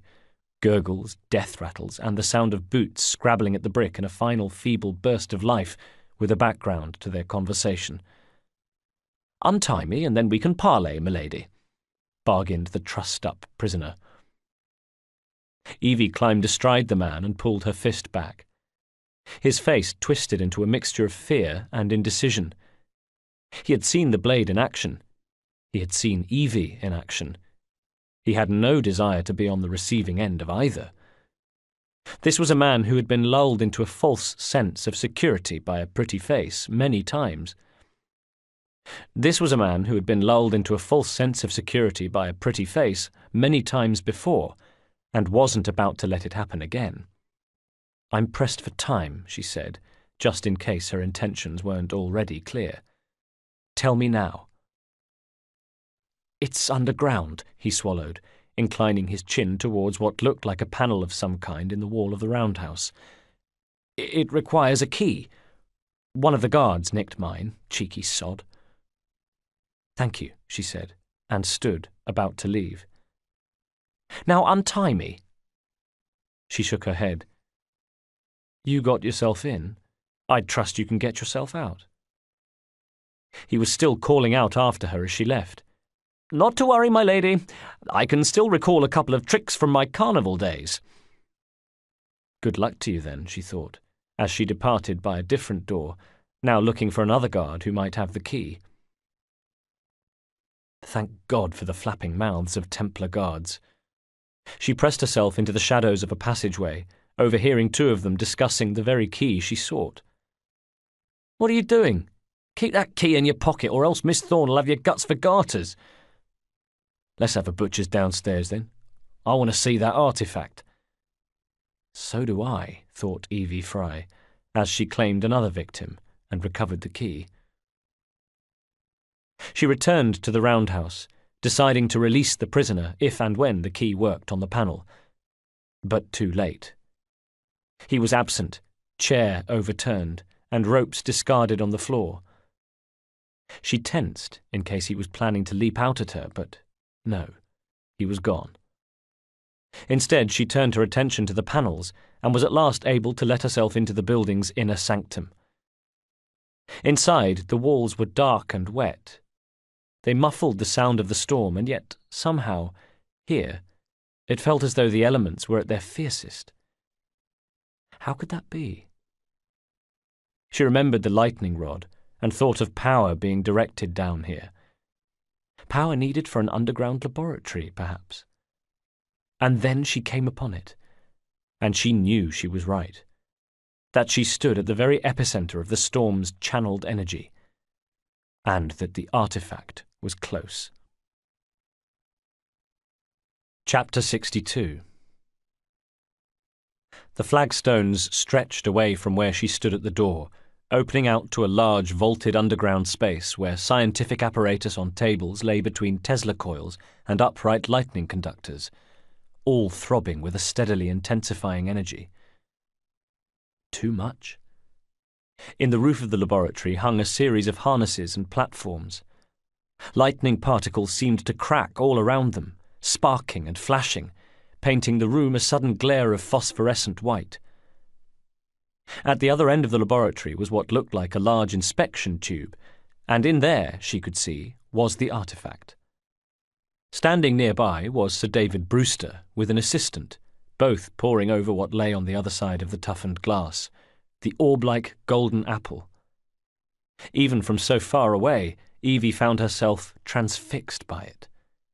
Years and years of research into the pieces of Eden, and now, here before her, was a real one.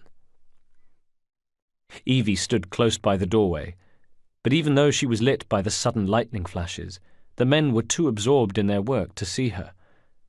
She crept forward, still hypnotized by the sight of the apple, but able to eavesdrop on Brewster and his assistant now. "By Jove, under blue light it goes completely transparent," exclaimed the scientist. Brewster was nothing like the man he had been before, weak and small within the dark shadow of Lucy Thorne. Now he was a man in his own domain, in command once again, and feeling confident enough to throw a few jibes Thorne's way. "The cheek of that woman!" he shouted over the buzzing of the lightning conductors, the hissing of the Tesla coils, the rhythmic huffing of automated bellows. "I say I ought to seize the blasted artifact for Edinburgh." "If you don't mind me saying, that would be an exceptionally bad idea," retorted his companion. "Why? It's God's apple, not hers. I'd display it in public. Darwin would be vanquished, banished in shame to the blasted Galapagos to roost with his beloved finches." "Miss Thorne would have your head and Mr. Starrick the rest," said his colleague. "You know, Reynolds, it might just be worth the risk," exclaimed Brewster. "Sir David, you cannot be serious." "Just a wee joke, Reynolds. Once we unlock the artifact's secret, the Templars' grip on London will be fixed. The assassins will fall, and Darwin will be little more than a bearded memory." As she drew closer, coming out into the open now, where the two men could easily see her, she could see the apple glowing. Brighter now, lit by an increasingly heavy shower of sparks. It was time to make it hers. She engaged her blade and struck, and saw the assistant slide off her blood-streaked steel before Brewster was even alerted to her presence. His eyes went to his dead companion and then back to Evie Fry, looking at her agog, his brain trying to make sense of this sudden, unexplained appearance. And then Evie leapt and killed him. "It is time to lay down your head, Sir David Brewster," she said, letting him to the floor. "But I have so much more to discover." His eyelids flickered, his breathing ragged now. "Do not be afraid," she told him. "I am not. God will protect me." "I will continue your experiments," she said, and saw it clearly, the path that lay before her. She would carry on with the learning that had begun in her father's library at Crawley. She would make it her mission to locate the artifacts, to harness their power and use them for the benefit of mankind. A wind of good fortune, not ill. "You cannot stop Starrick," said Brewster, his head on her knees as she knelt with him. "Miss Thorne has already found another piece of Eden, more powerful than the last." "I will take that one too," said Evie, never more sure of anything in her whole life. "We fight to gain what we cannot take with us," said Brewster. "It is in our nature." And then he died. Evie took out her handkerchief, and in a ritual passed down by her father, one he said was a homage to Altair's own feather ceremony, touched it to Brewster's wound, soaking it with his blood. She folded the handkerchief and secreted it inside her jacket. In the same moment, everything seemed to happen at once. Guards, 3 of them, came rushing into the laboratory. Evie stood, already engaging her blade and ready for battle, just as there came a sudden increase in electrical intensity, and the artifact seemed to bulge with a fresh influx of power, and then exploded. Evie was immediately below the inspection glass and protected by the plinth on which it stood. The guards, however, were not so lucky. They were peppered with flying fragments and seemed to disappear in a fog of blood mist and debris as beams, harnesses and platforms came tumbling down upon them from above. Evie scrambled to her feet and ran for the door, just as the chain reaction began, lightning conductors bursting into flame, machinery exploding with a flat whoomp. And then she was outside, grateful to be joining those who were sprinting away from the factory as a series of explosions tore it apart. Chapter 63. What was that explosion? She had met Jacob back at the rail yard as arranged. He too looked as though he had seen plenty of action in the meantime. Both were blooded now. "The piece of Eden detonated and took the lab with it," explained Evie, finishing her tale. Jacob curled a lip. "That magic lump of hyperbolic metal? I'm shocked." She rolled her eyes. All those nights reading to him, imparting that knowledge to him. They really, truly had been for absolutely nothing. Simply because you have never valued the pieces does not... An old argument was about to resurface until the appearance of George Westhouse. All went according to plan, said the elder assassin sardonically. There was a slight complication, replied Evie, shamefaced. The lab exploded, said Jacob, with an eyebrow arched at his twin sister. You want somebody to blame? There she is. You derailed a train, George Westhouse reminded him. Oh, he did he? Said Evie. Jacob shrugged. Well, the train derailed and I happened to be on it. I killed my target. So, Rupert Ferris, of Ferris Ironworks, an organisation that, as well as being in Templar hands, employed child labour, was dead. Brewster is also no more, said Evie. Then, all in all, a successful mission, in spite of you two, said George. What about London? Said Jacob. Evie glanced at her brother. For her, the events of the evening had been an epiphany, a signpost for the way forward. Was the same true of Jacob? What about it? Asked George cautiously. We are wasting time out here, said Jacob, indicating the rail yard around them and the suburbs. The city of London was close, yet so far out of reach. You know as well as I do that London has been the domain of the Templars for the last 100 years. They're far too strong yet. Patience. Ethan thought differently, remembered George, seeing his friend's belief alive and well, and living on with the twins. But the Templars have found a new piece of Eden, said Evie. George shrugged. Sir David is dead. They do not know how to use it. The council shall guide us. Sound advice that your father would have seconded. I shall see you back in Crawley. The twins watched George leave with sinking and somewhat resentful hearts. Fires that burned bright had been comprehensively doused by George and his invocation of the council. What they both knew, of course, was that their father would certainly not have agreed with the remote assassin elders.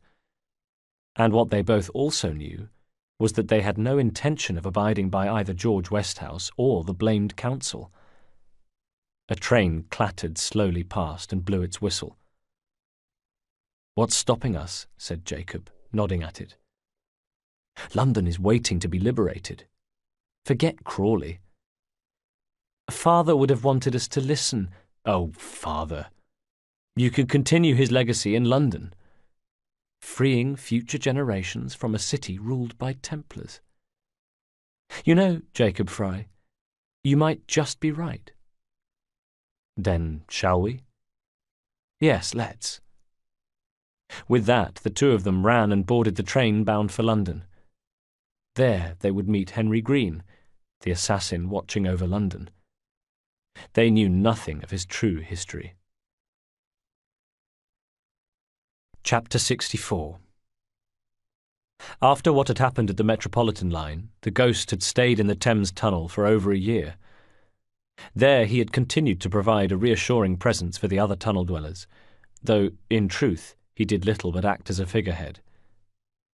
Most of the year was spent sitting or lying in his alcove, grieving for Maggie, and for the other innocent lives lost in the failure of the operation to retrieve the piece of Eden.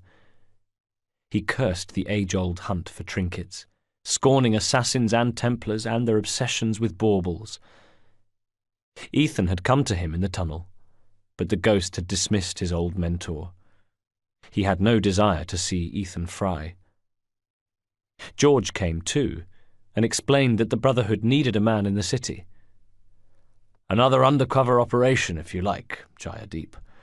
Something more suited to your talents. The ghost had chuckled at that.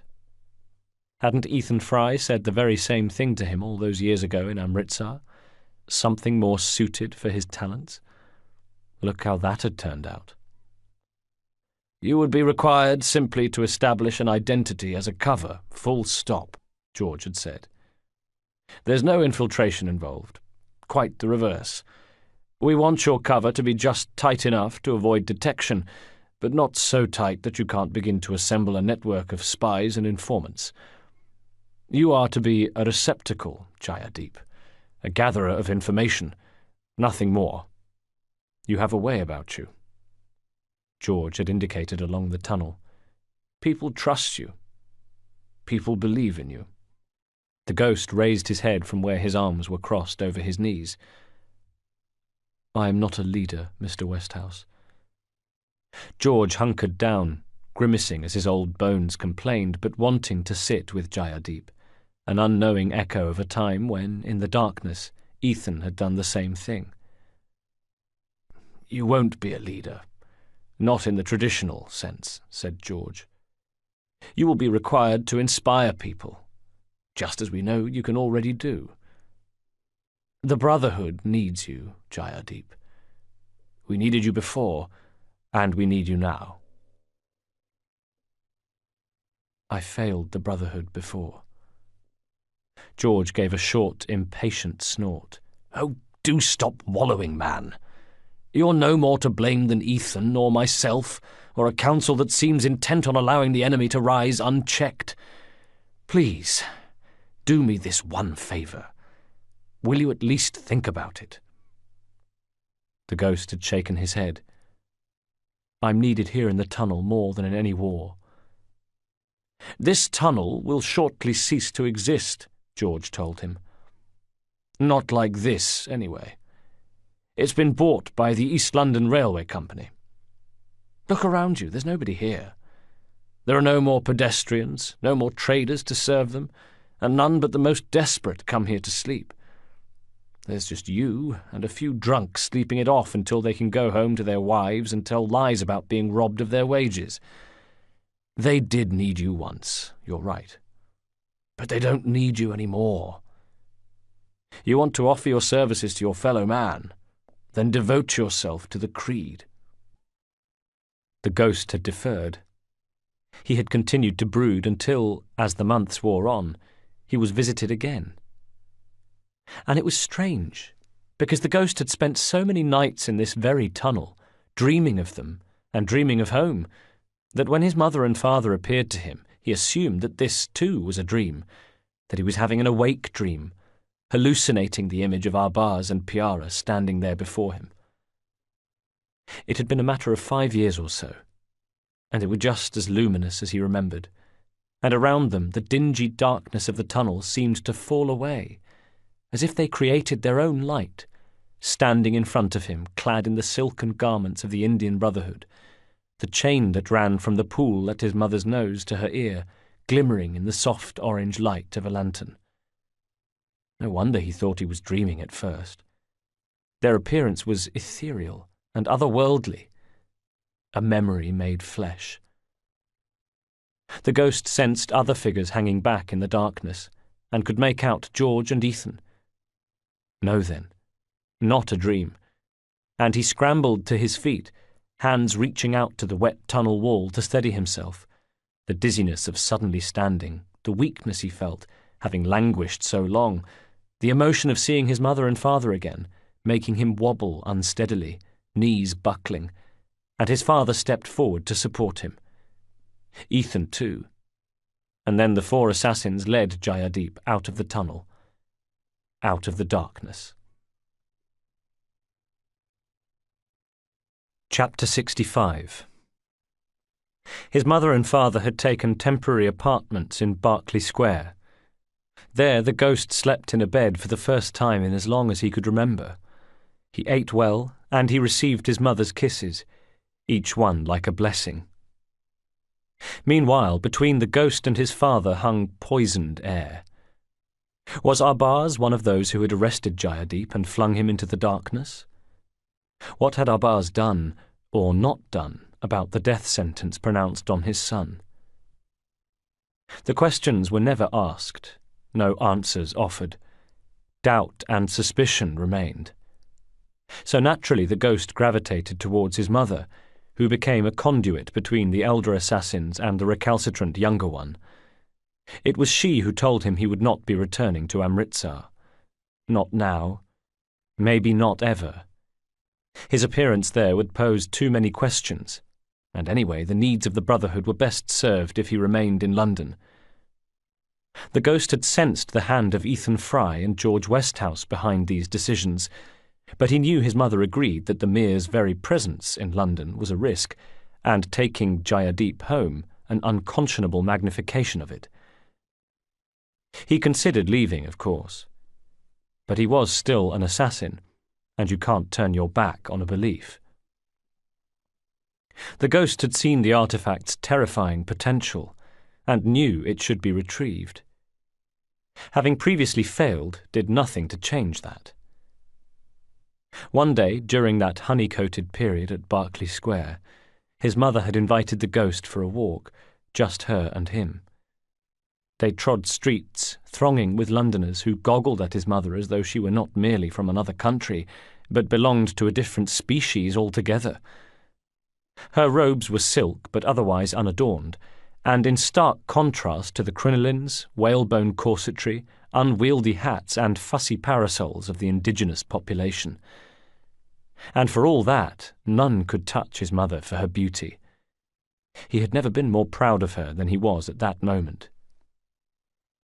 "You are aware, I think, of the course of action that Mr. Westhouse and Mr. Fry favour," she said as they walked. Her arms hung loosely at her sides, shoulders thrust back, chin proud, meeting every stare with the same dignity. "They want me to be something I'm not, Mother." "They want you to be something you most definitely are," she insisted. "A credit to the Brotherhood." He forgot his pride for a moment, head hanging in remembrance. "No, I was not that, and fear I never will be." "Ah, hush," she chided him. "What a load of rubbish. Did we raise you to welcome defeat with open arms? Do I look into your eyes and see nothing but surrender? I fear you will exhaust my patience if you're to continue being quite so self-pitying." "Self-pitying? Really? You think me self-pitying?" She inclined her head with a smile. "Maybe a little, sweetheart, yes. Just a touch." He thought about that, then said tartly, "I see."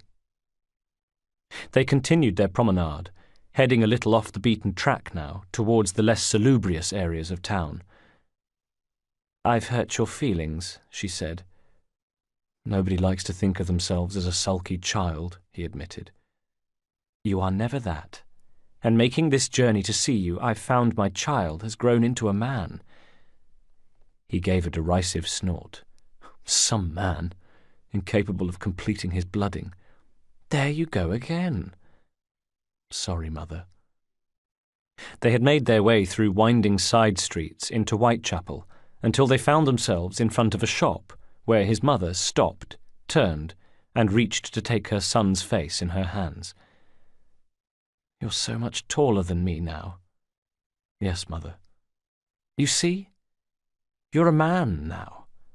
A man ready to shed the childish conceits of self-admonishment, guilt, shame, whatever other poisonous emotions crowding that head of yours, and take up the next phase of your destiny."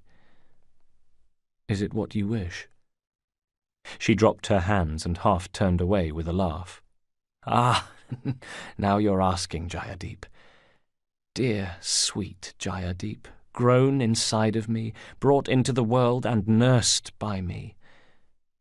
What mother dreams of her son growing up a killer?" "An assassin, Mother. A great assassin, not a great killer." "You can be a great assassin without being a great killer, Jayadeep.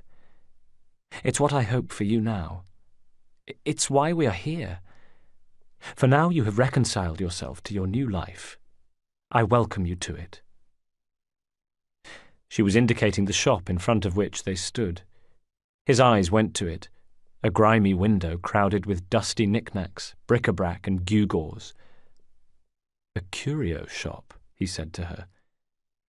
"Just the right thing for an inquiring mind such as yours," she told him. "I'm to be a shopkeeper," he said flatly.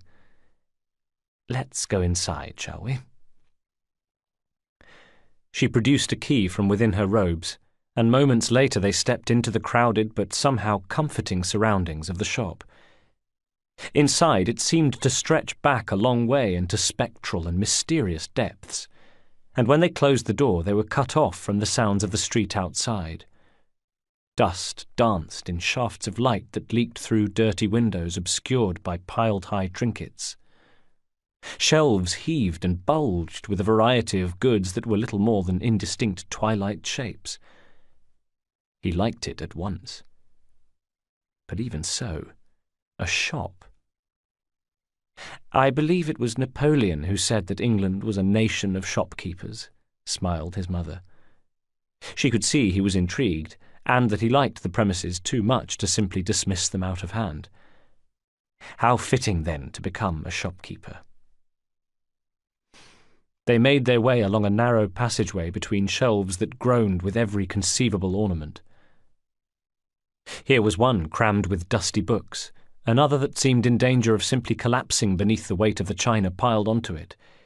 He saw pressed flowers under glass and found he was still able to name them, thanks to memories of his mother in Amritsar.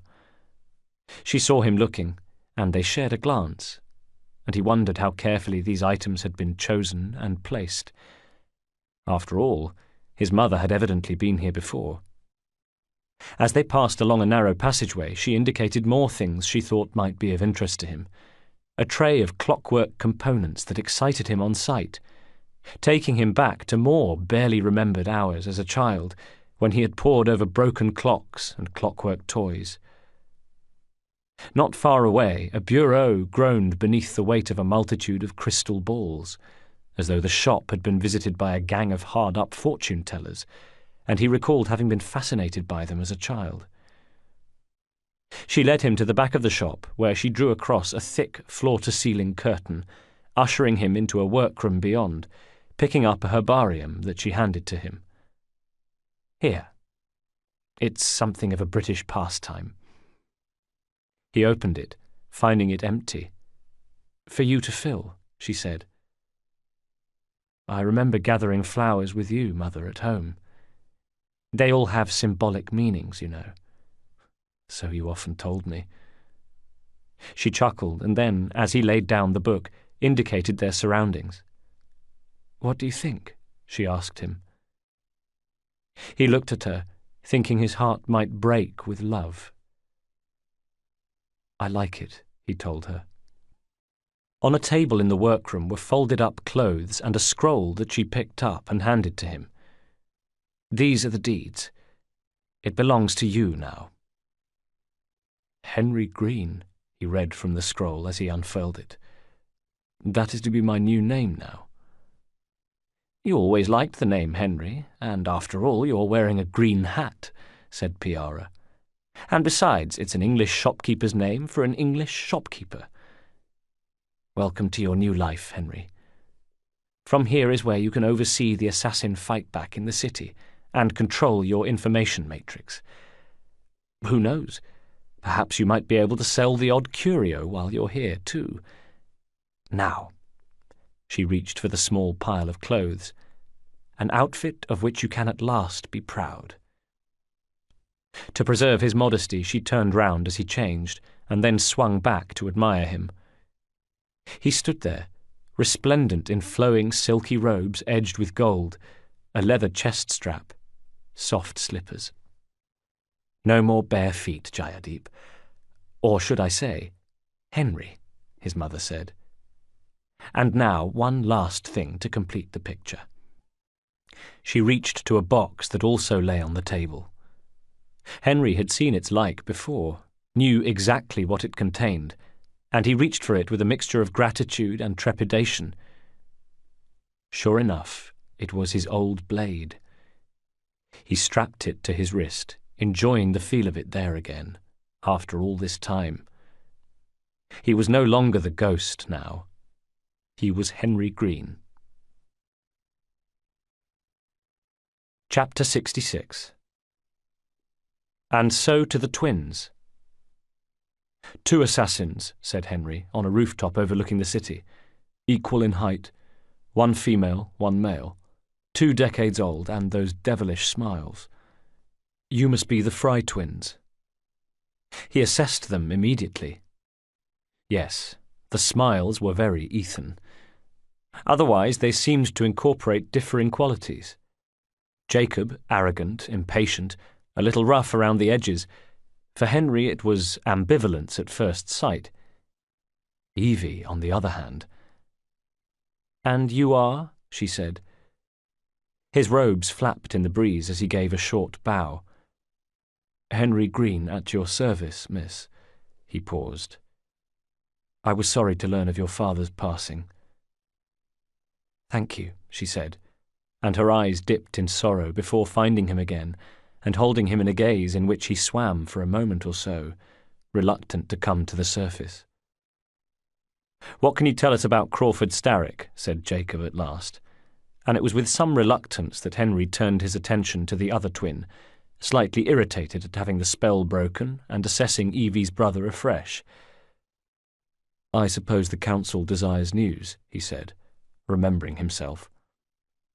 "London must be freed, to provide a better future for all its citizens." The conviction lit Evie's face as she spoke. It danced in her eyes and made her even more beautiful, if that were possible.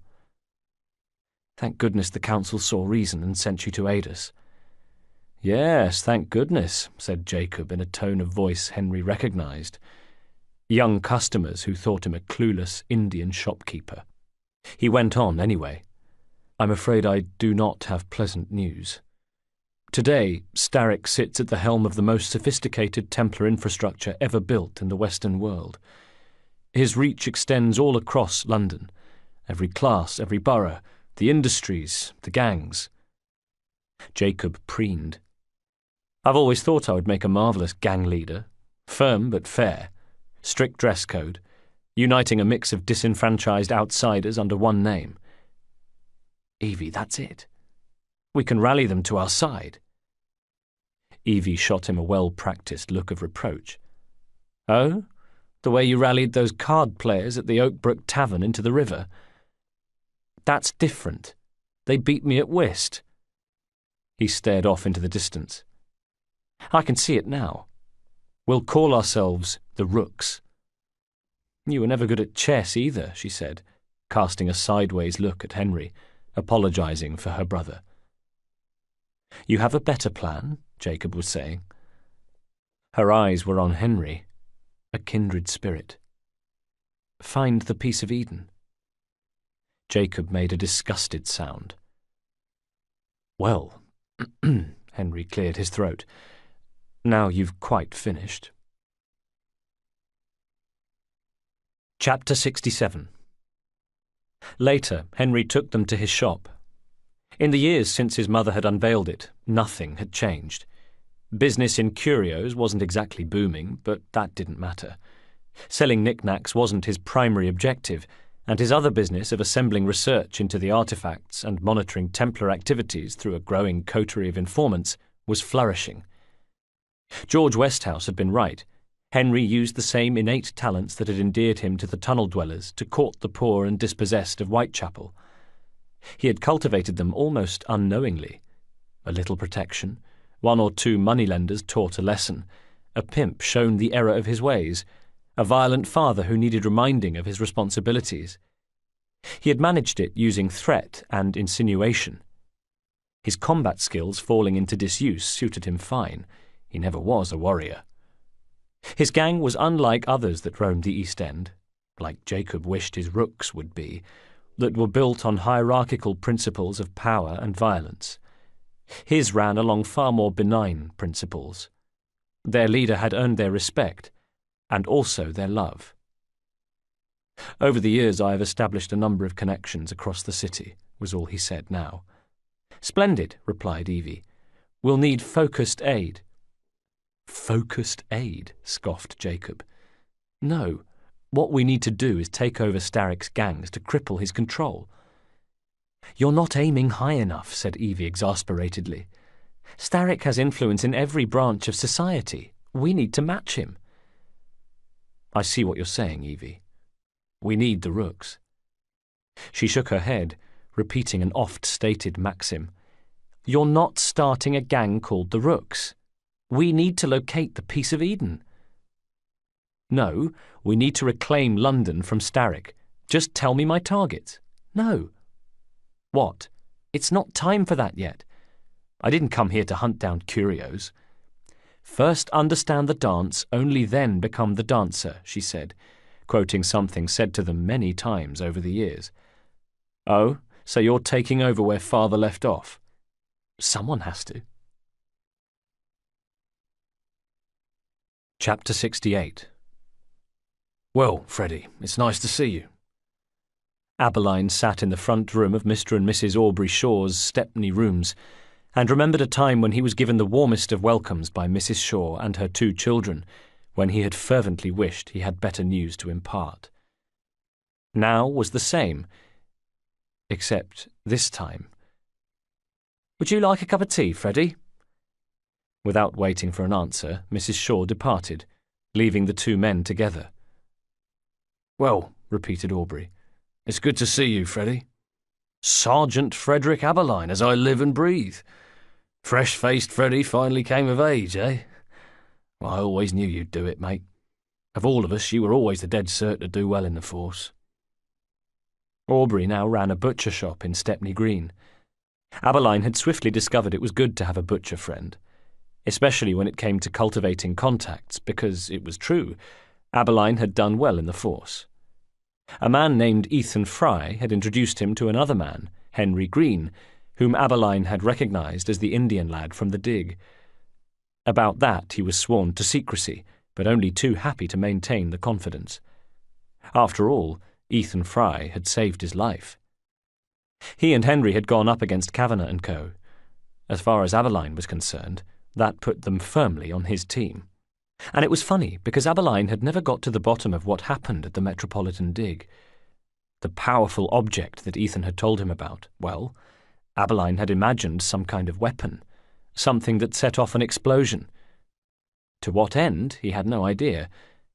But Kavanagh had died, his 3 lieutenants were dead too, and as for the other one, the clerk, well, he had turned out to be working for a third party, and that was when it had got complicated.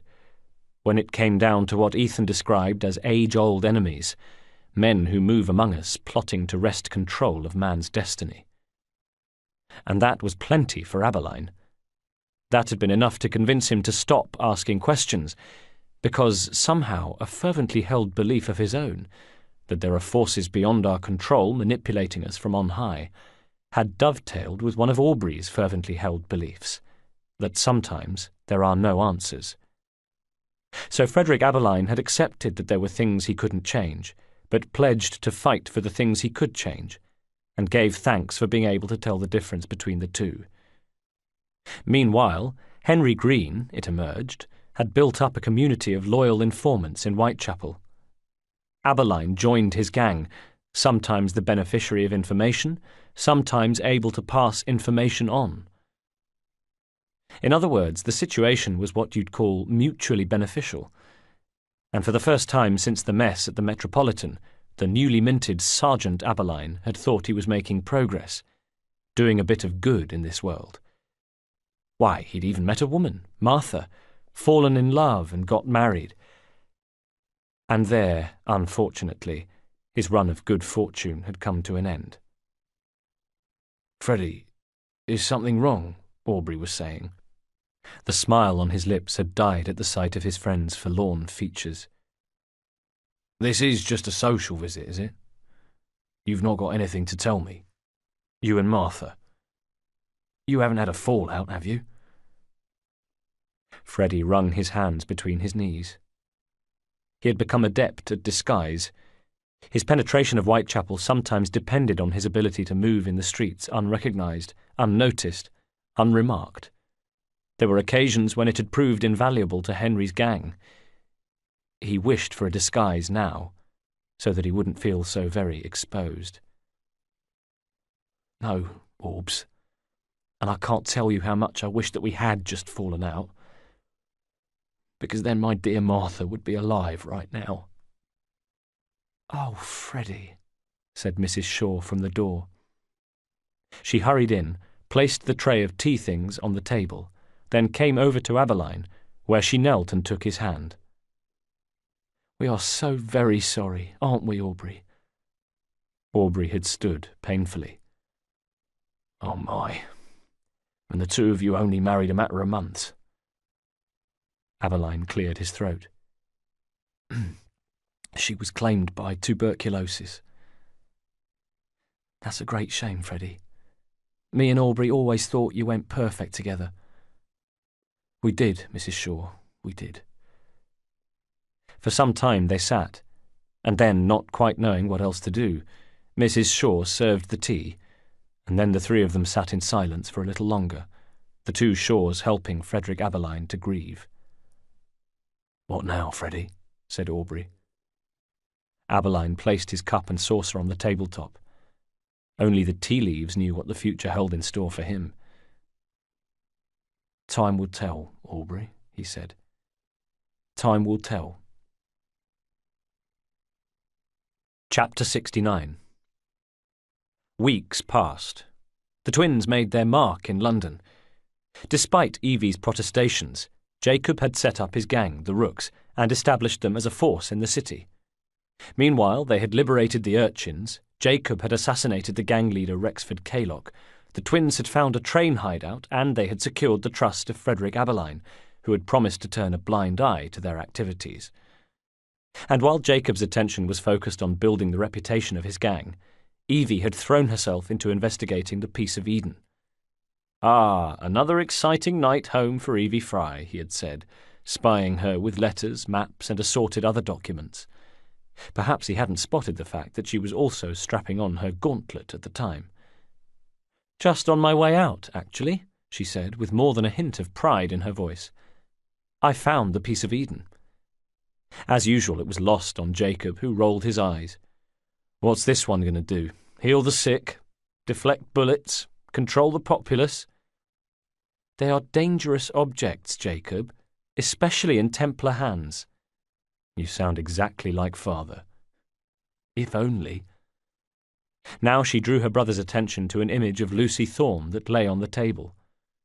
More and more often lately, Evie had found her gaze going to it, remembering the intimidating woman she had seen in the shipping yard. "Lucy Thorne is expecting a shipment tonight. She is Starrick's expert in the occult. I am nearly certain she is receiving the Piece of Eden Sir David Brewster mentioned."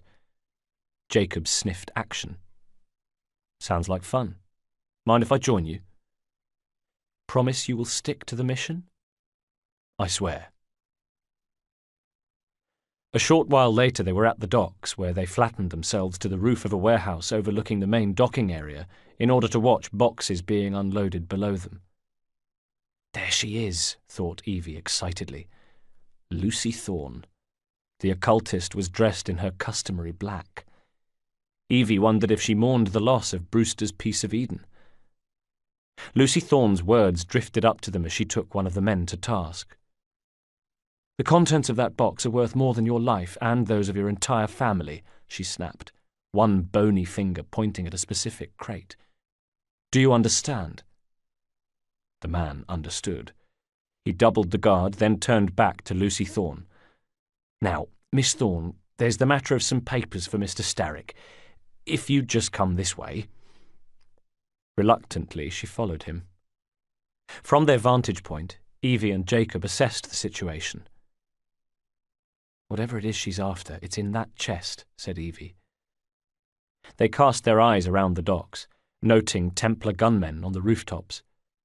Meanwhile, the crate that was suddenly as precious to them as it evidently was to Lucy Thorne had been loaded with others onto a flatbed horse-drawn wagon. A guard stood holding the reins. Two other guards close by were muttering darkly about their terrifying boss, as well as speculating what might be in the priceless crate. Jacob slipped off his top hat and raised his cowl, his own little ritual before action, and then, with a wink at Evie, he left to deal with the guards on the rooftops. She watched him go before making a move herself, scuttling silently to the edge of the roof, then dropping down to crouch by a large water container beneath a dripping downpipe. With one eye on the men guarding the cart, She kept watch on Jacob's activities above. There he was, moving up on an unsuspecting sentry. His blade rose and fell. The man fell silently, a perfect assassination, and Evie hissed a quiet congratulation through her teeth. It died on her lips. The second gunman had seen his comrade fall and had brought his rifle up to his shoulder. As Jacob dashed across the rooftop towards the gunman, her brother moving faster than the guard could take aim and squeeze the trigger, Evie herself scooted out from behind the water barrel. She came up behind the two men who stood at the rear, both of whom had their backs to her. Pivoting, she unleashed a kick at the neck of the first man. Clever Evie. She had remembered to undo her coat this time, and the luckless sentry was smashed forward into the cart, nose and mouth crunching a second before he left a bloody streak on the crates as he slid to the dirt. Evie had already swung to her left, bringing her gauntlet hand round and punching the second guard in the side of the head. This man had approximately half a second to live, and he spent it feeling dazed and off balance, before Evie pulled her elbow back, engaged her blade, and thrust it into his temple. By now the third sentry had made his escape, and the gunman on the rooftop lay dead. But it was too late. The alarm had been raised, and just as she pulled herself up to the wagon and used her blade to lever the nailed lid of the crate open, Jacob had jumped from the roof of the warehouse opposite and come sprinting across the apron towards the wagon. "I think it's best we leave," he said, and never was a truer word spoken. The docks were in uproar. Doors of warehouses flew open to decant men in bowler hats, snarling dogs in tweed suits, all of them bearing guns or steel. Ever since Evie and Jacob's activities in the city had attracted the attention of the Templars, they'd hired the most mercenary, ruthless, and bloodthirsty underlings they could lay their hands on. Men came piling out of the meeting room, with Lucy Thorne screaming directions at them. She had picked up her skirts, and with a great and righteous anger came barrelling out of her meeting, only to find her precious cargo was on the move. There were twin spots of emotion at her cheeks, and her voice was a screech. "Get after them! Get after them!" Evie had a brief impression of that face, a lingering glimpse of fury to match, and the chase was on. With Jacob at the reins, their carriage flew out of the dockyard and into the waste area that was its hinterland. On the top of the wagon, Evie hung on tight. Her cowl billowed with the onrushing wind as the horses gained speed. She wanted to scream at Jacob to go more slowly, but out of the dockyards emerged a second carriage, a porcupine of Templar men. On the board was Lucy Thorne, resembling a raven with crinoline wings. Though she hadn't quite lost her black composure, it had certainly been rattled knowing she had let the precious crate out of her grasp, and she was pointing and screaming, her exact words lost in the wind, but her meaning very clear indeed. Get the twins. Now the carriages came bursting out of the docks and careered left onto Ratcliffe Highway. Tall buildings, shops, and flat-fronted tenements lined either side of the street, windows looking impassively down on a highway packed with wagons and dock traffic below. Ratcliffe Highway, a street notorious for its violence, was now witnessing more of it. The rattle of the two wagons over the cobbles was almost deafening. Evie was terrified the wheels would come loose. Meanwhile, she was desperately trying to make sense of what she saw in the crate, a cache of documentation and a book inscribed with the assassin crest, as well as trying to cling on. A shot rang out and she heard a bullet whistle past her cheek, eyes reflexively going to Jacob to check he was all right. And yes, he was all right. His cowl flapped in the wind, his arms spread wide as he handled the reins, intermittently yelling insults over his shoulder at their pursuers and urging the horses on. Ahead of them, pedestrians scattered, traders flung themselves on their barrows to stop produce taking flight, coachmen steadied their horses and shook their fists angrily, and still the carts thundered on. Another shot. Evie flinched but saw it take a lump out of brickwork nearby, even as they raced past. Now what came to her over the crash of cartwheels, the screaming of terrified pedestrians and spooked horses, was the increasingly panicked urgings of Lucy Thorne. Her head whipped round, and once again the two women locked stares. Lucy Thorne seemed to simmer with hatred for the young assassin. Whatever was in this packing box was important to her, important to the Templars, and therefore important to Evie. If she could keep hold of it. And it was a big if. Jacob was driving as fast as he could, but their pursuers were gaining, the Templars pulling level now. Evie saw the men hanging on, pulling pistols, and then remembered that thanks to Henry Green, she now had one of her own. With one hand steadying herself on the crate, she pulled the Colt from within her jacket, drew a bead on the man nearest who was aiming his own weapon, and fired.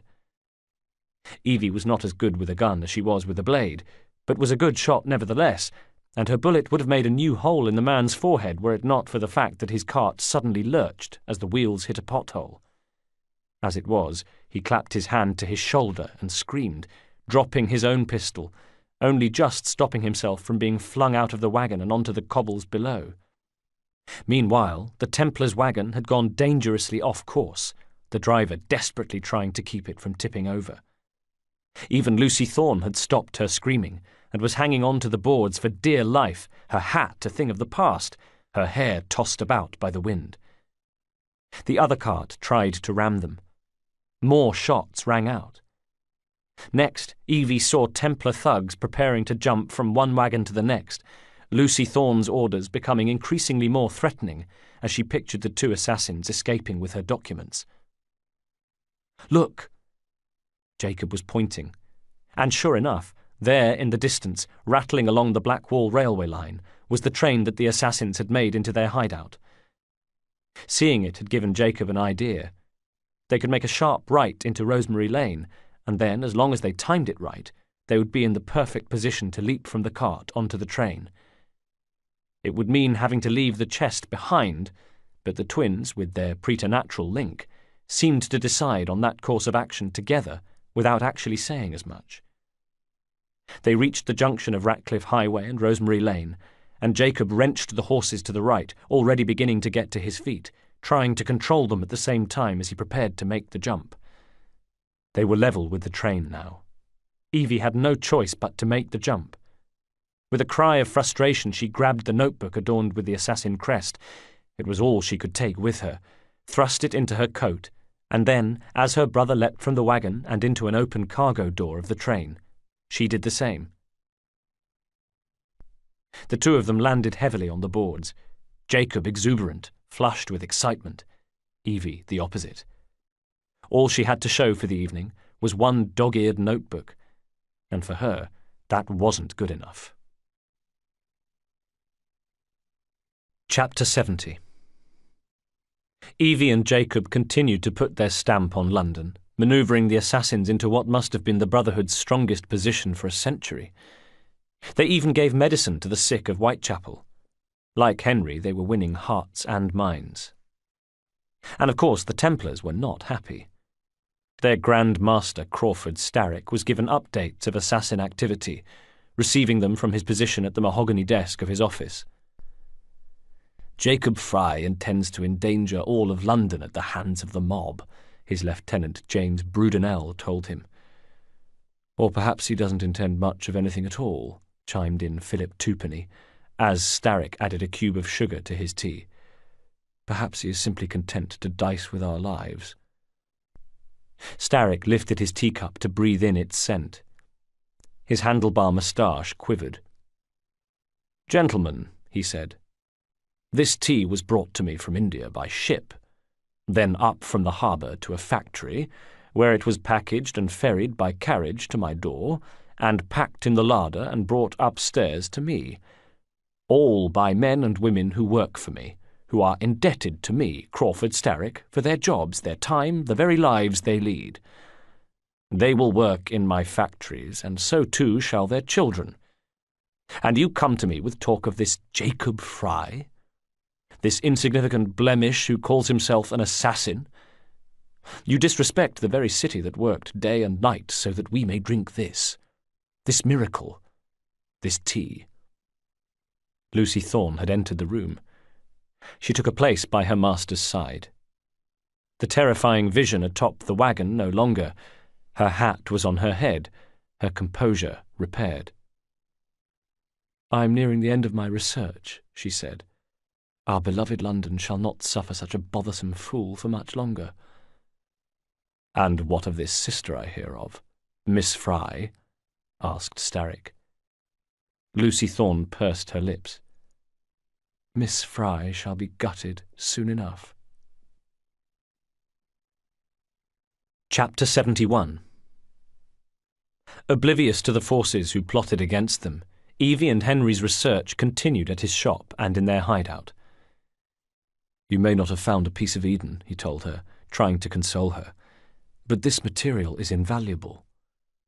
She looked at him gratefully, and the pair held each other's gaze until Evie gave an awkward little cough and looked away. Together they went back to looking at the notebook rescued from the crate, until Henry hit on something. "Look, it says that the London assassins had found a shroud." A shroud? Evie came close to read over Henry's shoulder. Closer than she needed to. Both knew it. Both maintained contact. Tiny little shocks running through them.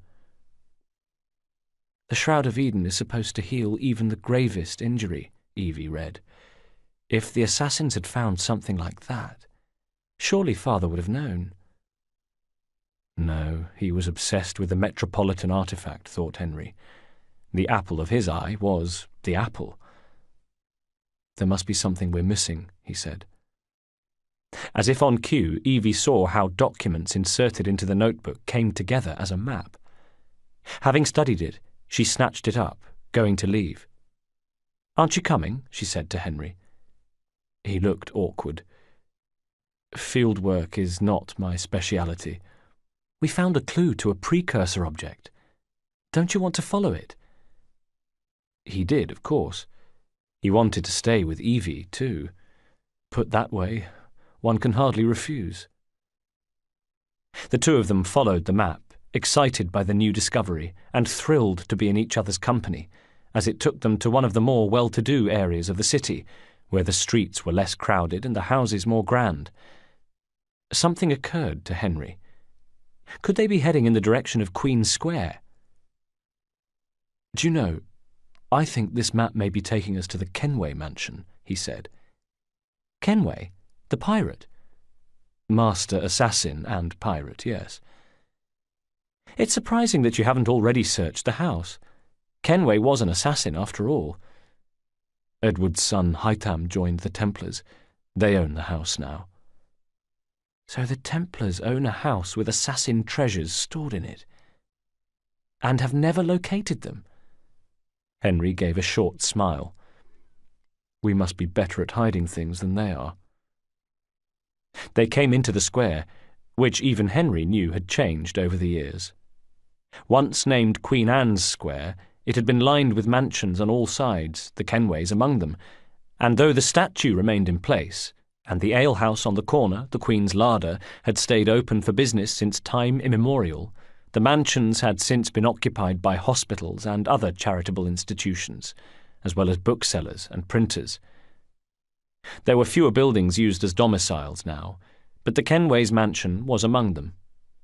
This was where Edward Kenway had lived on his return to these shores. His son, Hightam, had been inducted into the Templars, a long and ghastly story that had seen father pitted against son. Jennifer Scott, Edward's daughter and Hightam's half-sister, had spent years living there, cursing assassin and Templar equally, though continuing to enjoy the benefits of her links to both, not least of them being the grand home on what had since been renamed Queen Square. There, Jennifer had remained, occasionally venturing forth to propose that assassins and Templars should seek some accord, until her death of old age, when the London Templars, and probably the assassins as well, breathed a sigh of relief. Evie and Henry came on to the square now, passing the Roman Catholic Aged Poor Society and the Society of St. Vincent de Paul, before Evie suddenly ground to a halt, dragging Henry towards the scant shelter of iron railings lining the square. "Look," she said, breathing the word into his ear. Sure enough, a carriage stood outside the Kenway mansion. Emerging from it was the unmistakable personage of Lucy Thorne. "I'll be in the study," they heard her say to a male companion. "I don't want to be interrupted, unless you have news of the lost notebook."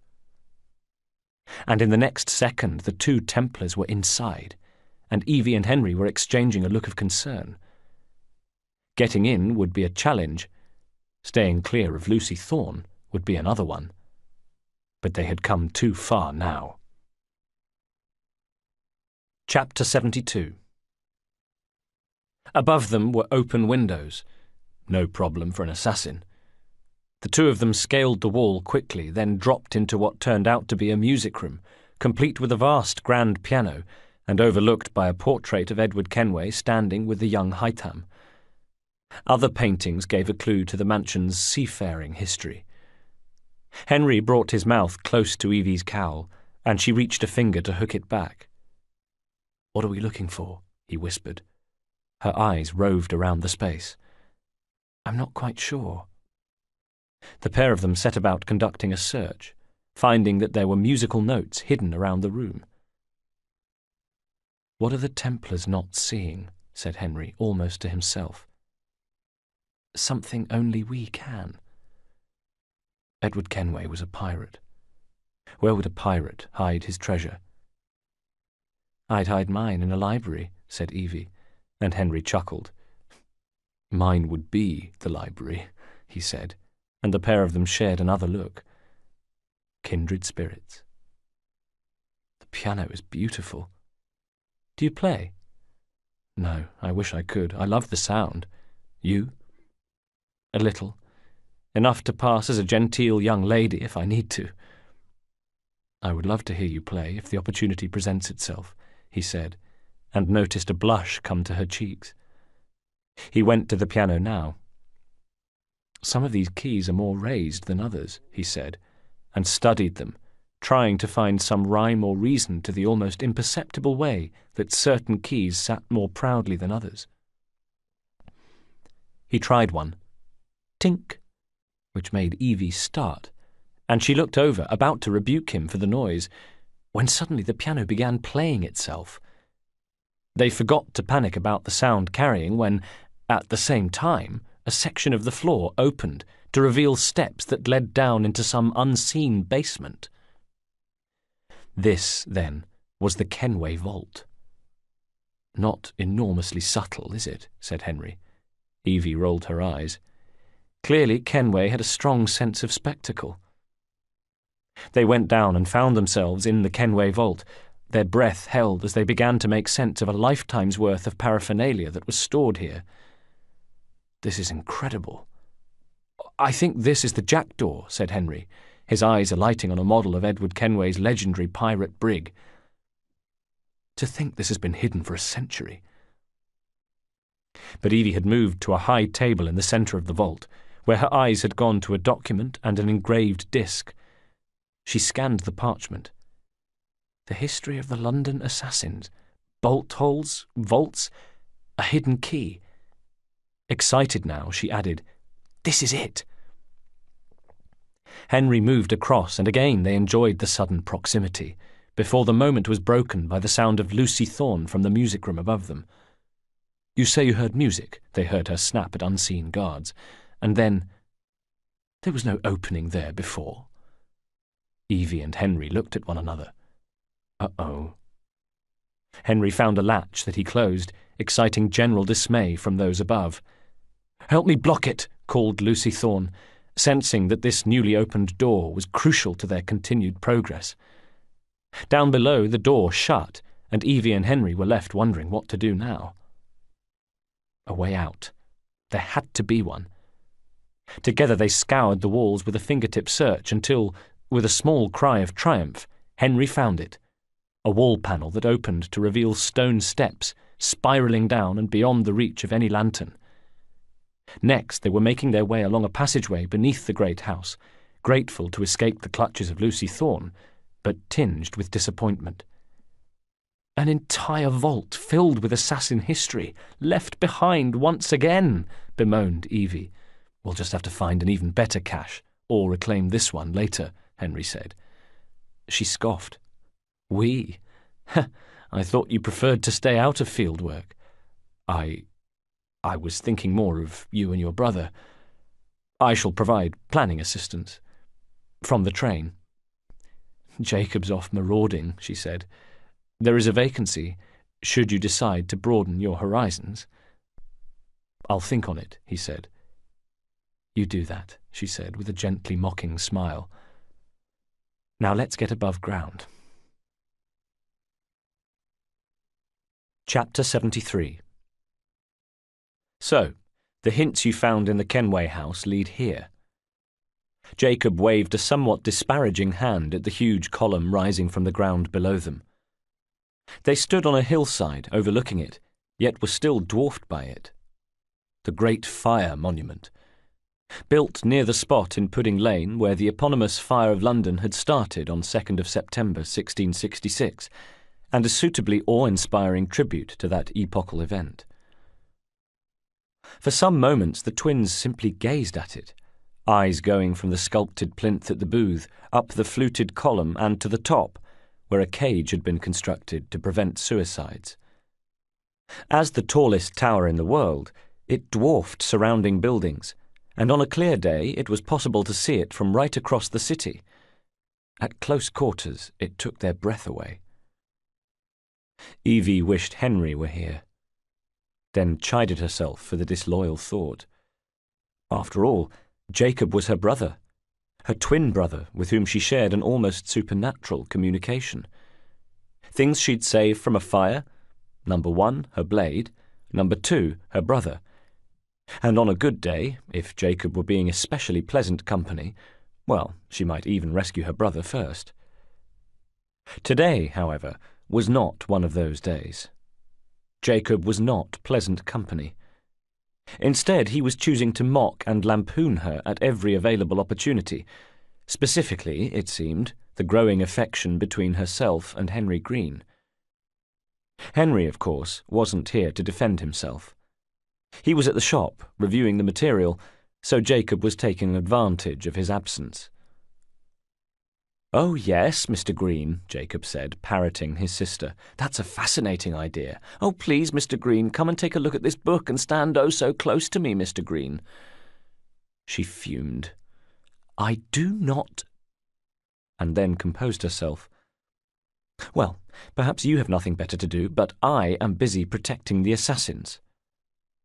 "Are you really? What was it Father used to say?" "Don't allow personal feelings to compromise the mission." Evie rolled her eyes. "Precisely," replied her brother. "Anyway, I'm off. If I find any more wild geese for you to chase, I'll be in touch." To show his scorn, he lowered his cowl, retrieved his hat from inside his clothes, popped it out, and then rolled it along his arm to the top of his head. And with that he left. She watched Jacob go, pleased to see the back of him almost as much as she mourned the tension between them, and then made her way to the monument. On its base was a small and familiar-looking recess. Sure enough, the disc she'd liberated from the Kenway mansion fitted perfectly. In response, the stone seemed to crack, just enough to open, and she took a set of spiral steps up the inside of the monument. These were not the usual steps, not those taken by sightseers and suicides and James Boswell, who had apparently suffered a panic attack halfway up before gathering himself, completing the journey, and then declaring the view an abomination. No, these steps were purely for he or she who was in possession of the disc. Sure enough, when she reached the summit, 200 feet high, 2 things greeted her. Firstly, the view, and she stood buffeted by wind as she gasped at a panorama that bristled with chimneys and spires, a skyline of industry and worship. Secondly, she found another disc, this one larger and with a slot. She compared the 2 discs in her hand and then, on a whim, decided to try to fit the first one into the aperture of the second. It fitted perfectly. Still pummeled by the wind, she looked at it in blank amazement as a picture formed. If where she currently stood was London's best-known landmark, then this was pointing her to the second best-known, another Sir Christopher Wren building, St. Paul's Cathedral. A short time later she had made her way there, wishing she'd stopped to collect either Jacob or, preferably, Henry on the way, but knowing they could be anywhere. She ascended to the roof of the grand cathedral. No problem for a woman of her skills. There, at the statue of St. Paul, she inserted the 2 disc pieces into a slot in the stone. Next, did she sense it or genuinely feel it? A door deep below her opened, and shortly afterwards she had gone down and was walking into a vault in the chapel.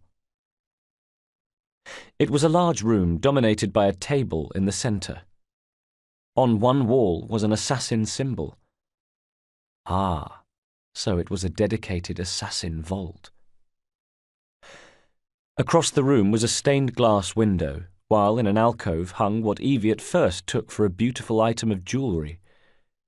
She moved closer, examining a chain that was decorated with links and small intricate spheres, about the size of pearls but inscribed with odd angular hieroglyphics, as well as a pendant that she lifted in her palm.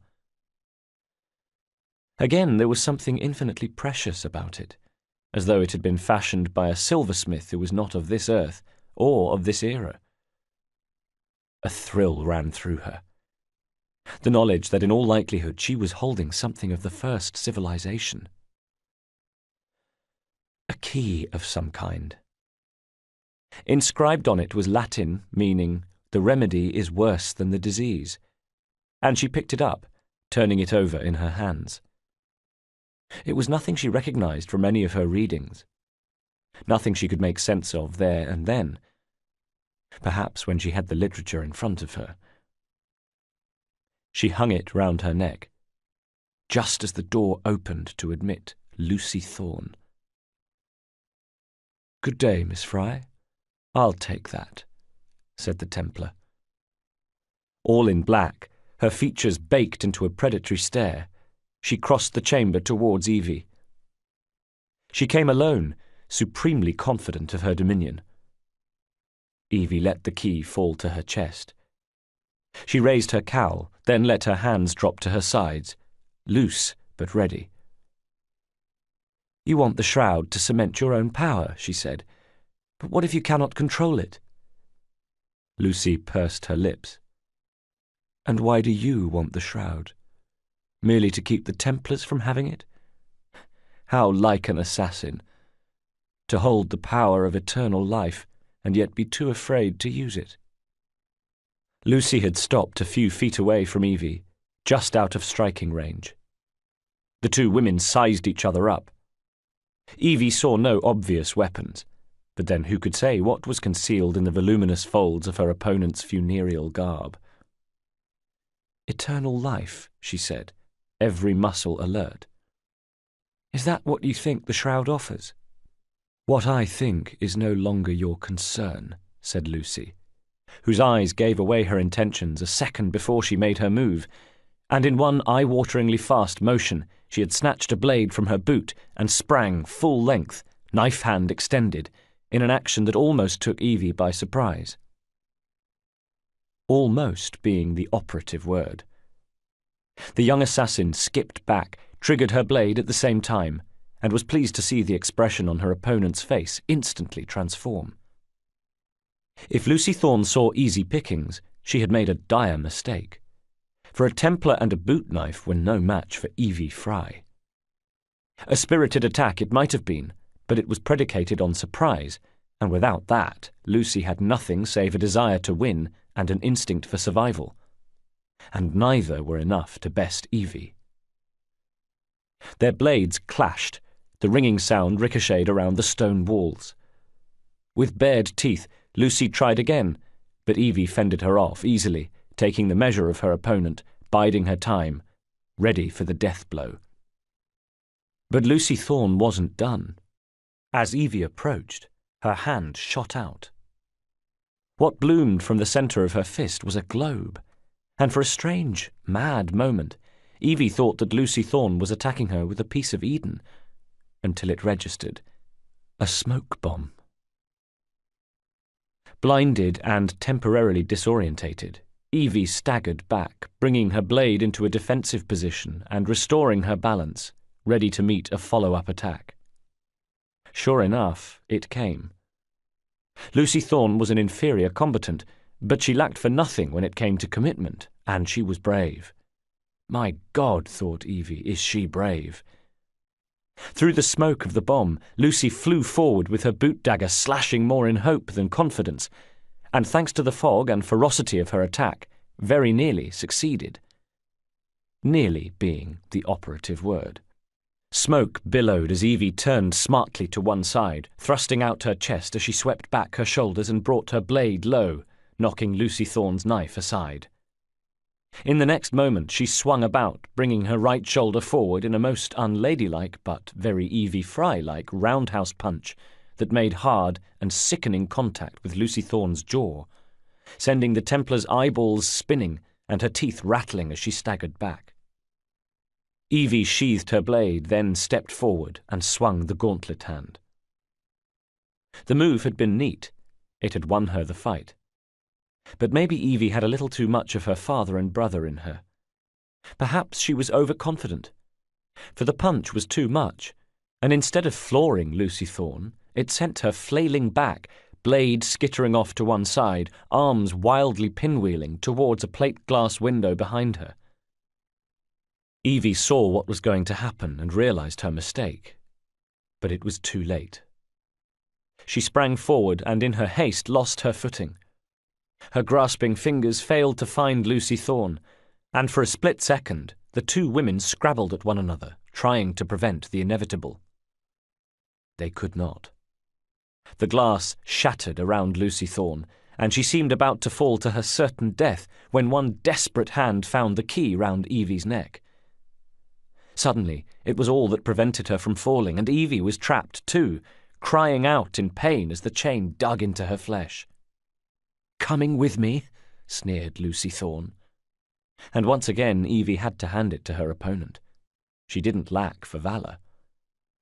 But "I have other plans," said Evie, and out came her blade, and she sliced the chain, dismissing Lucy Thorne. With a scream the Templar fell, still holding the key, and Evie was dumped back inside the room. She pulled herself up, coughing and panting as she dragged herself to check the broken window and the stone below. Lucy Thorne was gone. "Damn it," said Evie. Chapter 74. Evie sat and brooded. True, she had been pleased to hear of Jacob's progress. He had dispensed with the bank owner twopenny, putting a crimp in the Templar's financial pipeline, for one thing. Other smaller sorties had proved similarly effective. Her own work had met with less success. On the one hand, she had the opportunity to spend more time with Henry Green, and even Jacob's taunts could not take the edge off that particular pleasure. She and Henry were growing closer all the time. But on the other, their investigations had yielded little of merit. The more they buried themselves in books, and the more they pored over the material that Evie had taken from the crate, the less, it seemed, they learnt. She mulled over Lucy's words, how the shroud offered eternal life. They already knew the Shroud of Eden was, quote, supposed to heal even the gravest injury. But eternal life? And now Lucy Thorne had Evie's key. "What good is a key if you don't know what lock it opens?" she said one afternoon, as she and Henry wasted another fruitless afternoon in the company of candlelight and mystifying literature. "I dare say Miss Thorne is in the same predicament," Henry said dryly, not even bothering to lift his head from the journal he was reading. It was a good point, one that Evie acknowledged with a sigh and a heavy heart, her eyes going back to her own work. And then, just as she did so, she saw it. There in front of her was... "Henry," she said quickly. She put her hand to his arm, then just as quickly dropped it once more, clearing her throat of the sudden embarrassment of contact. "Here, this is it." Henry saw an image of the key beneath her finger. So that was it. Galvanized, he reached to a pile for another book, mind instantly making connections. "This matches the collection owned by the Queen," said Henry, flicking through the pages. He found what he was searching for and looked at her, eyes shining with excitement. "It's kept in the Tower of London." Chapter 75. Hours later, with the city cowering beneath a curtain of darkness and fog, Evie Fry crouched in the crenulation of a wall overlooking the inner ward of the Tower of London. To her left were the darkened windows of Lanthorn Tower, which had been gutted by fire in the great blaze of 1774 and was still in need of repair. For that reason, it remained an uninhabited, badly lit, and mostly unguarded corner of the tower grounds. Perfect for Evie to take stock. Squatting there, she was able to see over into the central complex where the White Tower stood, the keep, presiding over the smaller structures surrounding it. Dotted around were the familiar figures of the yeoman warders, the beefeaters who guarded the tower day and night. Among them would be a man that Henry counted as an ally. Finding this man was her next task.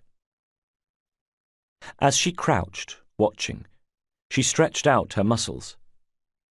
4 hours she had been waiting, and it had given her ample opportunity to study the movements of the warders.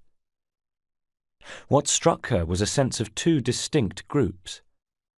Something was afoot, she thought, and she believed she knew what it was.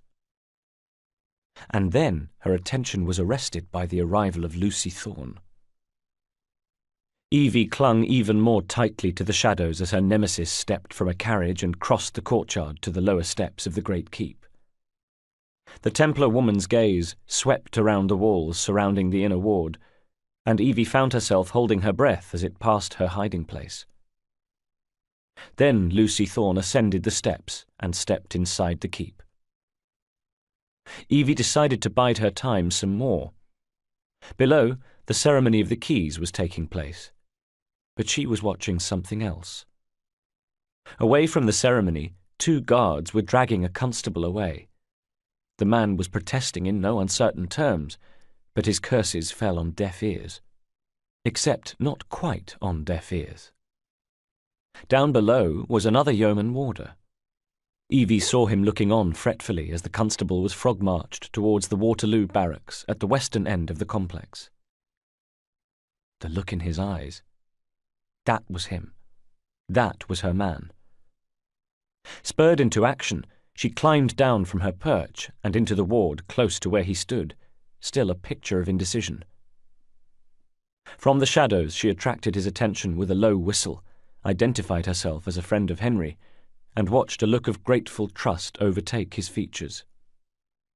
"Thank heavens you've come," he said, and went on to tell his tale.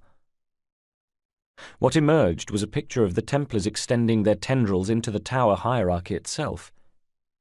Many of the beefeaters were Templar impostors. Many were still loyal to the crown, but gossip and suspicion reigned, and the balance of power was being tipped. "That Thorne woman has gone into St. John's Chapel." He jerked a thumb towards the keep, where the apse of the chapel was visible. "I could help you get in." She nodded. "Do your worst." "All right. For this to work, you'll have to pretend to be my prisoner." And with that, he took hold of her arm and marched her across the apron of the ward towards Waterloo Barracks, manoeuvring her over the threshold and then into the main entrance hall. Straight away she could see the extent of the Templar infiltration. They mocked her with it as she was led through the barracks. "Nice to see an assassin in chains for once," called guards, taunting her. "The Templars own London, assassin. Don't forget it." The ally led her into a passageway for the cell block, closing the door on the men in the outer barracks. Here there were 2 sentries standing guard at a door in the far end. Like the others, the sentries were goading her. But now Evie Fry made them eat their words. Pretending to slip free of her captor, she sprang forward in a fencing stance and triggered her blade in the same instant, thrusting it through the tunic of a startled guard. The second man never stood a chance.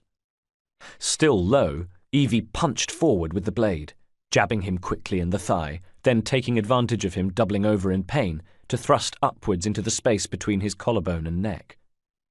He gurgled and slumped to the stone. Dead.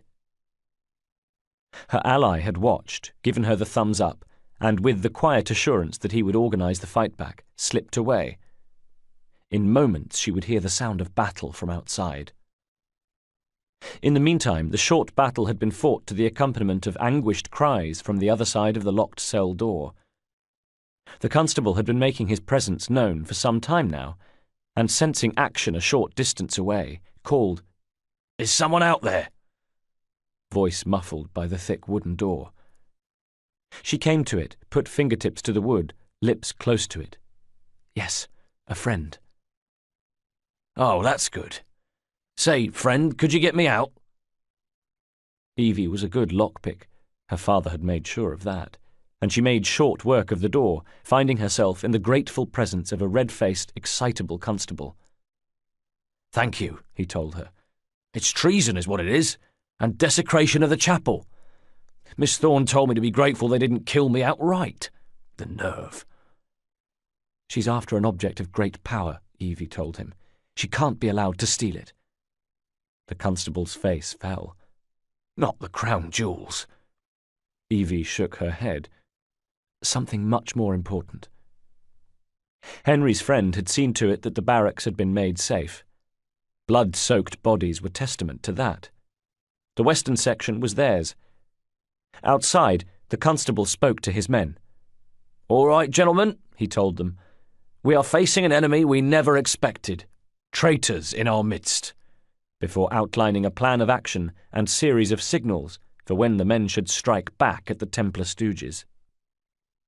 The men dispersed and then, at a signal from Evie, launched their attack.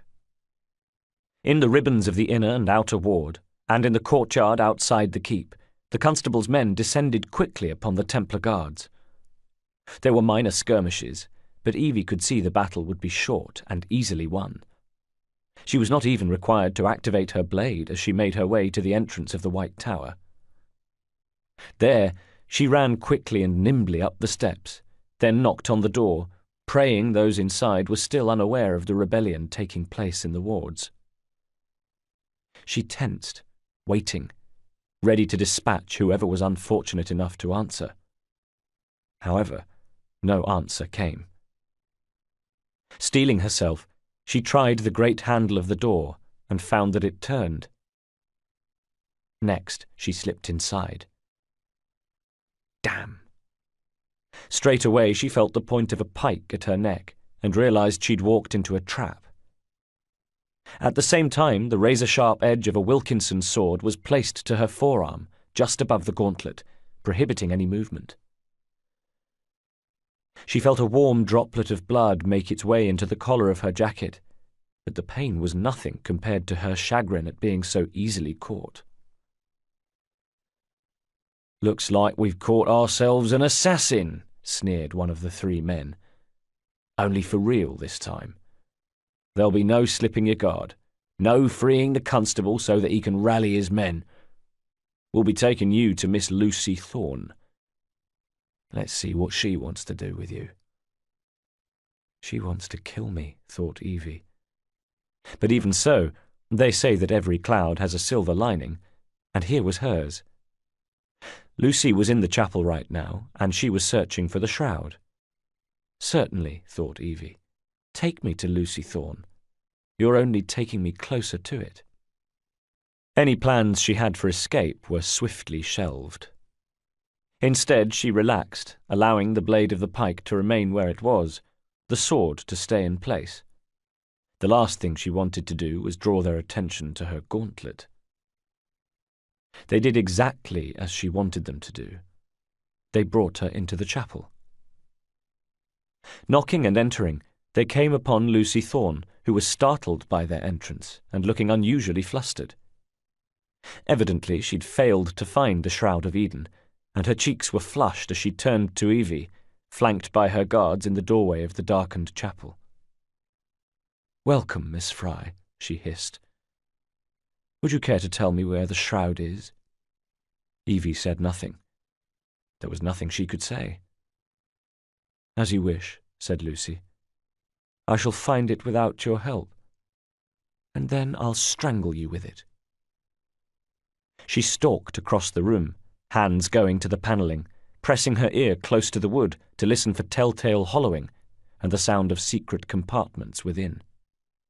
At the same time, Evie was readying herself for battle, sizing up her enemy. In the chapel were 4 opponents, but Lucy Thorne had already fought Evie once and lost. She was depending on the yeoman warders, who were off their guard. They thought that having delivered Evie into the custody of Lucy Thorne, their job was done. Evie allowed her arm to drop a fraction, removing it from the immediate threat of the Wilkinson sword, and then, all at once, dropped to one knee, engaged her own blade, and buried it into the groin of the man standing nearest to her. It was ugly, but it produced a lot of noise and blood, and as she had often been taught, a lot of noise and blood is as helpful as surprise when it comes to a successful attack. The guard fell, screaming. His comrades shouted. But the pike had already been removed from her neck, and with one gloved hand on the stone floor, she was pivoting in order to face the second man. It was as though she punched him in the stomach, only with blade and gauntlet, and the blow drove him across the room, clutching at a stomach wound that would bleed out in a matter of seconds. When it came to the third man, she wasn't so lucky. He had not been able to bring his pike to bear, but instead used the pike staff, swinging it round to clobber her on the side of the head. She staggered, knowing the lack of pain for what it was, a delayed agony, and slicing wildly with the blade. She caught his clothes, opened a gash, but it wasn't nearly enough to finish him off. He darted to one side, more agile than he looked, and tried to hit her again with the pike staff, aiming once more for the side of her head. This time, however, he missed, but she didn't. Her strike was true, and she rammed it into his heart so that he fell, dead almost before he hit the floor. The other 2 men writhed and screamed, their final death throes noisy, but Evie was launching herself at Lucy Thorne, blade out, knocking aside the boot knife that had appeared, relishing the surprise and fear in her opponent's eyes, knowing the battle was won, and allowing herself the grim satisfaction of feeling her blade strike home. And now, at last, Lucy Thorne lay dying. Evie regarded her, almost surprised at her own lack of pity. "You sought a tool of healing in order to extend your own power," she said simply. "Not mine. Ours. You are so short-sighted. You'd hoard power and never use it, when we would better the condition of humanity. I hope you never find the shroud. You have no idea what it truly can do." Curious, Evie bent to her. "Tell me then." It was as if, in the last moment, Lucy Thorne decided against it. "No," she smiled, and died. Evie reached into her jacket for her handkerchief, which she carefully spotted with Lucy Thorne's blood, folding it and replacing it. Next, she retrieved the key, then stared dispassionately around St. John's Chapel. The warders were dead in pools of their own blood. Lucy Thorne lay looking almost serene. Evie paid them silent compliment, then left and made her way back along the flickering passages of the keep until she reached the entrance. There she stood at the top of the steps and looked out over the courtyard, where the constable and Henry Green's yeoman ally were rallying their men now the battle was won. The shroud was not here, she thought. But the Tower of London had been returned to the Crown, and that at least meant a job well done for Evie Fry. During her journey back to base, her thoughts went to Lucy's last words. It was true, Evie had thought of it as an instrument of healing. Naively, perhaps, given the Templars' interest. But then she had learnt it gave eternal life. And now this. Was it possible that Lucy Thorne had known something Evie didn't? Mulling over it, she remembered something she had read once, a long time ago. And then later, as soon as she was able, Evie put pen to paper and wrote to George Westhouse. Chapter 76. Crawford Starrick couldn't remember when he had last partaken of his beloved tea. His usually ordered life had taken on a distinctly chaotic tinge. The stress was beginning to show. Not only had Lucy Thorne been stymied in her efforts to find the shroud, largely due to the interruptions of Evie Fry, but the other Fry twin, it hurt Starrick to even think his name, Jacob, had also been causing trouble. Templar agents were falling beneath his blade. Plans the Order had spent years laying in place were being undone. Starrick had come to dread the knock on his office door, for every time one of his men arrived it was with more bad news. Another member of the Order dead, another scheme confounded. Now he raised his head from his hands and regarded the nervous scrivener who sat on the other side of his untidy desk, patiently awaiting his dictation. Starrick took a deep breath that was indistinguishable from a sigh and said, "Take this down, then I want it sealed until you receive further orders." He closed his eyes, composing himself, and began his dictation. "Miss Thorne, you supplied me with the means to secure London's future. The city thanks you. The Order thanks you. I thank you. But the shroud can be worn by only one. Therefore, I hereby dissolve this partnership. I promise to endow you with an income into your old age, but that is the most I can do. May the Father of Understanding guide you." There, it was done. Starrick sat listening to the scratch of the secretary's pen as his words were duly transcribed. Yes, he thought, the shroud can be worn by only one. And he found himself relaxing almost sleepily in the knowledge that it was his destiny to be the one.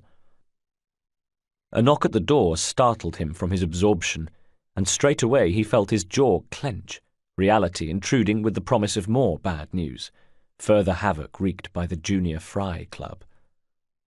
In that regard, at least, he was not disappointed. "What is it?" he snapped. Entering, an assistant looked nervous. One hand fiddled at his collar, loosening it. "Miss Thorne, sir," he said in a faltering voice. "What of her?" "I'm sorry, sir.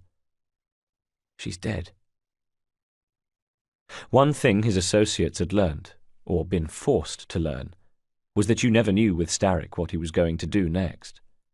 The two attendants held their breath as his shoulders rose and fell heavily, and his hands went to his face as he absorbed the news. All of a sudden, he peeked through his fingers. "Where is the key?" he said. The assistant cleared his throat. "There was no key found on her body, sir." Starrick's fingers closed as he contemplated this new and even more unwelcome development. Next, his attention went to a bowl on his desk that he began to turn over in his hands. His face was reddening. His men knew what was to come, one of his outbursts. And sure enough, the room was filled with his frustrated shriek, his hair, usually so neat with pomade, in disarray as the bowl was lifted high, about to be dashed to the tabletop until... The shriek died down. With exaggerated care, Starrick placed the bowl on the table. "The shroud will be mine," he said, to himself more than his men, "even if I have to raise hellfire to do it." Chapter 77. "Please tell me again where we're going," said Evie, as she and Henry passed through iron gates and towards a set of benches at the opposite end of a leafy square. In truth, she had been enjoying the walk. Time spent with Henry was a blissful antidote to the killing that had become so routine in her life. Her father had always warned her against becoming inured to it. "A killing machine is a machine, and we assassins are not machines," he said, making her promise never to lose her empathy, never to forget her humanity. At the time she had wondered how that could ever happen. After all, she had been brought up to respect life. How on earth could she fail to be moved by the taking of it? But of course the inevitable had happened, and she had discovered that one way to cope with slaughter was to shut herself off from it, disallowing access to those parts of her brain that wanted to reflect upon it. And more, she found it a simple process to do that, so that sometimes she worried she'd lose all sense of her true self in her own survival mechanism. Henry was a means of pulling back from all that. Her feelings for him helped Evie to centre herself, and his reticence to take up arms served to remind her that there could be another way. He had told her about his life before he met her. She knew that he had once been where she was now, and had returned from it. His was a tattered soul, but nevertheless intact. He was an example of how it could be done. Still, now came the next phase of their mission to retake London, and whatever her feelings for Henry, they would have to wait. Restoring the Brotherhood was her main priority. They were close now. So close. Since events at the Tower, the twins had struck again and again at the heart of the Templar organization. They had hit them where it hurt most, in the wallet. After neutralizing Twopenny, Jacob had closed down a counterfeit ring, helping to restore order to the city. Jacob had also put an end to the activities of Brudenell, who was working for the Order by trying to prevent the passage of legislation harmful to them. Each successful operation had seen the assassin's stature grow in the eyes of those in the East End and even beyond. Henry's gang grew exponentially. The Templars might have taken London by worming their way into its middle echelons, but the assassins were reclaiming it by working their way up from the bottom. The urchins who streamed through the streets saw the assassins as champions and were eager to help in any way. Their elders were more cautious and more frightened, but offered their tacit approval. Henry would often return to his shop and discover goodwill gifts left on the doorstep. All of this was of benefit, of course. But in Evie's mind, though not in Jacob's, it took second place to issues of the shroud. Now they had recovered the key, they still faced the problem of not knowing where it was kept. They knew where it wasn't. It wasn't in the Tower of London. But where could it be? And so she asked Henry again, "Where are we going?" "I found a letter from the Prince Consort among Lucy Thorne's research," he told her, dated 1847. The Prince Consort. Prince Albert, for whom Queen Victoria mourned still. 1847, she said. "The year the Prince began renovations to Buckingham Palace," he explained. "You think he added a vault for the shroud?" asked Evie excitedly. Henry nodded, smiling at the same time, pleased to bask in Evie's approval. "And since no map of the palace has a room marked Secret Vault." By now they were near the benches where there sat a very singular-looking man. An Indian gentleman, he had a rounded, well-fed face that made him look boyish. Nevertheless, there was a handsomeness about him, a bearing.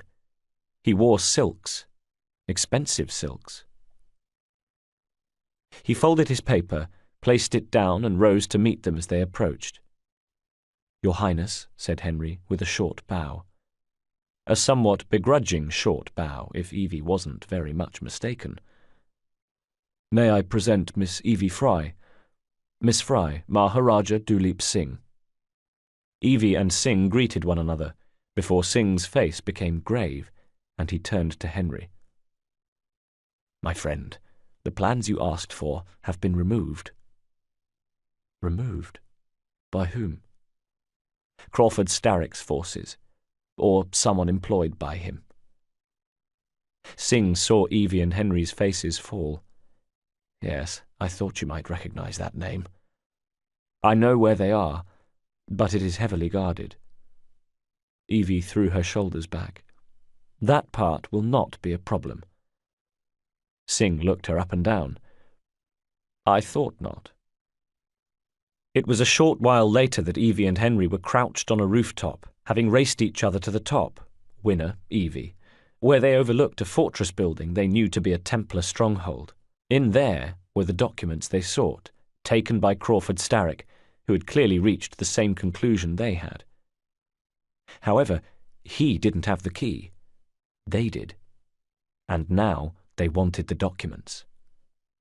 Problem one was the guards.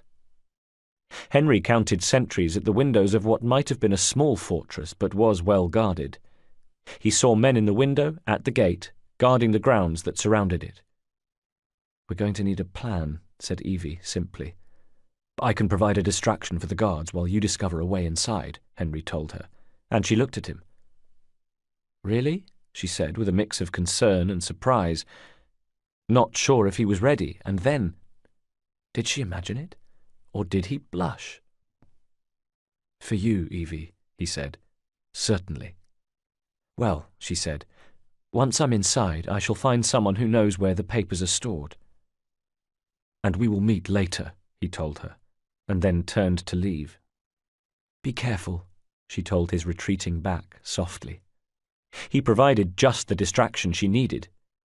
The guards on the near side began to disperse at the noise, and she used the opportunity to scale the wall and let herself into a first-floor window. This was the administrative centre where, if she wasn't very much mistaken, the plans should have been stored. She was either very much mistaken, or the plans were elsewhere.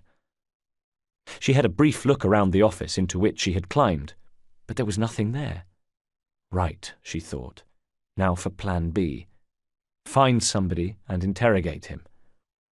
She went to the office door and listened carefully for sounds from the passageway. Satisfied, she waited and then, as a lone guard made his way past, yanked open the door, rabbit-punched him in the throat, crooked her right arm round his neck and dragged him into the office and closed the door. He sprawled to the floor, gagging with the pain of the rabbit punch, and scarcely able to believe the sight of his assailant. In a second, Evie was standing astride him, and he stared up at her with terrified eyes, babbling, "I swear, miss, I do not know where they've taken him." Her one hand held his collars, gauntlet fist drawn back, ready to threaten him with another even more painful blow, but checked herself. Taken him. "Taken who?" she snapped. "The man dressed like you. The guards dragged him off," the guard said. "Damn. Henry." She gathered herself. "The plans you stole, where are they?" He shook his head furiously. "I don't know anything about that." She believed him, and with a quick jab of the gauntlet left him unconscious. Now she had a decision to make. Continue her search for the plans, or rescue Henry. Except there really was no decision. Chapter 78. Outside in the street, Evie got her first break when she ran into one of Henry's urchin informants. "They've got him, miss," she was told. "They took Mr. Henry. We couldn't stop them. They dragged him off in a red carriage. They won't get far, though. One wheel looks like it was about ready to fall off. You can see the cart tracks. It looks all wobbly-like." She thanked him and thanked her lucky stars that the assassins could count on the support of the people. Let the Templars try to track a carriage through the streets of London without the eyes and ears of the populace to aid them. Just let them try.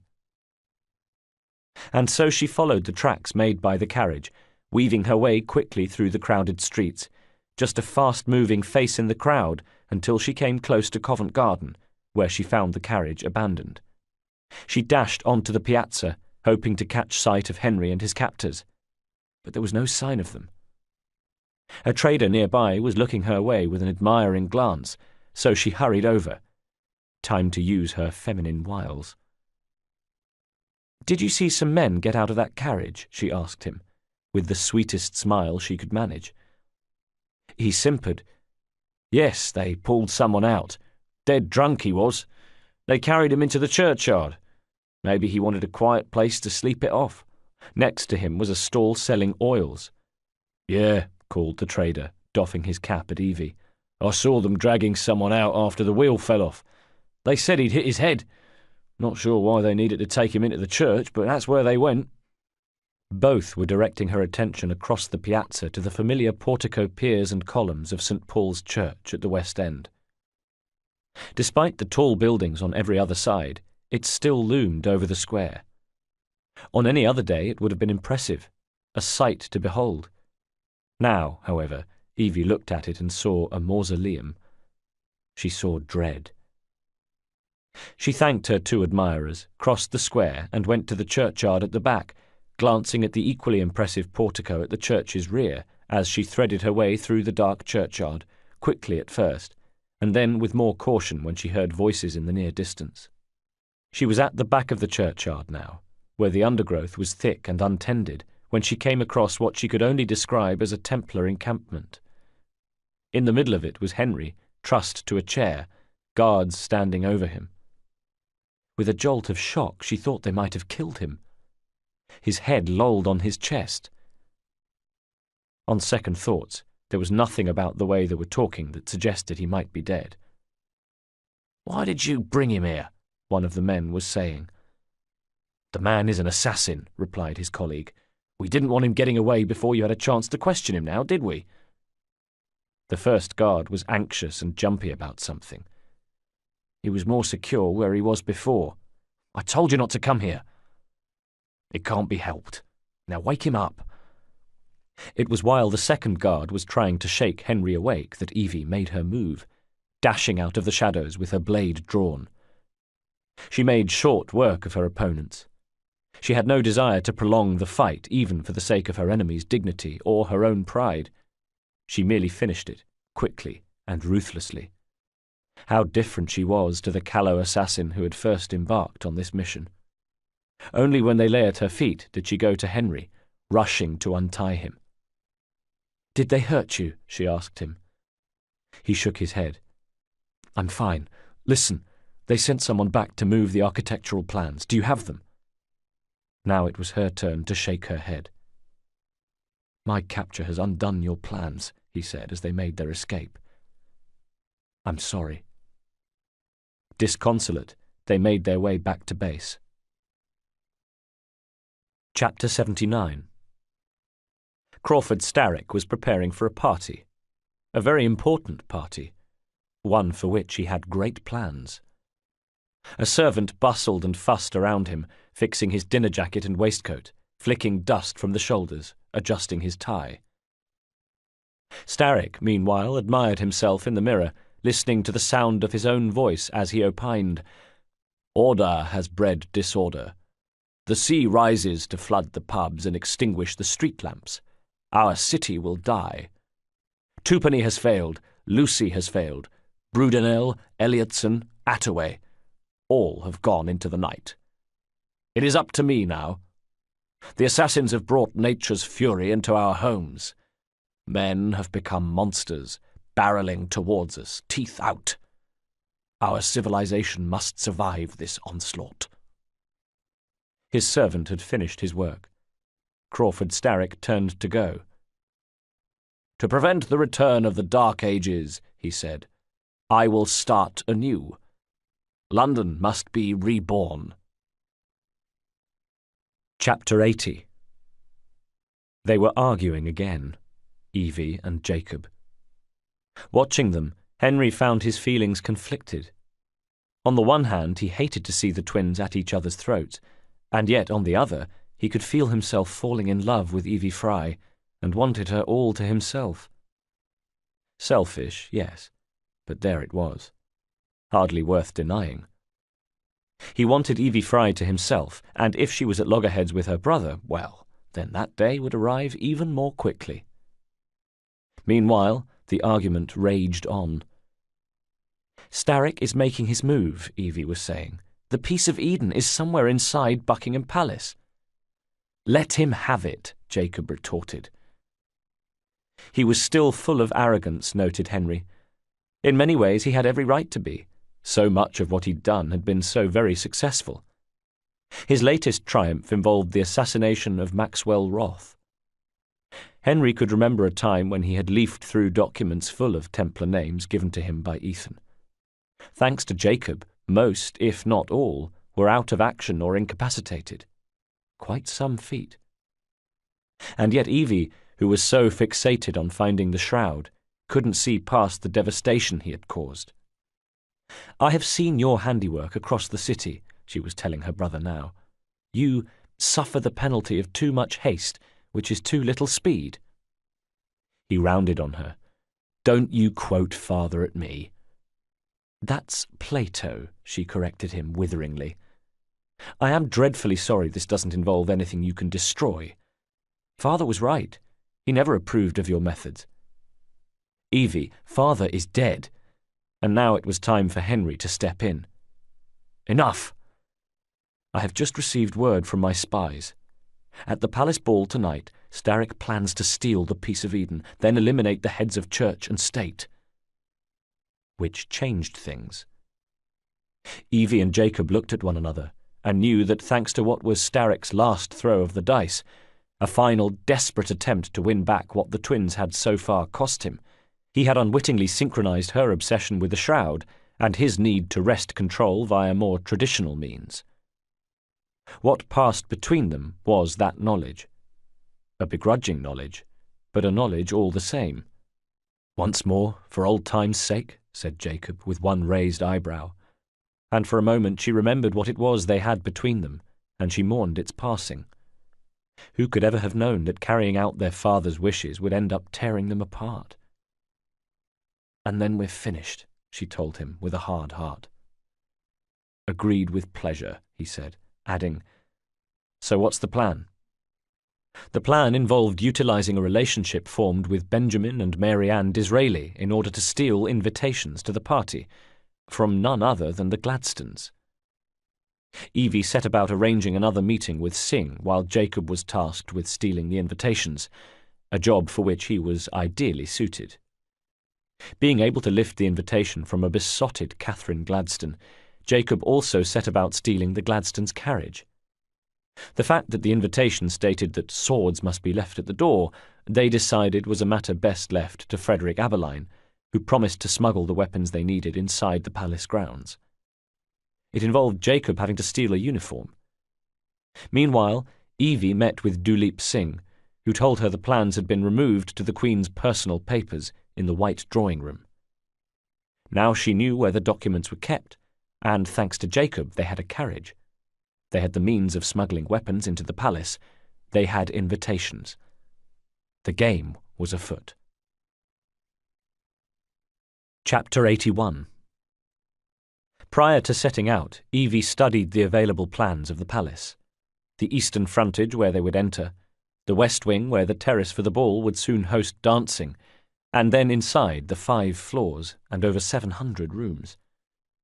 There was only one she was interested in, though, the White Drawing Room, and it was to there that she would go as soon as she was able. Go to the White Drawing Room, steal the blueprints, locate the vault, find the shroud. She and Jacob sat in the Gladstones' carriage, with the couple's invitations clutched tight as they joined a procession of carriages making their way towards the palace at the western end of the Mall. Did Evie imagine it, or was there a certain excitement in the air? After all, the Queen had mostly shunned public appearances since the death of the Prince Consort, Albert. She had been the subject of some lampoonery as a result. However, it was reputed that she was to be making an appearance at her own ball tonight. As they reached the main entrance, Evie saw immediately that the Queen's appearance was unlikely to be the night's only talking point. Their coach passed Mr. and Mrs. Gladstone arguing with palace guards, who wore bearskin hats and carried rifles with bayonets attached. Mr. and Mrs. Gladstone in full flight were not to be trifled with. But then again, neither were the Queen's guard, and the two parties seemed to have reached an impasse. Evie slipped down a little in her carriage seat as they passed, thankfully unnoticed by the Gladstones, still occupied in alternately threatening and pleading with the Queen's guard. Out of sight now, their carriage clattered on cobbles through the columns of the entranceway and into the front courtyard of the palace. At the top of the queue, immaculately attired footmen were either shouting angry orders at coach drivers or opening carriage doors so that the distinguished personages within might step out and make their way into the main reception hall. In there they would ascend the grand staircase and make their way either to the ballroom or the terrace. The party was already in full swing. Meanwhile, as they sat in their carriage and awaited their turn to be decanted into high society, Evie and Jacob exchanged glances. An admission of nerves. Good luck. Take care. It was all in the look they shared. I shall go to find the piece of Eden, she told him. He pursed his lips. As you wish. I'm off to meet Freddie. And then the door to their carriage was opened, and they looked out upon bowing, blank-faced footmen, and then to the steps that led to the open doors of the palace, again flanked by footmen, a steady stream of immaculate guests making their way inside. Well, at least they looked the part. Jacob in a formal suit for the occasion, Evie in satin trimmed with lace, a bodice, satin slippers, skirts, and wire ruches. She felt trussed up, a turkey ready for Christmas dinner. Still, she blended in, that was for certain. Except where most of the female guests wore diamond-encrusted necklaces, Evie had the vault key hanging on a chain at her throat. She had been through an awful lot to secure that key. She wasn't about to let it out of her sight. Just as they stepped down from the carriage, they heard a cry some distance away. "That's my carriage!" The plaintive, indignant shout of the Prime Minister-to-be, Gladstone, a shout that thankfully went unacknowledged. Now they split up. Jacob slipped off to meet Abeline, secure weapons, then somehow prevent Starrick's plot to slaughter high society, while Evie had a white drawing-room to find. Like other guests, she made her way to the grand staircase, deliberately joining crowds and keeping a low profile as she was carried along in a tide of silks and suits and polite conversation and hushed gossip. She smiled and nodded if spoken to, playing the part of a young debutante to perfection. Leaving the stream of guests for a corridor to her left, she heard a well-meaning voice from behind her say, "My dear, the ballroom is this way," but pretended not to hear, creeping away, silently treading the luxurious Axminster in her satin slippers as she made her way deeper into the palace. She moved silently, like a wraith, every sense alert for guards, so she would hear them before they saw her. Sure enough, she picked up the sound of approaching footsteps and a murmur of voices, so let herself into an office. It was sparsely furnished, closed shutters letting in the only light, and she stayed by the door, open a crack in order to let the guards pass. As they did, she peeped through the crack and got a good look at them. They wore the uniform of the Queen's Guard, but there was something about them. Something less ordered, less smart. Imposters. Of course. Starrick had infiltrated the guard, posting his own men inside and outside the palace. How else could they hope to pull off what was basically to be a massacre? She swallowed, hoping that at this very moment Jacob would be learning the same from Abeline. She let herself out of the office and back onto the Axminster carpet, hurrying along the corridor. She found her way to the white drawing-room and let herself in. There she hunted for the plans she needed, keeping one ear on anything happening outside. She found them. Spreading them out on a desk, she bit her lip with the excitement of her find. Unlike the plans of the palace she had already studied, these included everything. Every room was accounted for, every corridor and passageway marked. These were the Prince Consort's personal plans. And she caught her breath. There was the vault. She wished Henry were here to see this. She savoured the thought of his reaction. In fact, she thought, she savoured the thought of spending a lot more time with Henry Green when this was all over. But that was for later. Right now, she could only hope Jacob was neutralising the threat from Starrick's men, so she could concentrate on making her way down to the vault. She went to go, then caught sight of herself in a long mirror at one end of the drawing-room, adjusted herself, smoothed her dresses, and then, with the blueprints hidden in her cleavage, let herself out of the drawing-room and onto the corridor beyond. She made one more stop to avoid sentries along the way, and then was quickly back into the throng of guests, anonymous and invisible once again. Now for the vault. Just then came a voice that stopped her in her tracks. "There you are!" Damn! It was Mary Ann Disraeli, a friend and ally, and not someone to be easily palmed off. "I have someone I am simply dying for you to meet," exclaimed Mrs. Disraeli, and, brooking no argument, took Evie by the upper arm, leading her through the guests, skirting the ballroom and to the terrace outside. There stood a woman that Evie Fry recognised. Such a recognisable woman, in fact, that the young assassin had a moment of simply being unable to believe her own eyes. "Your Majesty," said Mary Ann Disraeli, giving Evie a surreptitious squeeze to remind her to curtsy, "may I present Miss Evie Fry?" Her Royal Highness, wearing the dark garb that was now her custom, and an expression to match, looked upon Evie with a mixture of disinterest and distaste, and then, quite unexpectedly, said, "You are the one responsible for Mr. Gladstone's mishap." Evie blanched. The game was up. They had been discovered. "Your Majesty, I apologise," she stammered. And yet the Queen was smiling. Apparently Gladstone's mishap had left her most amused. "The cake is particularly good," she told Evie. "Enjoy the ball." With that she turned and left, a footman scurrying to her side. Dazed, Evie simply stood and gawped, too late realising that she was all of a sudden the centre of attention. She was in plain sight and not hiding. She moved to quickly go, but the damage was done and a hand grasped her upper arm, and this time it wasn't the friendly, assuring grip of Mary Ann Disraeli, who had drifted off in search of more socialising. No, this was the firm custodial grasp of Crawford Starrick. "May I have this dance, Miss Fry?" he said. It was a breach in protocol that drew gasps from those around them, but Crawford Starrick didn't seem to care about that as he led Evie to the middle of the terrace, just as the orchestra began to play a mazurka. "Mr. Starrick," said Evie, joining him in the dance, hoping she sounded more in command of the situation than she felt. "You've had your fun, but the game is over." But Starrick wasn't listening. Eyes half closed, he seemed transported by the music. Evie took the opportunity to study his face. With satisfaction she noted the tiredness and anxiety written into the dark rings and wrinkles round his eyes. The assassin's activities had truly taken their toll on the Templar Grand Master.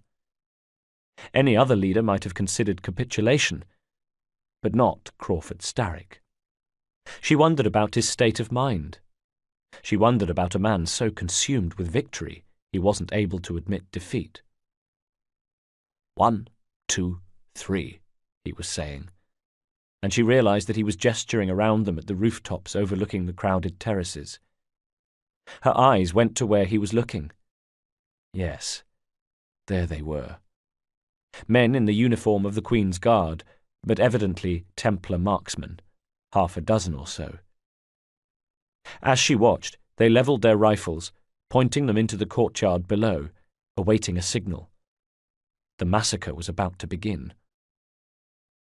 "Time is a wonderful thing, Miss Fry," Starrick was saying. "It heals all wounds. We may make mistakes while dancing, but the mazurka ends, and then we begin again. The problem is that everyone forgets. They trip on the same mistakes over and over again." Evie tracked her eyes from the men on the rooftops, expecting the shooting to begin at any second. What was he waiting for? And then he told her. "This dance is nearly over. Soon the people will forget the generation on this terrace, the ruin you nearly wrought on London. When the music ceases, Miss Fry, your time is up, and mine begins once more." So that was the signal the men were waiting for. The orchestra played on. Chapter 82. When the mazurka ended, Evie's gaze went to the rooftops again, and her heart leapt to see the familiar figure of Jacob, now in his assassin's clothes, as he moved in on one of the marksmen and slit his throat. She knew her brother. She knew that if there was one thing she could depend on him for, It was to get this particular job done. And he did. By the time the dance was ended, the rooftops were empty, and Starrick was suddenly roused from his reverie. Furious, then frantic, his eyes went to the rooftops, saw them empty, and then found the smiling face of his dance partner as she said, "I have a feeling someone is about to cut in." He bared his teeth. "Then, with regret, I will relinquish you." He was fast. His hand had reached to snatch the key from her neck before she had a chance to stop him. Then he turned and was hurrying away, leaving Evie gasping, her hand at her throat. Around her came outraged cries. "Did you see that? Did you see what he did?" She moved quickly away in Starrick's wake, but lost him in the crowd. Behind her, scandal raged, but she put her head down and made her way to the edge of the terrace, grateful for the sight of Jacob, who took advantage of the sudden tumult to emerge. She pulled the papers from her décolletage, thrust them into Jacob's hands. "Here," she said quickly, breathlessly, "the location of the vault. Go." He looked at the plans, eyebrows knitted. Just like that? No plan? "No time for plans. I'll catch up as soon as I'm rid of this." She gestured at the hated dress, took her gauntlet from Jacob's outstretched hand, scooped up a satchel containing her assassin's garb, and then made off in search of a suitable spot for her transformation. Jacob ran. The vault marked on the blueprint was located close to the wine vaults, and presumably had been constructed at the same time before being struck from the plans and disappearing into secrecy. Its door was hidden, seemingly just another section of ornate panelling. But as Jacob arrived, he saw it ajar, no doubt opened with the key that Crawford Starrick had stolen from Evie. The party was a long way behind him now. Probably they were still clutching their pearls after what happened between Starrick and Evie. This part of the palace was deserted, silent. Except not that silent. As Jacob made his way along a narrow tunnel towards the vault, he heard the dull thump of an explosion from ahead. Starrick had unsealed the vault. Jacob tensed. He heard his knuckles crack. His blade made less noise as he flexed his forearm to engage it. Even more cautiously now, he made his way towards the blown-out vault door. Stepping through, he found himself in a room of medieval architecture. So, it was older than the wine vaults, which dated back to the remodelling of the palace in the 1760s. In fact, it looked very much to Jacob as though the current palace had been built on top of the vault. Despite himself, he suppressed a smile. How Evie would have loved to have made this discovery for herself. At the centre of the vault stood the Templar Grand Master, having opened a box he'd found there. The trunk was a receptacle the like of which Jacob had never seen before. A dark grey futuristic rectangle inset with strange angular indentations, inscriptions and carry handles. And for a second all he could do was stare at it, as transfixed by it as Starrick. Just to lay eyes on the crate was enough to convince him that there was something otherworldly and unknowable about it. Perhaps Evie was right to place such store in these artifacts. Crawford Starrick still wore his suit, but draped over it was a shimmering piece of linen that appeared to exude the same sense of suppressed energy and menace as the box. Even as Jacob watched, patterns seemed to form and dissemble on the golden cloth, and different colours glowed. Inside the box was a series of what looked like decorative baubles, and either they too hummed with power, or were reflecting it from the crate. Still Jacob was hypnotized, falling into deep belief, feeling the call of the artifacts, until, with an effort, he shook his head to free himself of it, stitched the smile back on his face, and stepped forward to greet the Grand Master. "Aren't we a little too old to put faith in magic?" he said. Starrick looked up at him with a puzzling expression that Evie Fry might have recognised from the dance. Only now he was so transported it was almost beatific. "Come now," he said with a smile. "Allow an old man his indulgences." I will allow you nothing, said Jacob, bemused and stepping forward. Starrick took no steps to defend himself, merely smiled indulgently, the smile of the truly wise. The young think they can make their mark on this world, a world entirely built to exploit them. Jacob shook his head and drew himself up to gang leader stature. I don't think I can make my mark, old man. I know. Starrick's face hardened. He was back in the here and now, drawing ancient power from his find. And then Jacob attacked. Chapter 83. Henry had decided. He would leave the assassins, to whom he had become a burden, and leave Evie, to whom he was a liability. He had spent his entire life running away from the knowledge that he was an unfit assassin. Held prisoner in the grounds of St. Paul's Church, Covent Garden, Henry understood that it had caught up with him. Awash with memories, he had closed up shop and extinguished the lights at the front, retiring behind the curtain to his workroom. Clocks ticked, and he wondered what Evie was doing now. No doubt she and Jacob were arriving at the Queen's ball. When they returned, it would be the end of the line. Either way, win or lose, this battle would have been fought to its conclusion.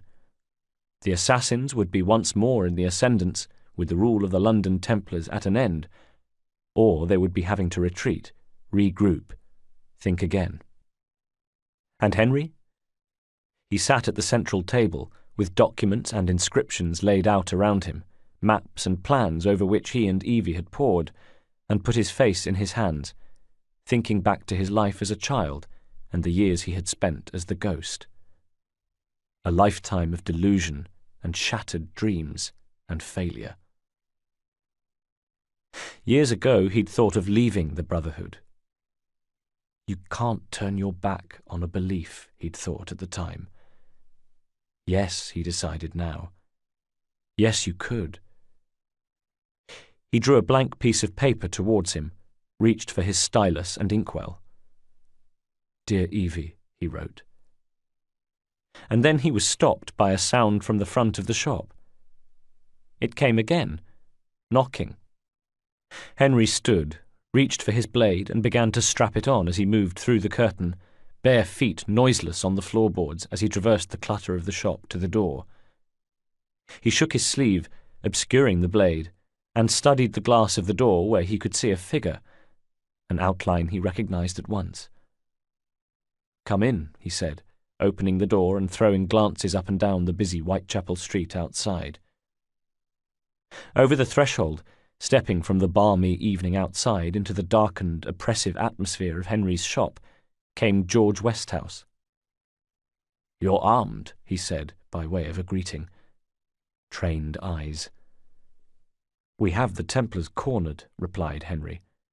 And you know what a cornered rat does? It attacks shopkeepers, said George.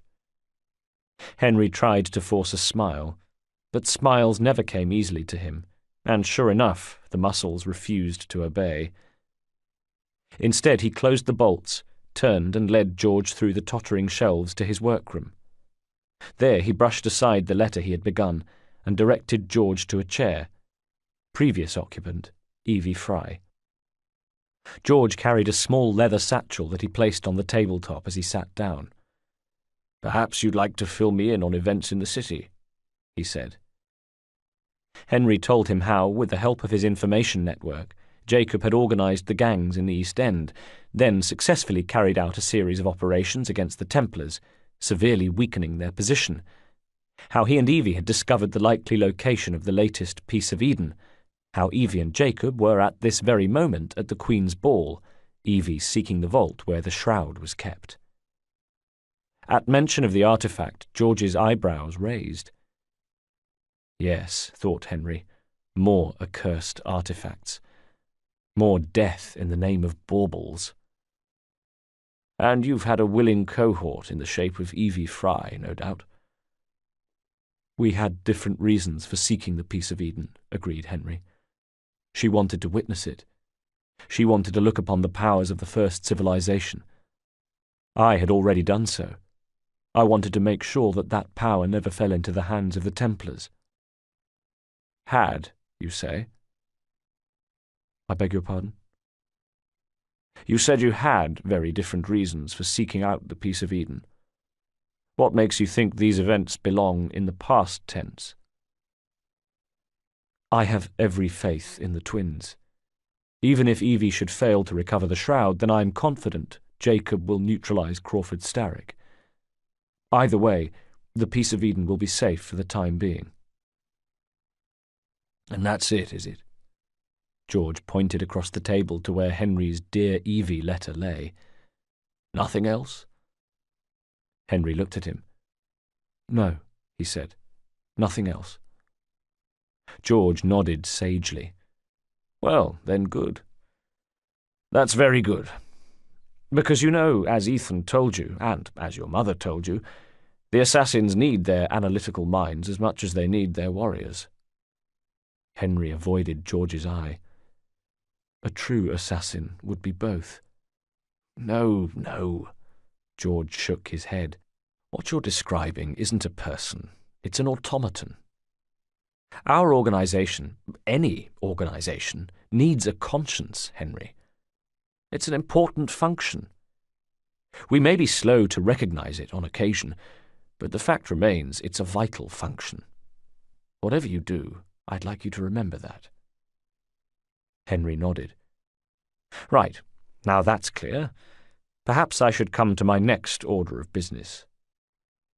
George opened the satchel, removed a leather-bound book and slid it across the table to Henry. Evie contacted me about this. A book she dimly remembered seeing in her father's library, which may or may not contain some information about the artifact you seek. Henry frowned at him, and George shrugged.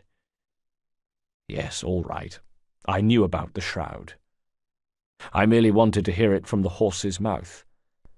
Well, another horse's mouth. Curious, Henry drew the book towards him, slipped open the cover, and straightway felt a tickle of the old excitement. Contained within was what looked to be a series of testimonies handed down throughout the ages. Details of battles fought, assassinations carried out, treasures won and lost, all of it referring back to the very earliest years of the English Brotherhood. Had Evie come across something about the shroud, perhaps? Something that made no sense to her at the time, but which resonated now? George watched Henry's face with a smile. It took some finding, I can tell you, he said. Hopefully it will be of use. He stood to go. No doubt you will want to read it at once, so I shall leave you in peace.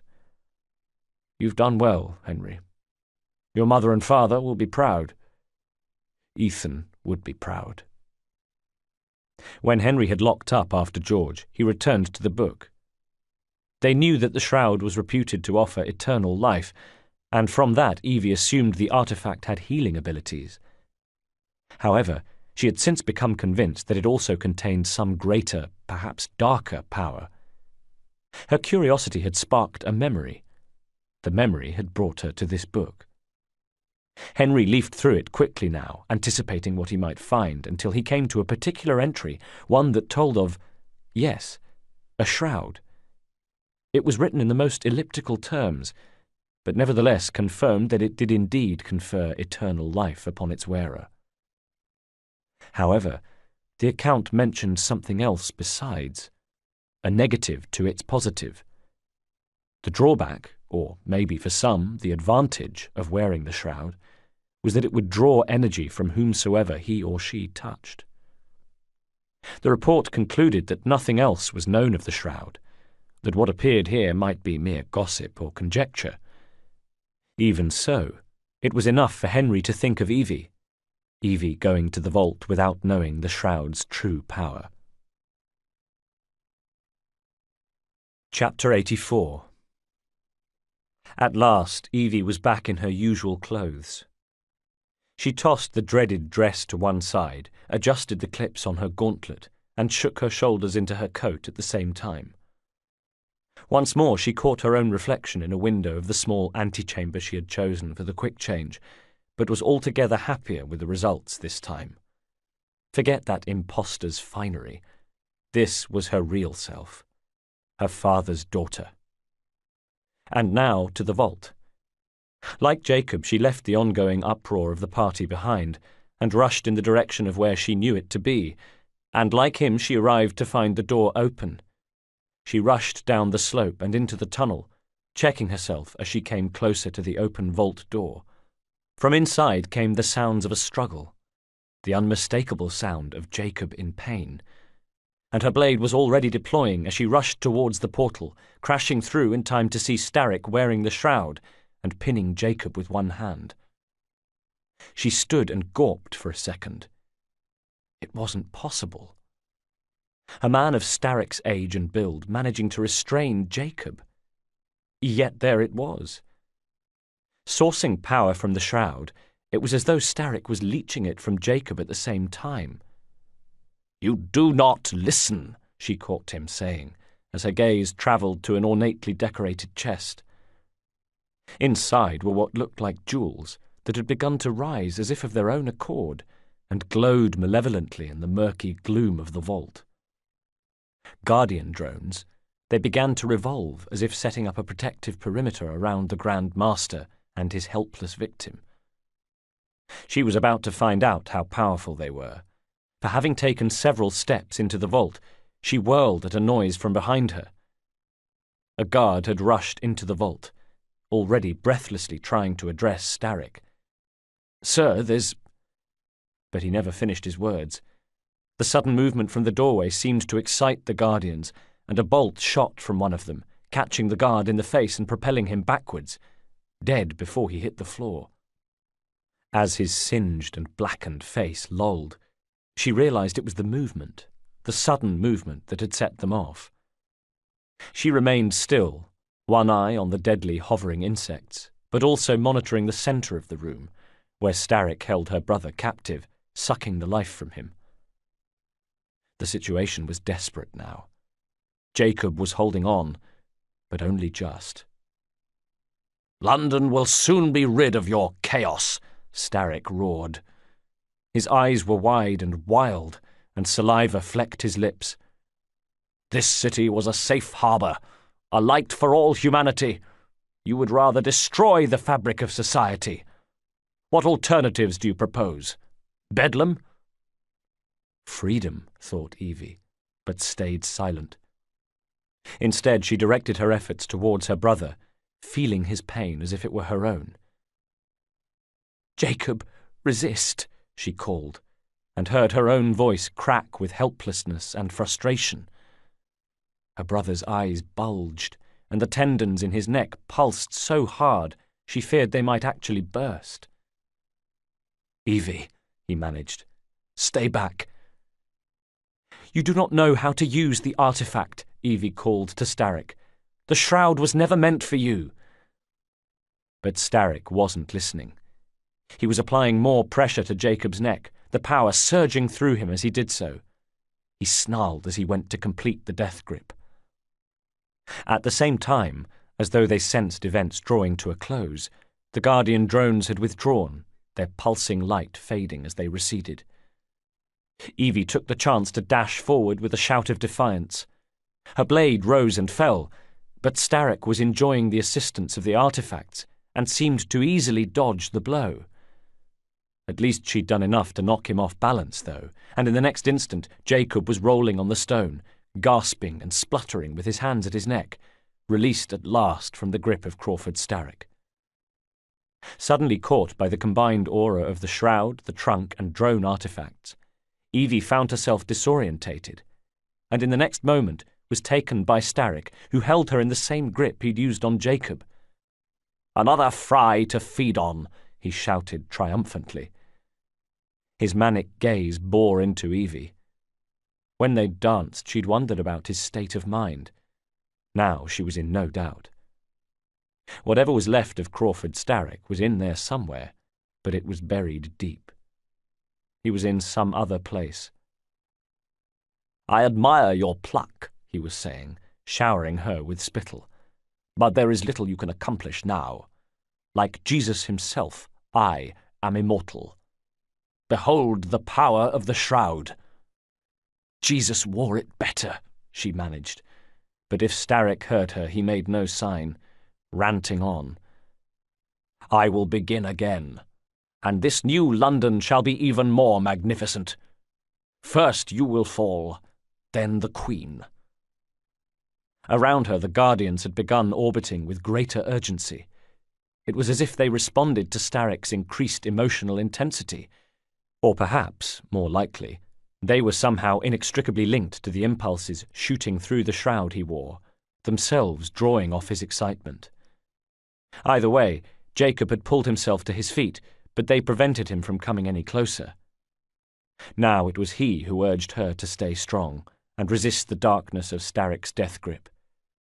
Bolts shot from the drones, keeping him away. "No amount of planning or might shall beat me," Starrick was raving. "I have history on my side.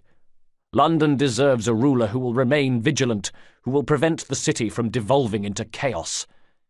"Chaos that you are about to cause," she shouted, and came in close, hoping to dodge the Guardians and strike at Starrick. She was too slow. A bolt of energy slammed into her, knocking her to the wall. Starrick capitalized on this, and with an almost unimaginable burst of strength pounced on her, his hand at her neck. Now the Templar Grand Master held both Evie and Jacob. The power of the shroud's energy seemed to flow through the linen, through his arms, and to the hands he made his claws, gripping the twins harder, lifting them like trophies, squeezing. They hung, helpless, shoulders thrown back, chins jutting, jaws working with an agony so intense it refused to allow them even to scream. And Evie felt the very life force was being drawn from her. Short of breath, her vision clouding, her muscles refusing to respond to any of the weak signals of resistance sent by her brain, Starrick's claw-like hands gripped her throat, but it was as if he were driving the point of a pike into her neck. "Get out of my city," he snarled, and these, she realized, would be the last words she ever heard, because his grip was increasing and her consciousness receding. Thoughts passed through her dying mind. Regrets that she would never have the opportunity to tell Henry how she felt about him. Visit Amritsar with him. How she would never make her peace with Jacob. Tell her brother she loved him. Say sorry things had turned out this way. Chapter 85. At first she believed she was hallucinating. Surely the figure in the doorway was an image projected to her in death, an out-of-focus product of wishful thinking. She'd take it with her, she decided. Rather than the grinning, sweating insanity of Starrick, it would be this that she carried with her from this world to the next. It would be Henry. She saw his hand rise and fall, light flashing on silver, something spinning across the vault towards them. And then from Starrick came a shout of pain, and his hold relaxed enough on her throat for her to see a knife handle protruding from his chest, a flower of blood already spreading across his shirt. A familiar voice. Henry. He had come. It really was him in the doorway, resplendent in his robes, activating his blade, moving towards where Starrick was trying but now failing to maintain his grip on the twins. The Guardian drones, she thought, but couldn't say. Henry, beware the Guardians. She saw one of them seem to shudder with fury, then shoot a bolt of energy that snagged Henry's shoulder hard enough to knock him off his feet and unconscious to the stone. At the same time, both twins pulled themselves free, sprawling to the floor and gasping for air, even as they arranged themselves into defensive positions, blades at the ready. They needn't have worried. Starrick looked beaten. Perhaps the Guardians were still responding to him, but not for much longer. "You're weakening," shouted Jacob in triumph. He dodged a shot from a Guardian drone. "You cannot maintain this." He was right. Blood was spreading across Starrick's front, and the Grand Master was already deathly pale. The probes glowed more faintly, their respective flight paths less certain. "The shroud will not protect you," called Evie. Starrick bared blood-stained teeth. "You are wrong," he said. "The people of this city, my people, shall supply its energy." Whatever power the shroud gave him was fading now. "This city is bigger than you will ever be," Evie told him. She and Jacob made to attack, and when Starrick pulled away, the shroud fluttered off him and to the floor of the vault, releasing its host. At the same time, the Guardian drones seemed to lose their energy, as though they too knew the battle was done, and they returned to the ornate First Civilization crate, theatre-goers settling down to enjoy the show from the comfort of their box. Starrick sank to his knees. His shoulders slumped and his head hung, regarding his scarlet shirt. With Jacob covering Starrick, Evie ran to Henry, dropping to her knees and skidding across the stone towards him. She took his head in her lap and felt for a pulse. It was strong. He was alive, his eyelids already beginning to flutter. "Henry," she said, to let him know she was near. She cradled his head for a precious moment, allowing herself a kiss. There would be plenty more of those, she promised herself. But first, Evie straightened, turned and crossed to where Jacob stood over Starrick. The twins looked gravely at one another. There was no honour to be had in slaying a mortally wounded man, but there was even less in letting him bleed slowly to death on the stone.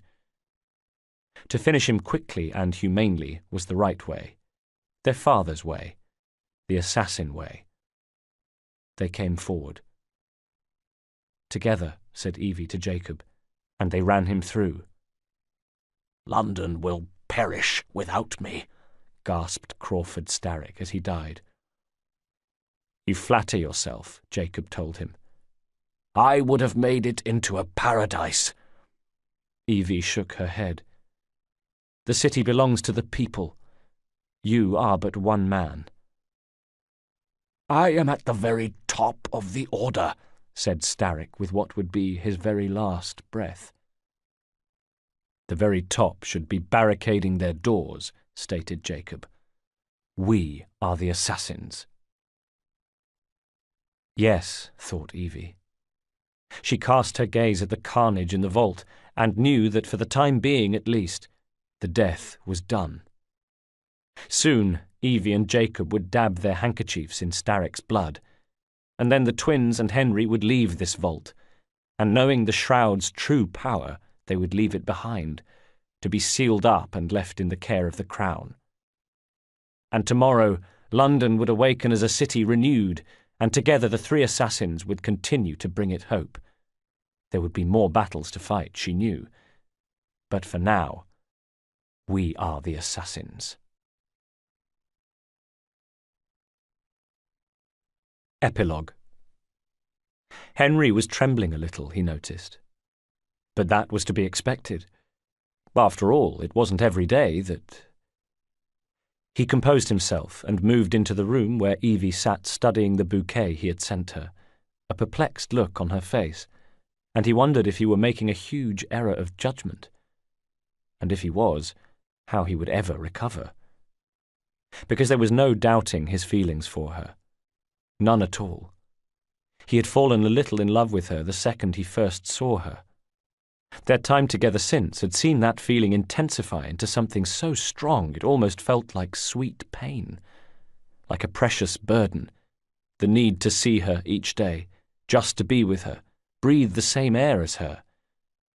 What interested her he found just as absorbing, and what made her laugh tickled him too. Just to share a working day with her brought him more happiness than he could remember since childhood. She wiped his soul clean of his years as the ghost. She scrubbed the slaughter from him. She made him feel whole and new again. His love for her was something he marvelled at, like a rare butterfly. Such was its colour and intensity. And yet, like a butterfly, it could so easily take flight and escape. Certainly Henry thought she felt the same way about him, but I, like Hamlet said, There's the rub. He couldn't be absolutely sure. All that time they had spent together researching the artifact had brought them closer, and for him, feelings of friendship and attraction had swiftly blossomed into the love he felt now, this glorious renewal. But for her, almost exactly a month ago she'd rewarded him with a kiss for saving her life. Was he reading too much into what might simply have been a hurried thank you? It was not long after those epochal events at the palace that he had found her in her study one day. She sat with one leg pulled beneath herself, leaning forward, arms on the tabletop, a pose he knew well, and he was sure that she blushed a little at the sight of him as he entered the room. But then again, on the other hand, maybe she didn't.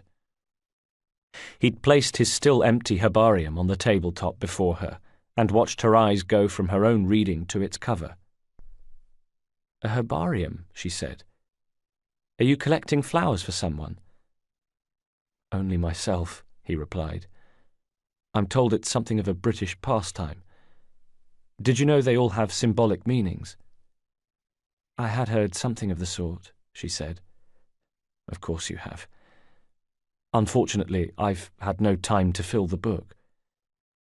I'm sure I can find some samples, if you'd accept my help." "I would appreciate that. Thank you, Miss Fry." And so they had, building up an impressive collection together over the weeks, searching for the meaning of their own relationship just as surely as they deciphered messages in flora. "Mignonette, your qualities surpass your charms," she said one day, as they pored over the now bulging herbarium. "I'm not entirely sure if that's meant as a compliment. Love in a Mist, that's a pretty name. Alternately called Devil in the Bush." They looked at each other and laughed. "Narcissus, self-love," she said, pointing it out. "I should buy a bouquet for Jacob." "Unkind, Miss Fry," laughed Henry, but pleased. Pleased the twins were reconciled, and pleased that she was able to see Jacob with a little more perspective. "Amusing as this all is, I really should get back to work. If you need me—" "I'll send a bouquet," he said. "Of irises.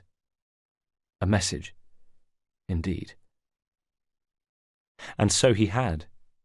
He had assembled a delightful nosegay of iris, snowdrop, strawberry flower, and red tulip, each of them well chosen, selected to say something he himself was finding it so hard to express. The man in the mirror scoffed at his indecision and uncertainty. "Of course she feels the same way. She kissed you at the vault." The man who stood before it couldn't be so sure. "A message," he watched her say, as her fingertips went to the snowdrop and strawberry, "of hope. Perfection?" Next she went to the red tulip, more perplexed still, unable to decipher the meaning behind this one. And in the doorway Henry took a deep breath, cleared his throat, and said, "A declaration of love." She turned to see him there and stood from her seat, crossing to where he stood. Falling over his words, he said, Miss Fry, you must know that I hold you in the highest esteem and regard, and I wonder if you would do me the honour of, if you would give me your hand in matrimony." Evie Fry took Henry's hands, looked up into a face she loved, with eyes that were misty with tears. And, yes, he knew she felt the same.